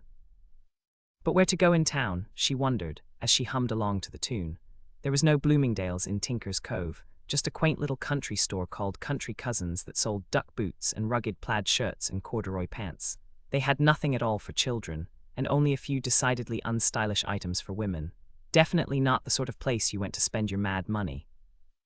Proceeding down Main Street, she passed the newspaper office and the police and fire stations, eventually coming to Jake's Donut Shack. She considered stopping there and treating herself to a hot chocolate, but dismissed the idea. The few times she'd gone inside, she'd felt uncomfortable, as if Jake's was some sort of exclusive club. Everybody seemed to know everybody else and regarded outsiders with suspicion. It was the same, Bill had told her, at the local fisherman's bar down at the harbor. The bilge had a faithful clientele of regulars who were practically hostile to newcomers. Reaching the end of Main Street, Lucy turned down C Street to the town pier, where she circled the parking lot. Nothing going on there, just a lot of boats sitting on shore and a lot of ice covering the harbor. Well, so much for my afternoon out, thought Lucy. I might as well go home. So she headed back along Main Street, where she noticed lights glimmering through the arched windows of the squat grey stone building that housed the Broadbrooks Free Library. Maybe they'll have some new magazines, she thought, turning into the parking lot, or maybe even a new mystery. The librarian looked up from the cards she was sorting at the main desk when Lucy entered. She was a white-haired crone, but she greeted Lucy with a warm smile and a cheery hello. "Are you interested in anything particular?" she asked, eager to be helpful. "Not really," said Lucy. "Ah," said the old woman, looking at her shrewdly. "Just need a bit of a distraction." "That's it exactly," said Lucy. "You're new in town, aren't you? You and your husband bought that old farmhouse on Red Top Road, right?" Lucy was amazed. "How'd you know?" The old woman flapped a veined and spotted hand. "It's a small town," she said with a shrug. "You've taken on quite a challenge with that place. I understand the building inspector was just about to condemn it." "I'm not surprised," said Lucy, "but my husband is determined to fix it up." "Well, more power to him." Lucy smiled ruefully. "He'll need it." "It must be difficult for you," said the librarian, nodding at Lucy's tummy, "especially with a toddler on your hands." Lucy was taken by surprise at the woman's directness and was embarrassed to feel tears pricking at her eyes. She turned away, blinking furiously. "I'm managing," she finally said. "Oh dear," fretted the old woman, "I didn't mean to upset you." "It's been a difficult day," admitted Lucy, wiping her eyes with a crumpled tissue she found in her coat pocket. "Well, I have just the thing," said the librarian, coming round the desk and taking her by the elbow. "Come on into my office. I have a comfortable chair there and I can give you a cup of tea. Would you like that?" "I'd love it," said Lucy. It was warm and toasty in the office, and the librarian, who introduced herself as Miss Tilly, brewed a bracing cup of tea. Lucy found herself downing several cups as she related the day's mishaps, and actually found herself laughing as she described her struggles with the oven. "I very much doubt that Sears will get to you before Christmas," said Miss Tilly, nodding sagely. "There's just the one repairman and I happen to know he's flat out." "That's too bad," said Lucy, her face sinking. "I really wanted to make those cookies." "Why not make them at my house?" suggested Miss Tilly. "My oven's working fine." "Oh, I wouldn't want to put you to the trouble," demurred Lucy. "Besides, I can't really leave my little boy." "Bring him along, I love children." Lucy looked at the prim old lady, in her spotless white blouse with a cameo pin at the neck and her dark plaid skirt. "I don't think." "Nonsense, I'll expect you bright and early tomorrow, at 8. That will give us plenty of time because the library doesn't open until 3 on Thursdays."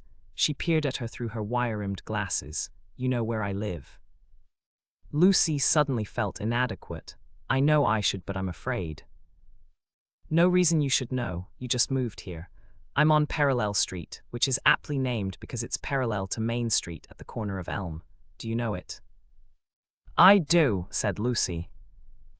"And now, before you leave, perhaps I could suggest a few books. Do you enjoy mysteries?" Lucy's spirits were much brighter as she drove home. She had a small stack of well-thumbed mystery novels on the seat beside her, and she was taking a different route, following Miss Tilly's directions. It took her along Shore Road, past enormous summer cottages perched high above the bay. The view of rocky shore studded with tall pines, the dazzling expanse of blue ocean and the overarching blue sky was absolutely spectacular, and Lucy began to feel once again that living in Maine wasn't so terrible after all. New York City had nothing like this. In fact, the city could be pretty depressing sometimes. The subway smelled awful, the streets were full of litter, there was graffiti everywhere, and you couldn't walk down the street without having to step over at least one homeless person. And most important of all, Bill had truly been miserable at his job, and that was something she couldn't tolerate. More than anything, she wanted him to be happy.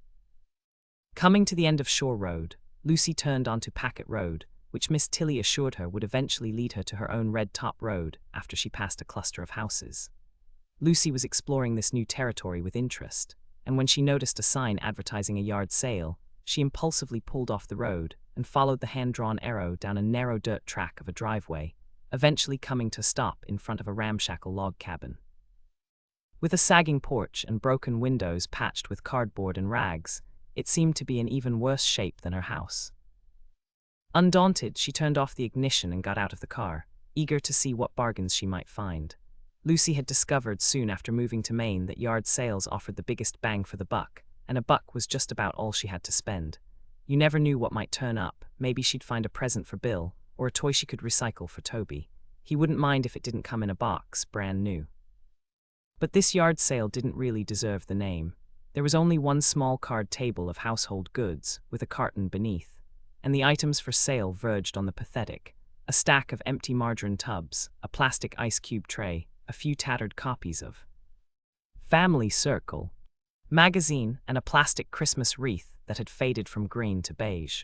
Lucy was turning to go when the door opened, and a young woman popped out. "Hey," she yelled, "I didn't hear your car." "That's okay," Lucy yelled back. "I was just leaving." The woman was zipping up her jacket, a dirty white parka that had long ago lost its puffy look and had gone flat. She tucked her dirty blonde hair behind her ears and shuffled across the dirt yard in leopard print fuzzy slippers. She wasn't wearing socks, and her bird-thin ankles were blue from the cold. "Did you see the box?" she asked, taking Lucy's arm. "There's some good stuff in there." Lucy knew she was stuck. The woman, actually really only a girl, now that she had a good look at her, wasn't going to let her go unless she bought something, and Lucy didn't blame her. For the first time in her life, she was experiencing poverty, and she recognized this woman as a long-time sufferer. The woman turned her head quickly, looking over her shoulder, and Lucy spotted two little children peering out of the broken window. She realized that this pathetic excuse for a yard sale was probably an effort to raise some money for Christmas. "Well," said Lucy, reaching for her wallet, "I guess you can never have too many containers for leftovers." The woman smiled, revealing a few missing teeth. "These work great," she said, nodding enthusiastically and reaching for the pile of margarine containers. 50 cents. "Sure," said Lucy, plucking 2 quarters from her purse and reminding herself that she wasn't getting rooked, paying a ridiculous price for something she didn't need, but should consider it charity. Encouraged by the sale, the woman pulled out the cardboard box from under the table. "Take a look," she said. "Some of this stuff is old." She paused. "Real old, like antique." Lucy planned to take a cursory look and then make a quick escape, but her eye was caught by a gleaming flash of red and white. She leaned closer to investigate and pulled out a giant candy cane made OFOF what? She thought it was plastic, but now that she was holding it, she thought it was glass. "What's this?" asked Lucy. "A glass cane," said the woman, shrugging. "Go figure." "There must be some story behind this," said Lucy, intrigued. The woman didn't answer. She was looking down the drive where an aged blue pickup truck was lumbering towards the house. "Do you want it?" she asked, obviously nervous. "You can have it for $1. "Okay." Lucy pulled out $1, the last of her week's grocery money. "Thanks," said the woman, stuffing it in her pocket. She tilted her head toward the truck. "You better go now." Lucy turned and saw a heavy-set man with a bushy red beard getting out of the truck. Like nearly every man in Maine, he was wearing a plaid wool shirt jacket, blue jeans, and work boots. "What's going on here?" he demanded, clumping across the yard and grabbing the woman by the wrist. "Didn't I tell you? Didn't I say no way?" "Come on, Kyle, you're hurting me," whined the woman, trying to twist away. "I don't really. I'd be happy to give this back if it's a problem," said Lucy, eager to defuse a situation that seemed to be getting out of control. "You get out of here," snarled Kyle, spraying her with spittle. "This is between Dora and me." Lucy looked questioningly at Dora, who nodded her head in quick little jerks. "Are you sure?" she asked. "Get out," bellowed Kyle. "I got a shotgun if you need convincing." "No," said Lucy, backing away. "I'm convinced." She was shaking when she got back behind the wheel of the car.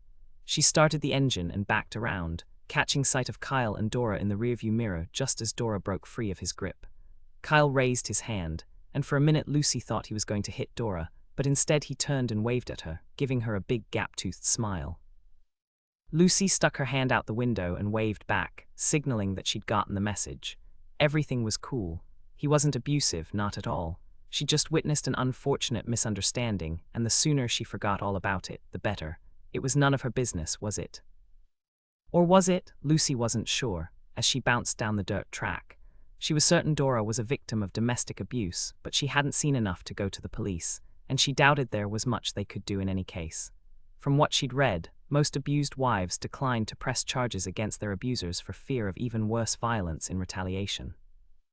But one thing was certain, she decided, trying to quell the queasy feeling in her stomach. She wasn't feeling sorry for herself any longer. There were people a lot worse off than she was, and it was time to count her blessings. A gentle husband who loved her, an adorable baby boy, a new friend. And if the glass cane was really an antique, it would make a great Christmas present for Miss Tilly. Ocean off to come. Chapter 2. When she arrived at Miss Tilly's neat little antique house, Lucy began to feel hopeful that their old farmhouse might someday look like something. Taking in the polished wide plank floors, the windows with their tiny panes of hand-blown wavy glass, and the smoothly plastered walls and ceilings, she found herself sighing in admiration. "What a lovely house," she said, setting Toby and her tote bag on the floor so she could take off her coat. She looked around eagerly, taking in every detail as she pulled off his boots and mittens and unzipped his snowsuit. The gleaming antique pine furniture, the glowing colors of the Persian rug, the table-top Christmas tree trimmed with tiny glass balls, the silvery sheen of the pewter plates displayed in a hutch, the portrait over the fireplace where a bright fire blazed merrily. "My father," said Miss Tilly, indicating the rather stern gentleman pictured in the oil painting. "He was a judge." "He does look judgmental," said Lucy, quickly biting her tongue. "No, I didn't mean that. Judicious. He looks quite judicious. He was named after General William Tecumseh Sherman, you know, the Civil War general, and I was named after Julia Ward Howe." She smiled, her eyes twinkling. "It's a family tradition, naming people after relics of the past." Lucy scooped up Toby, who was heading for the fire, and perched him on her hip. "Toby was named after my great-grandfather Tobias." "It's a good old-fashioned name," said Miss Tilly, leading the way to the kitchen. "We were trying to avoid the JS," said Lucy, using her free hand to grab the tote bag that was overflowing with toys, extra clothes and diapers, a bowl of cookie dough, a cookie press and baking tins. Names like Jason and Justin and Jennifer are all the rage now. I have noticed quite a few of them at the library." "Oh my," said Lucy, startled to see an enormous black and chrome Glenwood coal stove taking pride of place in the middle of the Miss Tilly's kitchen. "That's a beautiful stove, but I don't know how." "Never mind that old thing," said Miss Tilly, dismissing the gleaming monster. "I have a modern electric stove, too." Indeed she did. A slim electric model was tucked into a bank of cabinets that was built against one wall, and also included a double stainless steel sink set beneath a window with red and white gingham curtains. A porcelain-topped table sat in the middle of the room, on top of a cozy red and blue braided rug, and a hutch stood against the wall, filled with blue and white Canton china. Lucy felt as if she'd wandered into a Tasha Tudor book. "I prefer the table for baking," said Miss Tilly, reaching for Toby. "Now, young man, we need to let your mother get on with her cookies." Lucy expected Toby to resist, but instead he smiled and reached out with his arms. The transfer was smoothly made, and Miss Tilly carried him into the living room where she joined him on the rug and engaged him in building towers of blocks which they knocked down with a ball. Toby found this enormously entertaining, and Lucy could hear him laughing as she set about the business of scooping dough into the press and squeezing out the shaped cookies onto the tins. Then she decorated them with bits of candied fruit and colored sugar before popping them into the oven. Soon the whole house was filled with the buttery scent of baking cookies. Lucy was just sliding the last pan into the oven when Miss Tilly appeared, leading Toby by the hand. "I think this young man is ready for a snack," she said, pulling an antique oak high chair out of the corner and setting it by the table. Lucy hoisted him into the chair and put a couple of warm cookies on the tray while Miss Tilly poured a small glass of milk. "Those cookies smell absolutely delicious," she said. "Please have some. I'm going to leave you some too," said Lucy, with a nod to the overloaded wire cooling racks that were covered with dozens of perfect cookies, golden and brown around the edges. "I really appreciate." "Nonsense," said the old woman with a wave of her hand. "We've enjoyed ourselves, haven't we, Toby?" Toby took a bite of the cookie he was holding in his fat little hand. he said. I agree, said Miss Tilly, after taking a bite of cookie. Toby laughed and kicked his feet. Lucy was amazed at how Miss Tilly could turn the simplest thing into a game, making sounds that Toby imitated, playing peekaboo, reciting "This Little Piggy," while wiping his fingers with a washcloth. Soon the last cookies were out of the oven, and Toby was rubbing his eyes. Why don't you put him down for a nap? Suggested Miss Tilly. Then you could get off your feet for a bit while I wash up these pans. Oh, I couldn't let you, protested Lucy, even though her feet and back were killing her. I insist, said Miss Tilly, using the voice that had maintained quiet in the library for 30-odd years. She nodded toward a little downstairs room, the boarding room she called it, and Lucy settled Toby on a daybed, removing his shoes and covering him with a handmade crocheted afghan, a copy of The Night Before Christmas. Was lying on the bedside table, so she sat on the side of the bed and read him a few pages, closing the book when he was settled into a deep sleep, and going out to the living room. There she found Miss Tilly waiting for her by the fire, along with 2 glasses of golden sherry and a plate of cheese twists. I think we both deserve a bit of a treat, said Miss Tilly, lifting her glass. Lucy was about to protest that she rarely drank alcohol, and never in the morning, but the scene was so inviting that she changed her mind. This looks lovely, she said, sinking into the down couch cushions. It is, said Miss Tilly, taking a sip and smacking her lips. Dry sack, yummy. The sherry was delicious, and Lucy finished hers before she remembered the glass cane which she had left out in the car. She jumped to her feet. I almost forgot, she exclaimed. There's something in the car I need to get. She hurried out and came back with the cane, awkwardly wrapped in white tissue with a big red bow. I have a Christmas present for you. Oh, you shouldn't have, protested Miss Tilly, stretching out her hands to take the gift. I hope you like it, said Lucy. When I saw it, I thought of you. That is intriguing, said Miss Tilly, examining the oddly shaped package. May I open it now? Please do, said Lucy, eagerly anticipating the joyful reaction she was certain the cane would evoke. But when Miss Tilly tore off the tissue, there were no smiles, no raptures, no expressions of thanks.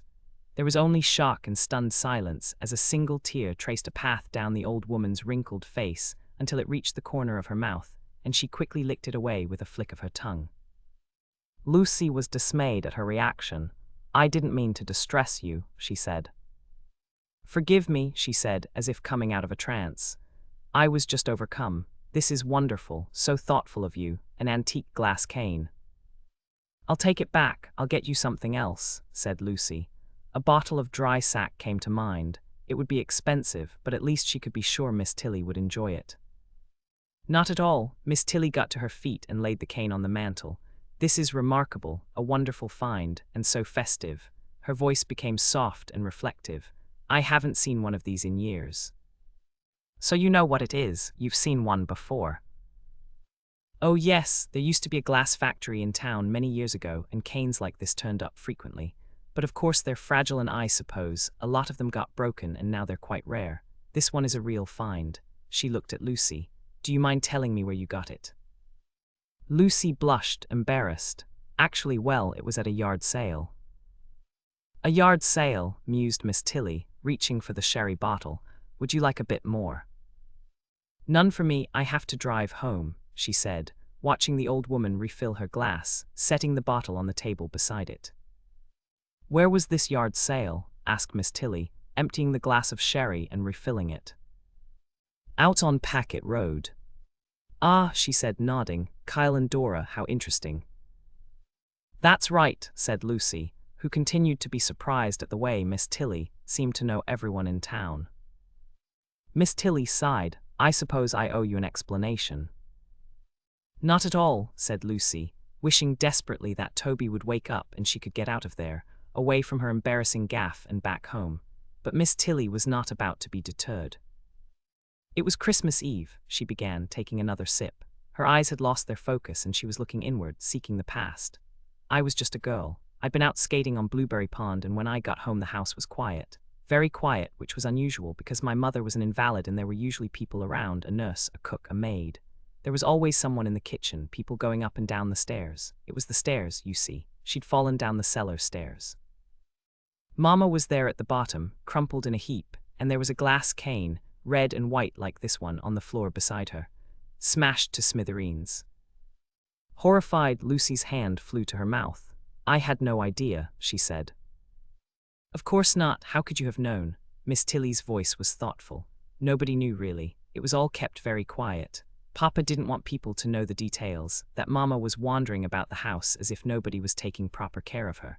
He let people assume that she died a respectable death in bed, surrounded by her loving family." Lucy's mind was full of questions, but she wasn't at all comfortable asking them. She sat, trying to think of something appropriate to say, and watching as Miss Tilly refilled the glass yet again. "It was horrible. He made me help, you see. He made me help carry Mama upstairs to her bed." "Who did?" It popped out before Lucy could stop herself. "Papa did. He took her by the shoulders and told me to lift her by the ankles.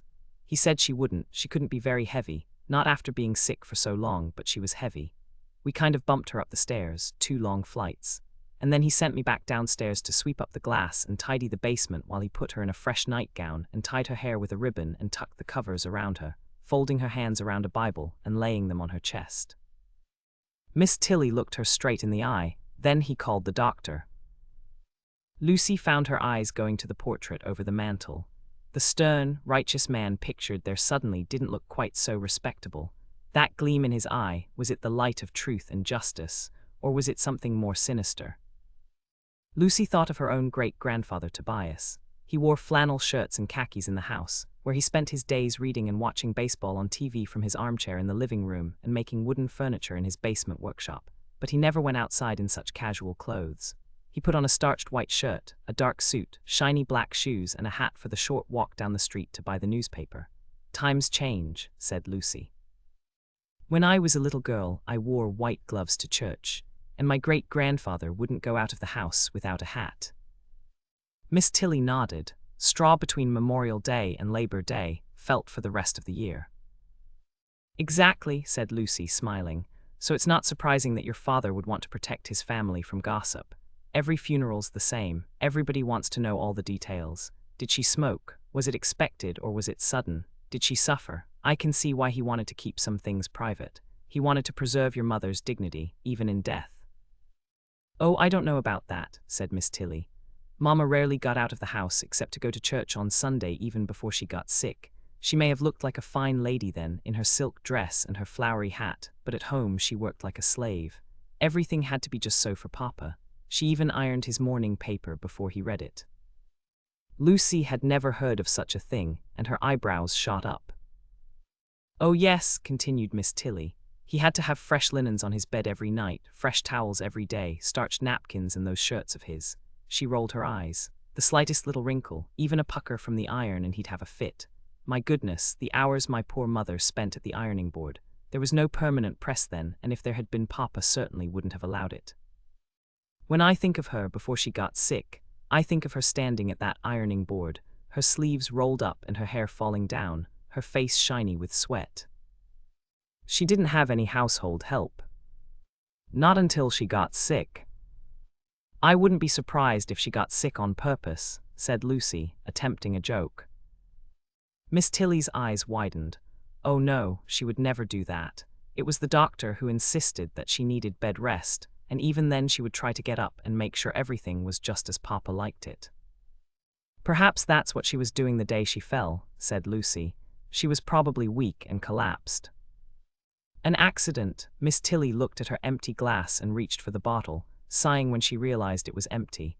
"I don't think it was an accident." Lucy glanced at the portrait. "You don't?"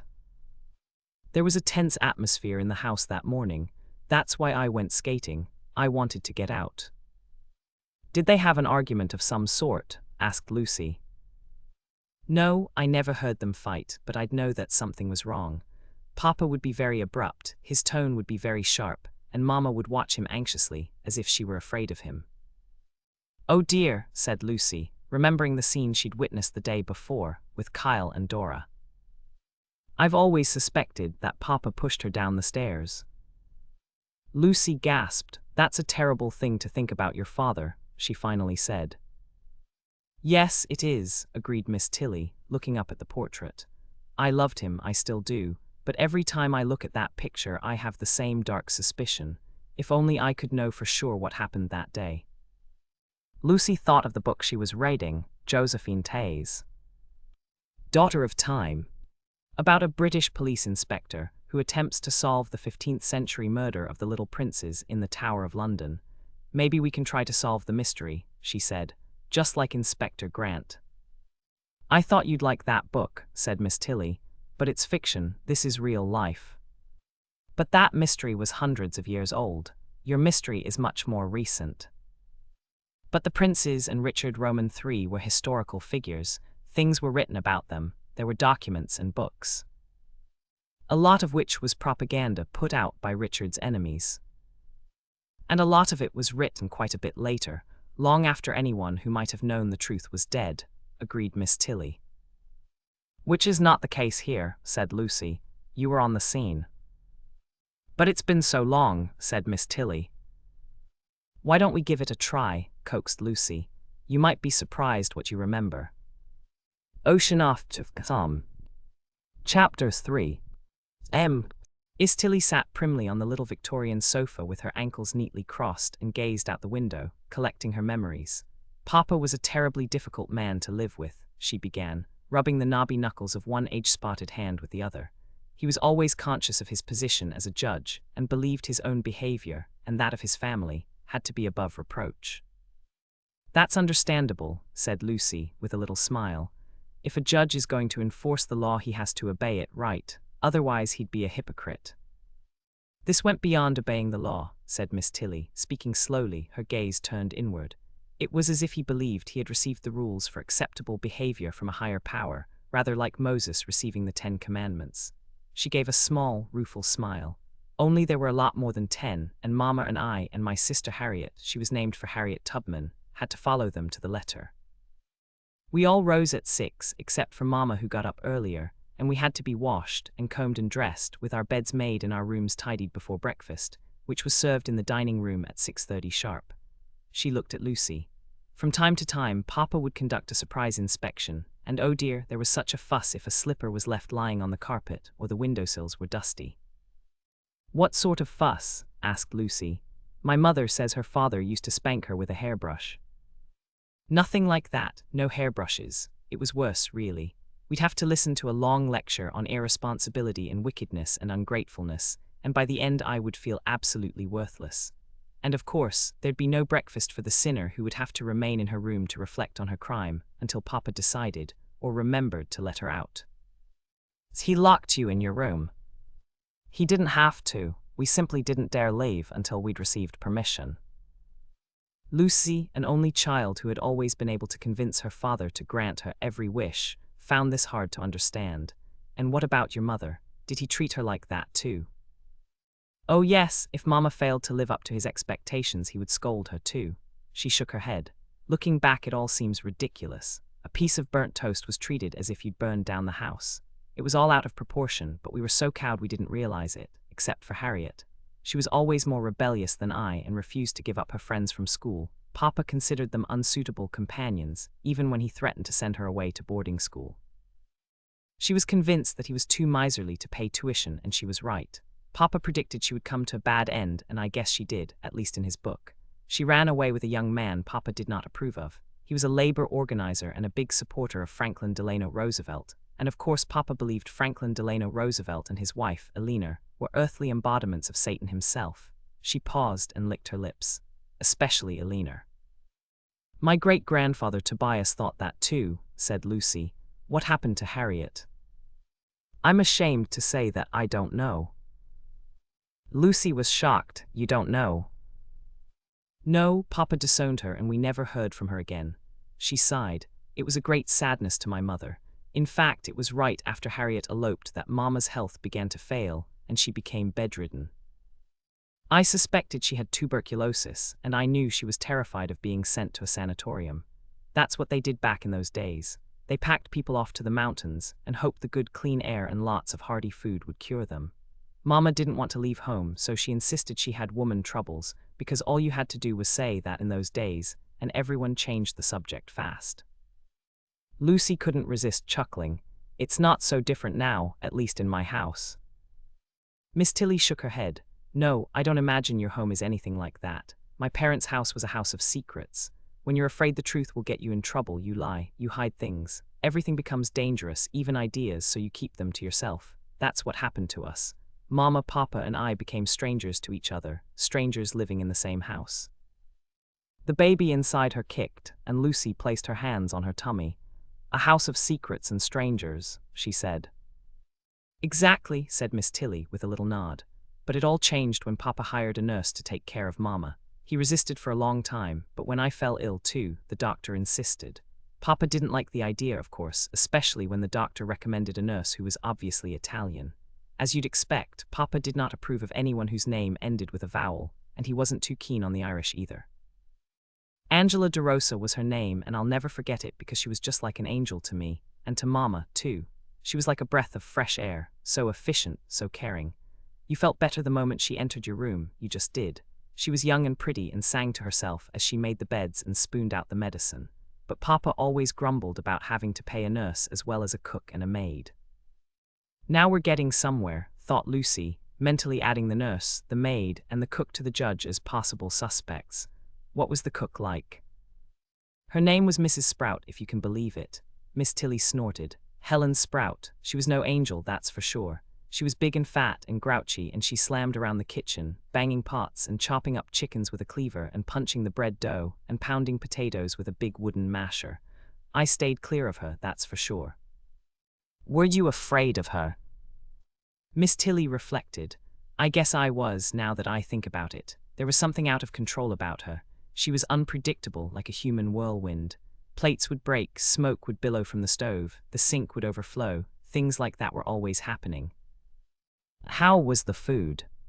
Fine, really good. It was the oddest thing. You'd think everything would be awful, burned to cinders, but it wasn't. And after Papa had a taste of her apple pie, why, there was no question about letting her go. He loved all her cooking, but especially her pies. That woman certainly had a knack. Even Mama's pie crust wasn't as flaky as Mrs. Sprout's.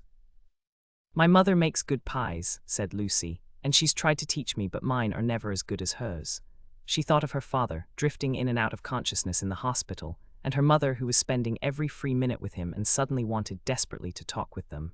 Later, she promised herself, maybe after dinner when Bill gave Toby his bath. What about the maid? She asked. Which one? Chuckled Miss Tilly. We went through quite a few of them, if I remember correctly. There was a Bridget and several Marys and a Margaret. They never lasted very long. Your father?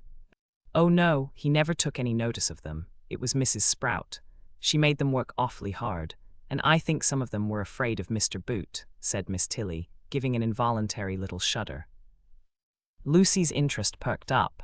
Boot, was he related to the Boots on Packet Road? I wouldn't be surprised. Kyle is probably his grandnephew. Mr. Boot never married. He was a sort of handyman. He cut the grass and painted the trim and tended the coal furnace, and sometimes he drove Mama when she went to see the doctor. Did he have a first name? Oh yes, Emil. Miss Tilly paused. You know, I think that's why I didn't like him. I didn't like his name. Maybe there was some other reason, prompted Lucy. Well, he was a convict, a trustee, from the county jail. Lucy's eyebrows shot up. A prisoner. Yes, Papa had some arrangement with the sheriff, and men from the prison often worked for him. They painted the house, I remember. Things like that. No wonder you were afraid. They must have been in jail for a reason, right? I don't think Mr. Boot did anything very terrible, or Papa wouldn't have had him around the house. But he was in jail for a long time, right? So it must have been a fairly serious crime. You're right, Lucy. I never thought of it that way before. He must have worked for us for at least 20 years, and he was a prisoner the whole time. 20 years is a long sentence, said Lucy. Even for Papa, said Miss Tilly. He was tough, but he rarely sentenced anyone for more than a year or two at most. She paused. Only the very worst criminals, like murderers and embezzlers, got long terms. He believed in getting them back to work as fast as possible so the taxpayers wouldn't have to support them or their families. "Your father sounds like a peach," said Lucy sarcastically. "Speaking of peaches, I almost forgot Miss Peach." "Miss Peach?" "Oh, that wasn't her real name. That's what Mama called her because she was from Georgia. She was my father's secretary, Miss Catherine Kaiser." "It sounds as if your mother was a bit jealous." "I think she was, and who could blame her? Miss Peach was everything she wasn't. She had a career as a trained secretary, she was independent, she could spend her salary any way she wanted, and what she wanted was to buy clothes. She always looked lovely in beautiful suits and hats and high-heeled shoes with peep toes, and she went to the beauty salon every morning just to have her hair combed. Harriet and I were pretty impressed, you can be sure of that. Imagine going to the salon just to have your hair combed." "That is pretty impressive," said Lucy. She heard Toby stirring in the morning room and struggled awkwardly to her feet, belly first, and cracked the door to take a peek. He was sitting up in bed, sucking his thumb. She quickly changed his diaper, then he scrambled off the bed and ran out to the living room, stopping short when he saw Miss Tilly. "I think he forgot me," she said. But Toby hadn't forgotten. "Mum," he said, remembering the game they'd played earlier. "Mum," she went right back at him, and he laughed. "I guess I better get this little fellow home for lunch," said Lucy. "Come on, Toby, let's pick up your toys." It was a slow process, but eventually everything was packed up, including the cookies, and Toby and Lucy were zipped in their winter jackets, and muffled in hats, scarves, and mittens, ready to go. "Thanks for everything," said Lucy. "It wouldn't be Christmas without the cookies, and I haven't forgotten about your mother. We've got a list of suspects, and I'm going to see what I can dig up." "Suspect?" "Your father, Emil Boot, Mrs. Sprout, Angela DeRosa, Katharine Kaiser, even the maids. Any one of them could have given your mother a fatal push down the stairs." "I never thought of it that way, but I suppose you're right. They're all suspects." But when Lucy had finally strapped Toby into the car seat and stowed everything in Auntie Granada's enormous trunk and was starting the car, she realized she had to add another suspect to her list: tuberculosis. As Miss Tilly had told her, the disease had ravaged families right up until World War II, when life-saving treatments were developed. It seemed a lot more probable that poor, ill Mrs. Tilly had fallen down the stairs as a result of a coughing fit or a fainting spell than at the hands of a household intimate. Ocean off to some. Chapter 4. W. When Lucy got home, she found Bill had heated up the pot of split pea soup they had been having for lunch for the past week. The soup never seemed to end. It just got thicker with each reheating, even though they kept thinning it down with the vegetable cooking water Lucy always saved. The chunks of ham and carrot, which had been plentiful in the beginning, had become scarcer with each reheating, however. "Peas porridge hot, peas porridge cold," chanted Lucy as she unzipped Toby. "Peas porridge in the pot 9 days old, and that's no lie. It's lovely pea soup for lunch again." Toby didn't seem to mind. He kicked his feet in the high chair and spooned the stuff up eagerly, chasing down the little oyster crackers that Lucy sprinkled on top. She wasn't quite as enthusiastic, but reminded herself that homemade pea soup was nourishing and tasty, and certainly helped stretch the food budget. She was trying to think of something new to do with a pound of hamburger for supper when Bill came in the kitchen to heat some water for tea. "Daddy, Daddy," chortled Toby, flinging a spoonful of soup over his shoulder. "So how did the cookie baking go? I'd be happy to conduct a taste test," he asked, automatically reaching for the sponge and wiping the soup spatter off the wall where it had landed. Watching him, Lucy wondered why he bothered. Another stain on the wall would hardly matter. "Sorry," she said, rousing herself. "Toby already did that. He said they were fine." Hearing his name, Toby laughed, then picked a cracker out of his soup with his fingers and stuck it on his nose. "I don't know if he's entirely reliable in matters of taste," said Bill. "I've had a lot more experience when it comes to cookies." "You mean you don't wear them?" asked Lucy. "Exactly," said Bill, plucking the cracker off Toby's nose and popping it in his son's little mouth. "I know that food goes in the mouth." "Down," ordered Toby, who had lost interest in lunch and was raring to go. The kettle shrieked as Lucy wiped his hands and face with a washcloth and set him on the floor, where he made a beeline for the wooden crate that served as a pot cupboard. She put tea bags in 2 mugs, filled them with hot water and arranged a half-dozen cookies on a plate, and stepping nimbly over the pots that Toby was scattering on the floor, carried it all back to the table. "Mama," said Bill, savoring a bite of cookie. "Mama," said Toby. Bill raised his eyebrows curiously. He said. "Mum," hummed Toby, louder than before. "It's a game Miss Tilly taught him. He loves it." Bill's next mum was very soft, but Toby didn't take the hint. His mum was louder and longer than ever. "Is there a way to stop it?" asked Bill, reaching for another cookie. "Don't go mum any more," said Lucy. "Mm. I will if you will," said Bill. "So did you have an interesting morning?" "A lot more interesting than I bargained for. You know that cane I bought for Miss Tilly?" When Bill nodded, she continued. "Well, she started to cry when I gave it to her. It seems her mother actually died on Christmas Eve many years ago. This must have been back in the 30s, and a red and white glass cane was found smashed beside her body." "That's quite a coincidence," said Bill, taking a slurp of tea. "I know, and it gets weirder. She told me she's always suspected her mother was killed by her father. He was a mean old character if ever there was one." "She told you all this while you were baking cookies?" "Oh well, Toby fell asleep and we drank some sherry," admitted Lucy. "I only had a very small glass, but Miss Tilly pretty much drained the bottle. I think it may have loosened her lips." "I guess so," said Bill. "It doesn't seem the sort of conversation you have with a new friend." "Not at all, but that's the funny thing. It didn't feel as if we were getting to know each other. It seemed as if we'd known each other forever. Like we were old friends, maybe in some earlier reincarnation or something." Bill looked at her skeptically. "I think you need to get out more, Lucy." "Well, I was thinking I might do a little investigating and see if I can't find out how her mother really died. There were a lot of people in and out of the house, and one of them might have been a murderer."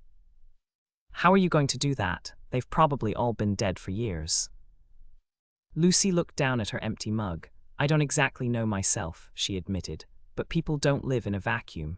There are bound to be records, newspaper accounts. After all, old cases do get solved from time to time. That's what the mystery I'm reading is about." "That's a book, this is real life," he said. "And besides, you're already overlooking an obvious clue." "I am. Sure, the cane." "You're right," exclaimed Lucy, hopping up and running around the table to kiss him. "In fact, it just so happens that I bought the cane from some people named Boot, and the Tilly family had a handyman named Boot. And get this, he was a trustee from the jail." "Sounds like a prime suspect to me," said Bill, scratching his chin. "I'm thinking of growing a beard. What do you think?" "I think you'd look like a real Mainer." He pulled her into his lap. "It will be scratchy at first," he said, giving her a long, lovely kiss. "Mum," said Lucy, "I won't mind." "Mum," hummed Toby, banging a pot with a wooden spoon. Surprised, they jumped apart, laughing. "I guess I better get back to work," said Bill. "That sheetrock isn't going to hang itself." Lucy took the dirty dishes over to the sink and began washing them, looking out the window as she worked. She had a clear view of the rutted dirt driveway, the fence with its missing and broken pickets, and the road that nobody except the mailman ever seemed to use. And here he was now, in his little Jeep. Checking to see that Toby was busy with his pots, she threw her coat over her shoulders and ran down the driveway, hoping the day's mail included something good. A big fat check would be best. Maybe they'd overpaid their income tax and the IRS was sending them a refund. But she'd settle for a card from a friend or a Christmas gift. Opening the flap on the front of the box, she smiled to see a small package wrapped in brown paper and string along with the usual bills and junk mail. The return address indicated it came from her mother, which surprised her because she knew her mother was spending all her time at the hospital with her father. Back inside the kitchen, she found Toby was still busy arranging the pots, so she threw the coat over a chair and sat down at the table to open the package.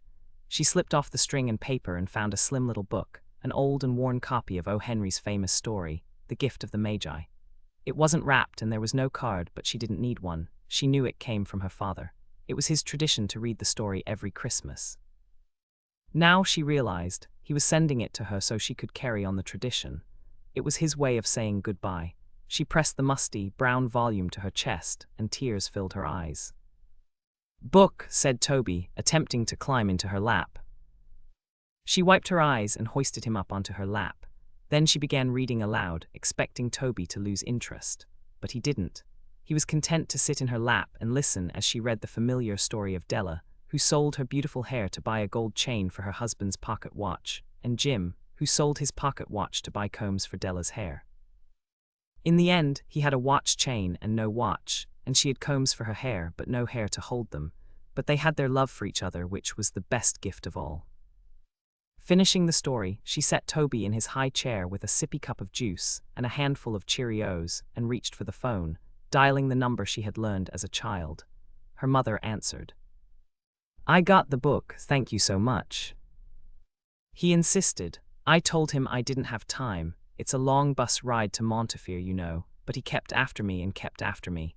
You're wasting your strength, I told him. You should be thinking about getting well instead of worrying about a Christmas present for Lucy, but he wouldn't listen. Well, I really appreciate it. I know how much Dad needs you." She paused. "How is he?" "The same." Lucy reached over and stroked Toby's silky head. He popped a Cheerio in his mouth and smiled at her. "The same? What does that mean?" "It means he's not getting better, and he's not getting worse." "Can't they try something different, some new medication?" "He won't let them." "What do you mean?" "He's refusing treatment." Lucy heard the anger in her mother's voice. "He's giving up." Lucy found herself slumping, as if a heavy blanket of sadness had dropped on her. "Do you want me to come?" she asked. "There's no need." Her mother's voice was sharp.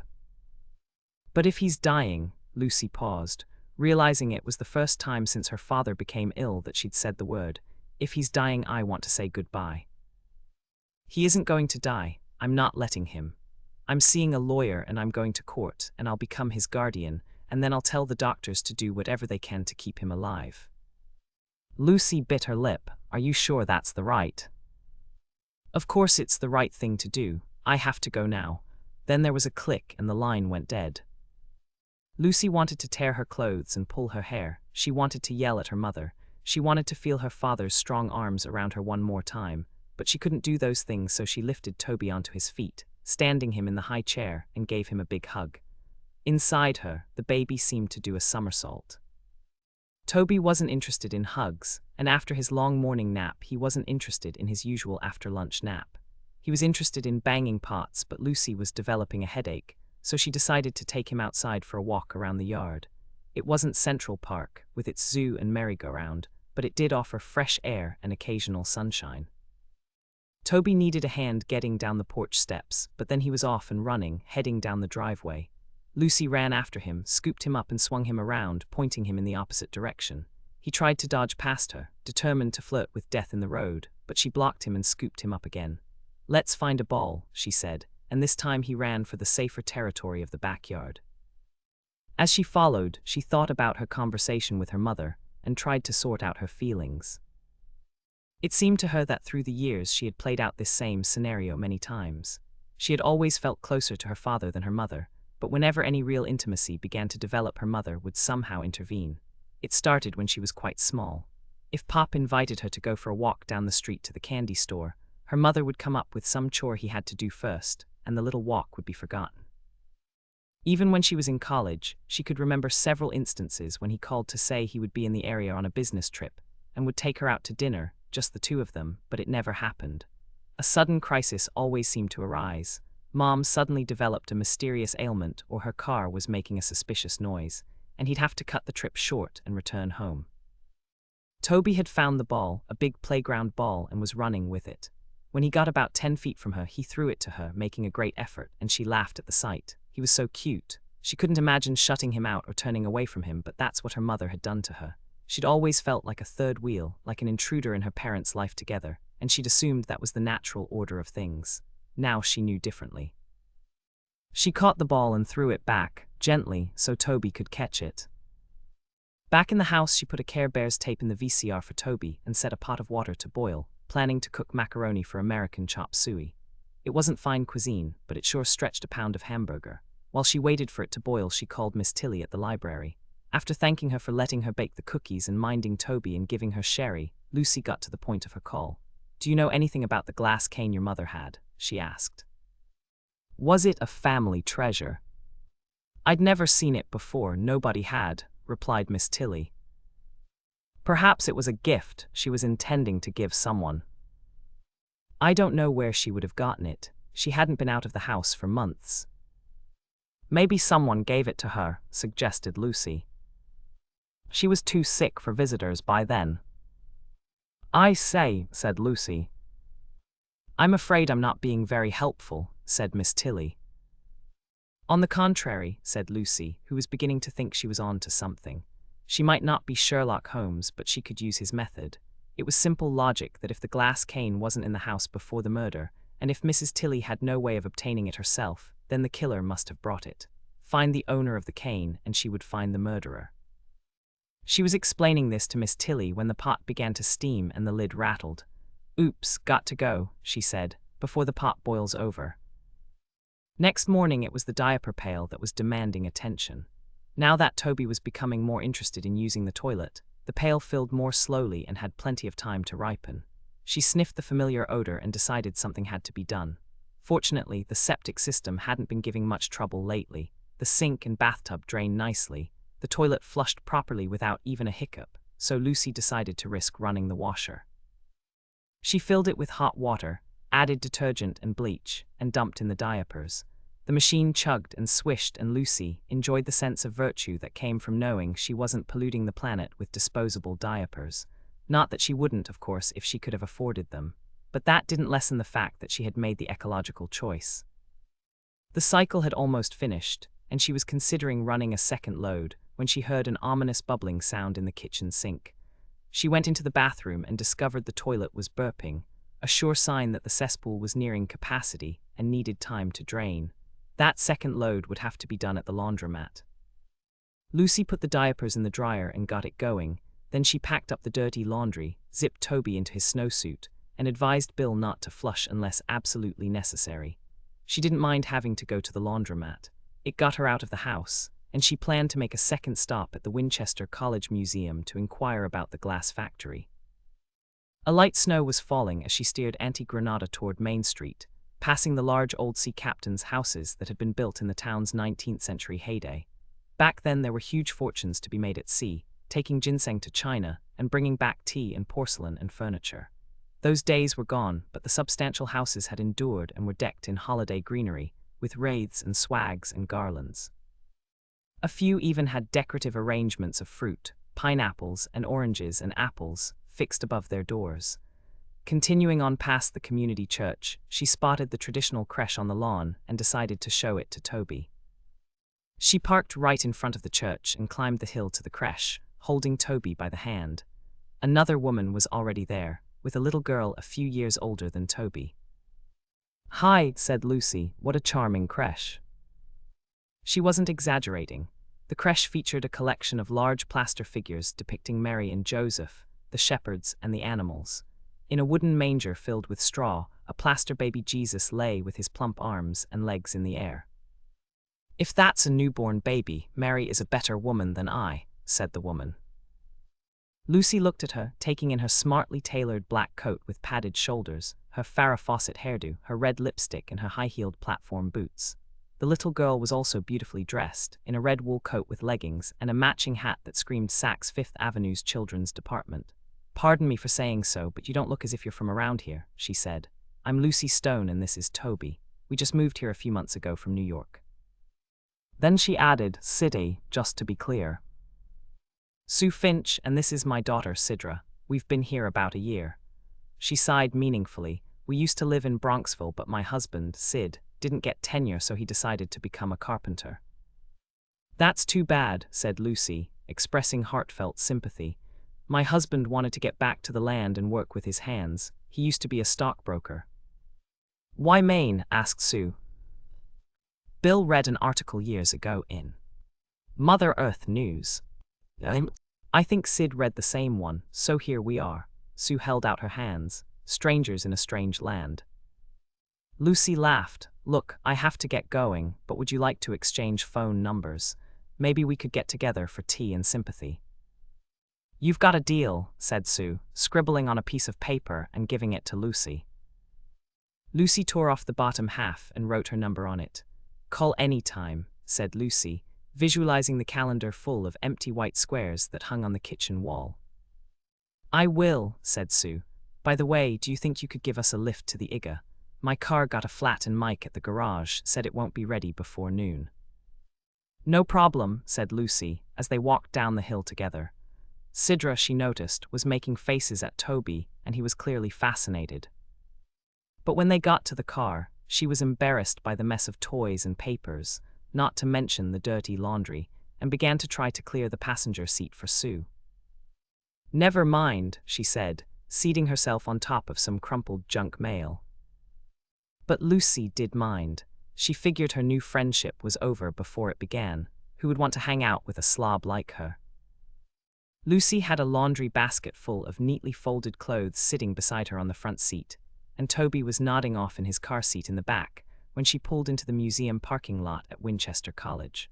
The college's venerable brick buildings and quad reminded her of her own college days, and she felt a bit wistful as she maneuvered Toby out of the car seat and into the umbrella stroller. She decided to take Toby for a little walk around the quad before going to the museum, hoping that the motion would lull him to sleep, and the little toddler dozed off before she was halfway around. She enjoyed the reaction of the students she passed. The boys generally ignored Toby, but the girls all smiled at him, probably imagining themselves as mothers someday. Good luck to them, thought Lucy, whose back was beginning to ache. Back at the museum, Lucy wheeled Toby inside, pausing to examine an Egyptian mummy that was displayed in the front hall. Wondering how it ended up in this backwater corner of Maine, she studied a directory posted on the wall and discovered the curator's office was on the 3rd floor. She took the elevator and when the doors slid open, encountered a 30-ish man wearing the academic uniform of tweed jacket, Oxford shirt, and bow tie. Can I help you? He asked, raising his eyebrows. Lucy assumed he didn't get too many visitors, especially not mothers with toddlers in tow. I'm looking for the curator, she said. Well, you found him, he said, extending a hand. I'm Fred Rumford. What can I do for you? I'm Lucy Stone, she said, taking his hand and finding it pleasantly warm and his shake firm. I'm looking for information about a glass factory that used to be here in town. Come with me, he said, ushering her back into the elevator and pressing the number 2. We have a display. The 2nd floor of the museum was devoted to local industry such as fishing and farming, and a corner featured enlarged photos of the Brown and Williams Glass Company, as well as samples of the wares it produced such as bottles, oil lamps, and fancy dishes. There wasn't a glass cane in sight, but the photos of workers caught her eye. One picture of office workers had a list of names beneath the rather glum group, and she leaned closer for a better look. Sure enough, she realized with mounting excitement, there was Emil Boot standing in the back row, dressed as the others were in a dark suit. His face was round and bland and gave no hint that he was a criminal, headed for prison. She pointed him out. See that fellow there in the wire-rimmed glasses? He did something very bad and was sent to prison for 20 years. You don't say, said Fred. He looks nice enough. You never can tell just by looking at someone, said Lucy, thinking of the photos she'd occasionally seen in the newspaper of murderers and other criminals. She studied them, looking for a clue to what made them commit such evil acts, but they usually looked like anyone else. Back in the 19th century, they used to think there was a criminal physiognomy, that you could identify criminals by the shape of their heads, said Fred. If only it were that simple, said Lucy with a sigh. I'm interested in a particular item, a glass cane, she said. A whimsy. A what? Whimsy. They were items the workers made out of leftover glass at the end of the day to amuse themselves. Would there be a record of who made them, or who bought them? Fred shook his head. No, in fact, since they had to be left out overnight to cool, they were often appropriated by whoever got to work first the next morning. So a fellow like this Emil Boot, an office worker, could have taken a cane or two if he got to work early, before the glass blurs. Well, sure, said Fred, but I don't think he went to prison for 20 years for taking a whimsy. Lucy bent closer and took another look at the man identified as Emil Boot, and remembered Miss Tilly saying that her father only gave long sentences to the very worst criminals, like murderers. Had he misjudged Emil Boot when he put him to work around the house? Had Emil Boot killed Mrs. Tilly? "You're right, he must have been more than a petty thief," agreed Lucy, wondering how she could find out exactly what crime Emil Boot had committed to earn such a long sentence. Fred cleared his throat. "I really have to get back to work," he said with a sigh. "Budget projections are due next week." Lucy's face reddened.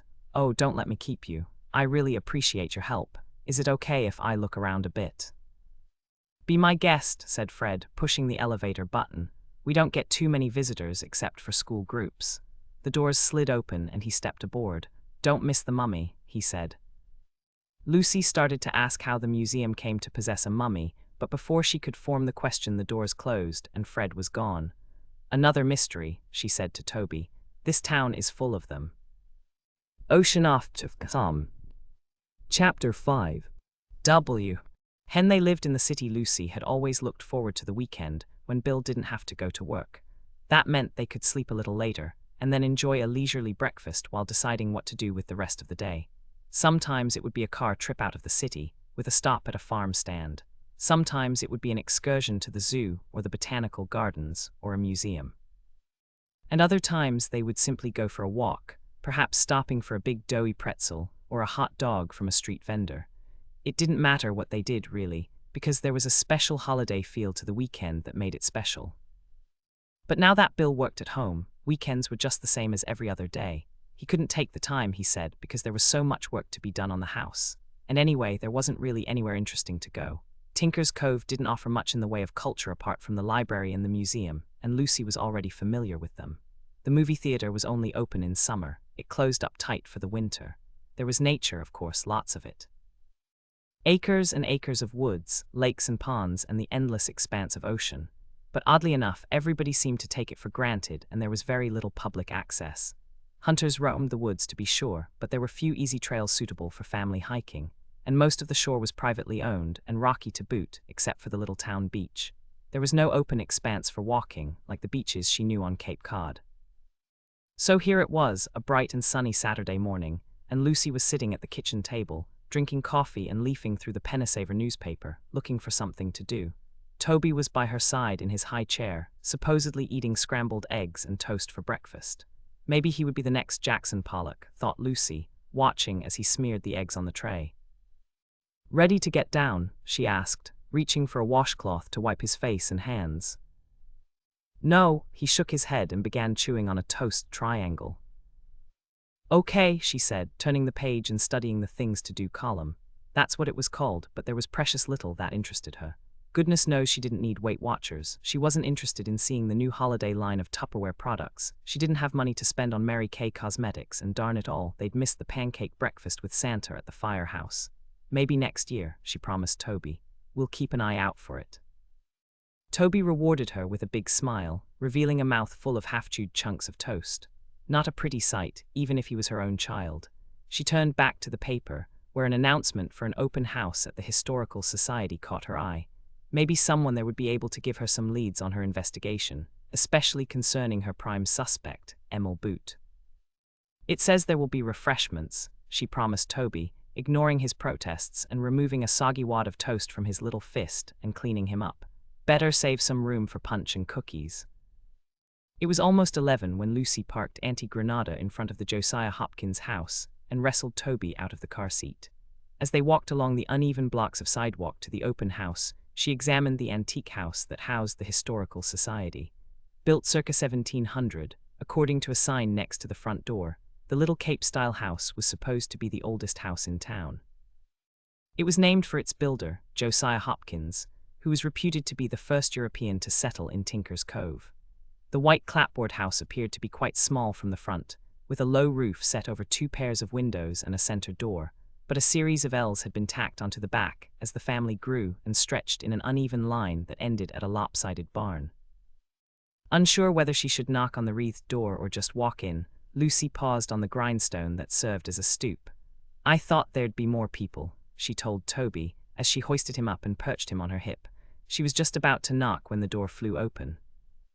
"We saw you coming," said a little old lady who bore an unnerving resemblance to an Applehead doll. Her hair, which was carefully curled and blued, was an odd contrast to her wrinkled and puckered face. Her eyes, however, were sharp as ever and didn't miss a thing. "Ellie, Ellie," she called, "come and meet this adorable little tyke." She was quickly joined by another little applehead doll of a woman, right down to the matching hair. "Isn't he the little man?" she proclaimed. "Come in, come in." Lucy set Toby on his feet and unzipped his jacket, then grasping him firmly by the hand, introduced herself. "Oh, you're the young folks who bought the old farmhouse on Red Top Road," said Ellie. "Emily, they're the folks who bought the place out by the Pratts."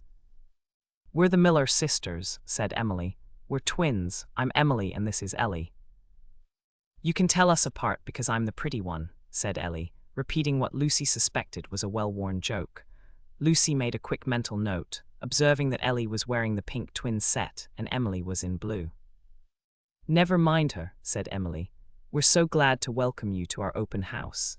Do enjoy the house and we'll be happy to answer any questions you have, and be sure to have some holiday punch and cookies in the dining room." "Thank you," said Lucy, who was admiring the wide plank floors and the simple woodwork which had been painted a deep shade of red. A small fire blazed in the hearth, which was ringed with a simple wooden bench, a rocking chair and a tall settle. Cheery print curtains hung at the windows and a hutch displayed a collection of antique china. "All the furnishings have been donated by our members," said Emily, noticing her interest. "Did your members do the restoration work too?" asked Lucy, keeping a watchful eye on Toby, who was fascinated by the fire. "Most of it. We also hired some craftsmen. We got a lot of advice from the State Historical Commission." "I see," said Lucy, eager to see the rest of the house. She took Toby by the hand and together they explored the kitchen, with its enormous hearth, the buttery where food was stored, the pantry where dishes were kept, and climbed the cramped little staircase to the tiny bedrooms tucked under the eaves. Pulling Toby away from a display of antique toys, she went back downstairs to the dining room, where black and gold Hitchcock chairs surrounded a cherry dropleaf table that held a crystal punch bowl with a silver ladle and enough cookies for an army. "Would you care for some punch?" asked Emily, popping through the door. Or was it Ellie, wondered Lucy, afraid she'd mixed up pink and blue. "Be sure to taste the mincemeat cookies," advised Ellie, or was it Emily? "Thank you," said Lucy, holding the crystal cup so Toby could drink from it, then handing him a cookie. "It's a beautiful house," she said, taking a bite of a lemon bar. "It must have taken a lot of work." "A labor of love," said Emily. "That's right," said Ellie, nodding along. "I wonder," said Lucy, excited by an idea that was taking shape in her mind, "does the Society have information about the early residents of Tinker's Cove? I'm thinking of census records, genealogies, wills, things like that." The two Miller sisters exchanged a glance. "We used to," said one. "Before the fire," said the other. "It was all lost. We were lucky to save the house and the furniture." "Oh dear," said Lucy, feeling extremely disappointed. The sisters exchanged another glance. "Would you like to sit down, dear?" asked one. "Is there something in particular that you want to know?" asked the other. "Because most people in town have deep roots. Their families have been here for a very long time." "A long time, that's right." Lucy sat down and the sisters refilled her cup and passed her a plate of cookies. She sipped and nibbled and thought.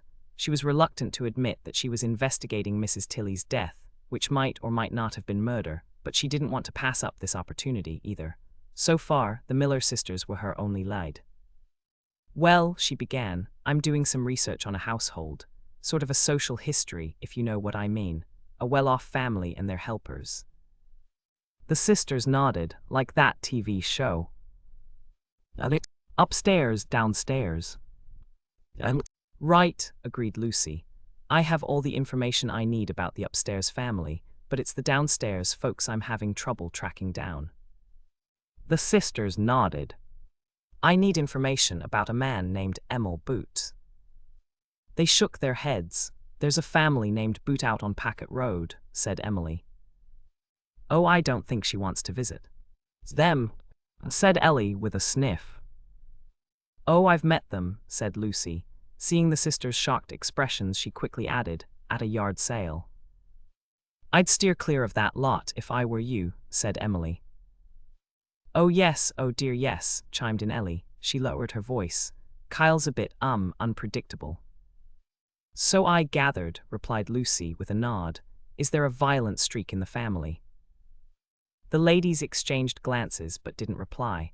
Lucy sensed she'd gotten all she was going to get from them concerning the boots and pressed on. Angela DeRosa. They shook their heads. Catherine Kaiser. The sisters exchanged glances again and sighed in unison. Lucy had the distinct feeling they knew something but weren't going to share it with her. She continued down her list. Helen Sprout. The two broke into smiles and giggles. There are lots of Sprouts around, said Emily. Old Hannah Sprout, she must be going on 80 herself, lives over in Gilead. I bet she'd love to talk to you. I bet she would, too. Lucy was about to ask how she could contact Hannah Sprout when she suddenly remembered Toby. He'd been right there, eating cookies, and now he was gone. She jumped to her feet. Where's Toby? He can't have wandered far, said Ellie. No, agreed Emily. But Lucy was imagining the worst as she searched frantically through the maze of little rooms. He might have fallen in the fire. He might have fallen down the stairs. He might have wandered out a back door. He might have been abducted. Then she heard one of the sisters sing out, I found him. Lucy hauled herself up the crooked little staircase as fast as she could, considering her condition. She was out of breath when she found Toby sitting on the floor in the room that was decorated as a child's nursery, surrounded by that valuable collection of antique toys. The toys and Toby appeared to be unharmed. Isn't it sweet? Trilled a sister. He found the toys. I hope nothing's broken, said Lucy, pulling him to his feet and leading him to the stairway. She took a deep breath. We'll pay if there's any damage. Oh no damage, chorused the sisters. No harm done. As Lucy zipped up Toby and buttoned her coat and headed straight for the door, she had the feeling that a tragedy had been barely averted. Thanks for everything, she said, as the door closed behind her and she let out a big sigh of relief. Toby didn't see it quite the same way, however.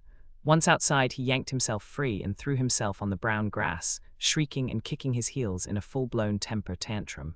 Horsey, horsey, he repeated over and over at the top of his lungs. Lucy had read about 2-year-olds and their famous temper tantrums in the child care books, but so far she hadn't experienced one. She stood there in the middle of town, trying to remember the recommended course of action. Nothing came to her except an acute sense of embarrassment. Thank heavens nobody seemed to be on the street at the moment, but if Toby continued screaming, that was sure to change. The last thing Lucy wanted was to attract a crowd. Toby, stop it, she said in her firmest, most authoritative voice. He kicked his heels harder.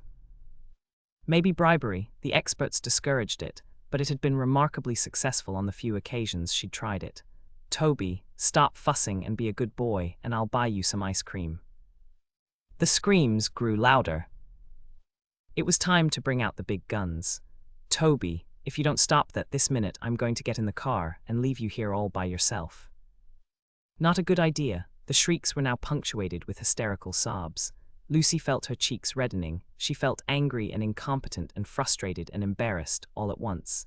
And now she saw a group of women were advancing down the sidewalk. Mature, matronly women who had mastered the art of motherhood. She had to get out of there. Adrenaline surged. She grabbed Toby by the hood of his jacket and the seat of his pants, and tucking the screaming and kicking boy under her arm, she hauled him to the car and wrestled him into the car seat. Once he was securely strapped in, she slid behind the steering wheel and caught her breath. The group of women, she noticed, nodded approvingly. One even smiled sympathetically at her and she gave them a little wave. Then, resolutely closing her ears to the din coming from the back seat, she started the engine and pulled onto Main Street, right in the path of a battered blue pickup truck. The driver honked and swerved, missing a collision, but Lucy's heart was racing when the truck braked and the driver turned to glare at her. To her horror, it was Kyle Boot, and he looked as if he was spoiling for a fight.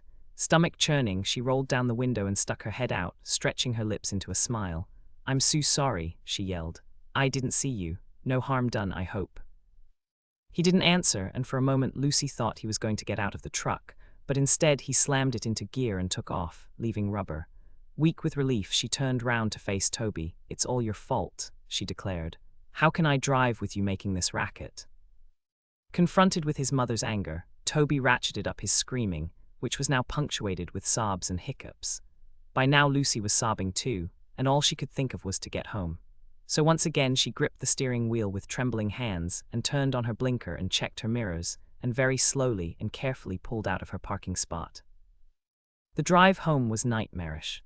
Lucy drove slowly and extra carefully, concentrating on the road as if she were taking a driver's test and trying not to worry about Toby. How long could he keep this up? Could he stop? Maybe she should go to the emergency room. But then they'd probably call in social services. Maybe they'd decide she couldn't cope and would take Toby away from her. Maybe she was a bad mother. Maybe she shouldn't have children. She was following this train of thought when she turned onto Red Top Road, and the house came into view and Toby fell asleep, all at once. By the time she turned into the driveway, he'd sunk into a deep sleep, punctuated by hiccups. He didn't even stir when she lifted him out of the car seat and carried him into the house. "Look at that sweet little guy," cooed Bill, who was fixing himself a cup of tea in the kitchen. "Appearances can be deceiving," muttered Lucy, lugging the baby upstairs and settling him in his crib. Bill had followed and watched as she slipped off Toby's jacket and shoes and covered him with a blanket. "He'll probably wet the bed," she observed with a sniffle.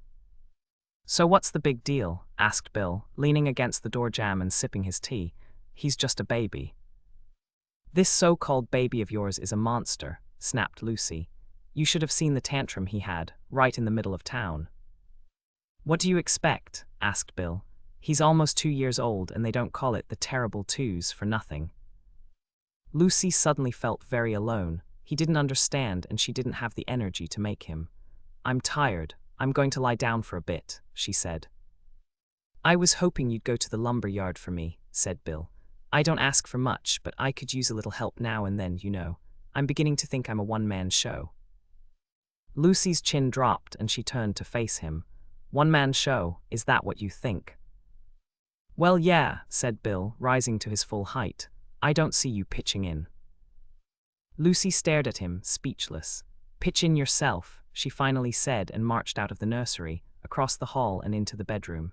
She would have slammed the door, but that would have wakened the baby. She lay there, staring at the stained and cracked ceiling, and listened to Bill's footsteps as they retreated down the hall to the front stairs. By the time he'd reached the bottom, she was sound asleep. 2 hours later she woke with a start, awakened by Toby's cries. Just regular cries, she realized with relief. He wasn't having another tantrum. She threw off the covers and shoved her swollen feet into her slippers and shuffled into his room. He stopped crying when he saw her and she picked him up, nuzzling his damp head with her nose and getting a distinct whiff of ammonia. As she expected, his overalls were soaked and all the bedding needed to be changed. She sighed and led him into the bathroom, where she set him on the potty. "Are you up?" Bill's voice echoed up the stairwell. "Up and at 'em," she yelled back.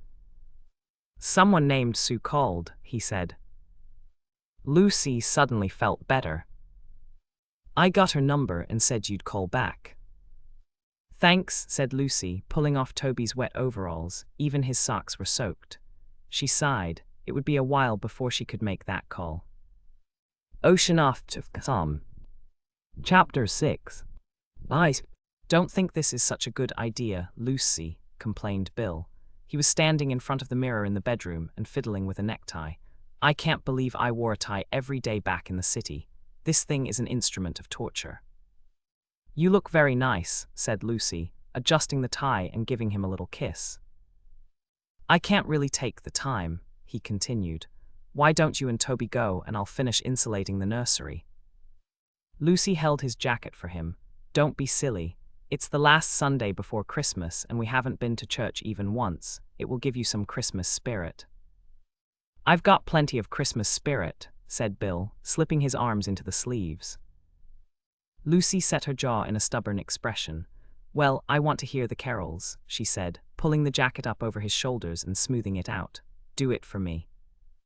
Bill rolled his eyes. "You are a stubborn woman, Lucy Stone." Lucy's temper flared. "I don't think." "But I love you anyway," he said, silencing her with a kiss. When they arrived at the little white community church with the tall steeple, they found it was bursting at the seams, but people cheerfully slid down the pews and squeezed together to make room for everyone.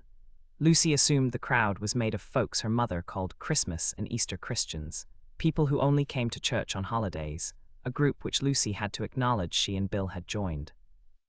But a quick perusal of the bulletin revealed that the usual sermon would be replaced by the Sunday school's annual pageant, a local tradition which brought entire families out in force.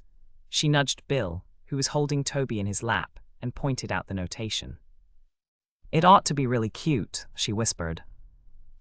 "HMPH," said Bill. But even he was smiling when the children, dressed as shepherds, advanced down the aisle, some holding stuffed lambs and other animals, including a few neon-colored Care Bears, and arranged themselves in a tableau vivant around the teenagers playing Mary and Joseph. Mary was keeping a nervous eye on baby Jesus, who was a real baby, and Joseph seemed ready to flee. Lucy wondered if they were presenting a more accurate version of the actual events than they knew.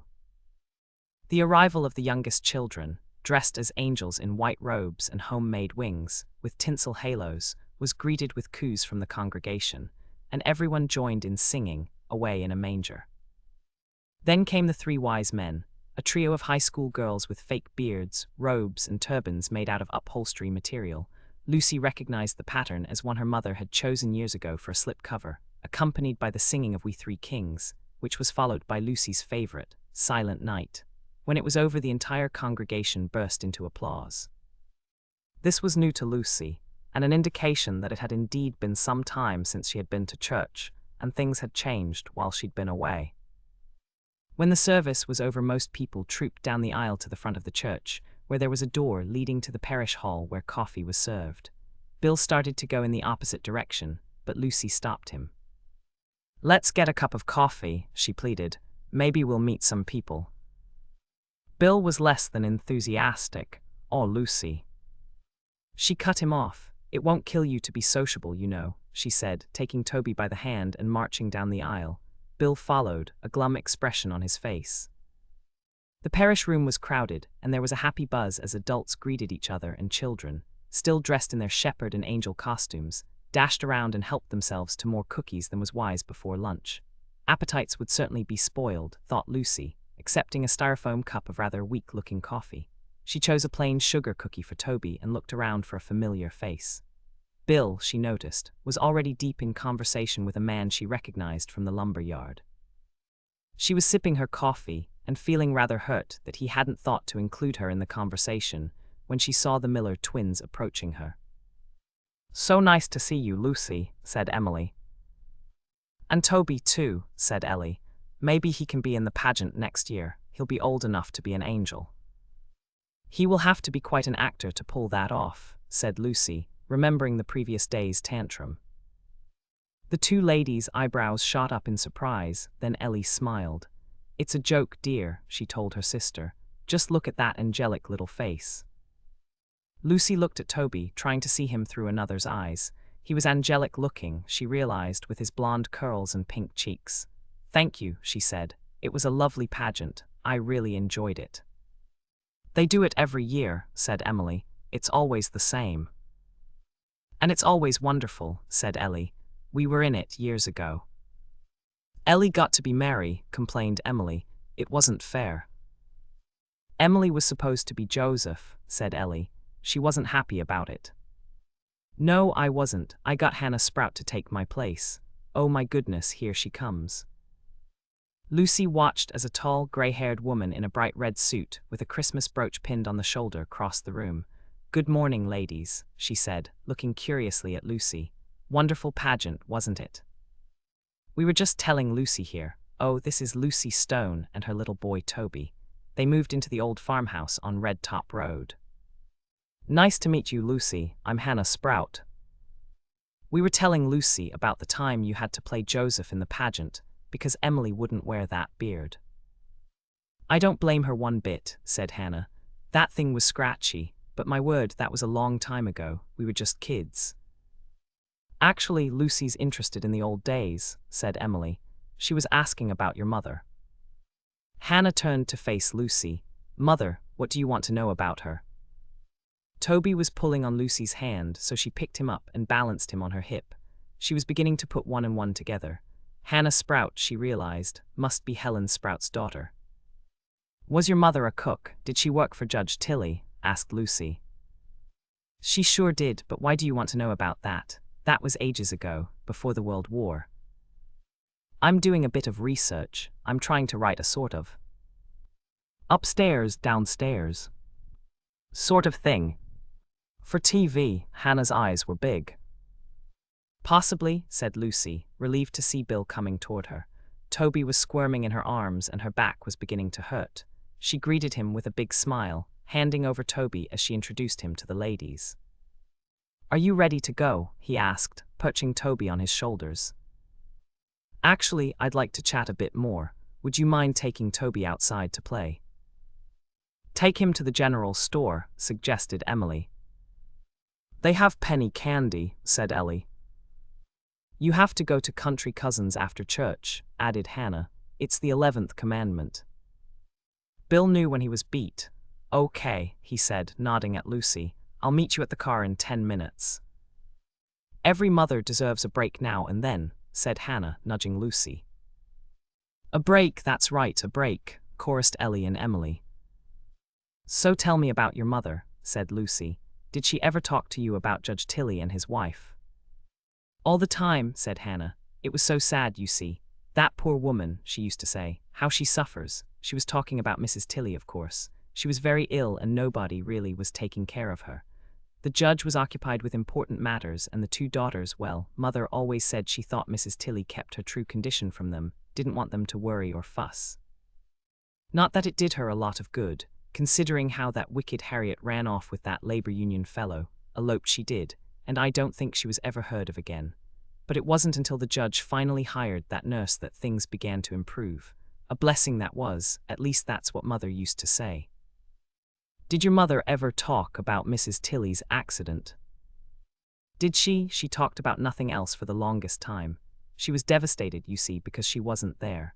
The cellar stairs were right off the kitchen, you see, and if she'd been there she could have stopped her from going down.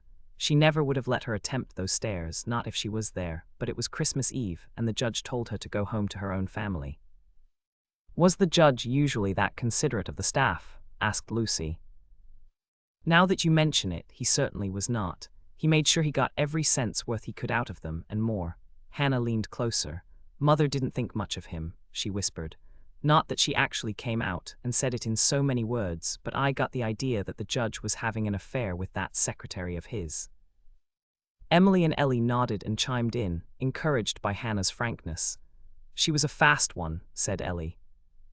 "Put on airs," sniffed Emily. "I heard she went to the beauty salon every morning to get her hair combed," said Lucy. "She did worse than that," crowed Hannah. "She did." Emily and Ellie were all ears. Now remember, this was a long time ago, when people felt differently about what we call single mothers nowadays. They used to be called unwed mothers, and that was most certainly not a term of approval. Hannah nodded knowingly. But a week or so before poor Mrs. Tilly finally got her blessed release and went to her heavenly reward, that secretary left town for 6 months or more to care for a sick relative. "Ooh," said Emily, her mouth round with shock. "I never," added Ellie, with a sharp intake of breaths. "So you think she was pregnant with Judge Tilly's child?" asked Lucy. Hannah winked. "Oh, I never said that." "Oh no," said Emily, shaking her head. "No, not at all," said Ellie, pursing her lips. "I see," said Lucy, understanding that in this case no meant yes. Then she remembered Bill, who was waiting for her outside in the cold. "I've got to get going, but thanks for all the information. It's been very interesting." "Oh yes, interesting," said Emily, nodding. "Very interesting," said Ellie, licking her lips. Lucy took her time walking around the church to the lot where Bill had parked the car. She rarely had a moment to herself, and she was determined to make the most of it. A couple of inches of snow had fallen overnight, and the reflected sunlight made everything bright. It wasn't too cold, though, and she was enjoying the fresh air and the quiet, as the snow muffled sounds. She was thinking how strange it was that Judge Tilly's affair with his secretary was still a delicate subject. almost as if it had happened yesterday instead of 50 or more years ago. And even stranger, that their love child had remained a secret to many people for all those years. She was especially curious about the fact that even though Catherine Kaiser's child was born around the time of Mrs. Tilley's death, the lovers had not gotten married. Why not? They could have waited for a decent interval, tied the knot, and then added the child to their family claiming it was adopted. But the fact that hadn't happened seemed to indicate the need to continue keeping their relationship a secret. And that, Lucy thought, could have been because the judge didn't want people talking and speculating about his wife's death. It might have appeared a bit too convenient, and might have drawn attention to the judge and his mistress as possible murderers. And then there was the fact that he had dismissed Mrs. Sprout early on Christmas Eve. Did he want her out of the way? Lost in thought, Lucy would have walked by the car if Bill hadn't honked. Startled, she jumped, then climbed in beside him. Toby was sitting in his car seat, contentedly nibbling on a long pretzel stick. 2 cents at the general store, said Bill with an approving nod. Quite a bargain, said Lucy. Bill shifted into reverse and backed out of the parking space. So what were you thinking about? Christmas, the baby, you were miles away, you know. Both, said Lucy, smiling at Bill and rubbing her tummy. She hardly wanted to admit she was thinking about a scandal and murder. Weren't those kids cute? She asked. Back home, Lucy decided to leave the pea soup in the fridge and splurged by making tuna melt sandwiches for lunch. Toby could barely keep his eyes open to finish his, and Lucy gratefully settled him down for what she hoped would be a long nap. Then, ignoring Bill's suggestion that she strip the ugly old wallpaper in the hall, she picked up the phone and called Sue. Sorry I missed your call yesterday, I was napping, said Lucy. Good for you, I was wondering if you'd like to grab some coffee tomorrow morning. At Jake's, maybe. Sure, said Lucy, 10, 11. Let's make it 10:30, said Sue. The place quiets down around then. Great, said Lucy, who was already looking forward to their get-together. Gee, she added, in a burst of candor, this is pathetic. I can't tell you how excited I am about actually having some place to go and getting out of the house. I hear you, said Sue. Sometimes I just pack my bag and head to my mother's for a night, just to get some time to myself. Lucy felt a stab of jealousy. Does she live nearby? Boston, close enough, but not too close, if you know what I mean. The drive's long enough that I have time to decompress. Get rid of that, I'd like to kill my husband feeling. Lucy was a bit shocked by Sue's frankness. Doesn't your husband mind when you leave? Number to tell the truth, I think he enjoys it. I mean, he probably wants to kill me sometimes, too, impossible as that seems. Not that impossible, said Lucy. I think that if anybody was counting they'd discover that lots more wives are killed by their husbands than vice versa. I know, agreed Sue, and I can never quite understand. Take that awful guy in Boston who shot his wife and killed her, and then shot himself to make it seem like they were attacked by some entirely innocent black man. All that fuss when he could have just filed for divorce. Divorce is no picnic either, said Lucy. Imagine thinking you're in a perfectly happy marriage and then one fine day, your husband looks at you over the morning paper and says, Honey, it's been great, but I've found this hot little chick and I like her much better than you. She never nags me about taking out the trash like you do. So what do you say we get a divorce? Sue laughed. I see your point. If he shoots you, well, he's a real bastard and all, but at least you can go to your death without feeling like a failure because he's having an affair. Yeah, agreed Lucy, thinking of Judge Tilley's insistence on maintaining appearances. Like it was a perfect marriage right up to the moment he killed you. From the distance, she heard Bill calling her. Gotta go save my marriage by stripping the wallpaper in the front hall. Honey, you'd do better to strip yourself. Point taken, said Lucy. See you tomorrow. Ocean off to come. Chapter 7. Ussie knew she couldn't leave Toby with Bill when she met Sue for coffee, so she didn't even ask. She was as big a believer in women's liberation as anyone, but it was unrealistic to expect anyone to keep an eye on an active preschooler while working with dangerous tools to perform tasks that required a great deal of concentration. Bill had explained this to her so many times that she'd come to believe it, though she did wonder why it didn't apply to her. After all, she managed to keep an eye on Toby while she chopped up chicken with a cleaver, or used pins and needles to mend a tear, or boiled up a kettle of water to cook pasta. Those were every bit as dangerous as his work with saws, and hammers and nails. She explained it all to Sue when she joined her at a table in the back corner of Jake's donut shack. As Sue had predicted, the place was quiet, with only a scattering of retirees who had time to linger over their morning papers. Bill, she told Sue, has a male brain. He can only concentrate on one thing at a time, which makes it impossible for him to mind a child at the same time he's cutting a board. I, on the other hand, have a female brain, which we know is larger and generally superior in that it can accommodate several thoughts at once. Right, said Sue, like how there's a designer handbag sale at Filene's basement and a coat sale at Jordan Marsh. Exactly, said Lucy, smiling and nodding. I fundamentally agree with you, said Sue, tearing open a pink packet of low-calorie sweetener and stirring it into her coffee, but what I can't quite figure out is how, if we're so smart and all, we always seem to get stuck with the kids. It's because, said Lucy, taking a sip of coffee, we remember the fact that we actually have a child. Men's brains can't handle that information, which is why they tend to lose the children on the rare occasions that they take them anywhere. I think you're onto something, said Sue. My husband, Sid, completely forgot he was supposed to pick up Sidra from nursery school the other day. Nursery school, said Lucy, wistfully, watching as Toby ripped open a sugar packet and poured the contents all over the table.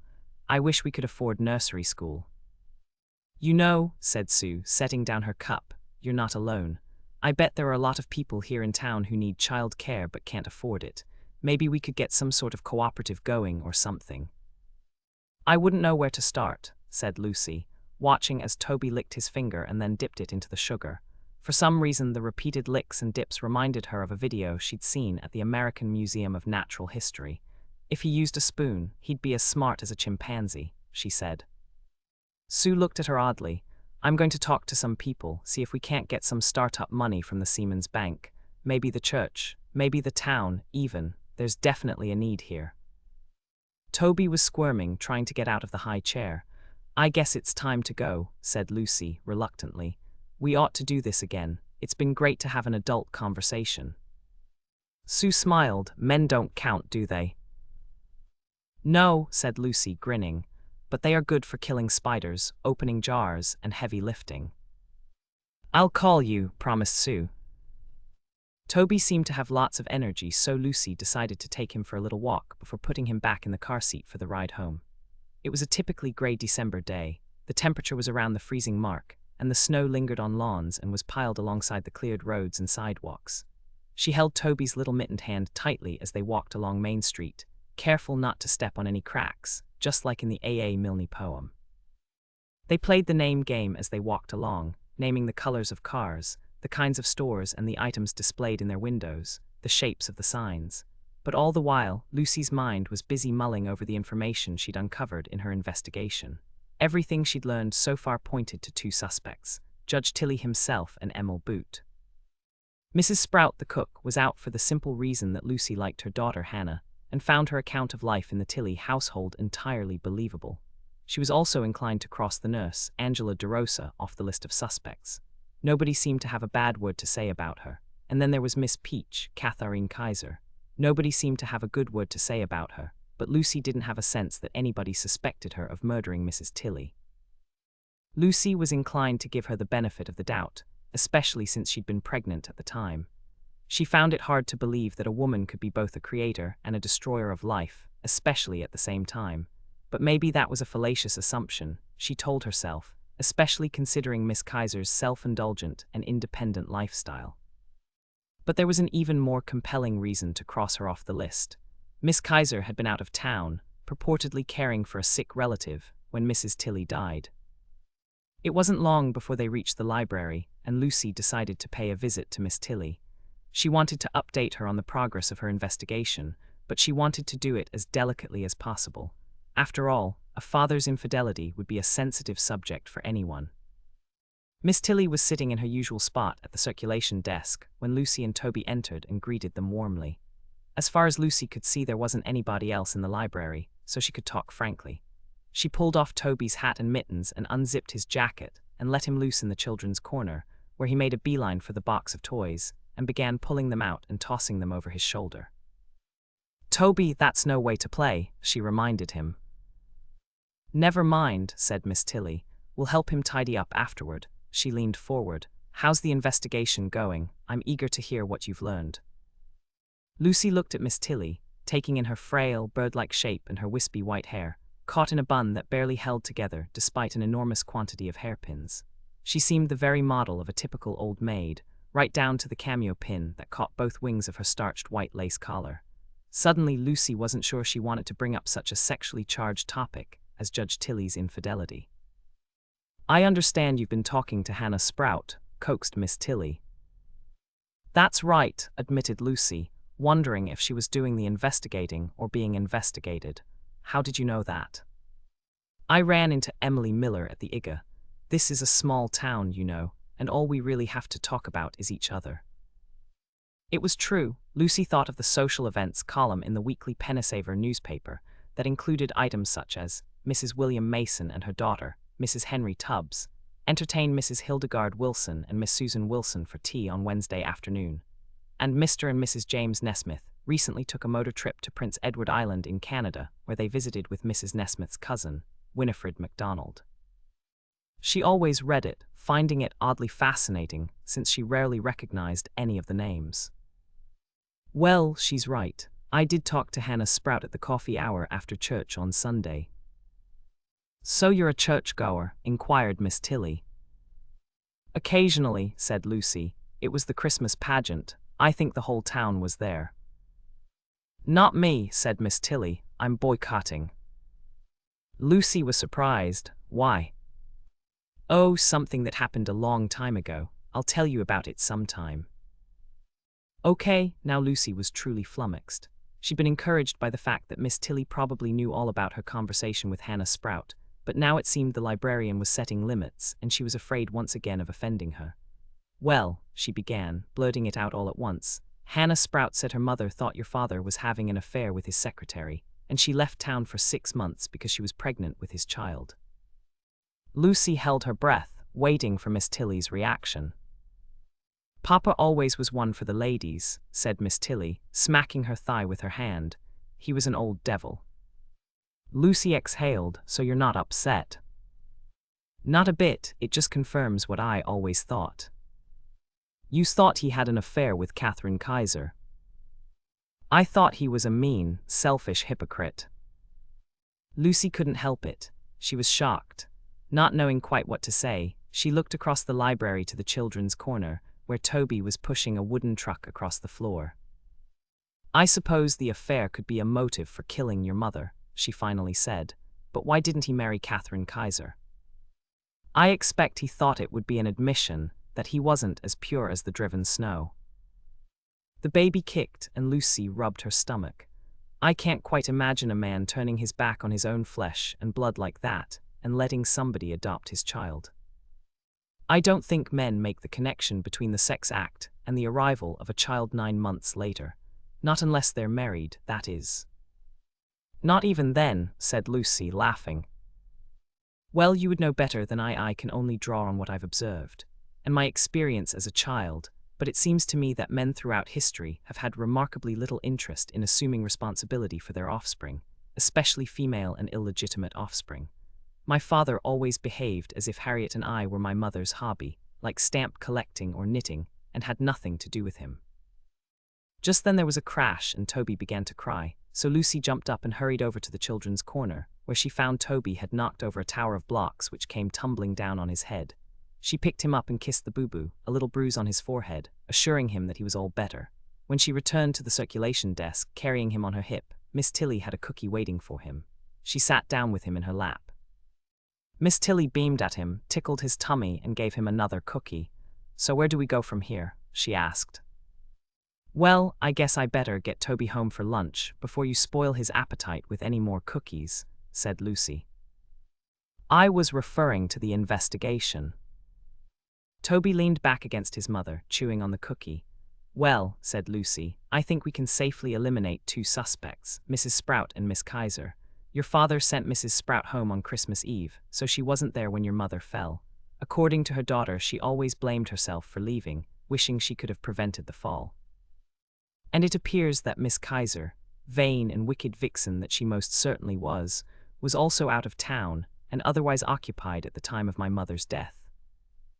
But both those facts tend to point toward your father, said Lucy, smoothing Toby's hair with her hand.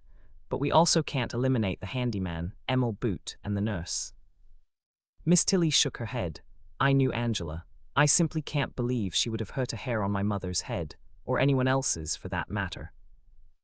Well, there is a link of sorts between Emil Boot and the glass cane. He worked in the office at the glassworks, but that's all I've been able to find out about him. Miss Tilly leaned forward.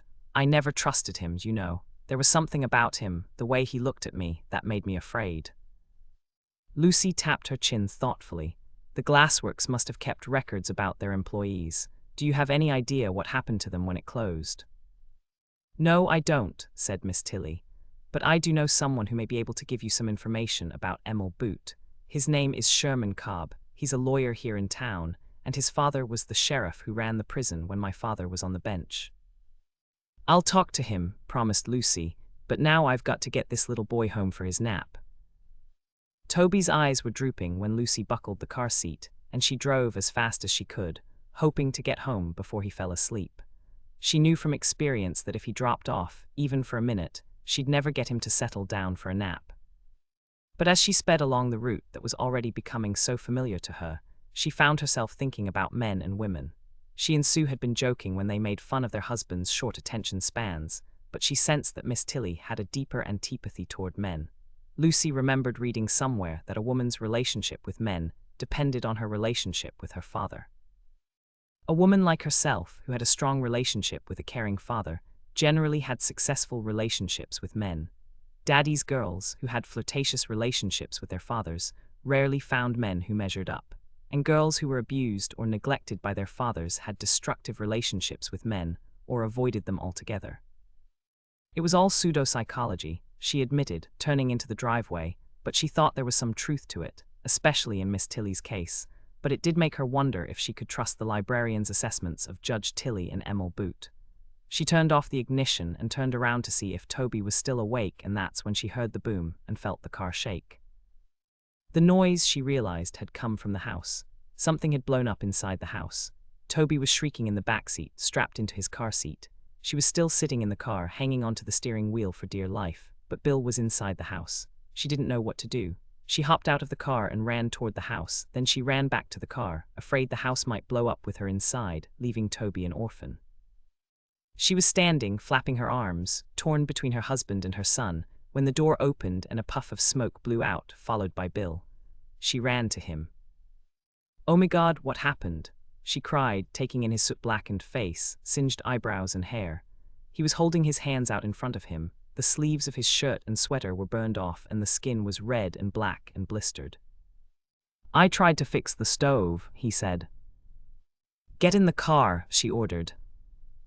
"No, Lucy, don't start the car. Get Toby and we'll go to the neighbors." Right, she said, yanking the door open and unsnapping the car seat straps with shaking hands. Bill was already halfway down the drive, walking like an automaton. He must be in shock, she thought, hurrying to catch up to him.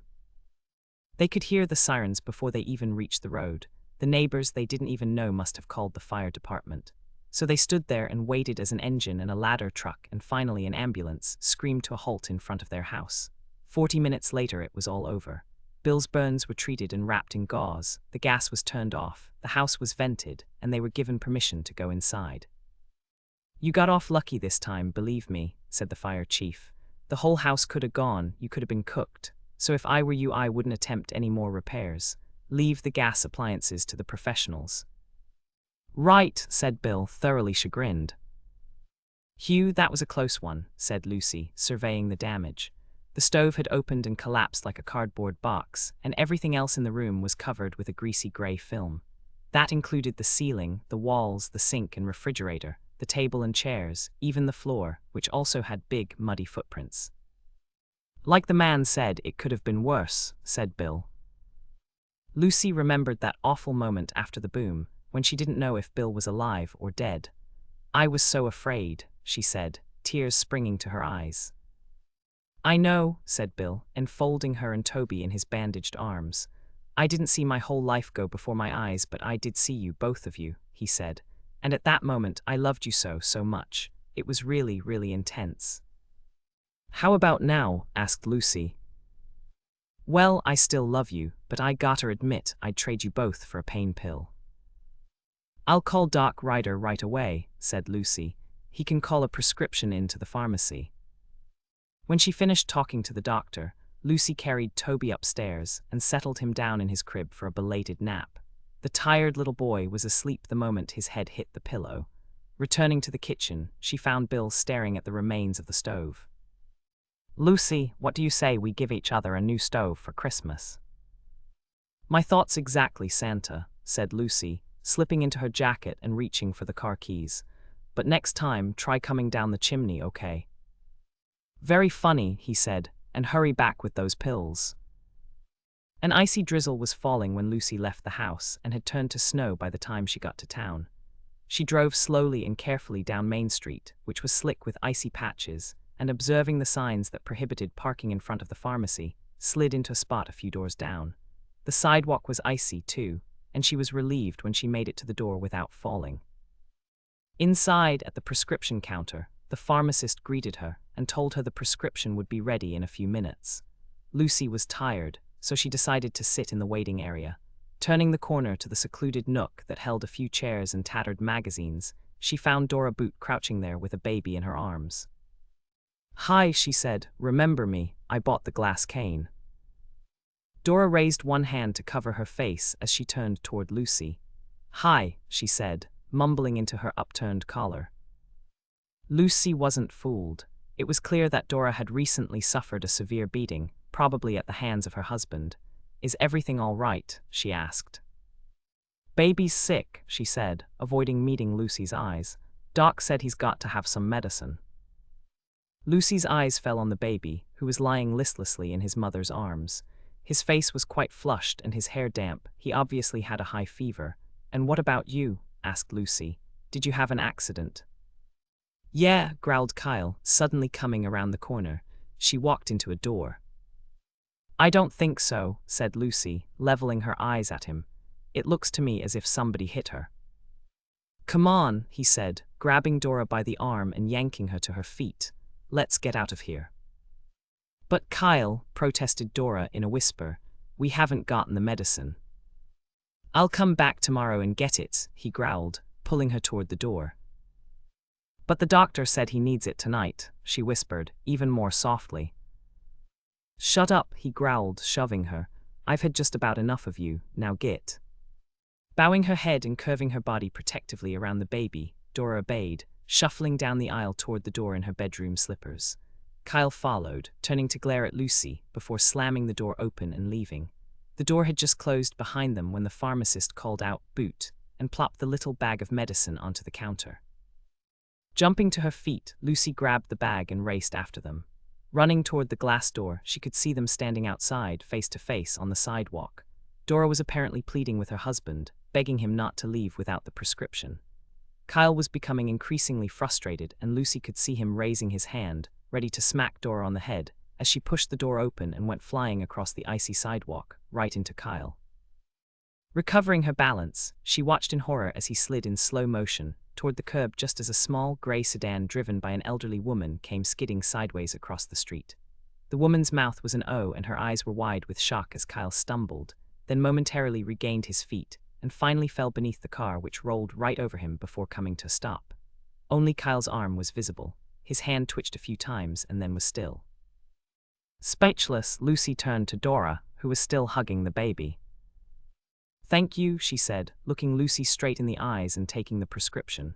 She glanced at the tag stapled to the bag and pulled herself up to her full height. $3.99, she said, her voice clear as a bell. I guess I'd better go inside and pay for this. Ocean After Come. Chapter 8. Ussie just couldn't get over it. She felt sick every time she thought of the accident, which she replayed over and over in nauseating slow motion in her mind. But as awful as Kyle's death was, she had to admit it had its upside. Now Dora and the children could begin a new life without the constant fear of his violent outbursts. And Dora's recovery had been amazingly quick. She didn't seem to have the least shred of grief for her late husband. In fact, the elderly driver of the car that hit him was far more shaken than Dora and had to be taken to the hospital for observation. Not Dora, though. She refused the sedatives offered by the doctor, and when the Emps expressed their condolences, she only said, "Well, he had it coming. The wages of sin, I guess." Lucy soon discovered there was also a positive side to Bill's accident with the stove, too. Since he couldn't work on the house with his bandaged hands, he was free to mind Toby, while she went on a fact-finding mission at the appliance store. She felt almost giddy the next morning as she hopped down the porch stairs and slid behind Auntie Granada's steering wheel, without having to break her back wrestling Toby into the car seat. Then she was off, flying down Red Top Road with the radio blaring Donna Summers and Bee Gees tunes, mixed in with Christmas carols. She hummed along, tapping her foot to the beat, and before she knew it, she was making the turn onto Main Street. Proceeding at a more sedate pace, she passed the library, the community church, and the town hall. Slack's Hardware and the Appliance Mart were in the next block, but her eye fell on the sign for Sherman Cobb's law office. Funny, she thought as she braked and turned into the parking area beside the little white clapboard building. She'd never noticed it before. But now here it was, right in front of her, and there would never be a better time to ask him about Emil Boot. When she entered the office's neat little waiting room, she was greeted by the receptionist, a tall woman about her own age with long brown hair. The plaque on her desk gave her name. Rachel Goodman. "Hi," she said, "what can I do for you?" "I'd like to talk to Mr. Cobb," said Lucy. "I'm afraid he's not in," said Rachel. "His partner, my husband Bob, is available." "I'm afraid I need to speak to Mr. Cobb," said Lucy. "Bob is a very good lawyer," said Rachel, smiling. "And I'm not just saying that because he's my husband, he really is." "I'm sure he is," said Lucy, laughing. "I'm not here about a legal matter. I'm doing some research on local history, and Miss Tilly, the librarian, suggested I speak to Mr. Cobb." "I see," said Rachel. "Well, he just went out for his morning cup of coffee. He should be back in a few minutes if you want to wait." Lucy looked at the comfy plaid couch, the brass lamp, and the stack of magazines on the pine coffee table, and decided she could spare a few minutes. "Thanks," she said. "I think I will." She tucked her gloves in her pockets and unbuttoned her coat, making herself comfortable on the sofa. Before she'd become a mother, she never would have believed that the opportunity to spend a few minutes checking out the latest magazines would seem like such a luxury. She picked up a copy of People magazine and began flipping through the pages. "I've seen you around town," said Rachel, breaking into her thoughts. "You have a little boy, don't you?" "That's right, Toby's almost 2. "And you live out on Red Top Road." "I guess I'll have to get used to everybody knowing all about me," said Lucy. "It wasn't like this in the city." "I suppose not," said Rachel. "Tinker's Cove is a pretty small town. Everybody knows everything about everybody." "You said it," said a middle-aged gentleman, coming through the door. He had salt and pepper hair and was wearing a suit underneath his red and black plaid jacket. "Mr. Cobb, this is Lucy Stone. She wants to ask you about some local history." "Well, you've come to the right man," said Cobb, setting his paper cup of coffee on Rachel's desk, hanging his jacket on the coat tree and extending his hand toward Lucy. She grasped it in hers. Then Cobb opened his office door with a flourish and she preceded him through it. Once inside, he pulled out a chair for her and she sat down, facing his desk. He sat down facing her, carefully setting his coffee on the blotter. "So it's local history you're interested in?" he prompted. Lucy looked around the office, which was decorated with Civil War memorabilia, including Matthew Brady photographs, a small and tattered Confederate flag in a frame, and a shadow box containing 2 lead bullets and a mini ball. "Actually, I'm looking for information about a man named Emil Boot. He was a trustee who worked for Judge Tilly." Emil Boot, the name sounds familiar, but I don't remember him. Kyle Boot, of course. Now that was quite an accident. Everybody's talking about it." Lucy blushed. "I feel just terrible about that," she said. He looked at her curiously. "Don't tell me you were the woman who—" "I'm afraid I was. I slipped on the icy sidewalk at the same moment that poor woman lost control of her car. It was a freak accident." "I'd say it was good work," said Rachel, appearing in the open doorway. "He was a brute and certainly won't be missed." Sherman Cobb pursed his lips and furrowed his brow, and Rachel scurried back to her desk.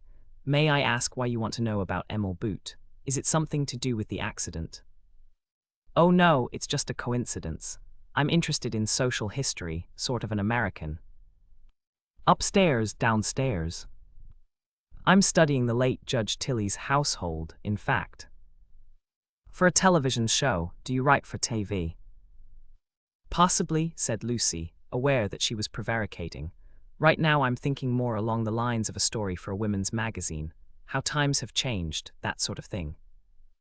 I expect you'll find they've improved quite a bit, said Sherman, prying the lid off his coffee. I'm a Civil War reenactor, and I can tell you life wasn't very comfortable back then. Clothes were itchy, shoes didn't fit very well, food was monotonous, and a bath was a real luxury. And that's only the male side of things, said Lucy. Think of all the work the poor women had to do. It killed a lot of them, you know. The old cemetery behind the community church is full of old sea captains who have 3 or 4 wives buried beside them. You'd think going to sea would be dangerous, but it was more dangerous for the women staying home. Childbirth was the big killer, said Lucy, patting her tummy. I, for one, am thankful for modern obstetrics. And disease, well into this century. The judge always maintained that Mrs. Tilley died of exhaustion, but most people thought it was TB. Did you know the family well? Asked Lucy. Not Mrs. Tilley. I came along after she was gone, but Judge Tilley took an interest in me. You could say he was my mentor. Really? Lucy was surprised. Everything I've heard seems to indicate he was rather stern and forbidding. There was that side to him, definitely, but he helped pay for my schooling, right up through law school, and he gave me plenty of encouragement and good advice when I started to practice. He took a swallow of coffee, then chuckled. I often wonder what he'd think of the present-day system. What do you mean? The judge believed justice should be swift and sure.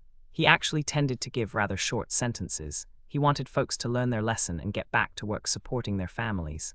I've talked to some of people he sent to the county jail, and they've told me jail was a picnic compared to the talking to he gave them. Made them think, he did. He wouldn't approve of all these long trials and people sitting on death row for years and years of appeals. Did he ever sentence anyone to death? No, he didn't believe in it. He said that should be left to God. Lucy shook her head in amazement. I had an entirely different impression of him. Don't get me wrong, said Cobb. He was a tough taskmaster, believe me. I clerked for him when I graduated from law school, and I have never worked so hard. You worked for him, but you don't remember Emil Boot. I worked at the courthouse. I was never invited to the house. Isn't that odd? Cobb shrugged. The judge was a private man. He drew a distinction between his work and his home. Lucy nodded, remembering Miss Tilley's assertion that she had grown up in a house of secrets. Come to think of it, continued Cobb, my father did the same thing. He was the county sheriff, he ran the jail, and you can be sure my mother and I had absolutely no contact with the inmates.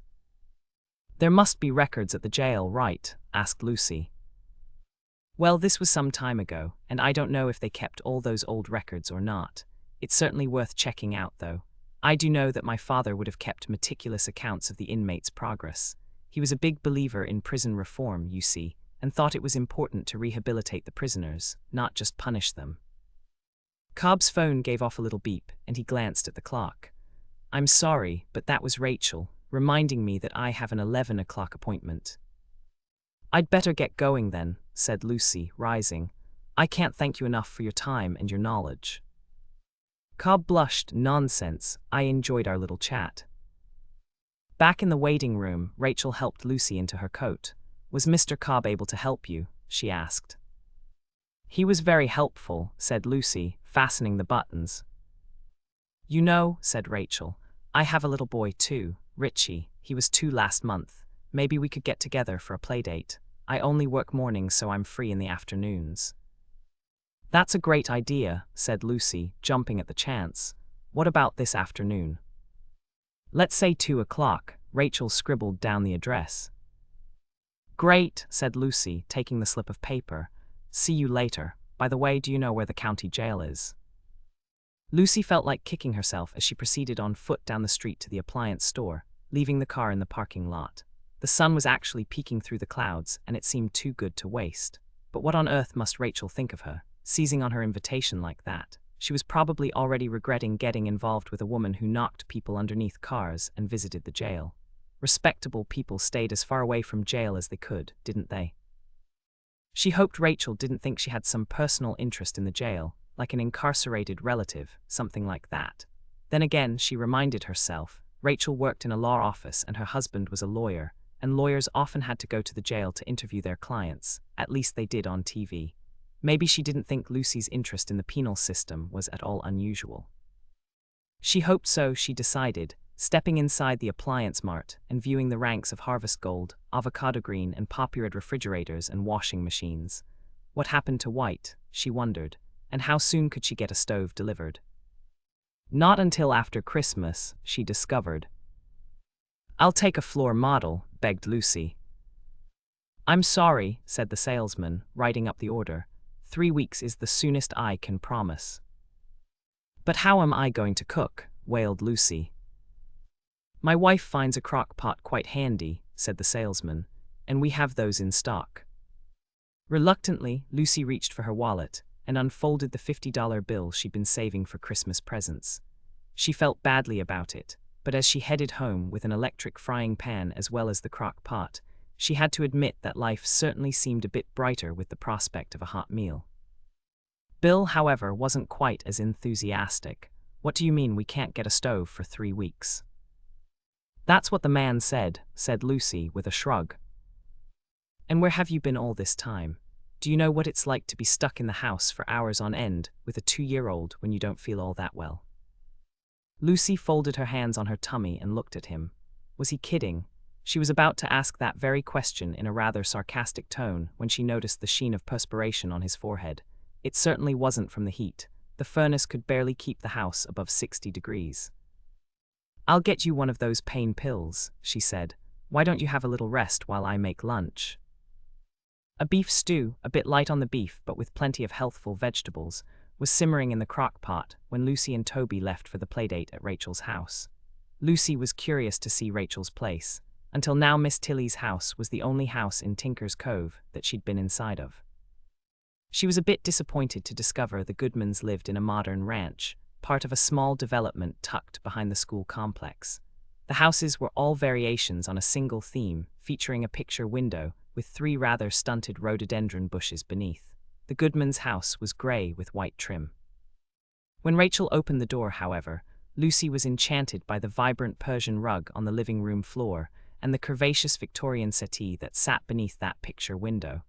"This is lovely," said Lucy, as Rachel took their coats and hung them in the hall closet.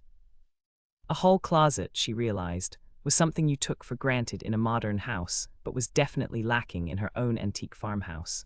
Modern houses certainly had their advantages. She was pretty sure Rachel had a working stove, too. Following her into the kitchen, she noticed that Rachel not only had a stove and a side-by-side refrigerator, she also had a dishwasher. But the modern appliances were offset by cheery gingham curtains, a pot rack holding baskets and bunches of herbs, and a gorgeous golden oak table and chairs. "I have to admit I'm dying with jealousy," said Lucy, stroking the table's gleaming surface. "What a find." "It didn't look like that when we bought it, believe me," said Rachel. "It was painted pea green." "Who refinished it?" "Bob, it's a hobby of his." "Make yourself comfortable," said Rachel, setting the kettle on the stove. "I'll get Richie, he's a little shy." When she returned, Richie was clinging to her hand and holding a sad-looking binky against his cheek. But when Rachel spilled a basket of Fisher-Price trucks and little people on the floor, the 2 boys were soon absorbed in play. "Have you lived here in Tinker's Cove for long?" asked Lucy, accepting a cup of tea. "A couple of years," said Rachel, taking a pressed oak chair opposite Lucy's. "What brought you here?" "Bob answered Sherman Cobb's ad," said Rachel, stirring some milk into her tea. "He saw an article about Maine in the Mother Earth News." Lucy laughed. "So did my husband. And do you know Sue Finch? I met her the other day. Her husband read that article too." "That article has a lot to answer for," said Rachel in a rather dark tone. She sipped her tea. Sue Finch, she's that woman with the Farrah Fawcett hair and high heels. That's her, said Lucy. Fashion's not really my thing, said Rachel, smoothing the sleeves of her orange sweater. That's one of the things I like about Tinker's Cove, but I am glad to see more young people moving in. I mean, I went to a women's club meeting when we first moved here, and there wasn't a single woman under 50, and all they wanted to talk about was their most recent operations. Miss Tilly, the librarian, isn't like that at all, said Lucy. In fact, I'm helping her solve a family mystery. She's a character, said Rachel, watching as the two little boys headed down the hall to Richie's room. They seemed to be getting along well. Yeah, I'm sure Toby really misses his playmates from the city. I used to take him to the park almost every day. So tell me about this article you're working on, coaxed Rachel. She listened intently as Lucy recounted her investigation. It's interesting that Miss Tilly never married, don't you think? She said when Lucy had finished. What do you mean? Well, it seems she had an unresolved conflict about marriage and the role of women, probably because of her parents' troubled relationship. You sound like a psychiatrist, said Lucy. Actually, I was a psych major in college. So tell me, doctor, began Lucy, was it a psychosis or a neurosis? I'm not sure, said Rachel, but I think something was definitely not right in the Tilly household. So what's your next step? Well, I want to get over to the county jail to look for information about Emil Boot.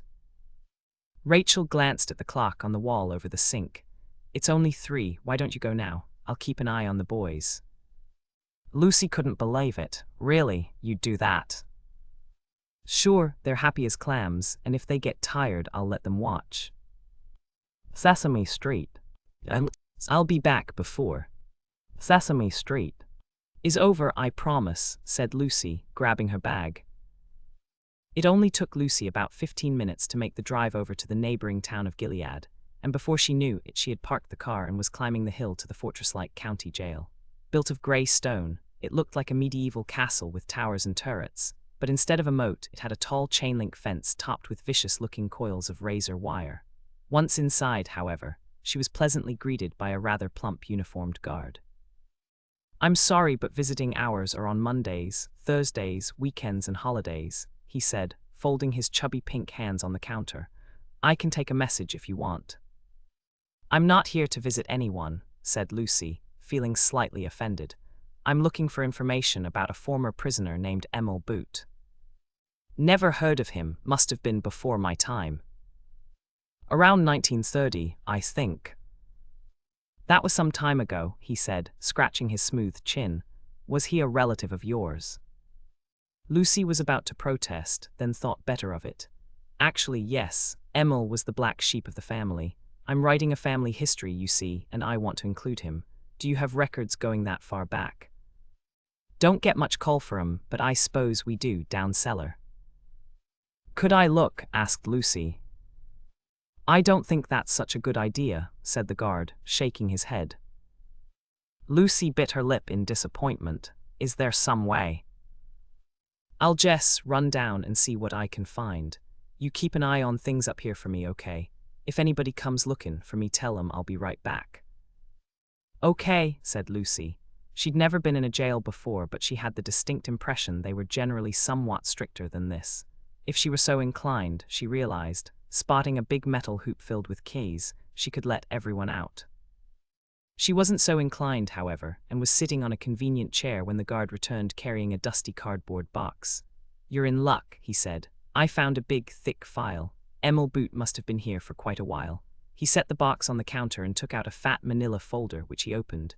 Yup, 20 years for embezzlement, he said, closing the file and sliding it across the counter to her. Lucy's heart was beating fast as she took the file. What secrets did it hold? But when she'd gone through every page, she wasn't much wiser. As the careful notations documenting his days in the prison showed, Emil Boot was a model prisoner. His photo, a close-up much clearer and larger than the group shot in the museum, revealed a rather ugly, pockmarked face, and Lucy could well imagine why Miss Tilly was afraid of him, but his records showed he was the mildest of men. He never denied embezzling several $100,000 from his employer, the Brown and Williams Glass Company, but he claimed he planned to give the money to workers who had been cheated out of overtime wages due them. The jury hadn't been convinced, and even if they had been sympathetic, Judge Tilley's instructions made it clear that if they believed Boot had broken the law, he must be found guilty.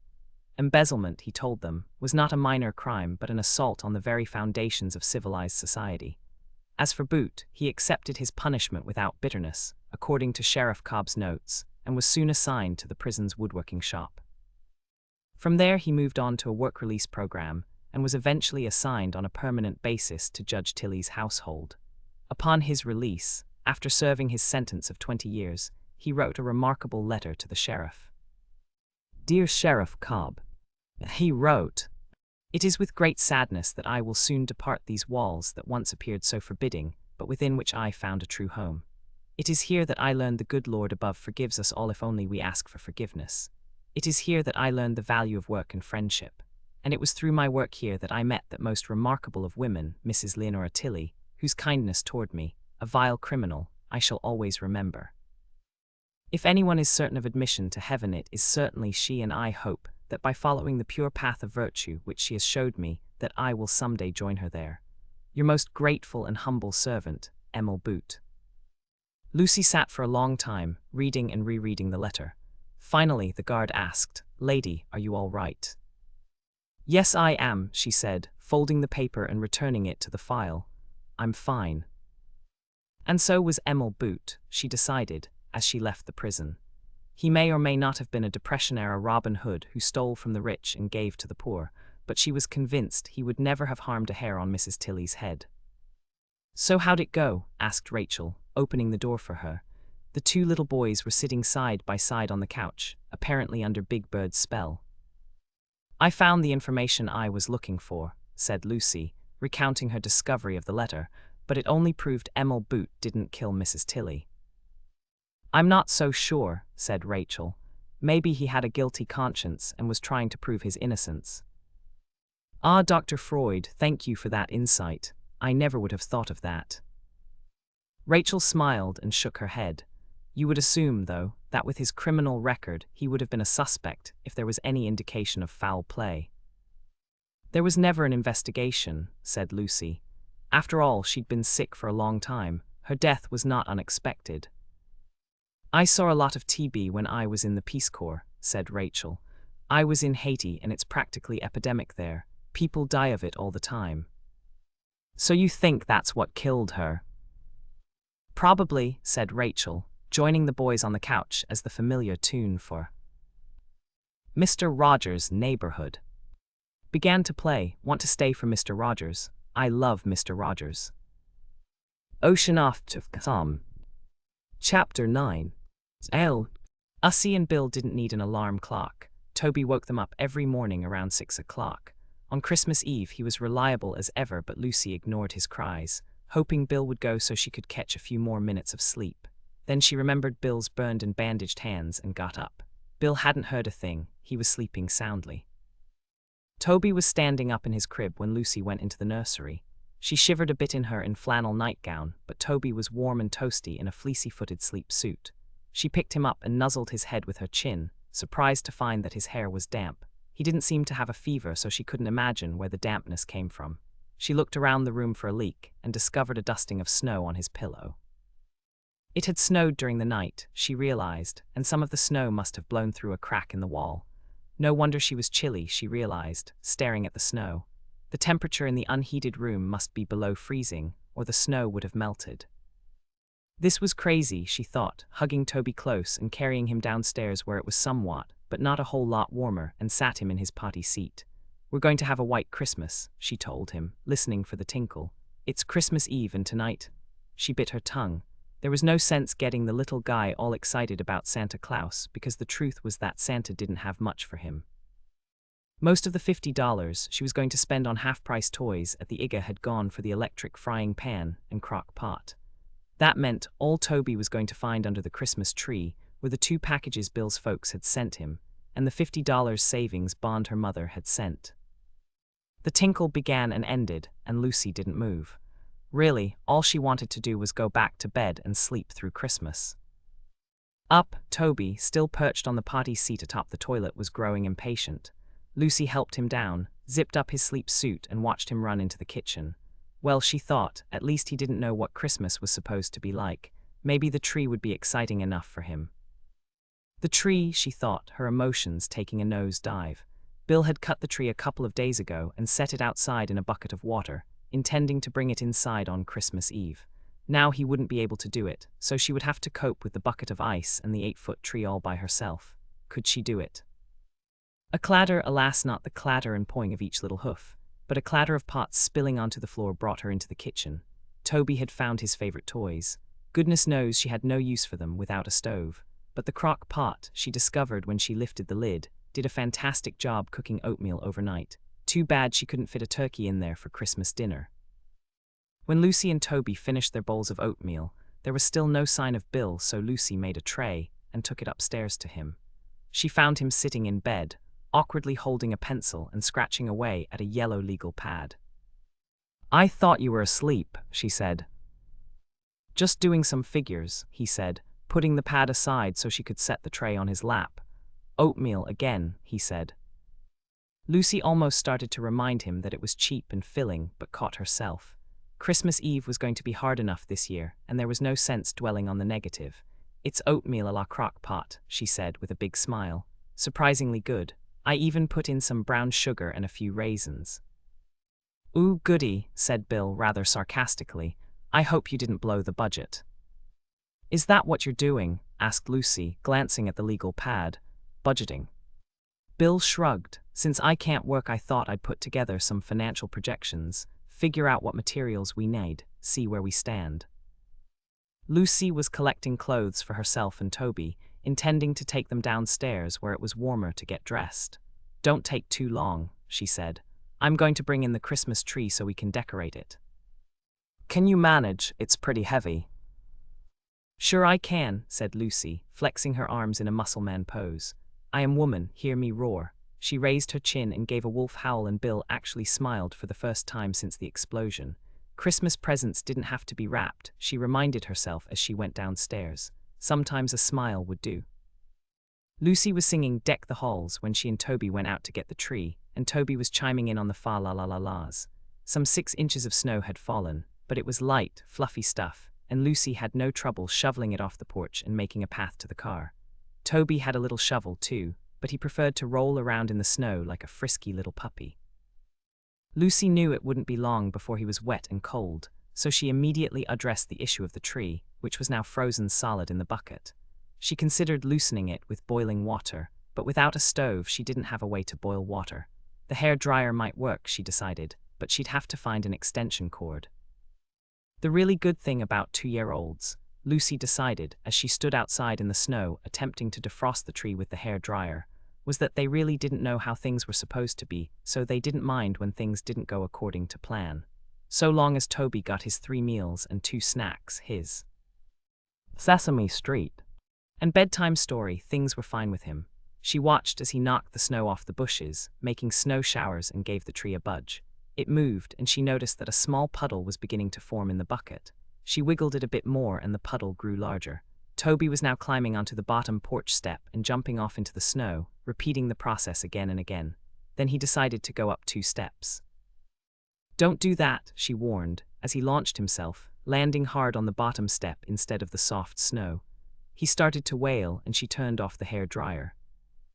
Bill was still working on the figures when she took Toby inside. She stripped off his wet clothes, set him in the high chair next to Bill, and gave him a cup of instant hot cocoa, made with lukewarm water from the kitchen tap. Then she was back outside, and this time the tree came out of the bucket. She hugged it in a prickly embrace and dragged it across the lawn to the front door, then pulled it trunk first up the stoop and into the front hall. Then, because her heart was thumping, she sat on the stairs to rest and catch her breath.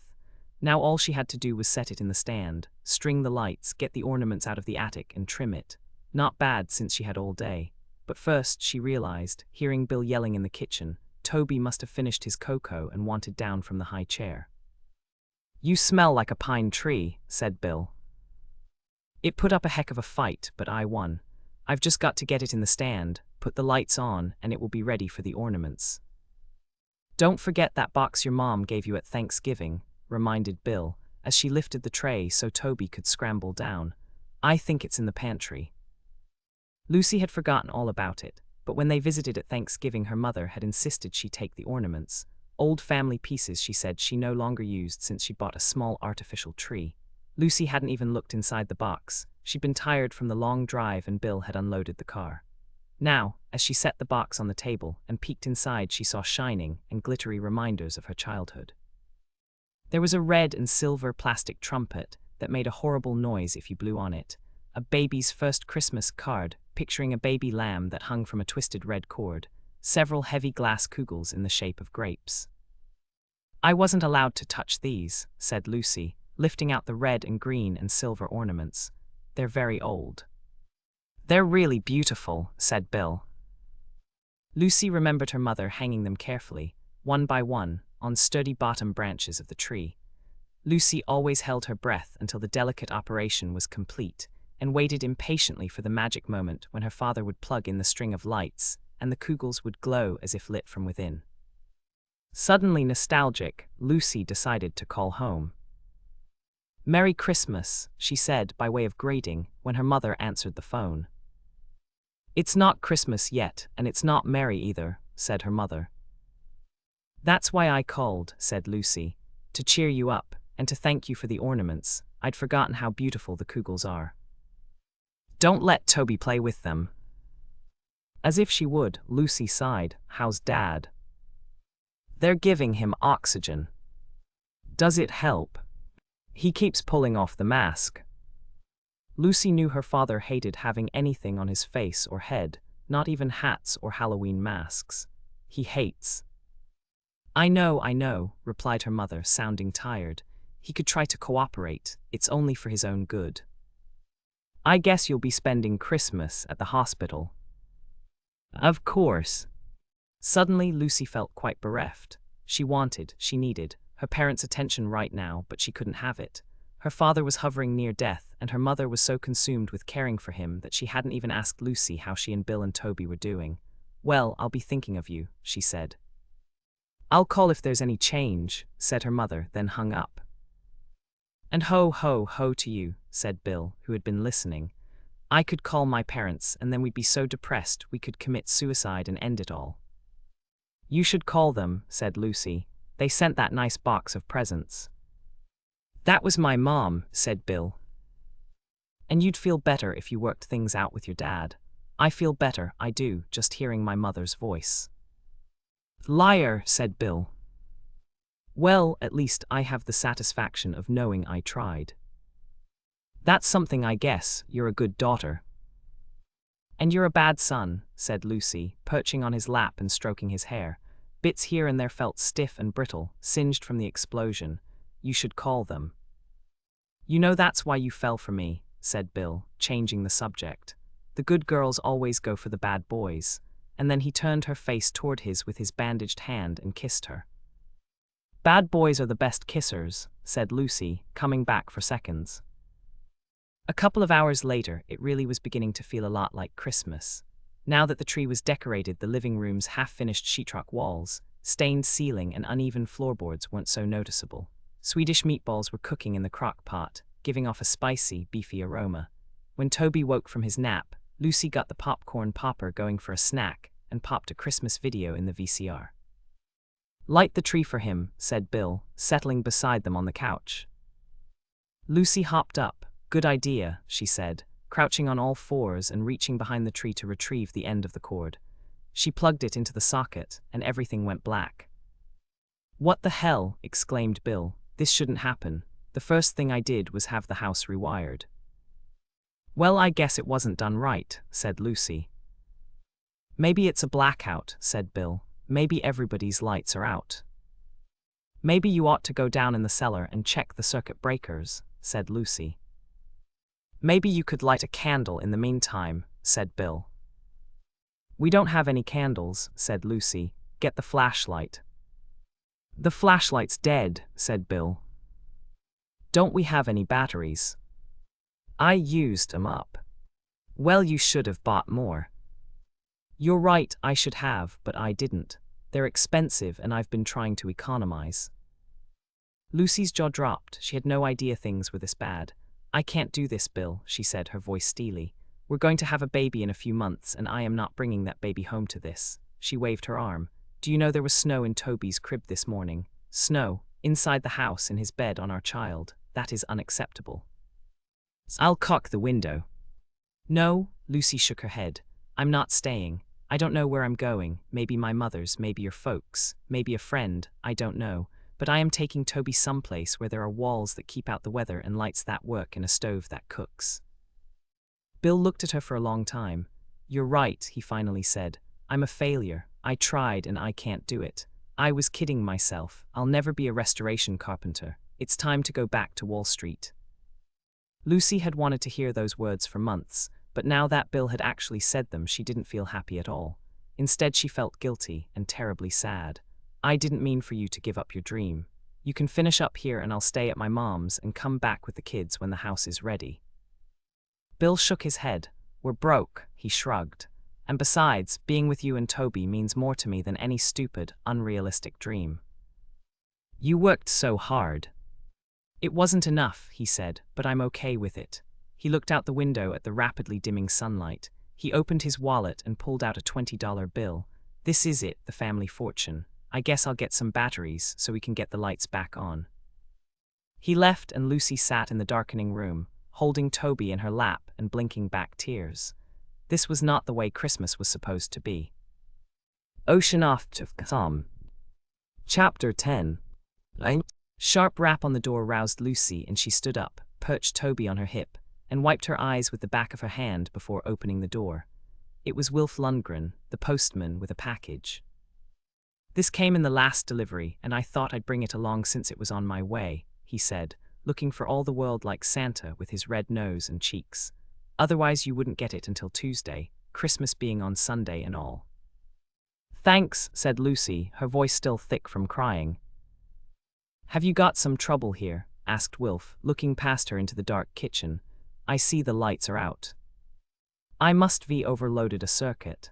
Lucy shifted Toby to the other hip. My husband went to get some flashlight batteries. Is that all? I've got a flashlight in the truck, he said, turning and hurrying down the walk to the driveway. In a moment he was back carrying the biggest flashlight Lucy had ever seen and marching straight to the pantry and lowering himself through the hatch to the cellar. Better unplug a few things, he said, before ducking beneath the floor. Ready, he called. Lucy dashed around the kitchen, unplugging appliances, and scurried into the living room to turn off the TV. Ready, she called back, and in a moment the lights were on, and the Christmas tree was radiant with glowing colors. Well, isn't that a beautiful sight? Said Wilf, who had emerged from the cellar and was standing in the doorway. Toby, excited by the sight of the tree, was bouncing in her arms. Now it feels like Christmas, said Lucy, setting him down and keeping a watchful eye as he toddled toward the tree. I don't know how to thank you. It was nothing, said Wilf, just being neighborly, that's all. Well, I really appreciate it, continued Lucy, who was terrified of the old-fashioned root cellar beneath the pantry and the spiders and mice and snakes she imagined lurked there. I mean, you went down into the cellar. And you brought that package too, when you didn't have to. It was really awfully nice of you. Can I give you a cup of coffee or something before you go back out in the cold? I wouldn't mind a cup, said Wilf, amused by Lucy's extreme expressions of gratitude. The pot's still hot, sang Lucy, pouring a cup for him and one for herself too, and setting some of her precious Christmas cookies on a plate. Toby had followed them into the kitchen, and she hoisted him into his high chair, pouring a glass of apple juice for him. Very good, said Wilf approvingly, chewing on a cookie. Looks like you've got company, he observed, glancing out the window.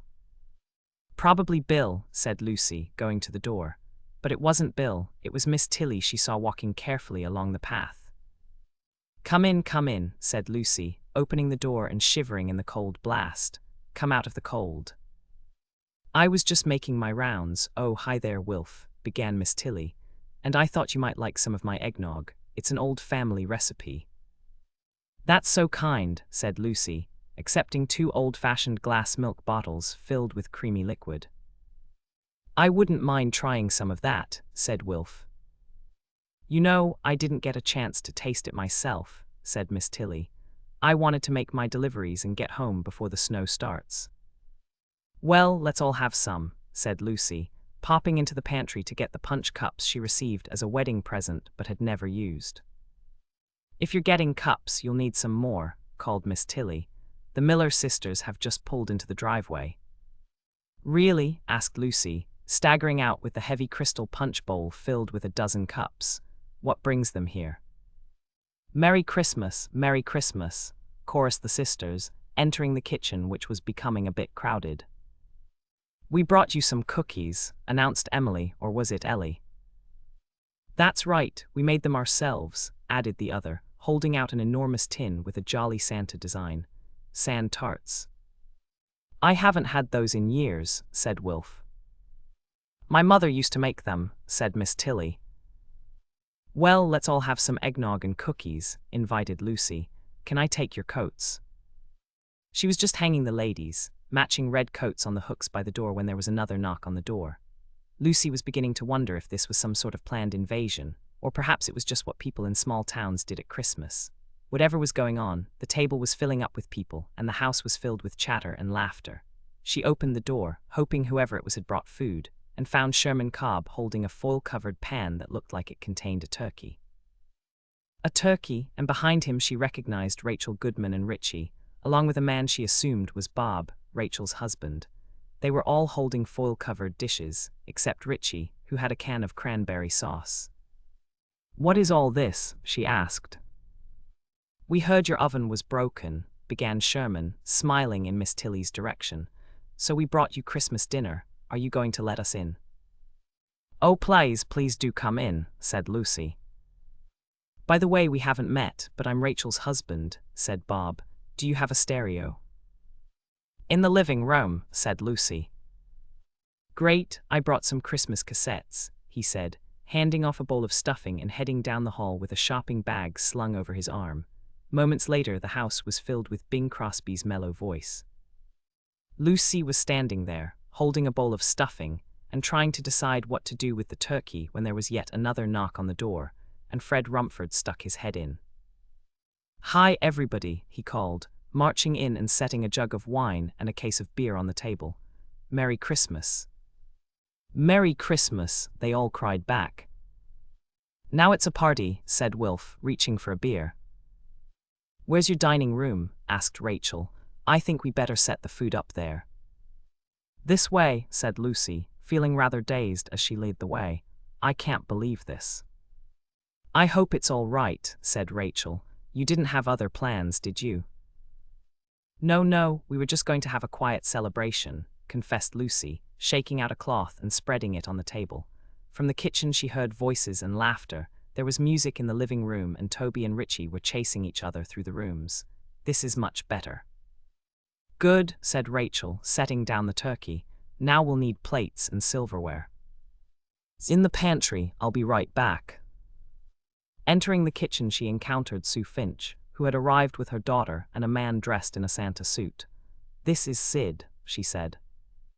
Not Sid Santa, he replied, hoisting a bulging red bag, and I brought presents. The party was in full swing when Bill arrived. Plates were filled, glasses were emptied, music was playing, and the kids were dancing around the tree. Everybody was having a great time. What's all this? He asked. The neighbors dropped by to wish us a Merry Christmas, said Lucy, giving him a peck on the cheek. Eggnog. Sure, he said, taking a cup and shaking his head in amazement. Lucy and Bill were still amazed several hours later, when everyone had left and they were tidying up. I just can't believe it, said Bill. They gave us an entire Christmas. Food, drink, even presents for Toby. I think Miss Tilly organized it, said Lucy, clearing off the kitchen table.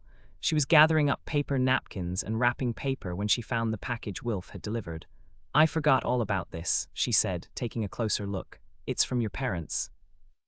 Bill glanced over. It's probably fruitcake, he said with a marked lack of enthusiasm. They send them every year. Oh, said Lucy, rather disappointed. I suppose it's nourishing with all that fruit and nuts.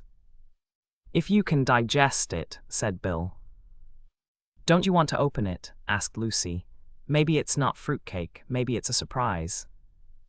My parents don't do surprises, said Bill, cutting the tape with a knife. It's fruitcake.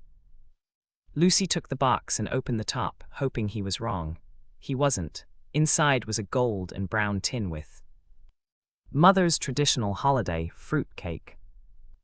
Printed on the top, there's a note, she said, handing him a cream-colored envelope.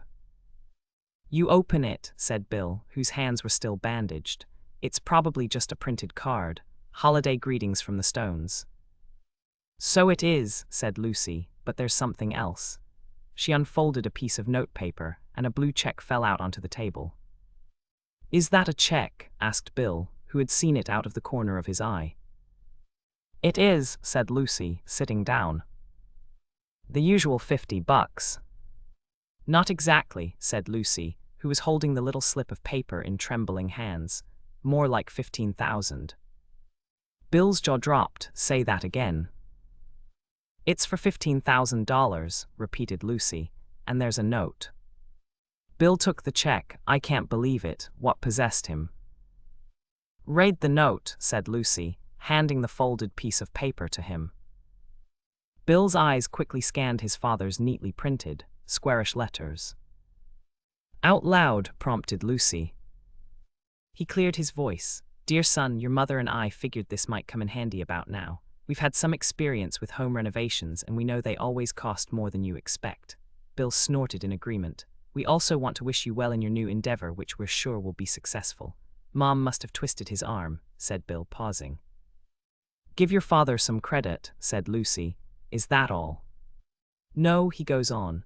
I have to confess, now that I'm facing retirement and looking back on my career, I wish I'd had your courage and pursued my dreams instead of a paycheck. Love, Dad. Wow, said Lucy. Wow, echoed Bill. I guess I'd better give him and Mom a call. Later that night, while Bill snored gently beside her, Lucy was still too excited to sleep. She knew people always said Christmas was a time of miracles, but this was the first time she had actually experienced it. For the most part, truth be told, Christmas had always been a bit of a disappointment, never quite living up to the hype. But this was amazing.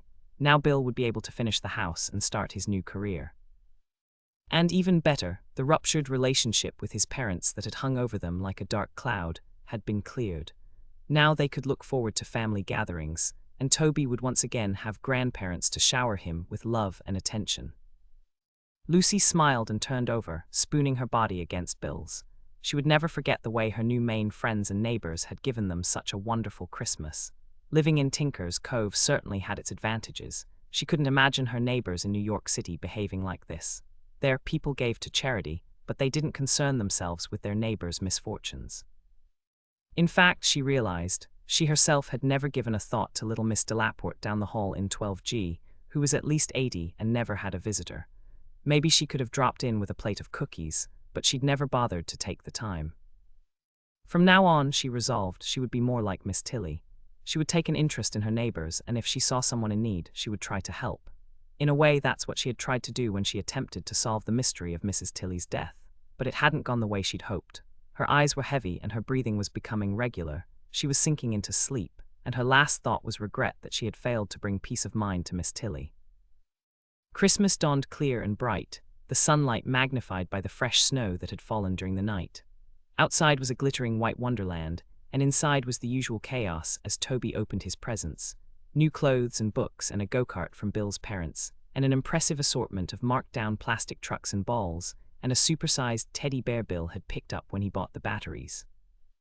When they added the recycled toys that Sid Finch had brought, it added up to quite a pile, and Toby was happily investigating his haul, playing first with one and then another. Lucy and Bill took advantage of the moment to exchange their gifts for each other. You go first, said Lucy, handing him a cheerfully wrapped present. I thought we'd agreed, protested Bill. It's little enough, said Lucy, smiling as he unwrapped a Walkman cassette player. This is great, he said. How'd you know I wanted one? I didn't. I just thought you might like to listen to music while you work. I do. This is perfect. Thanks, now you go, he said, handing her a drugstore bag tied with a big red bow. Sorry about the wrapping. I guess I'll forgive you this time, since your hands are burned. Right, he said, open it. Lucy withdrew a paperback book, a compendium of New England crimes. This is great, she said, delighted. How'd you think of it? Bill blushed. Well, I knew you were interested in what happened to Miss Tilly's mother, and you've been reading mysteries. That was very thoughtful. Thank you, she said, opening the book and scanning the table of contents. One listing immediately caught her eye, The Angel of Death. Settling back into the corner of the couch, she turned the pages and began reading, fascinated by the story of a nurse who was thought to have killed more than 20 of her patients using a variety of hard-to-detect methods such as drug overdoses, poison, and smothering. Oh my God, she breathed, her eyes glued to the page. I didn't think you'd like it this much, complained Bill, who was feeling ignored. You won't believe this. This woman, this nurse, she's the one who killed Mrs. Tilly. It fits exactly. It all fits. You're kidding. No, it's all here, even her name. Well, her aliases. Anne de Pasquale, Andrea Dale, Anita de Souza.